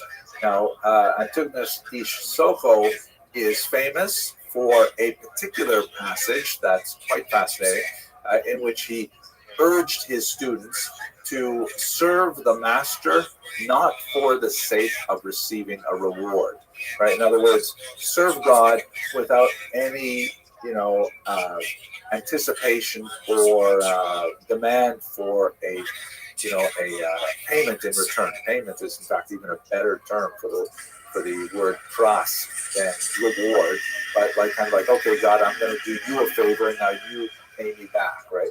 So Antigonus Isocho said, no, that's not the right attitude. You should do it just because it's God. God asks you to do it, and you should do it simply because God is the one asking you. According to the rabbinic tradition, his two students, Tzadok and Boetus, misunderstood him and said, well, it must mean that there is no reward for performing the will of God. And we should do it, following Ritual, we should do it without thought of receiving reward.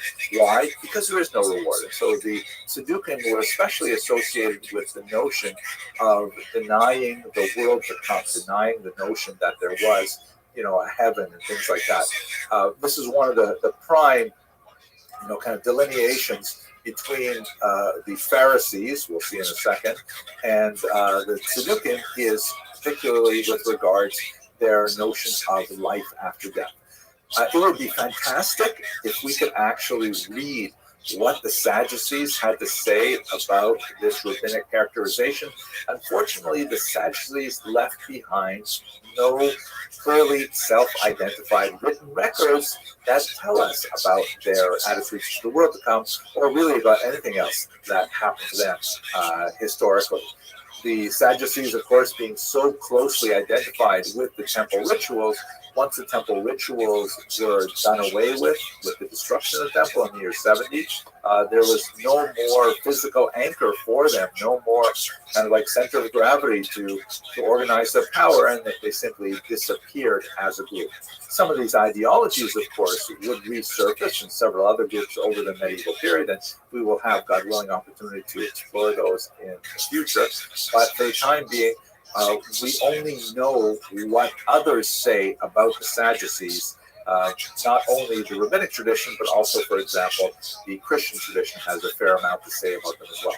Now, I mentioned that there were two students, Sadok and Boetus, and in the rabbinic tradition, for sure, they are distinguished. You see them referred to in different contexts, but it's really hard to parse out, well, what exactly is the difference between that Tzeduke and one of the Boetians?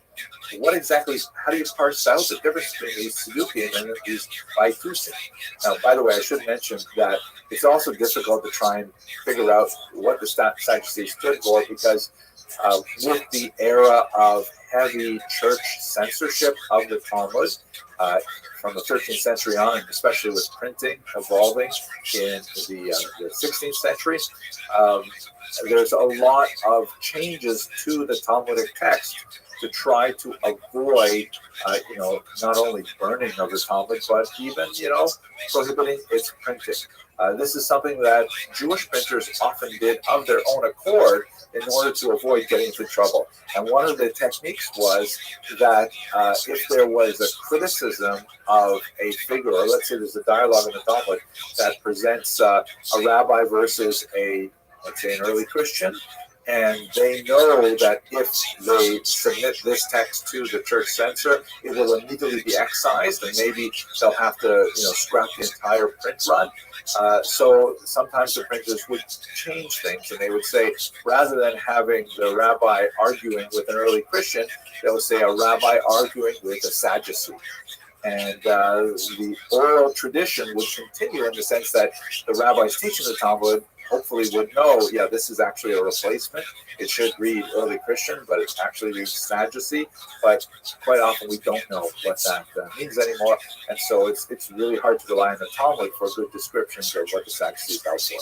But one reasonable argument is that may appear in a deeper analysis of, for example, Josephus, is that the Sadducees were the older aristocracy that relied on their connections with the Hashmonayim, with the earlier Jewish kings, going back to the period of the Maccabean revolt. And the Boetians may have been a sect of, again, aristocracy, priesthood, and so on, that began to gain power under Herod specifically. Herod had such a long reign of many decades that you could easily have rivalries develop among the aristocracy vying for the position of Kohen Gadol, and so that may be an actual kind of not ideological but kind of organizational difference between the Tzedukim and the Baitusim. We otherwise don't know ideologically how they differ. Okay. So those are the Sadducees in a very brief treatment. Let us now turn to look at the Pharisees.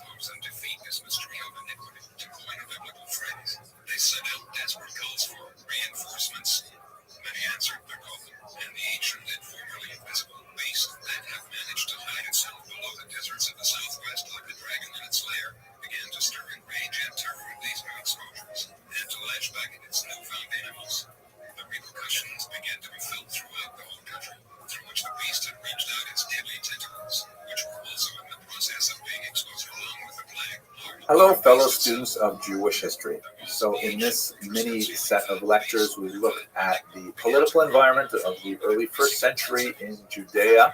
Then we looked at the Sadducees, followed by the Pharisees. And now I'd like to kind of provide sort of a catch-all to some of the other groups that are really quite active, but whom we unfortunately do not know very much, but are nevertheless quite fascinating. Now, I'm going to lump them all together in the term Josephus's fourth philosophy. Not that I really know exactly what that fourth philosophy is. That's never stopped me from making a video before, however.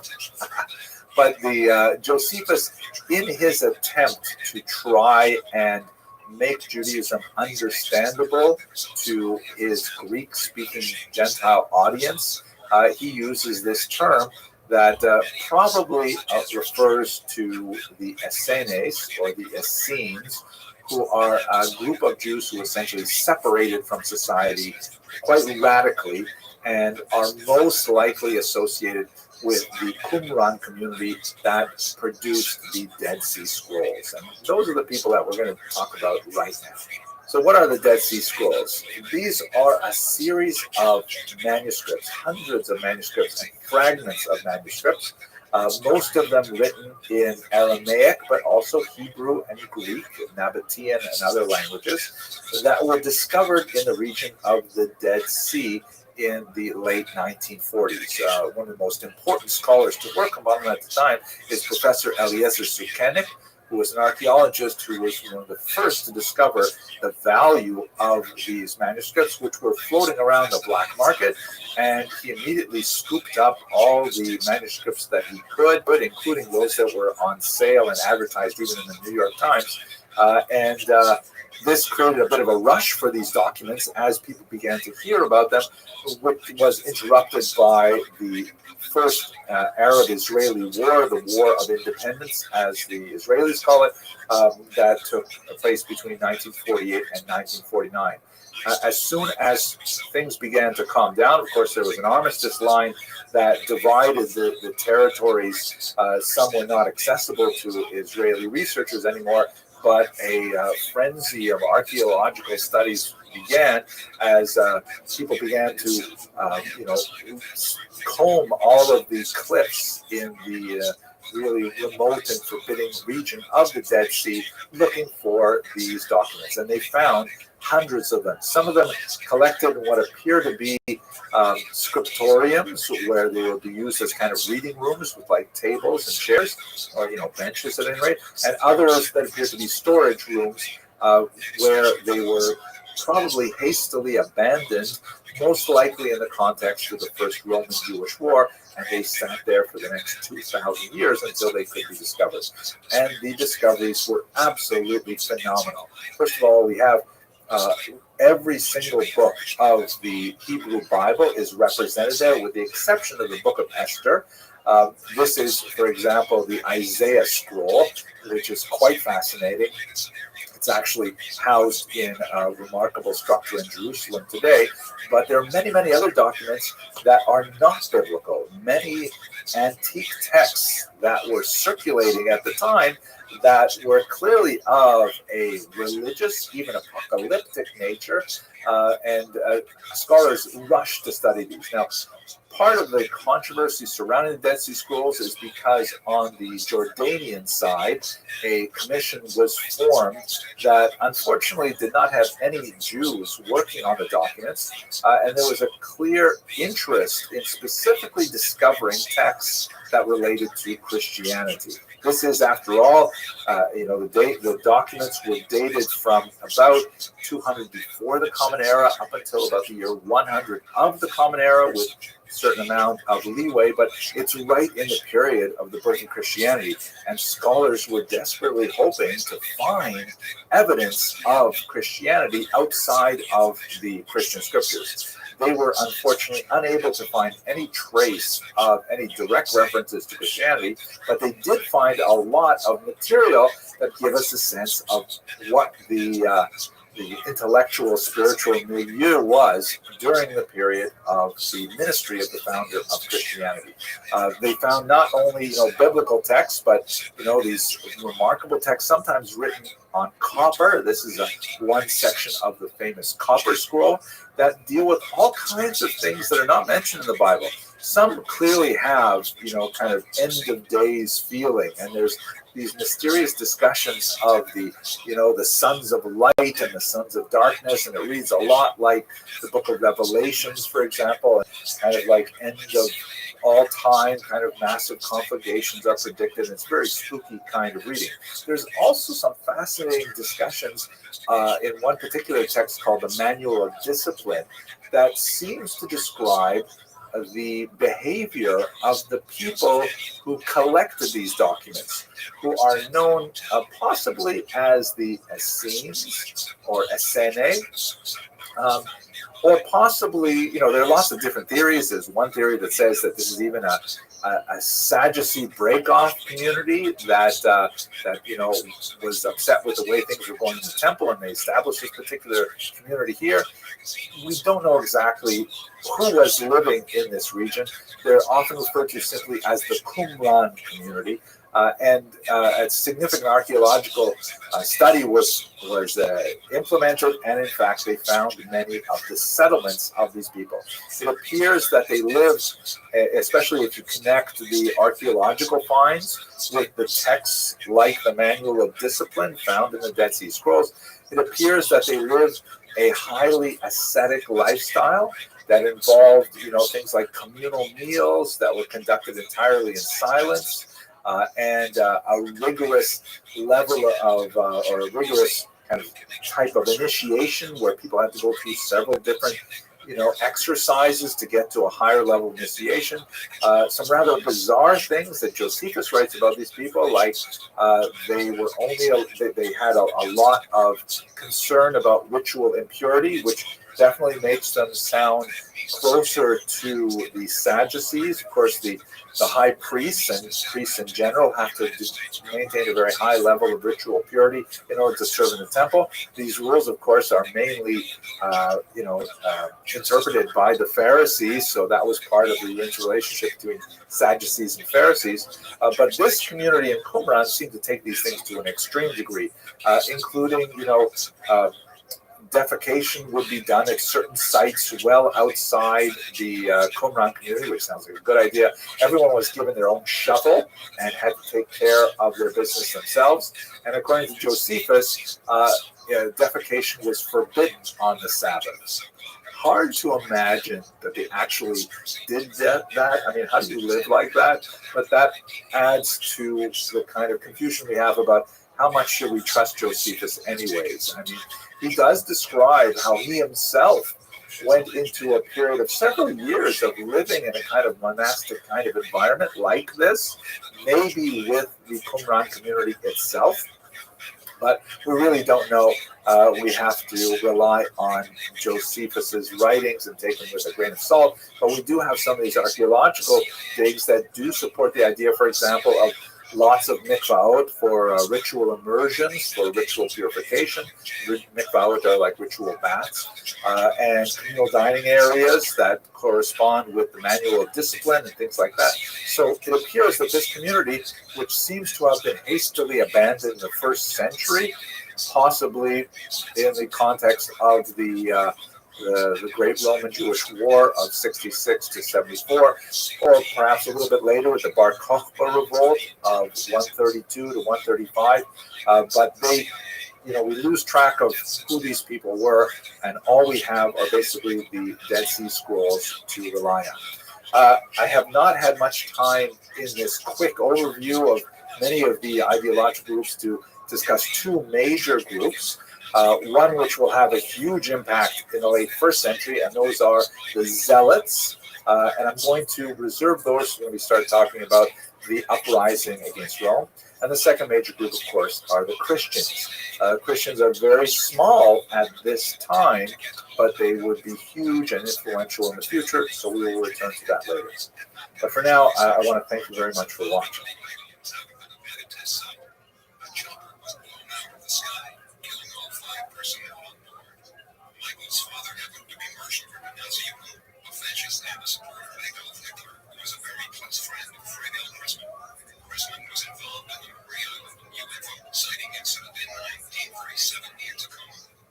Hello, fellow students of Jewish history. So, in the first of this series of mini lectures, we discussed the reconfiguration of the land of Israel after the death of Herod and the growing communal upset with the way in which Rome was handling affairs in the land of Israel that would provide grounds for incipient revolt. And then we looked at the Sadducees, who were a group that was much more closely connected to both Rome and the temple ritual, and those two factors are intrinsically related. Now let's turn our attention to the so-called Pharisees. The Pharisees is a term that we see in Josephus, and we also see in the Christian scriptures. It is not, however, a term that we have in rabbinic literature. And so that's led to kind of a confusing amount of scholarship on, well, who exactly are the Pharisees? It seems very reasonable that the Pharisees are essentially what we would call today the rabbis or the sages, and they are sort of like the foundation for Judaism as we understand it for the next 2,000 years. They are inheritors of the oral tradition, the defenders of the oral tradition. Ultimately, the texts known as the Mishnah and the Talmud would be produced by their intellectual descendants. We can understand them basically using modern terminology in mainstream Judaism. Although, if you live in the first century, you might have difficulty figuring out which one actually is mainstream Judaism. Actually, living in the 21st century, sometimes that's difficult too. Do you define mainstream Judaism based on the amount of adherence that a particular movement has? Do you define it in terms of the wealth of a particular movement or the political power of a movement? Or do you determine it in terms of its antiquity? So certainly today's, let's call them Orthodox Jews, lay claim to the greatest antiquity. Orthodox Jews today can read the text of Maimonides and basically identify their own lives in the text of Maimonides with the observance of the Sabbath and all kinds of things like that, and much further back than that as well. And many of those things can be totally foreign to non-Orthodox Jews. But when you get to the first century, the version of the past that we receive from the Pharisees is essentially the same, that they are inheritors of the oral tradition that goes back to Moses. Although other groups, such as the Sadducees in particular, they would dispute certain aspects of that particular argument. And so, as my father of blessed memory would often say, plus ça change, plus c'est la même chose, the kinds of disputes that we have in the 21st century are in many ways very similar to the disputes that we had in the first century. But let us return to our identification. Who exactly are the Pharisees? So one very long-standing scholarly argument is that the Pharisees refer to a group called the Perushim. And if you watch some of my older lectures, I really push on this point hard. But since I'm doing a lot more reading lately, I'm not quite so sure that that is a hard and fast identification. One of the reasons for it is because we only find it in a handful of places, and it tends to be in very specific contexts. The term Perushim means those who separate, and so the argument is that the rabbis, seeing that the temple cult was essentially defiled by Sadducees who disrespected the oral tradition, they separated from them, and their power base, they're linked to the larger population, and there seems to be very little doubt that the Pharisees were in fact the most popular of the ideological movements of that day. That their separation from the center of power is really what caused them to take on the name Perushim, or those who separate. This is a hard argument, not only because it's only used a handful of times in rabbinic literature, and again within specific contexts, but it could be defended perhaps by saying that quite often groups only really derive terms to describe themselves when they have to distinguish themselves from the other, right? Like, for example, if you look at 18th century Eastern Europe, the so-called misnagdim, or opponents, didn't have that term, which is basically what we call Lithuanian Jews today. They didn't have that terminology until the Hasidic movement arose, and so the traditionalists said, we oppose the Hasidim, so therefore we are the opponents, we are the misnagdim. They existed long before, centuries before the Hasidic movement, but they didn't have a word for themselves because there was nothing to define themselves against. So that may be one of the reasons why you don't see this term floating through the Talmud and the Mishnah and so on.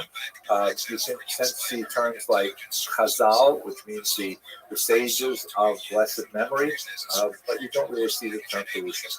Nevertheless, looking at how Josephus describes them, looking at how they're described in the Christian scriptures, albeit tends to be a little bit of a negative slant, sometimes a very negative slant, primarily because, as we shall see, the founder of Christianity is depicted in the Gospels as having intense debates with Pharisees, sometimes quite heated debates, but in reality, they were really quite close in ideology, as we shall see that really more controversial sections of this lecture series.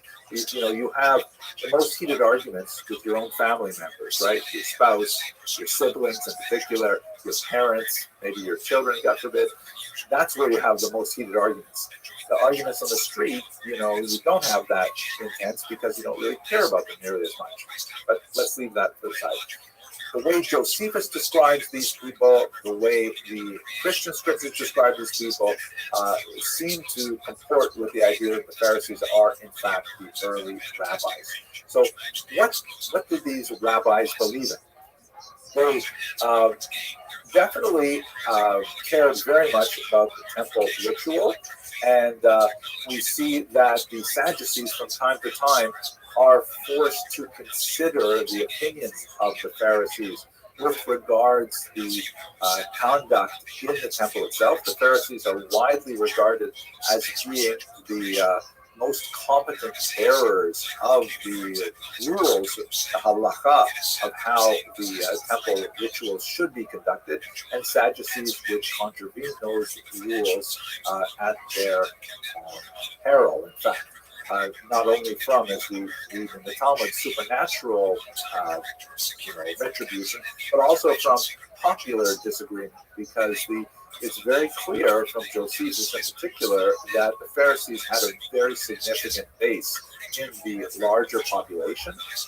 Jews tended to look to the Pharisees as being legitimate bearers of spiritual authority, and they constitute essentially the heroes of the first century and prior. Some of the great figures of the Pharisaic tradition are people like Hillel and Shammai. We mentioned earlier Antigonus Issocho, one of hundreds of figures who make up the teachings of the Mishnah in particular. Of course, these teachings were only recorded later, but based on very strong oral traditions. The Pharisees essentially promoted the vision of Judaism and the relationship of Jews to God and the world and the metaphysical universe that we would understand today as Judaism.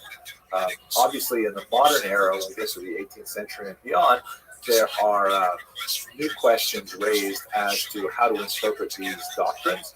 But in the ancient world, the Pharisees were generally considered to have the greatest level of authority of anyone. Okay, so that's basically the Pharisees in a nutshell.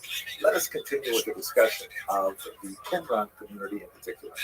Thank you very much for watching.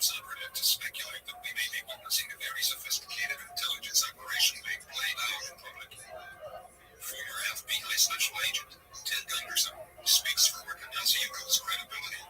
Gunderson, who lives in Manhattan Beach, has worked with Ignaziuko for many years in his capacity as private investigator. Together, according to Gunderson, hello, fellow students of Jewish history. I'd like to continue with our discussion of the Jewish encounter with Rome by looking at the diaspora in Italy itself. So when we look at the pre-war period, that is the period before the Great Roman Jewish War of 66 to 74, you've got Jewish communities already beginning to set out themselves in Italy. You've got Jews circulating around Rome, Jews circulating in the Greek area of the Italian Peninsula, and in the football area in Sicily. So you've already got Jewish settlements already happening. Rome is certainly the most significant of them. And let's recall, the Roman Empire Rome is the center of this massive empire that expands the entire Mediterranean basin. You can see on the right, on the Mediterranean east seaboard, there's Judea, of course, and there's Romans all across North Africa. They're well into Spain, the Iberian Peninsula. There's Romans penetrating into Europe, beginning to make inroads into Northern Europe as well, and England. The only place they haven't conquered is, of course, way out east, where there is at least Chabad. The King of Shluchim, of course, celebrates lots of Jews. That's a joke, I'm just joking. Let's go on. So there's Jews already connected with the Roman Empire, even before the war and the massive displacement of slaves that occurred after that conflict. Just to recap where we are in terms of these relationships, The Maccabees, under Judah Maccabees, shown here in this remarkable Rubens portrait, they already signed a decree with Rome in the year 161 before the Common Era. And when the dynasty of Maccabean kings, the Hashmonaim, began to decline, Pompey took advantage of this by advancing into Jerusalem in the year 63 before the Common Era. So we already have Judea absorbed within the Roman Empire well over a century before the Roman-Jewish War. There were Jewish client kings who were kept in place in Judea under Roman authority. Agrippa I, Agrippa II are the last of them, but before that, of course, we had Herod, who we discussed at great length earlier. There are two major rebellions that stress and strain this relationship. I think past its breaking point, the one of 66 to 74, which is considered the first Roman-Jewish war, the Great War, that resulted in the destruction of the temple, which occurred in 70, 74, perhaps 73 is when Masada fell. And then, of course, the major Bar Kokhba revolt of 132 to 135. So there's already quite extensive foreign relations with Rome that are happening from Judea well before the wars occurred. Now, what about those Jews living actually in Rome? There's a certain degree of Roman xenophobia that is occurring at this time. Xenophobia is a type of antipathy which is related to the fear of the strange. That's really what it means. Xenos in Greek means stranger or foreigner, and phobia, of course, means fear. So the Jews were behaving in ways that the Romans really did not fully understand. And we can see this in the scattered references to Jews that we have in Roman literature from the first century before the Common Era right up through the next few centuries. Many of them were brought as slaves by Pompey, and they're looked down upon because of their lower social status. Of course, the majority of the population of Rome were slaves at this time, but the Jews were especially strange cases for them. Cicero has a fascinating passage in something that was recorded in the year 70 before the Common Era, where he's involved in a trial of a freedman named Verres, who was apparently Jewish influence. Judaism was really quite a competitive ideology at the time, and actually attracted a lot of Roman converts as well. There's some estimates to say that among citizens, Jews constitute as much as 10% of the Roman population, which is pretty significant. But at any rate, what does Cicero say in the context of this trial? He makes a pun that says, what has a Jew to do with a Verres? Verres, of course, being one of the plaintiffs or defendants in this case, and Verres in Latin slang means pig. So the fact that Cicero could make a pun about how this Verres, who is influenced by Jews, perhaps has adopted some Jewish practices, his Jewish leaning, he would stay far away from a pig. And yet his name itself means pig. And that's a kind of a convoluted pun. But the fact that Cicero could make this pun, and that the pun would be well received theoretically by his audience, or else he wouldn't have said it, just indicates some sense of the consciousness of Jews that Romans had at the time. There was some awareness of Jewish practices, and they were regarded with some suspicion. For example, the fact that Jews took off an unheard of 1 day in 7 to rest, the Sabbath. This was far greater frequency than Romans would normally, and so Jews were considered slothful. The fact that Jews, had certain initiation rites, especially for men, circumcision, made them seem somewhat misanthropic or clannish to Romans who were not necessarily willing to go through this process in order to, be part of Jewish society. And the dietary rules, things like that, are all seen as kind of clannish behavior. So there's certainly a degree of mistrust and misunderstanding that goes with the Roman environment. But comparatively speaking, it's not especially strenuous or difficult.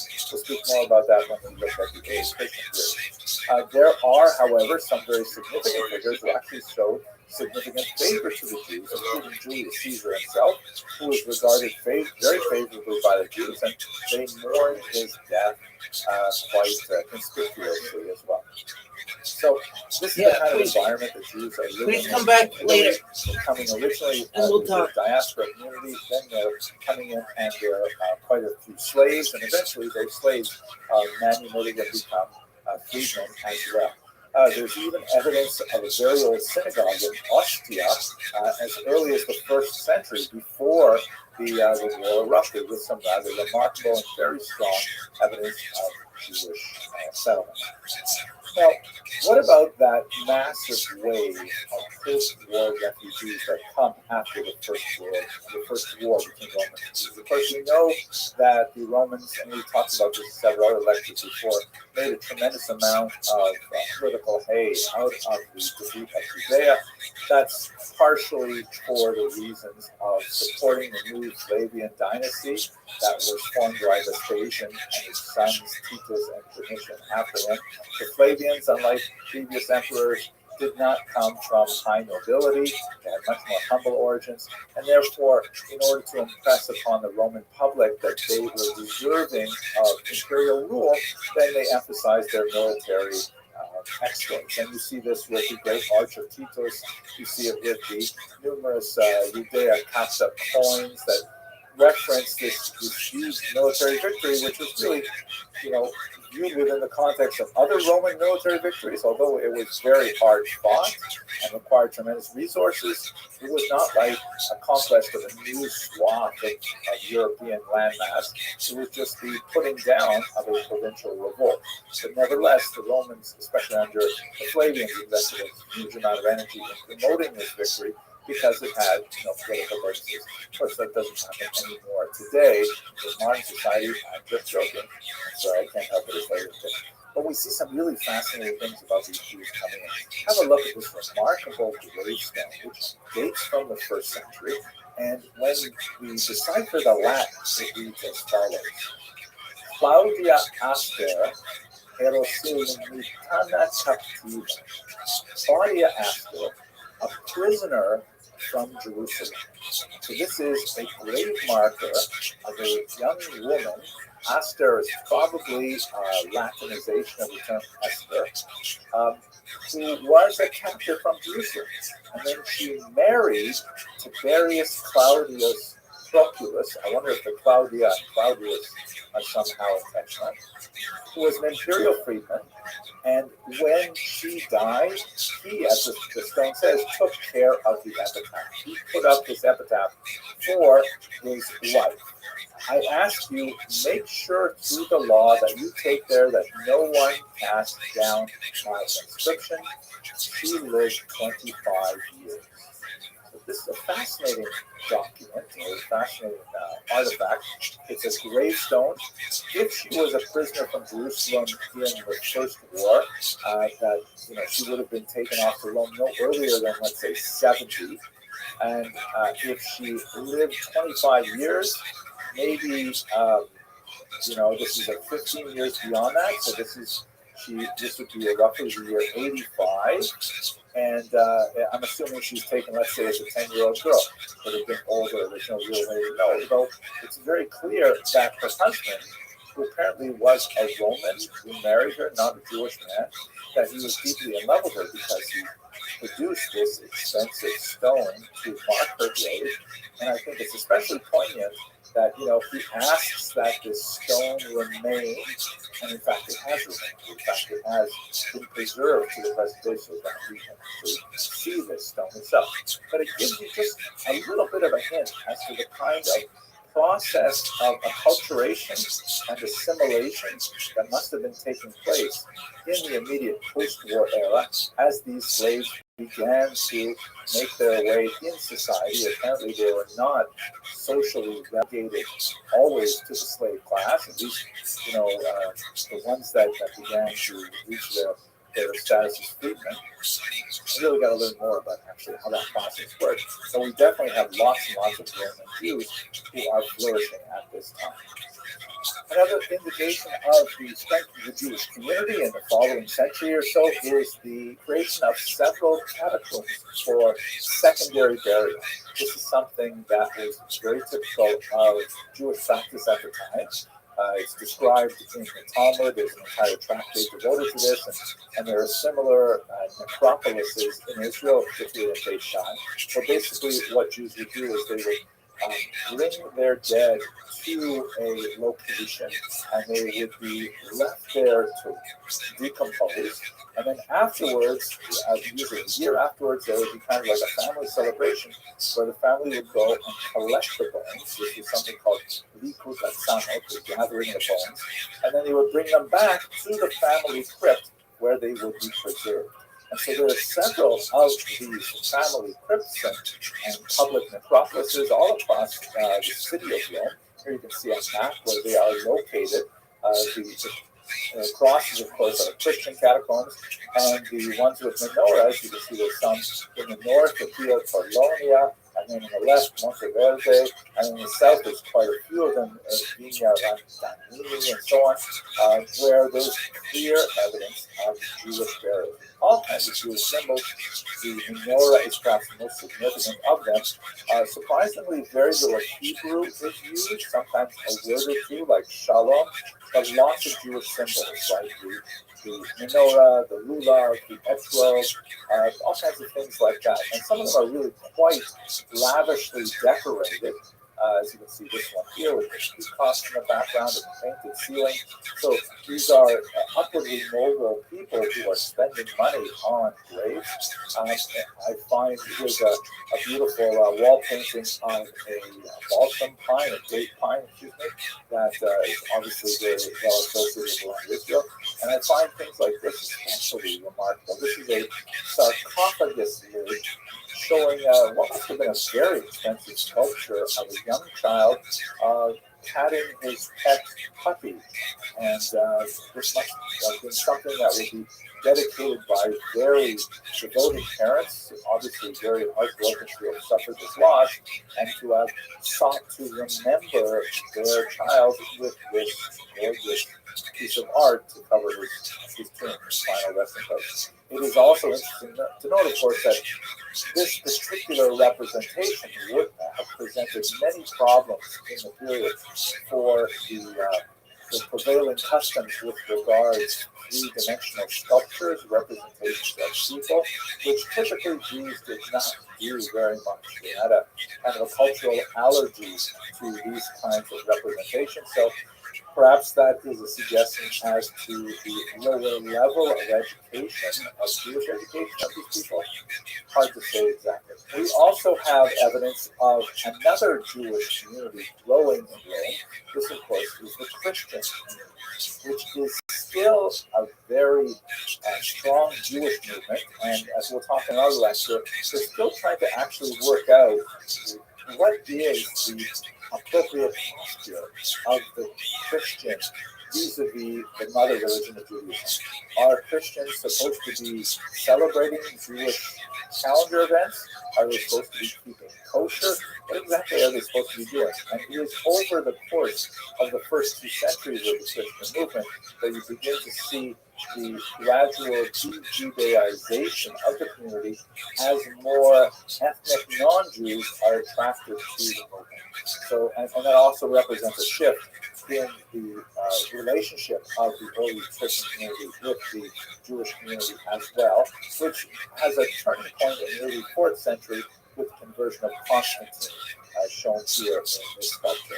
By that time, in the early 4th century, though, you still have a very strong Jewish community, and by one estimate, the Christian and Jewish populations are more or less the same size, more or less the same proportion in the overall Roman Empire. After Constantine's conversion and the conversion of the state, recognizing Christianity as a legitimate religion, then of course the balance shifts very heavily towards Christianity, and Judaism begins to lose a high degree of its demographic position in the city and the Roman Empire.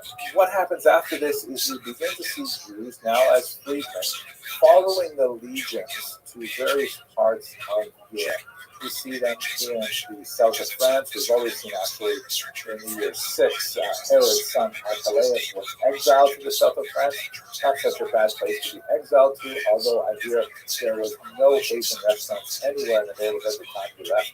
What is wrong with me? I don't know. But you find all kinds of interesting scattered evidence of Jewish life in these remote Roman outposts at this time. This is one that I will share with you right now. And there are like dozens of these kinds of artifacts of various types. This is a small amulet that was discovered in the Austrian town of Halbturn. It's called the Halbturn amulet. It's a piece of gold foil. It's a flat piece of gold about 2.5 by 1.5 centimeters in size, and it has some Greek letters written on it. It was originally folded into a tiny silver box, and it looked like it was worn on a leather thong, probably around the neck or something like that, as a type of amulet to ward away any untoward kind of development. Now, what exactly does this amulet say? It was found, by the way, on the skeleton of a small child who was buried in a Roman graveyard, so presumably with Roman soldiers, Roman aides de camp and followers of the camp and so on. And there were families there as well. And the child was laid to rest with this particular amulet. What does the amulet say? If you look at here at transliteration and transcription, it is the Shema prayer. Hear, O Israel, the Lord our God, the Lord is one, from Deuteronomy 6:4. A central prayer in Judaism. But it still is kind of weird. If you look on the left, you see here, this is how it is transliterated into Greek letters. It's not precisely the Shema. It appears that there is what looks like a spelling error in the word Yisrael. There's a T strangely inserted in there. You don't have to worry about the fact that some of the letters are placed on the next line. That and the absence of spaces between the letters is pretty common in writing of this particular period. But at the very end of it, the word echad, which means is one, is also spelled funny.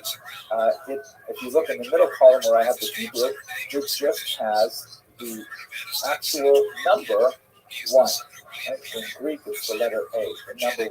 That little 4 beside it is just the footnote that goes from the article that I took this screenshot from.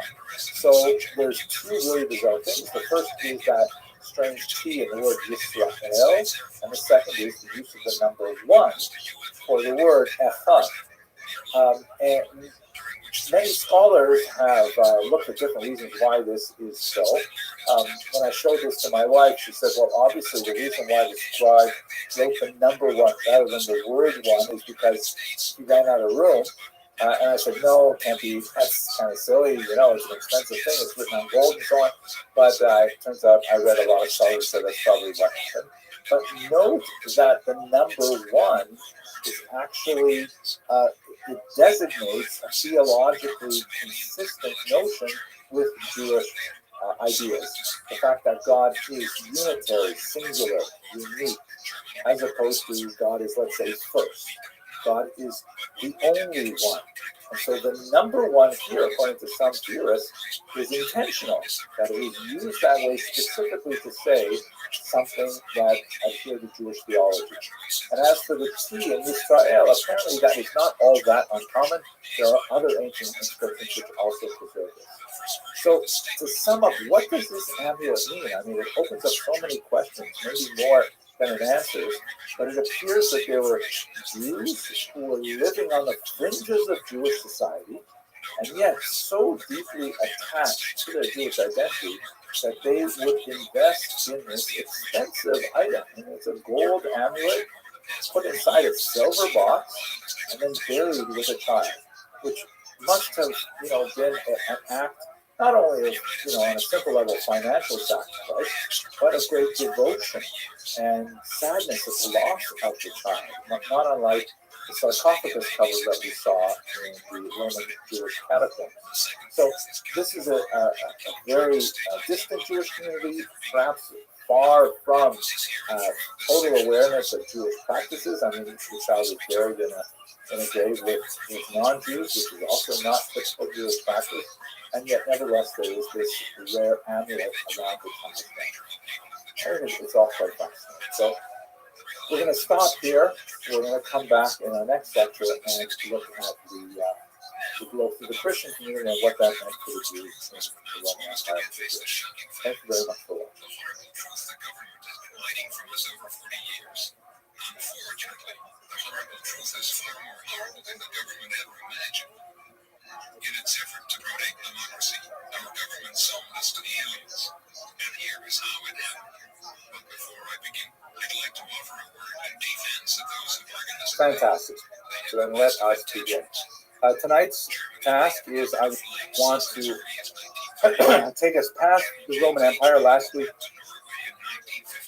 we looked primarily at the Byzantine Empire, and this week I want to take us to the north, to the Gallic regions, to really look at the Roman roots of Ashkenaz. This is, of course, a region where many of us on this call actually trace our roots to. About 70% of American Jews trace their roots back to Central and Eastern Europe, which is associated with the Rhineland of Germany. And that's what we're going to look at today, the relationship between Rome and Ashkenaz specifically. So here, let's have a quick look at the population distribution of Jews around the year 700. And this is going to be a little bit rough. I don't have the right kind of map making skills to give you a really nice map, but so don't pay too much attention to the relative size of the circles. But clearly the largest and most important site for Jews in the late 7th and early 8th century was in the region of Mesopotamia. That is the great Talmudic centers, and specifically moving a little bit further upriver to the region of Baghdad, which would become a major center by the time we get to the 9th century. So that's where most Jews are concentrated. That's where the geographic, intellectual center, the gravitational center of the Jewish world really is located. There's still a significant population in the land of Israel itself, and in fact, part of the story of the 7th and 8th and 9th centuries is the tension between the land of Israel and Mesopotamia and the growing ascendance of Mesopotamia over Israel. You have also, as we discussed last week, a significant population of Jews in the Italian peninsula. A lot of them are there as a result of the disastrous Roman Jewish wars of the 1st and the 2nd century. And although I'm not showing it here because, again, my map making skills are not so great, there are significant little pockets of Jews living in Asia Minor, in Greece, all across the coast of North Africa, lots of little pockets of Jews established across the coast. But the center in Spain is beginning to grow. It will eventually become a powerhouse and even eclipse Babylonia by the time you get to the 10th, 11th, 12th century. And specifically, there's a growth from Spain moving into what will be southern France today. And that's where our story really begins, at the in the region of Provence, which is one of the earliest Roman centers where we know Jews lived. In fact, we even know the name of the very first Jew who lived in the south of France. His name was Archelaus.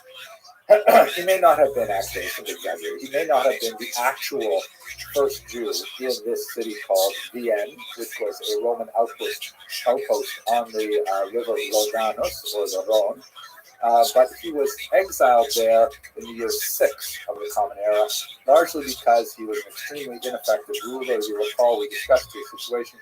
He was the son of Herod and was unable to placate the various factions that were competing for power and authority in Israel. And so the Roman emperor simply said, okay, that's it for you, Archelaus. We're shipping you off to the south of France. Not an especially bad place to be exiled to if you have to go somewhere, but of course it was entirely bereft of any kind of kosher aged food, so it must have been very hard.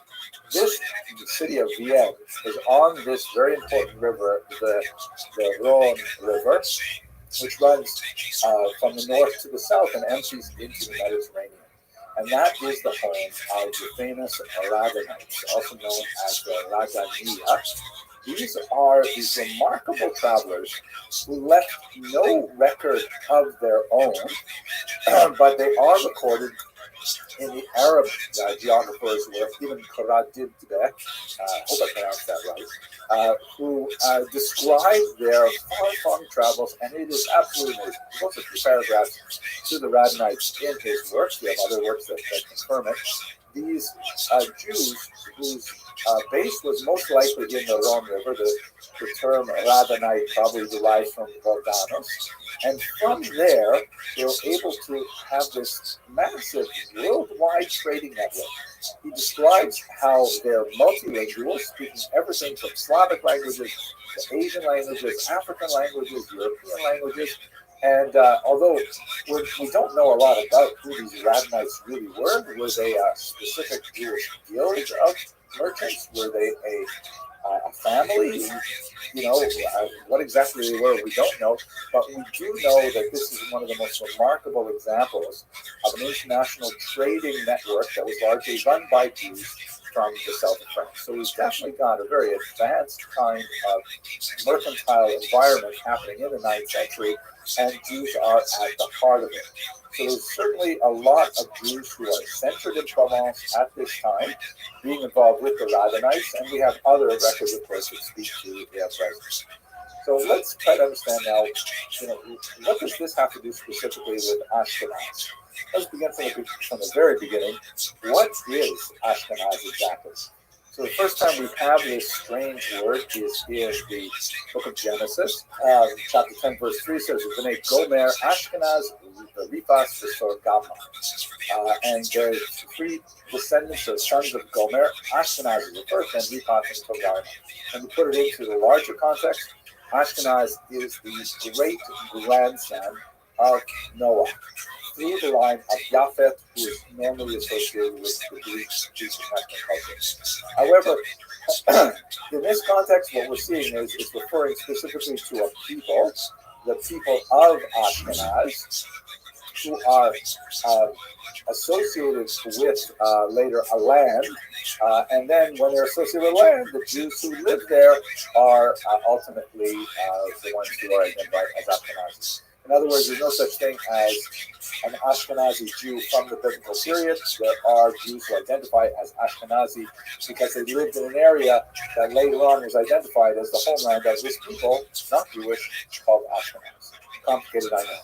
But what it means for Irving Agus, very important historian here in New York City, that around the year 900, there were about maybe 5,000 or 10,000 people who were actually living in this region of Ashkenaz. And before the Holocaust, they had grown to about 12 million people, about 80% of all Jews in the world at that time. Where exactly is this place Ashkenaz? If you look at another reference to it here in the book of Jeremiah, and you associate the places that are listed alongside it, including Ararat, for example, which would be in Turkey, many biblical historians have tried to figure out where that might have been. Some associated with Mesopotamia, others, like this particular map here, put it in Asia Minor, right there in Turkey and so on. But in reality, and it's possible it goes further north, the Scythians and so on, but in reality, Ashkenaz is just a people.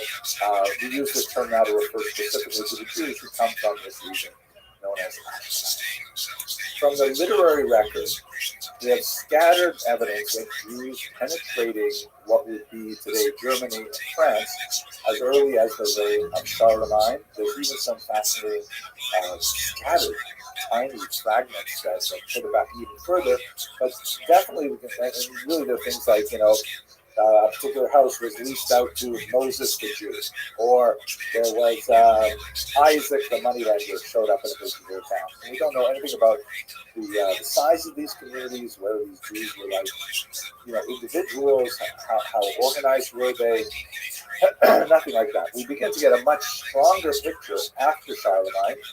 By the way, this particular amazing gold replica of his death mask is said to contain his skull cap, which I don't know if that means he was actually Jewish, like he had a skull cap on or not, but it is kind of interesting to think about. We have more details when we look at the reign of his son Louis the Pious, and especially his later successor Charles the Bald, shown here. He was not especially bald, but this guy over here definitely has a little bit of baldness going on. So we definitely have from 9th century onward, we see more and more Jews appearing in Ashkenaz. They are large. When the records start fleshing out, you see that they are actually invited into these territories with charters. Charters are these documents that essentially lay out what are the rights and privileges of the Jews living in these regions. And Jews would move like as a community, not individual Jews showing up and then saying, hey, can I live here? But like whole groups of Jews would settle in a place and would negotiate a charter with the local noblemen, sometimes the king, and then they would get the rights and privileges to stay there. Some of these charters are of doubtful provenance, meaning they may have been written long after the Jews were already well established in the city, and they were written with backdated to try and demonstrate their antiquity there.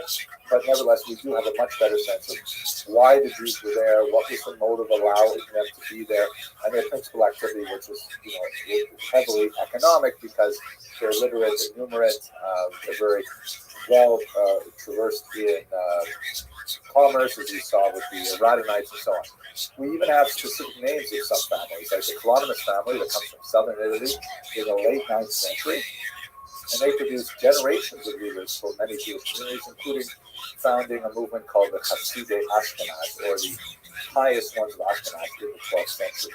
Some of the fascinating things that are going on there, which I'm not going to go into detail tonight, but the Ashkenazi communities were pioneers in creating specific sets of rules for themselves that governed how they would establish and develop their frontier societies in these places far from Jewish centers. They're really quite fascinating, and they tell us a lot about how Jews sort of like thought, in a forward-looking manner about how are we going to definitely establish ourselves and remain, keep our integral strength as a minority in this kind of situation. Included among the takanot were things like the Keren Hayisu, or the ban on settlement, which would actually restrict who could live in a particular territory based on the needs of the community.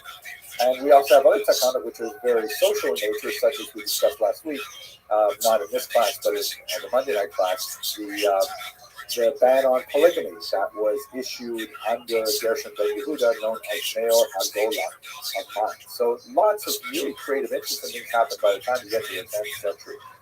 Now, moving from here and trying to understand where these Jews come from and how we connect them specifically with Rome, one of the most fascinating frontier areas of history is the use of DNA evidence, which I did not study at all when I was a graduate student.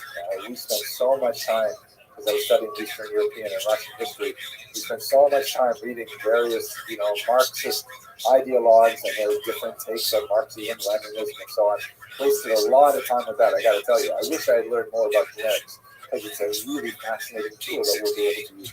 I'm going to share with you two recent studies that just came out that say something at a genetic level about how the Ashkenazim came to this part of Europe and what they say about Ashkenazim today as well. The first is this remarkable article, which has only 1, 2, 3, 4, 5, 6, 7, 8, 9, 10 authors. Many of these articles have like 30 authors on them.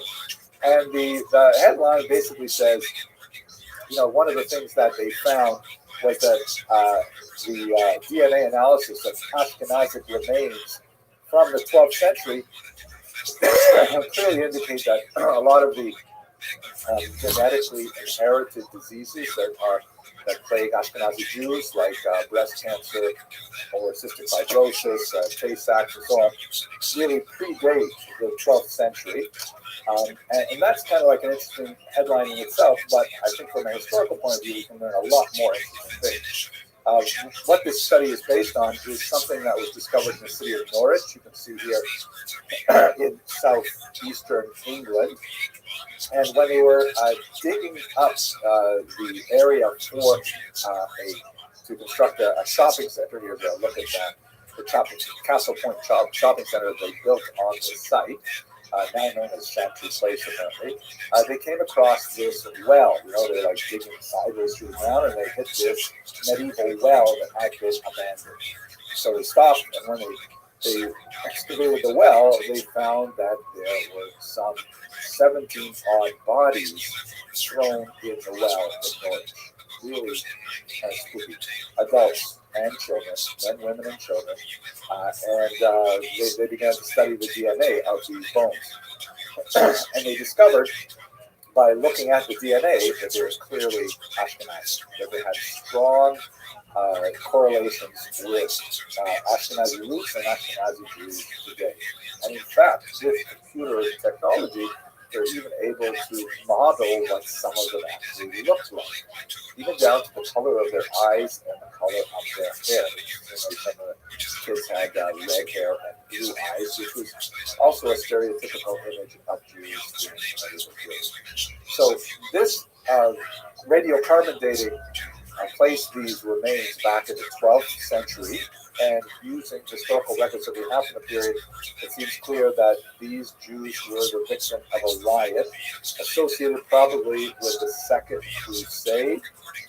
We know of a civil disturbance that occurred at that time, and obviously these Jews were thrown in, first the adults and the children, and left to just wait there for another 800 years until they could be discovered. Once they were discovered to be Jewish, their remains were turned over to the Jewish community, and they were given a proper burial in the local Jewish cemetery.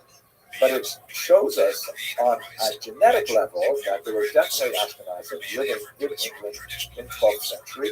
Not a surprise to the historical world, because we have known this from other data, but it is definitely a very strong and arresting image to see. I want to go to another genetic study which talks about the origins of the Jews in Ashkenaz that connects them specifically to Rome. And this is something that just appeared very recently. It's in the journal, very prestigious journal called Cell. And last November 30th, the New York Times actually had a write-up on this as well. So another discovery was made in the city of Erfurt, Germany. And this is basically, this is actually taken from the article by S. Waldman and others. Genome-wide data from medieval German Jews show that the Ashkenazi founder event predated the 14th century. So this is a grave from the middle of the 14th century.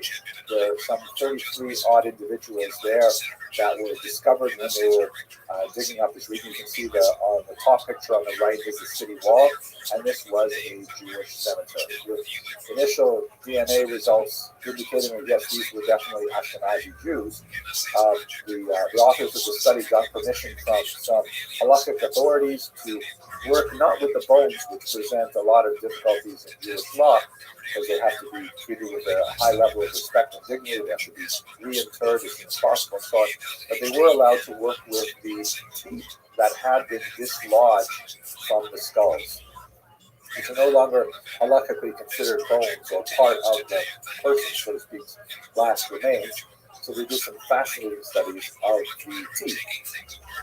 They were able to not only identify the genetic makeup of these people from the teeth, but also by looking at the nature of the enamel, they could actually get some, sense of the different types of water supply that they drank, because there were two different communities of Jews that had come together in this particular region.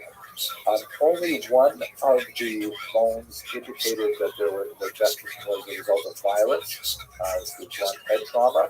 The others appear to have died normal deaths as far as we can tell from the remains. Now, and by the way, my son-in-law pointed out to me when we were talking about this a while ago that I really have to make a joke here about how the tooth enamels showed that they were clearly very heavily reliant on Asian cuisine.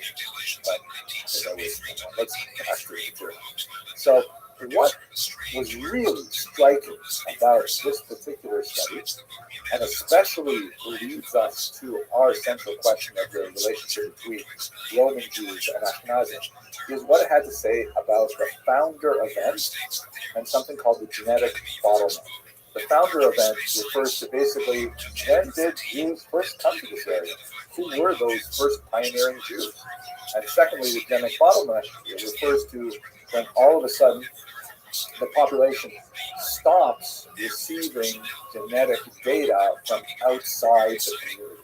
And when did that happen? So here, have a look at this this map, and I'll walk you through it as I understand it. First of all, at the bottom of this map, of this diagram, you have the ancient period of Jews in ancient Israel, right? Primarily Middle Eastern genetic stock.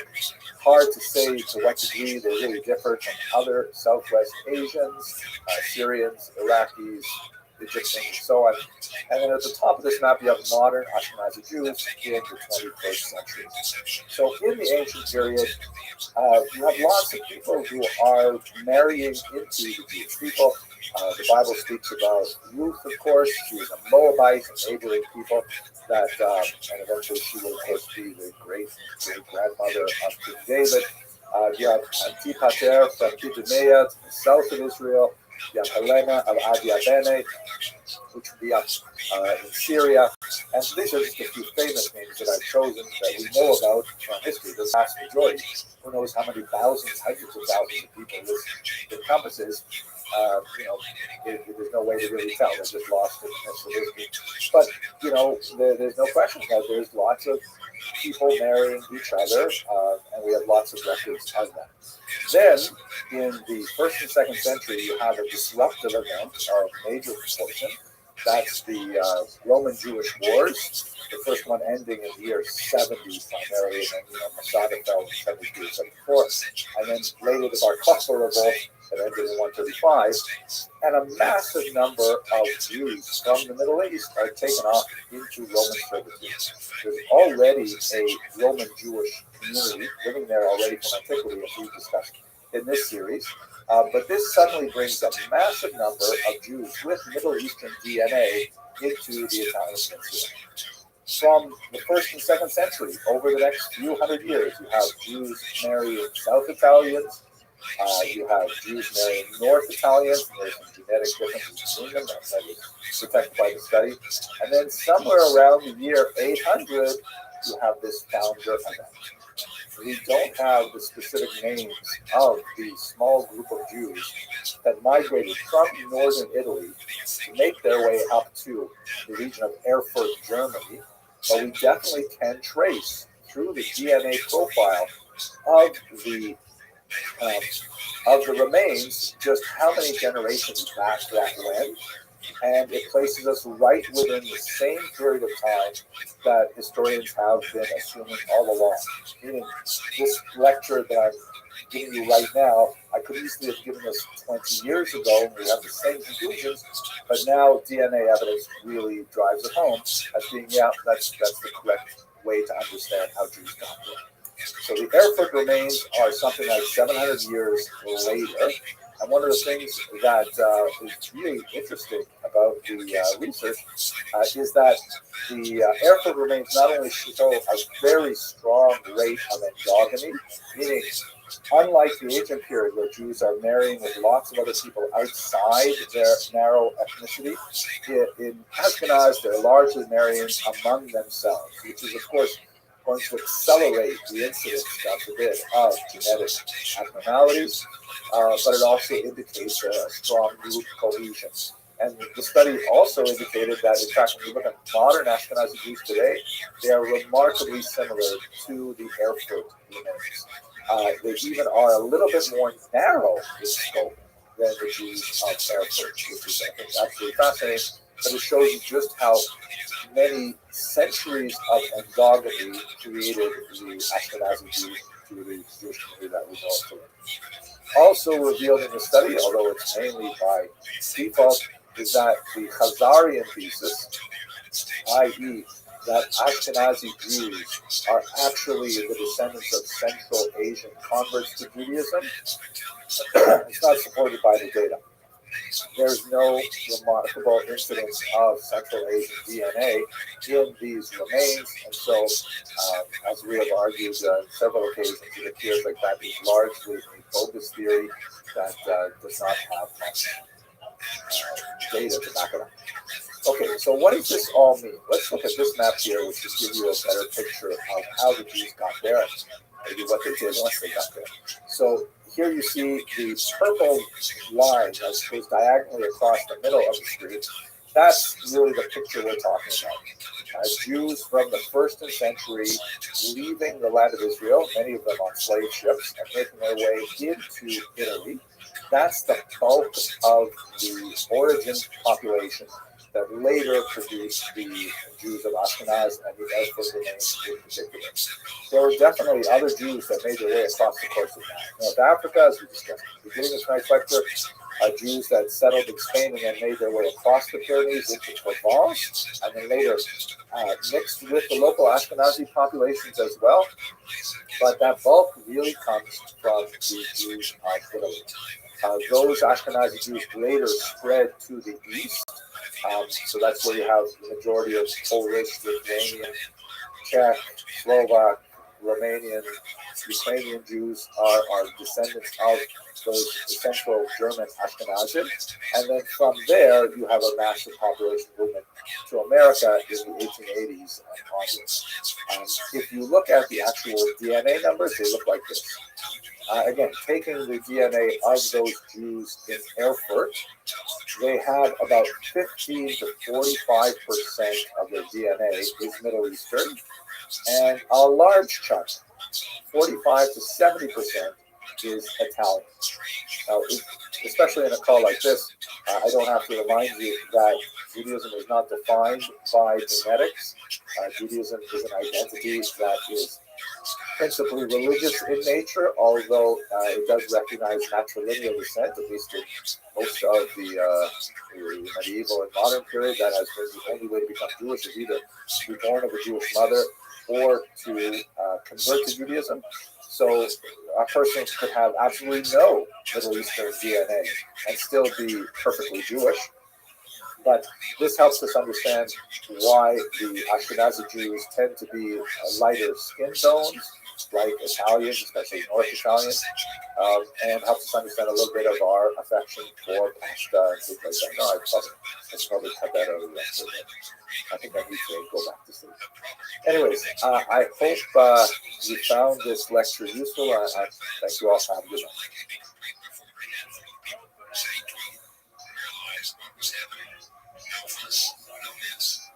Best advice I can give you is this.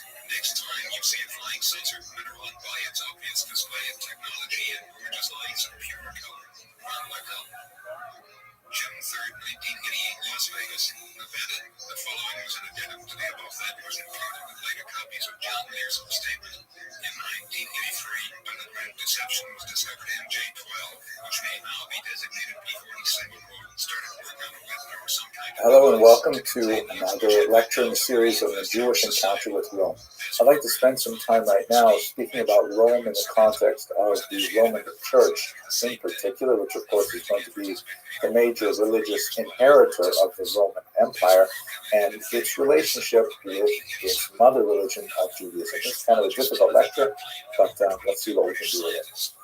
Have a look at this rugged landscape, which is the region of Qumran, very close to the Dead Sea and the Judean desert. The opening at the bottom there is Qumran Cave 4, where the Dead Sea Scrolls were discovered.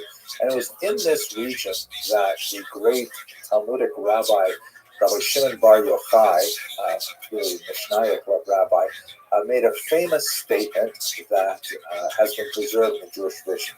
So have a look at this statement here. It occurs in the 33rd chapter of Genesis, where, as you see in the slightly highlighted passage, Esau returns and greets his brother, Jacob. They have been estranged since Jacob managed to wrest the blessing of their father Isaac from him. And so they have an estrangement, and they come together, and it says that Esau was reconciled to Jacob, and he falls on his neck, and he kisses him, and he cries. And you see the word on the left in the light blue shading, and it has little dots over the top, which is kind of a Masoretic indication that you have to read this particular word, and he kissed him, somewhat differently. Look on the right, you see the commentary of Rashi, which I'll translate. And basically, Rashi says that this kissing was not completely with enthusiasm, as one might imagine. After all, Esau had a tremendous resentment for Jacob after the incident with the blessing of their father. And Rashi brings down the commentary of Rabbi Shimon Bar Yochai, who says, Halacha hi biyadua she'esav sonah Yaakov. It is a well-known law, halacha, that Esau hates Jacob. This particular phrase has become sort of proverbial in the Jewish culture to mean that the outside world hates Jews, right? Esau represented certainly the Roman Empire, because in Talmudic literature, that's often a shorthand for Rome itself, has a tremendous distaste for Jacob, has a hatred for Jacob, and this will never change. Now, that may be true on a theological level. It's not really my place to discuss those kinds of things. But viewed in the context of when it was said, we can certainly see that it was sharply pointed at Rome. That rugged landscape that I showed you a few minutes ago was according to the tradition, where Rabbi Shimon Bar Yochai had to hide out in a cave for 12 years because he was being pursued by the Roman soldiers after the Bar Kokhba rebellion. Rabbi Shimon Bar Yochai's master was the great Rabbi Akiva, and Rabbi Akiva was caught and horribly murdered with, flesh torn from his bones with iron rakes, and a really horrific type of martyrdom. And so Rabbi Shimon Bar Yochai spent 12 years hiding in a cave, and his statement on Rome was, Halacha biyadua, it's a well-known law that Esau hates Jacob. We can certainly understand it within the narrow parameters of his specific life experience, and possibly we can expand it much further. But when we come to the history of anti-Semitism, we can certainly see that there are changes in the ideology over the course of time. There are basically, scholars identify 4 specific periods of anti-Jewish ideology. Like when you actually ask anti-Semites, why do you hate Jews? They will give a very different set of reasons depending on when and where they lived. It's also important to note, by the way, that I may use the term anti-Semitism anachronistically. This is a term that was invented in the 1880s by Wilhelm Marr to try and provide a much more polite term as an alternative to the German words Judenfeindlich, Judenhass, which were very vulgar, couldn't be used in popular society or polite society. So using the term anti-Semitism, that I'm not a Jew hater. I am simply someone who is an anti-Semite. I am against the fictitious philosophy of Semitism that argues that there's a world conspiracy and things like that. So what exactly are these 4 basic stages? The first one is ancient xenophobia, which we see primarily in the Greco-Roman world, where there is a fear of that which is different or strange. Right? The term xenos means stranger or foreigner, and phobia, of course, means fear. And so there's kind of there's a massive corpus of Roman and Greek writings about Jews in which they express antipathy, often rooted in misunderstanding of Jewish customs, such as keeping kosher, observing the Sabbath, and things like that. But on the whole, that kind of cultural friction is common to all cultures. That it's, whether we like it or not, it's perfectly normal for culture A to express some hesitation, fear, distrust of culture B, especially if there are also more obvious outward signs of their differences. That's just part of the human condition. But if you get to the second level, early Christian anti-Judaism, that's when anti-Semitism begins to be qualitatively different. Because, as we shall see in this lecture, there is a split between the daughter religion of Christianity and the mother religion of Judaism that is more than just 2 cultures bumping up against each other. It is one culture seeking to define itself in opposition to a parent culture. And just like that family metaphor can be fraught with all kinds of really deep psychological tensions, so too is this early Christian anti-Judaism, representing a lot of those tensions as well. Then, and we're not going to discuss these too much today, but basically, in the medieval period, it really goes off the rails and becomes quite pathological. It loses a lot of its religious character and becomes much more, associated with strange things like the blood libel and Jewish conspiracy with lepers, with the Black Death, and gets really much, much more violent. Finally, when you get to the modern period, basically from the middle of the 19th century onward, that's when it basically abandons all of its religious motivations and is more characterized by a fear, an irrational fear that Jews are involved in some kind of global conspiracy to control the banks, to control the media, to control governments, and things like that, all bent on dominating Western society or global society. So these are the four basic phases of anti-Semitic thought as we experience them up until today. We're going to focus now on period 2 because that's the historical era that we have come up to. So I recently was very fortunate to spend a weekend in Mexico City with James Carroll and his wife Lexa. We were both invited by an organization called Mood, which is sort of like it's an international society that around the globe organizes these Shabbatonim, these Sabbath gatherings, just to explore Jewish texts and cultures and ideas. And it's really quite fascinating. Now, James Carroll is a fascinating individual, a very articulate person, extremely talented writer, won the National Book Award, all kinds of things like that. And he wrote an incredibly important book called Constantine's Sword, The Church and the Jews.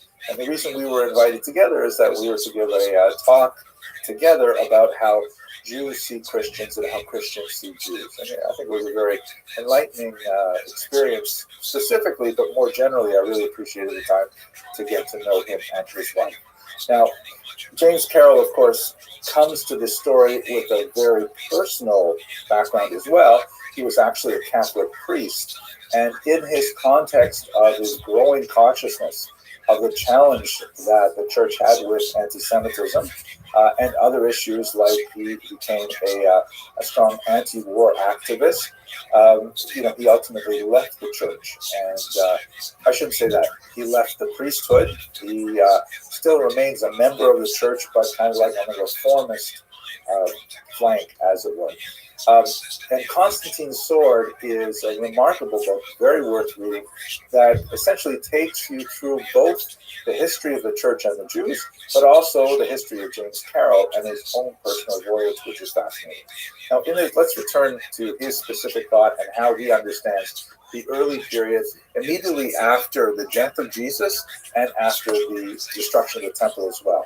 He invokes a fascinating metaphor of an experience he had with the loss of a close family friend. And in the weeks and months and even years after that friend passed away, he was part of a group of friends who would come together in a kind of a wake sort of environment, and they would discuss the life and legacy of the loved one that they had lost. He came to call that a healing circle, where getting together with friends who had known the person who passed away, they would tell stories, they would share memories, and together they would support each other in their grieving. But at the same time, they would kind of like create a collective memory of that person, the sum of which was certainly greater than its individual parts because of the shared pieces that informed each other's memories and so on. And James Carroll argues that that's essentially what was happening in the decades after the death of Jesus, that his early followers, all of whom were Jewish, were getting together and trying to understand what could this cataclysm mean, what could it mean that their leader, whom they revered so highly, is no longer among them. What would they do with this new type of metaphysical situation, especially so after the destruction of the temple in the year 70, because with the destruction of the temple, everything was turned upside down. I mean, Jews had invested for 500 years all of their spiritual efforts into that one structure, into the rituals that happened there. And although there were already functioning synagogues, local houses of worship, and so on, they were clearly far subordinate to the temple. What would it mean now that the temple is gone? Why would God have abandoned the Jewish people and allow the temple to be destroyed by the cruel Romans? What is the future of Judaism? So James Carroll argued that essentially this is when you begin to have an intellectual bifurcation of the Jews who follow Jesus and the much larger group of Jews who were not a part of the Jesus circle. The Jews who are not part of the Jesus circle, which let's say were mainstream Jews at the time, they began to invest in the rabbis and their vision of a post-temple Judaism. As we will see in a few minutes, the rabbis were very busy at this point, constructing a model of Judaism that could survive the loss of the temple, finding alternate post-temple ways for Jews to express their religious yearnings to God, and ultimately that would become the Judaism that Jews have enjoyed for the last 2,000 years. On the other hand, the followers of Jesus said, no, the destruction of the temple means all of that is over, and we have to create a totally new type of environment that is centered on the figure of Jesus, teachings of Jesus, so on. And this was all happening within a Jewish framework, with Jews discussing these ideas with other Jews, and things changed dramatically only after the first three Gospels were written. Let us recall that the Gospels as we have them today, the first four books of the Christian Bible, the first three were written probably within the first 20 years or so after the destruction of the temple, between 70 and maybe 90, perhaps a little bit later. Those three books tend to be the most Jewish of all of them, the most close to the origins of Jesus as a Jewish individual. And in those three books, which are called the Synoptic Gospels, because they read kind of like a synopsis of each other, you can more or less lay them out in columns and compare events. There are places where they diverge from each other and so on, but basically you can lay them out that way. The fourth gospel is quite different. So in the Synoptic Gospels, Matthew, Mark, and Luke, you have the phrase in Greek, because these are only recorded in Greek, hoi Judeoi, the Jews, occurring 16 times. In all three books together, only 16 references. The fourth book, the fourth gospel, written by St. John, written much later and reflecting a different mindset, has the phrase hoi Judeoi 71 times. And I think it's very clear to see just from this one statistic how things have changed from the gap between the Synoptic Gospels and the Gospel according to John. That the Synoptic Gospels are still representing, a debate within Jewish circles. Hoi Judeoi are, after all, us. They're, after all, the same people who are worshiping Jesus. But by the time you get to John, and the increasing number of non-ethnic Jews joining the Christian movement, that's when the Jews become the other. Hoi Judeoi is so much more useful a term because the non-ethnic Jewish Christians are looking at the Jewish mother religion and we're saying, well, that's different than what we're doing here today. And one of the most important figures to advance this is, of course, St. Paul, who never himself actually met Jesus other than in a kind of supernatural vision on the road to Damascus, where he has kind of a conversionist experience, and then he becomes a dedicated follower. He actually turns away from his earlier origins as a self-described Pharisee to become a Christian. And then if you look at this map, I mean, my gosh, he's just all over the Middle East. The Eastern Mediterranean is covered by his travels as he is going from town to town, basically showing up in Jewish communities, speaking at synagogues to Jews about Christianity, but increasingly speaking to lots of hangers-on of the Jewish community, non-Jews who are listening in and saying, wow, there's a lot of useful stuff here. And in fact, quite a bit of the Christian message was very appealing in that it acquired a lot of the very powerful ideas that were central to Judaism, such as, a caring God, a personal deity to whom one could pray, that one could have a relationship with, that intervened in history, that specifically cared about individuals. The idea of life after death, the idea of responsibility for ethical choices, all of these kinds of ideas are very, very appealing. And the only challenge to traditional Judaism for non-Jewish would-be converts is, of course, the high threshold required for conversion.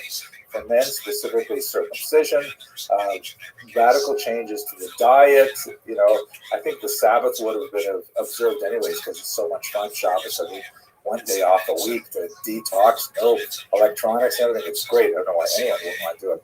But at any rate, so Christianity represented a more accessible form of the key ideas of Judaism, a kind of Judaism light that, the non-Jewish, non-ethnic Jewish populations could find meaning in. And so that's really one of the reasons why Christianity really rapidly began to increase after Paul, in particular, began to spread the gospel, literally spread the gospel. Now, what about the church fathers? That is, those early thinkers, those early theologians that lived and wrote in the centuries after the death of Jesus. Some of them have some very strong views about, what to do about the parent religion. One of them that's most important is Marcion, also pronounced Marcion. Here he is shown with his face kind of obscured, talking to John, not insignificant that John is portrayed here. And Marcion essentially argued that, okay, how do we relate to our parent religion, to Judaism? He said that basically in terms of the post-temple period, that means that Judaism is over and irrelevant, and that we should abandon everything associated with Judaism, including the Bible, with the exception of the new scriptures which are being written, which eventually will be collected and called the New Testament, which distinguishes from the Old Testament, which is the Christian way of describing the Hebrew Bible. And he said that we have to simply move on and forget about all that old stuff. Now, his point of view was ultimately rejected. It was opposed by many other church fathers, including Justin Martyr, who we're going to discuss in a second.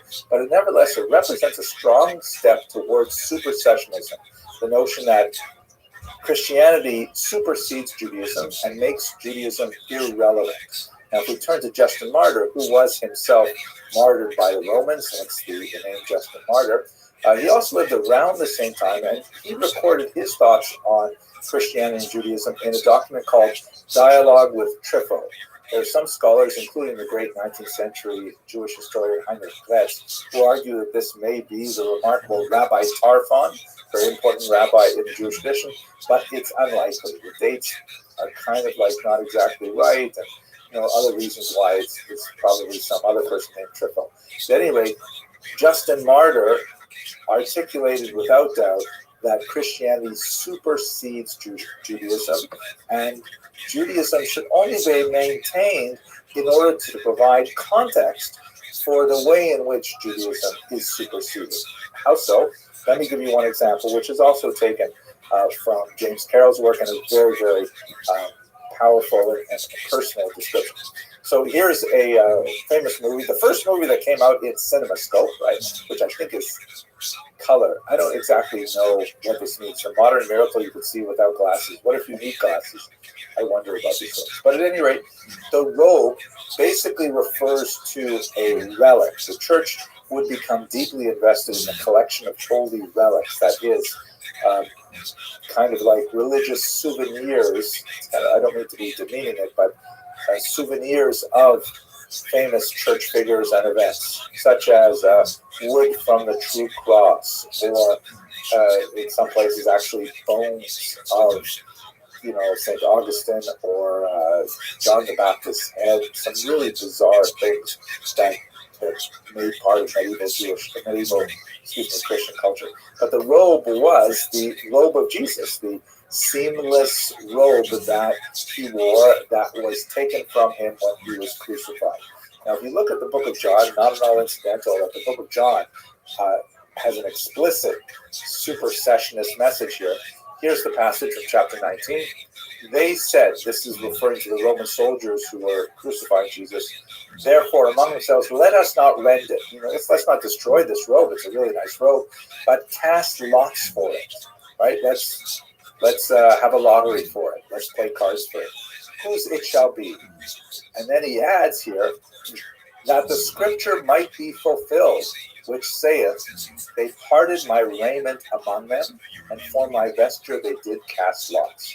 In other words, the soldiers, or perhaps more likely it's actually John writing, that the soldiers are doing this in a way as to fulfill a much earlier statement in the Jewish scriptures that affirms the divinity of Jesus, that affirms that Jesus is the person about whom prior texts in the Hebrew scriptures refer. This is a phenomenon called prefigurement, in which Christians largely read the Hebrew scriptures as ways of seeing patterns that they can later apply to Jesus' life. The fact that this gospel was written, decades after Jesus' death, maybe even as long as a century after his death, it doesn't change the fact that Christians still look at this as an important theological statement. I should say Christians in general, some Christians. So what is the prefigurement? If you look at Psalm 22, which came out really small here, but maybe we can make it a little bigger, it says, Mizmor David.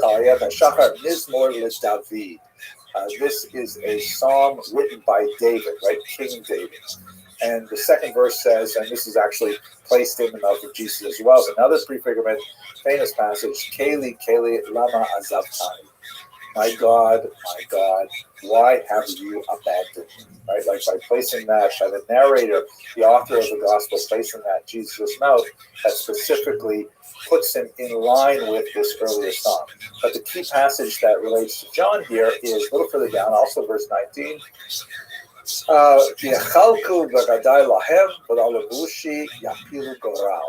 They part my garments among them, and for my vesture do they cast lots.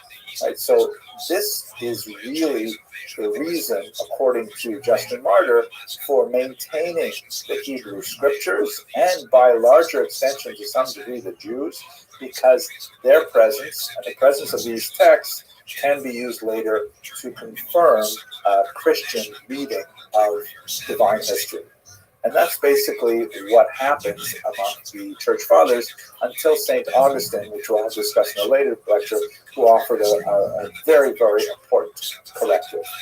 Now, what are the Jews doing during this time? I mean, this is all happening among Christians who are increasingly becoming more ethnically non-Jewish in origin, and they're kind of like working out their own spiritual history.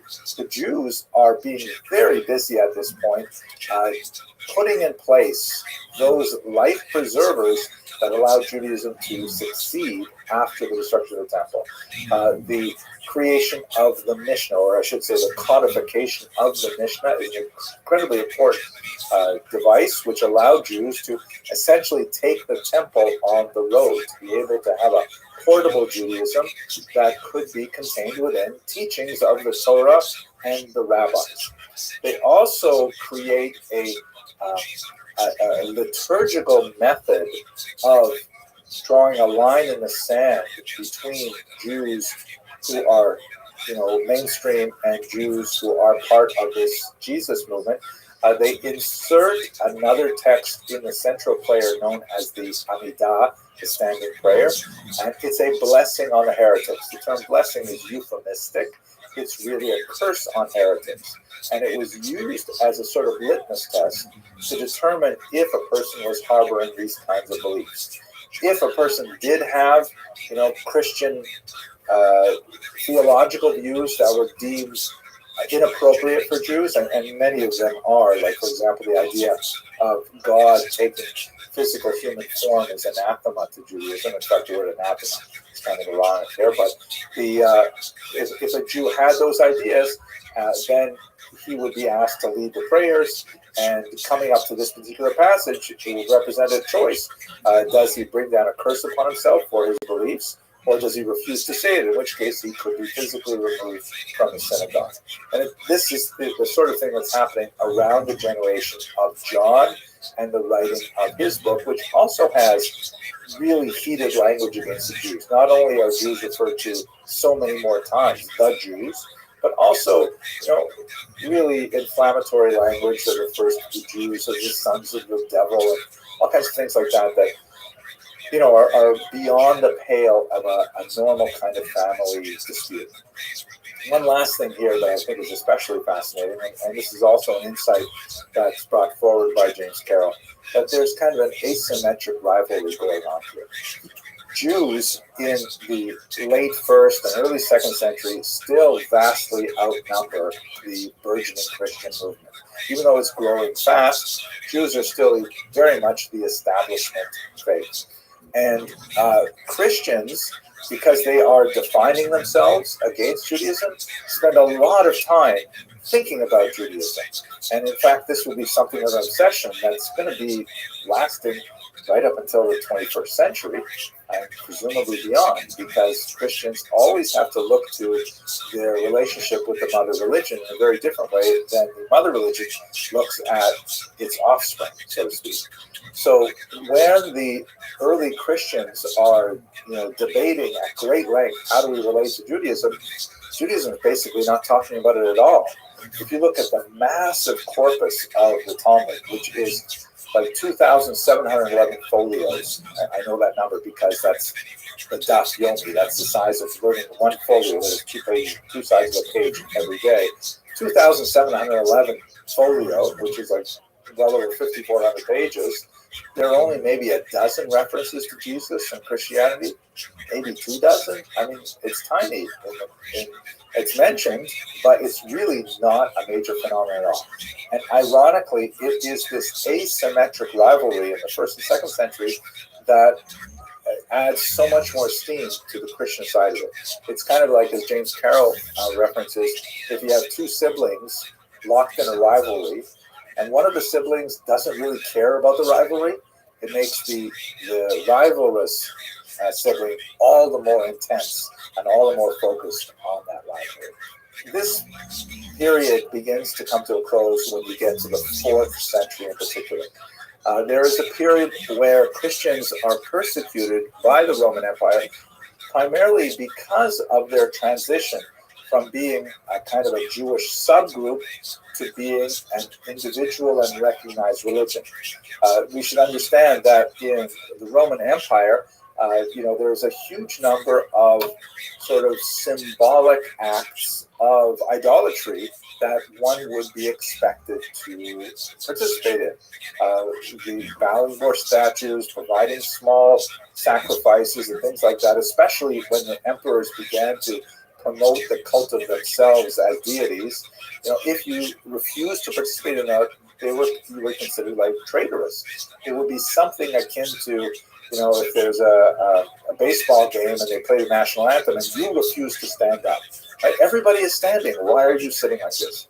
Now, ironically, because the Jews were a known entity as an ancient religion, already from the period of Julius Caesar and earlier, Jews were granted an exemption from many of these outward displays, which were considered idolatrous to Jews, recognizing that Jews have nothing against Rome, nothing against Roman empires, things like that. They just refuse to worship statues. The Jews say, hey, come have a look at our temple. You'll see there's not a single statue anywhere in our temple. We just don't do that statue thing.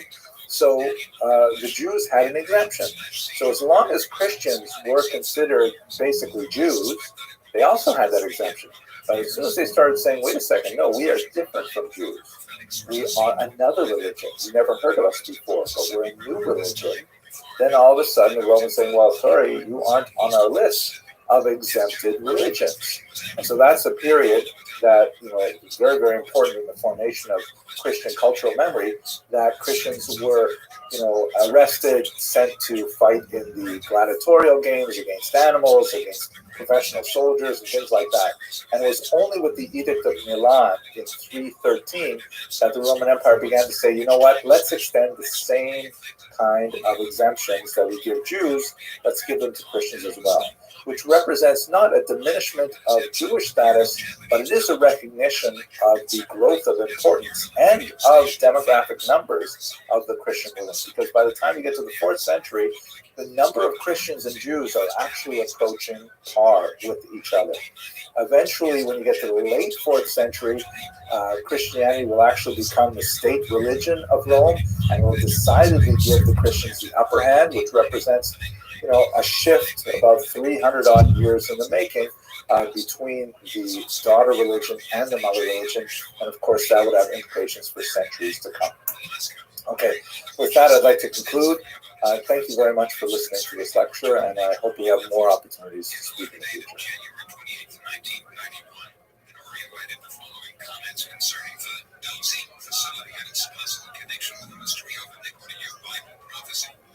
I've been with Dulcie with the Midline Television Network for a very many people over there and came back with a firm conviction that something was happening around 10 to 15 years ago.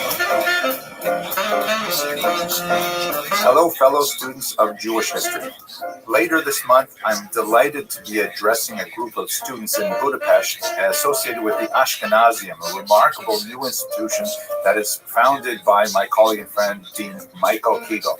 And thanks to the generosity of Dr. Kegel and the Ashkenazium, we've decided to put the public part of these classes online so that people can participate globally. These 12 lectures will be open to the global community. Please RSVP, totally free. And I look forward to interacting with you as we explore the millennium of Jewish history in the lands of Ashkenaz and beyond. So let us start today with just a little Vorspeise, a little bit of an appetizer, to ask a basic question. What is Ashkenaz? What do we mean when we use this strange word, Ashkenaz? So it turns out that this particular word occurs in the Bible. It occurs in Genesis 10, also in Chronicles, and one other passage we're going to look at in Jeremiah. Here's a screenshot from the web page Sefaria, which is a tremendous resource for all kinds of Torah texts. And here in Genesis 10:3, we have the first reference to Ashkenaz. Basically, here we have a lineage of Noah, that is Noah of the flood. He has a son named Japheth. In the Ashkenaz pronunciation, that would be Yafes. Yafes has a son named Gomer, and then Gomer has a son named Ashkenaz. This is the first citation of the name Ashkenaz, right? So he's basically the great-grandson of Noah through the Greek line. That's the way that we have it described in Genesis. So how does this connect to Ashkenazi Jews? Well, basically, Ashkenaz is the name of a people, right? A lineage of people from this one forefather Ashkenaz. Later, it will be associated with a particular place. We're going to look at that in just a second. And later, that place will be associated in the Jewish mind with the Jews who live there. In other words, there's no intrinsic kind of ethnic connection between Ashkenaz and the lineage that followed from that biblical figure and the Jews today, other than the coincidence of the geographic location that is ascribed to Ashkenaz. In other words, although Ashkenaz is their great something uncle, the Jews who are descended from Abraham, Isaac, and Jacob, 10 generations after Noah, have no other connection with Ashkenaz. To express this another way, I am a Canadian Jew.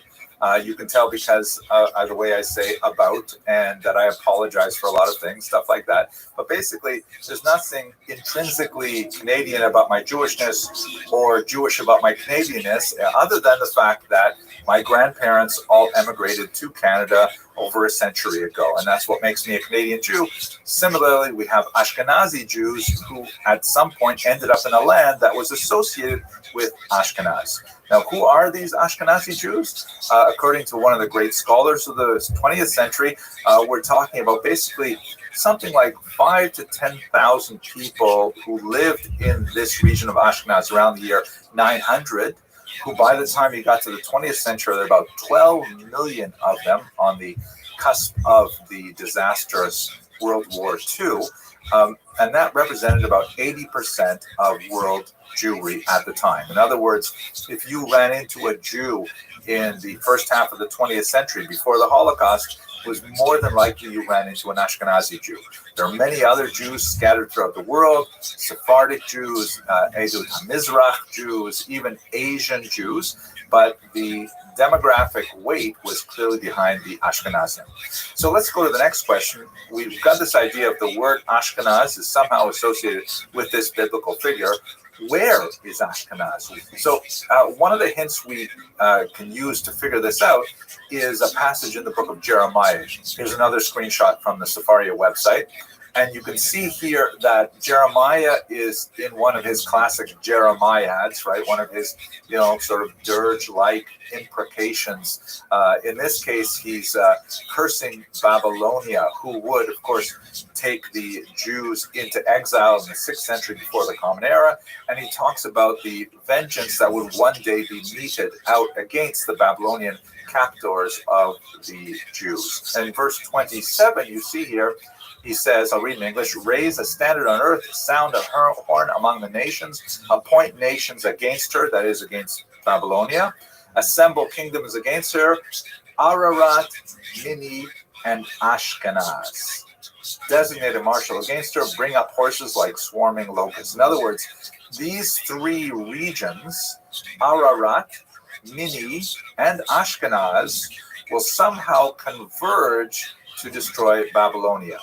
So Jeremiah seems to be speaking about the location which had the descendants of Ashkenaz living, and that somehow they would represent a later threat to Babylonia.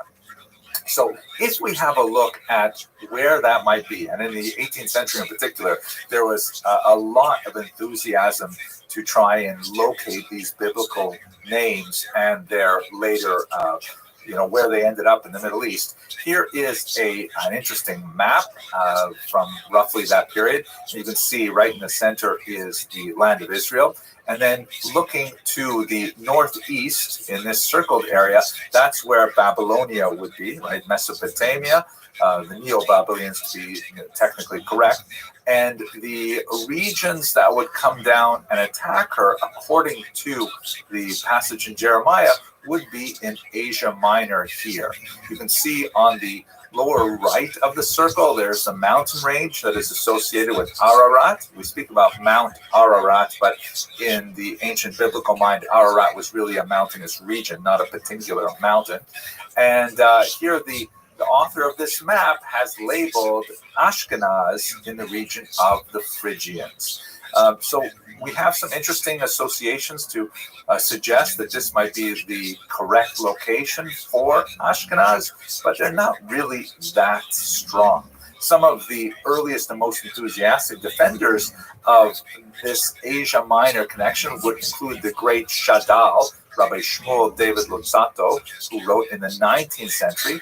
But when you look at the research of another very important scholar, Shmuel Kraus, he suggests that they actually came a little bit to the north, somewhere above the Caspian Sea, somewhere between the Volga and the Elbe rivers. Now, this is especially interesting, and Dr. Kraus really followed up on this quite a bit, on the suggestion that perhaps the Ashkenazim should be associated with the remarkable Khazar people.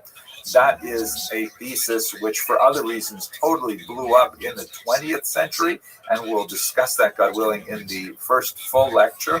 But for now, let's just talk a little bit about where is the actual land of Ashkenaz, because none of these associations are specifically connected with the Jews. They are connected rather with the Ashkenazim, the original biblical Ashkenazim, descendants of Ashkenaz, and they exist basically in a realm of supposition and theory.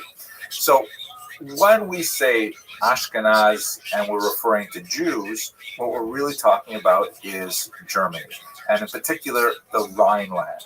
In fact, when we look at the first times that Jews start referring to themselves as being Ashkenazi, which is around the 12th century. They're basically talking about the Rhineland.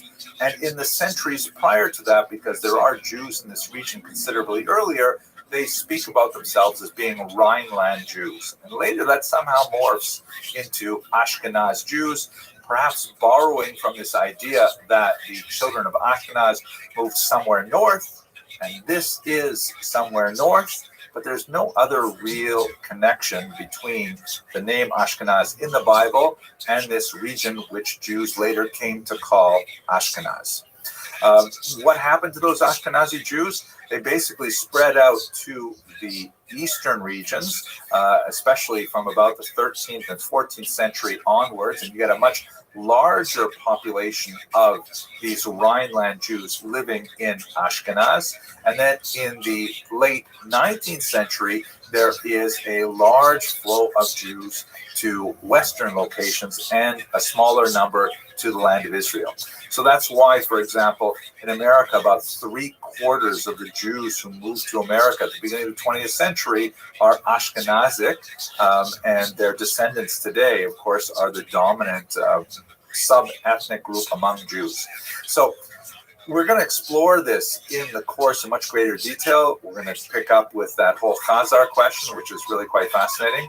I hope that you will be able to join us, because it's really exciting to think of having a global population of students in a live lecture like this. But let us recall that when we're speaking about Ashkenaz, we're really talking about two different things. Most people use the term Ashkenaz to refer to those Jews who have some, albeit distant, roots in the Rhineland region of Germany, whereas the biblical term Ashkenaz really refers to this great-grandson of Noah and has no specifically Jewish connections. Okay, I hope you found this Vorspeise appealing, and I hope you will join us in the Ashkenazian lectures. Please reserve your spot today. Thanks very much for watching.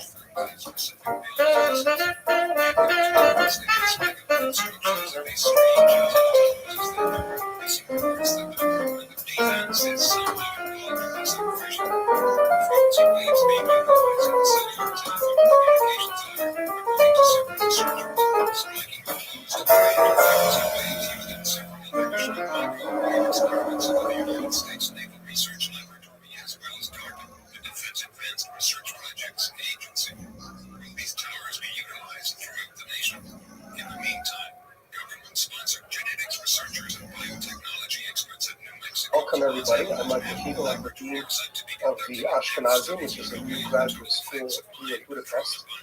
And with God's great graciousness, I've managed to put together a wonderful faculty, of which Professor Henry Abramson is one of the shining stars, I would say. And I say that without exaggeration. Maybe I just want to introduce maybe Henry, for those who don't know him, with just a very small personal anecdote. Nothing embarrassing, of course.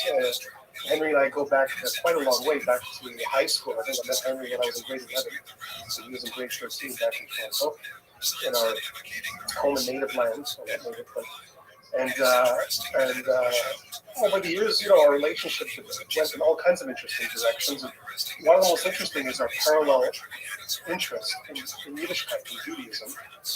And one thing that I would always be very grateful to Henry for is during years when I was troubled in my relationship to Judaism, this was actually in university, Henry came up to me and insisted that we have a regular chavrusa in Talmud. And we meet regularly. We did meet regularly once a week at Sid Smith, what was that building in the U of T campus? Yeah, Sid Smith, okay.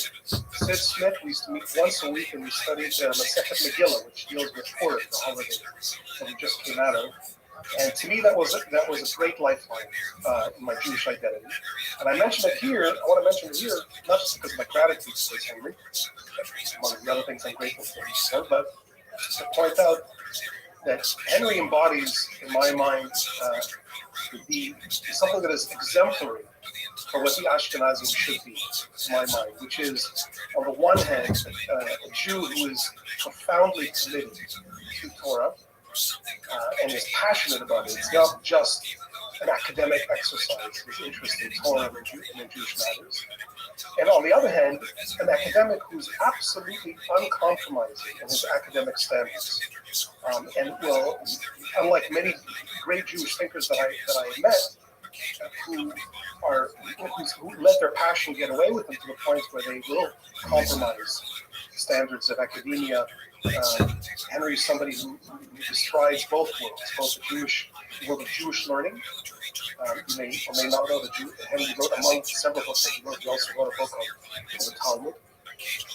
And on the other hand, an academic who's responsible in the highest levels of responsibility in academia. And I really hope this is a model for the Ashkenazian that I really would like to build with Henry into the future.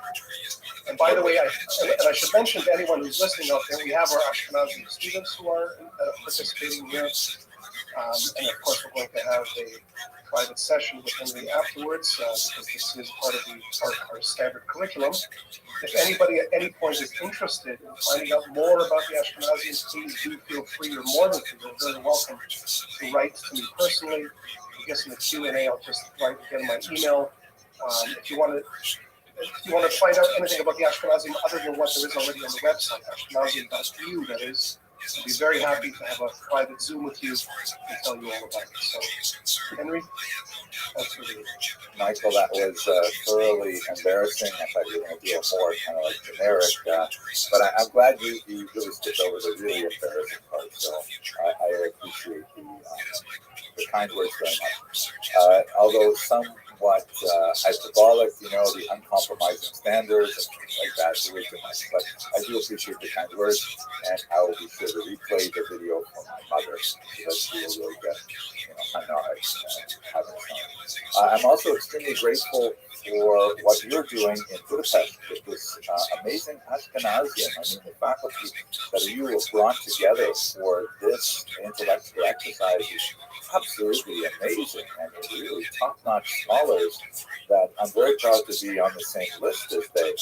And I wish you tremendous success with this venture, and I think it's really fortuitous that we're able to offer these lectures online to a much larger audience and let people know the amazing things that are happening in Budapest under your auspices. So let us begin our discussion. We're going to have 12 lectures on the history of Ashkenazi Jews, part of the Ashkenazium, which is a name that actually I'm proud to have had some role in designing, because Dr. Kegel and I, when we were talking back and forth this project, I think he came up with the term Ashkenazium, but I enthusiastically endorsed it. Maybe it was the other way around, but it sort of happened together at the same time. The only worry I have is a little bit like the word terraria, like where you imagine where you put ants inside a box and you watch them from the outside through glass. But the idea is, I think, to look at the amazing civilization that developed in Germany primarily, and then later in Eastern Europe, and then actually onward onto the New World and in the land of Israel, of Ashkenazic culture. And there's so many different ways to look at this multifaceted institution, civilization as a whole. My small part is to give a broad survey of the historical events that relate to the development of this civilization, in order that many of the literary, philosophical, religious, and other aspects of the Ashkenazi civilization can be contextualized. This is a graduate level seminar, but only in the sense that it is multidisciplinary. So I'm going to be presenting these lectures at what I hope is a little bit higher level undergraduate level, so that people with intelligent lay people who do not necessarily have a strong background in Eastern European or in Central European Jewish history will still be able to benefit from these lectures.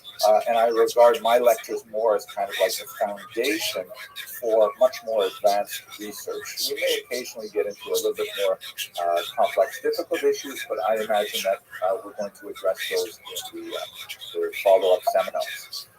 Here is an old picture of me from when I was much younger. A great photograph by Marco Dashev, and just wanted to give a little bit of a context to my own access and interest in Ashkenazi history. I did my dissertation at the University of Toronto on the history of the Jews of Ukraine at the beginning of the 20th century. It was in that context that Dr. Siegel and I both shared hallways in the university. I have a lot of fond memories of meeting him in Robart's library and discussing our mutual interests. He was, of course, studying philosophy, and I was studying history, but we had a lot of overlap there. I went on to become more of a generalist. I wrote a couple of books on the Talmud, on art history, and now I'm working on a survey of Jewish history in 3 volumes for foreign publishers in Jerusalem. Very much looking forward to seeing that come to light.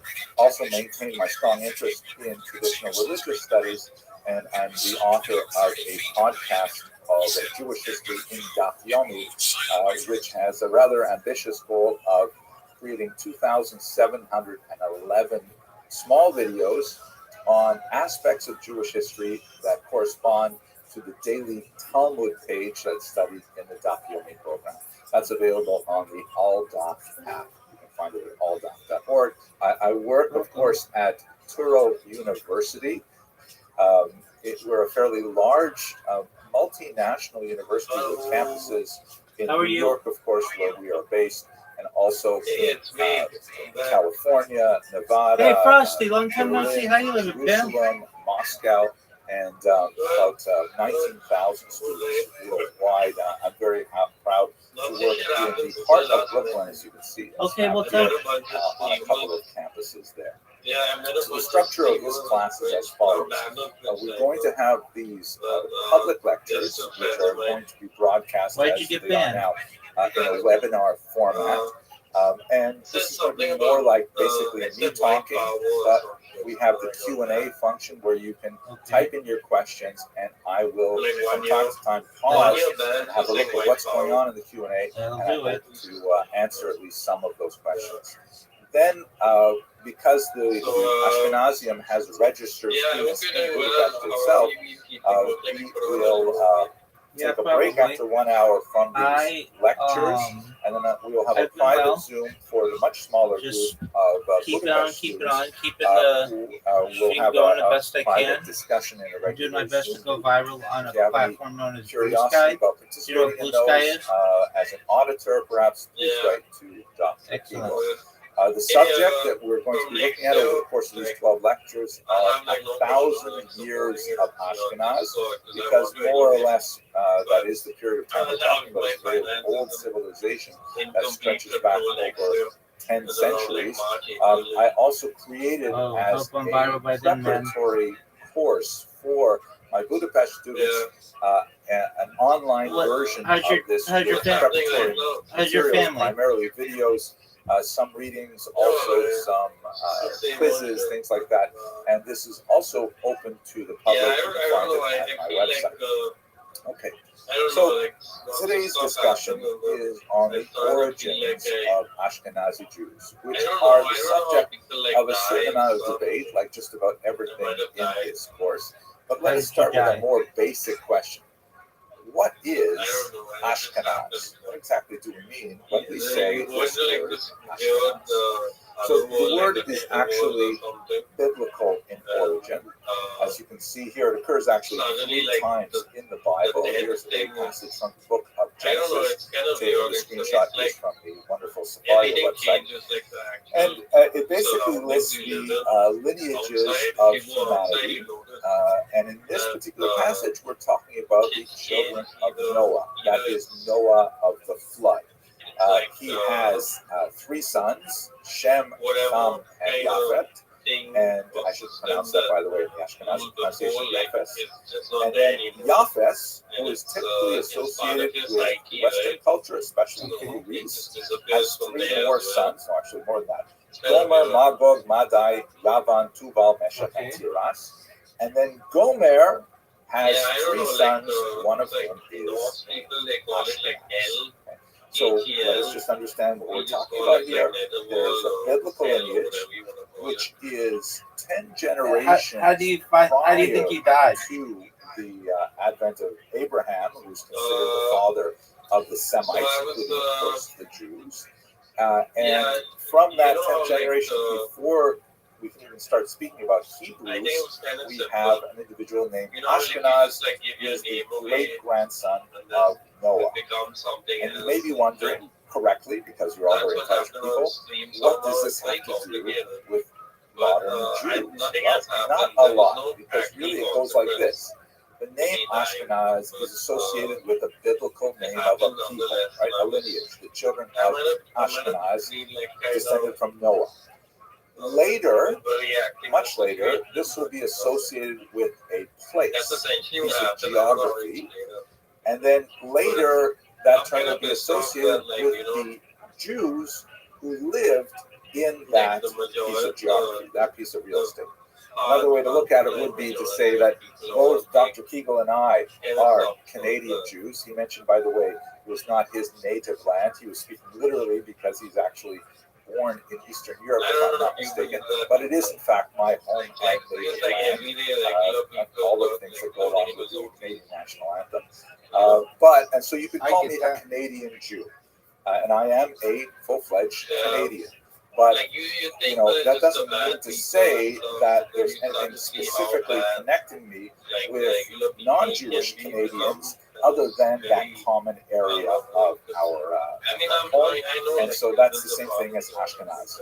Ashkenazi Jews are simply Jews who live in the area called Ashkenaz. We're talking about a fairly large chunk of the demographic weight of the Jewish people overall are associated with this land of Ashkenaz. They are distinct from other sub-ethnic groups within the Jewish people, such as Sephardim and Edut HaMizrach and various of the Jews, of course, in Africa and in Asia and so on. They all have different terms to describe their cultural orientation, their place of origin. But Ashkenazi Jews, well, I'm glad to have you back, my friend. Portion of the overall Jewish people. Now let's go a little further in our history. When we say that Ashkenaz is a place, it is maybe a state of mind, but in this place it is a piece of geography. Where exactly is Ashkenaz? So again, looking at the third occurrence of the text, actually this will be the second occurrence of the text in the Bible, in the book of Jeremiah, chapter 51. All right, well, one of his characteristic implications I'm going to take a nap. Called after his name, Jeremiah. I'm glad you're back. I thought about you. I care about you. I want the best for you. And if you need anything in the meantime, I'm here for you. Okay, Pim? Describes the downfall of Babylonia, which would be a region that would ultimately destroy Jerusalem in Jeremiah's time. Excellent. Please do. I've missed you. And as he's describing the many terrible things that happened to Babylonia, you can see in verse 27 at the bottom, it says, "Raise a standard on earth, sound a horn among the nations, appoint nations against her," that is, against Babylonia, Ararat, Mini, and Ashkenaz. Right? So Ashkenaz is referred to by Jeremiah as one of those nations, one of those peoples that will assemble together with Ararat and Mini to attack Babylonia.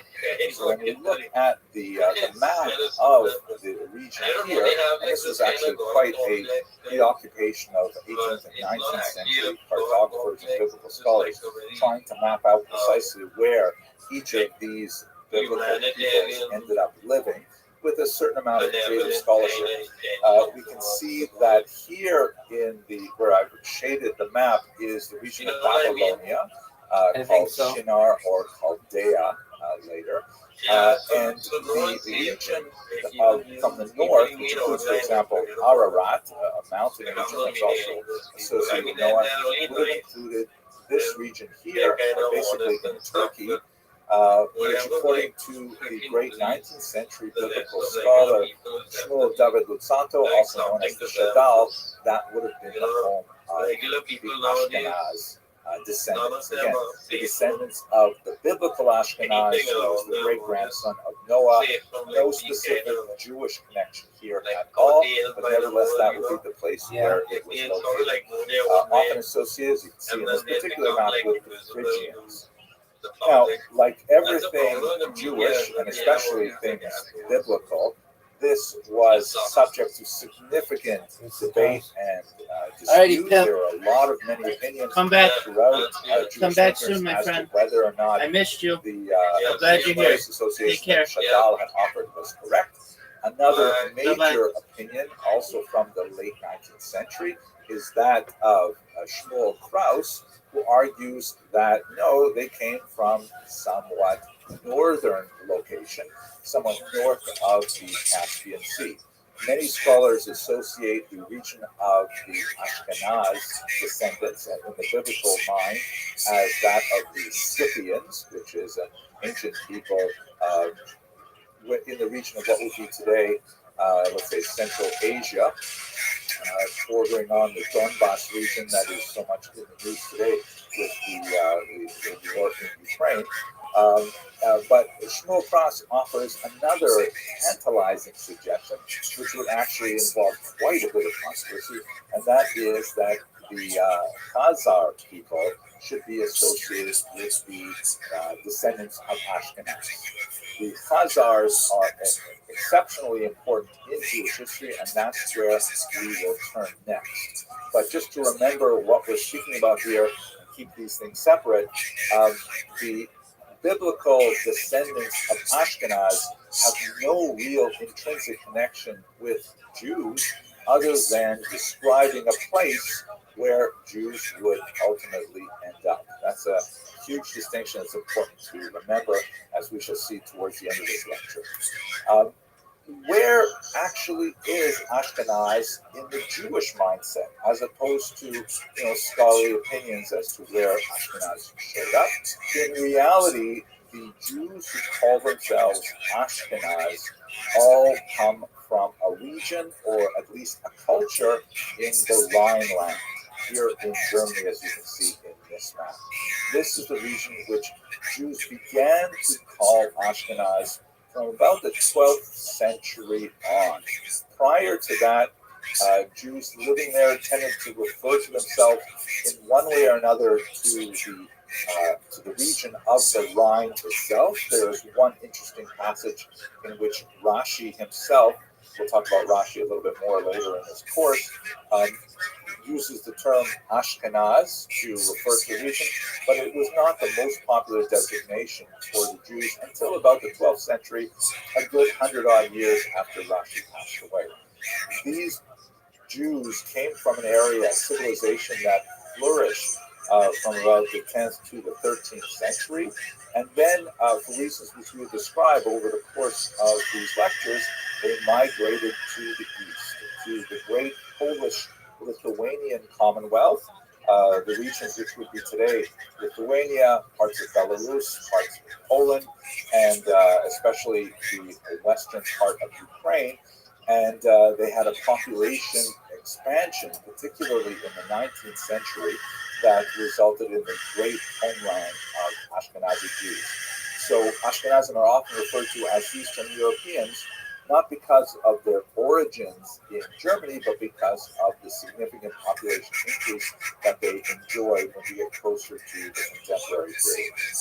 Then from this region, so this migration is primarily from the 13th and 14th centuries onward, you have another migration of these large Ashkenazi Jews moving to Israel, a smaller number, a certain amount to Western Europe, and a large number to North America. Something like 1.75 million Jews moved from the area of the Russian Empire that was overwhelmingly Ashkenaz at the time to North America, to actually the United States of America specifically, in the years 1881 to 1928, and that's really where the great bulk of American Jews traces its roots to this later Ashkenazic migration. So that's the whole meaning of the word Ashkenaz in a nutshell.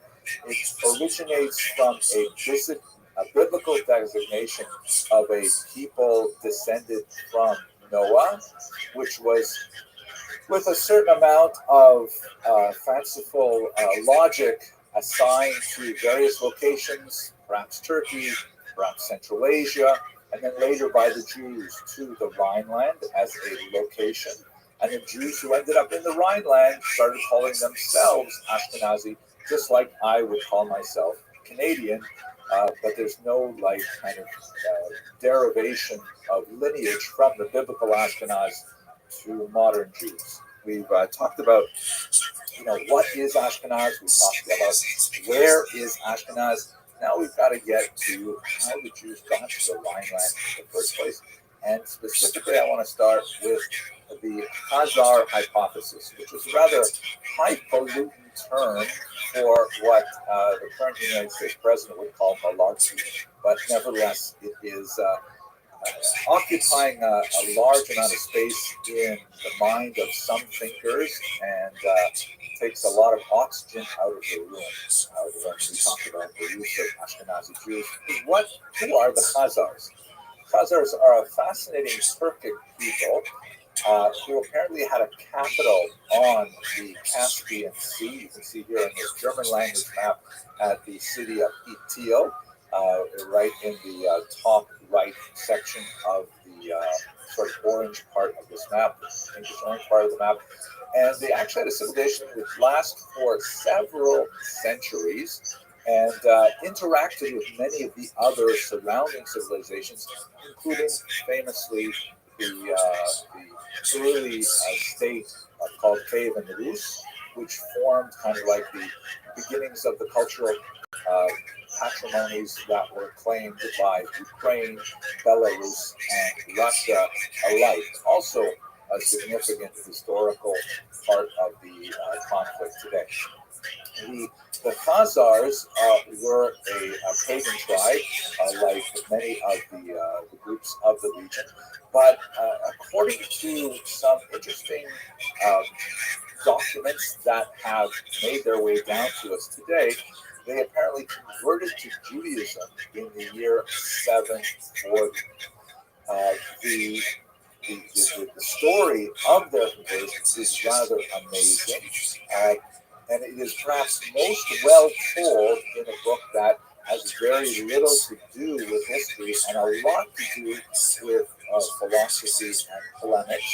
It's a famous work by Rabbi Yehuda Levi, who was a scholar who lived in Spain several hundred years after the events described, and he wrote this famous classic work of Jewish philosophy called the Kuzari, which really means the Khazarian.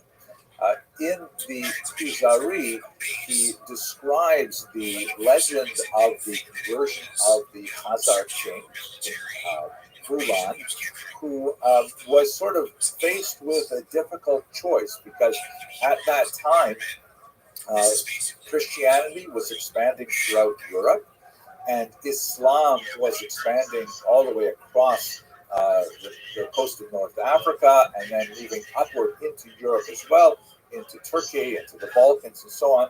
And this King Bulan was troubled by this geopolitical situation, and also apparently motivated, at least as the legend has it, by sincere spiritual longing to find the one true religion. So according to the legend, he brought together a sort of a trilateral debate team, a representative of Christianity, a representative of Islam, and a representative of the Jews. And they had this three-way debate, and ultimately, according to the legend, King Bulan converted to Christianity. Now, before we discuss the actual realities of the legend, we should understand how it is portrayed in the Kuzari. Rabbi Yehuda Levi lived at that time in Spain towards the end of its so-called golden era, which was a period of remarkable coexistence between Christians, Jews, and Muslims. Jews in particular enjoyed tremendous freedoms to express themselves politically. Many of them held high office.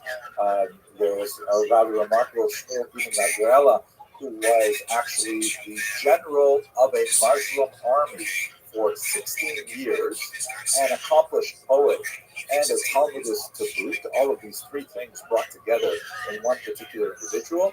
In many ways, a lot like Maimonides, he was also a product of the late Golden Era, although he would ultimately be a victim of the reactionary period when Muslims would come from North Africa and insist that all of this fraternizing with Jews was unacceptable, and the Maimonides family would later flee and make their way over to Cairo, where he would continue on an illustrious career. At any rate, Rabbi Yehuda Halevi, seeing the sort of breakdown of this period, composed this philosophical work, which is set in that Khazarian debate between King Bulan and the three representatives of major world faiths.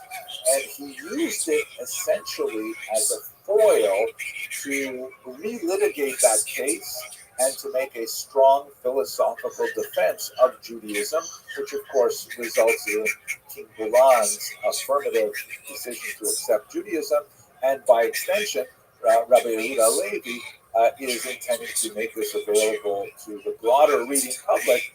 A rather audacious work to write in the Middle Ages. It would be audacious to write it even today, I think, in which it's a clear polemic against Islam and Christianity in favor of Judaism. So there's a lot of philosophical reason why Rabbi Yehuda Halevi would use Story of the Kuzari as a type of conceit to clothe his larger polemic argument. But what about the actual history of the Khazars? So in reality, we know very little about the Khazars as it is. Perhaps the most important piece of the story is some correspondence that was conducted between the Spanish leader named Hasta ibn Shaprut, a very important example of the early period of the Golden Age of Spain, who was a foreign minister, essentially, who conducted correspondence and diplomatic relations with many other nations of Europe on behalf of the Spanish kingdom. And he was especially curious and philanthropically inclined towards Jewish populations all over. So he wanted to find out, is it true? Is what they say happened back in the year 740 still true now? Is there actually a Jewish kingdom in this region of Khazaria? And so he sent out emissaries to go to the Far East, to Central Asia, and to communicate with them. Unfortunately, they were not able to get past Constantinople for various political reasons of the day. However, those emissaries of Hasta ibn Shaprut did meet people who claimed to have been to Khazaria and who promised to communicate with him and to exchange letters. And so they brought back with them some letters from one King Joseph of Khazaria, which essentially goes through the legend as we have it today. And for some, particularly early modern historians, that was sufficient proof of the existence and reality of Khazaria as we have it today. Other historians, however, have cast a lot of doubt, particularly in the 20th century, saying, wait a second here, this is not direct contact with King Joseph. This is contact through third parties, and who knows, maybe they made it all up, maybe they are forgeries and so on. And so there's a lot of questions about the actual validity of the story associated with the conversion of the Khazars. We do know, however, from multiple data points that there were Jews who called themselves Khazarian. They show up in a few places. Medieval Jewish travelers encounter them. They have various things to say about them. They're certainly not in large numbers, and there's a lot of questions about the degree to which they are well associated with the Jewish tradition, as we shall see. One of those examples that I find quite fascinating is this document, which was found in the amazing medieval archive known as the Cairo Geniza. Very quick window here just to explain what that Cairo Geniza was, because it's just so fantastic.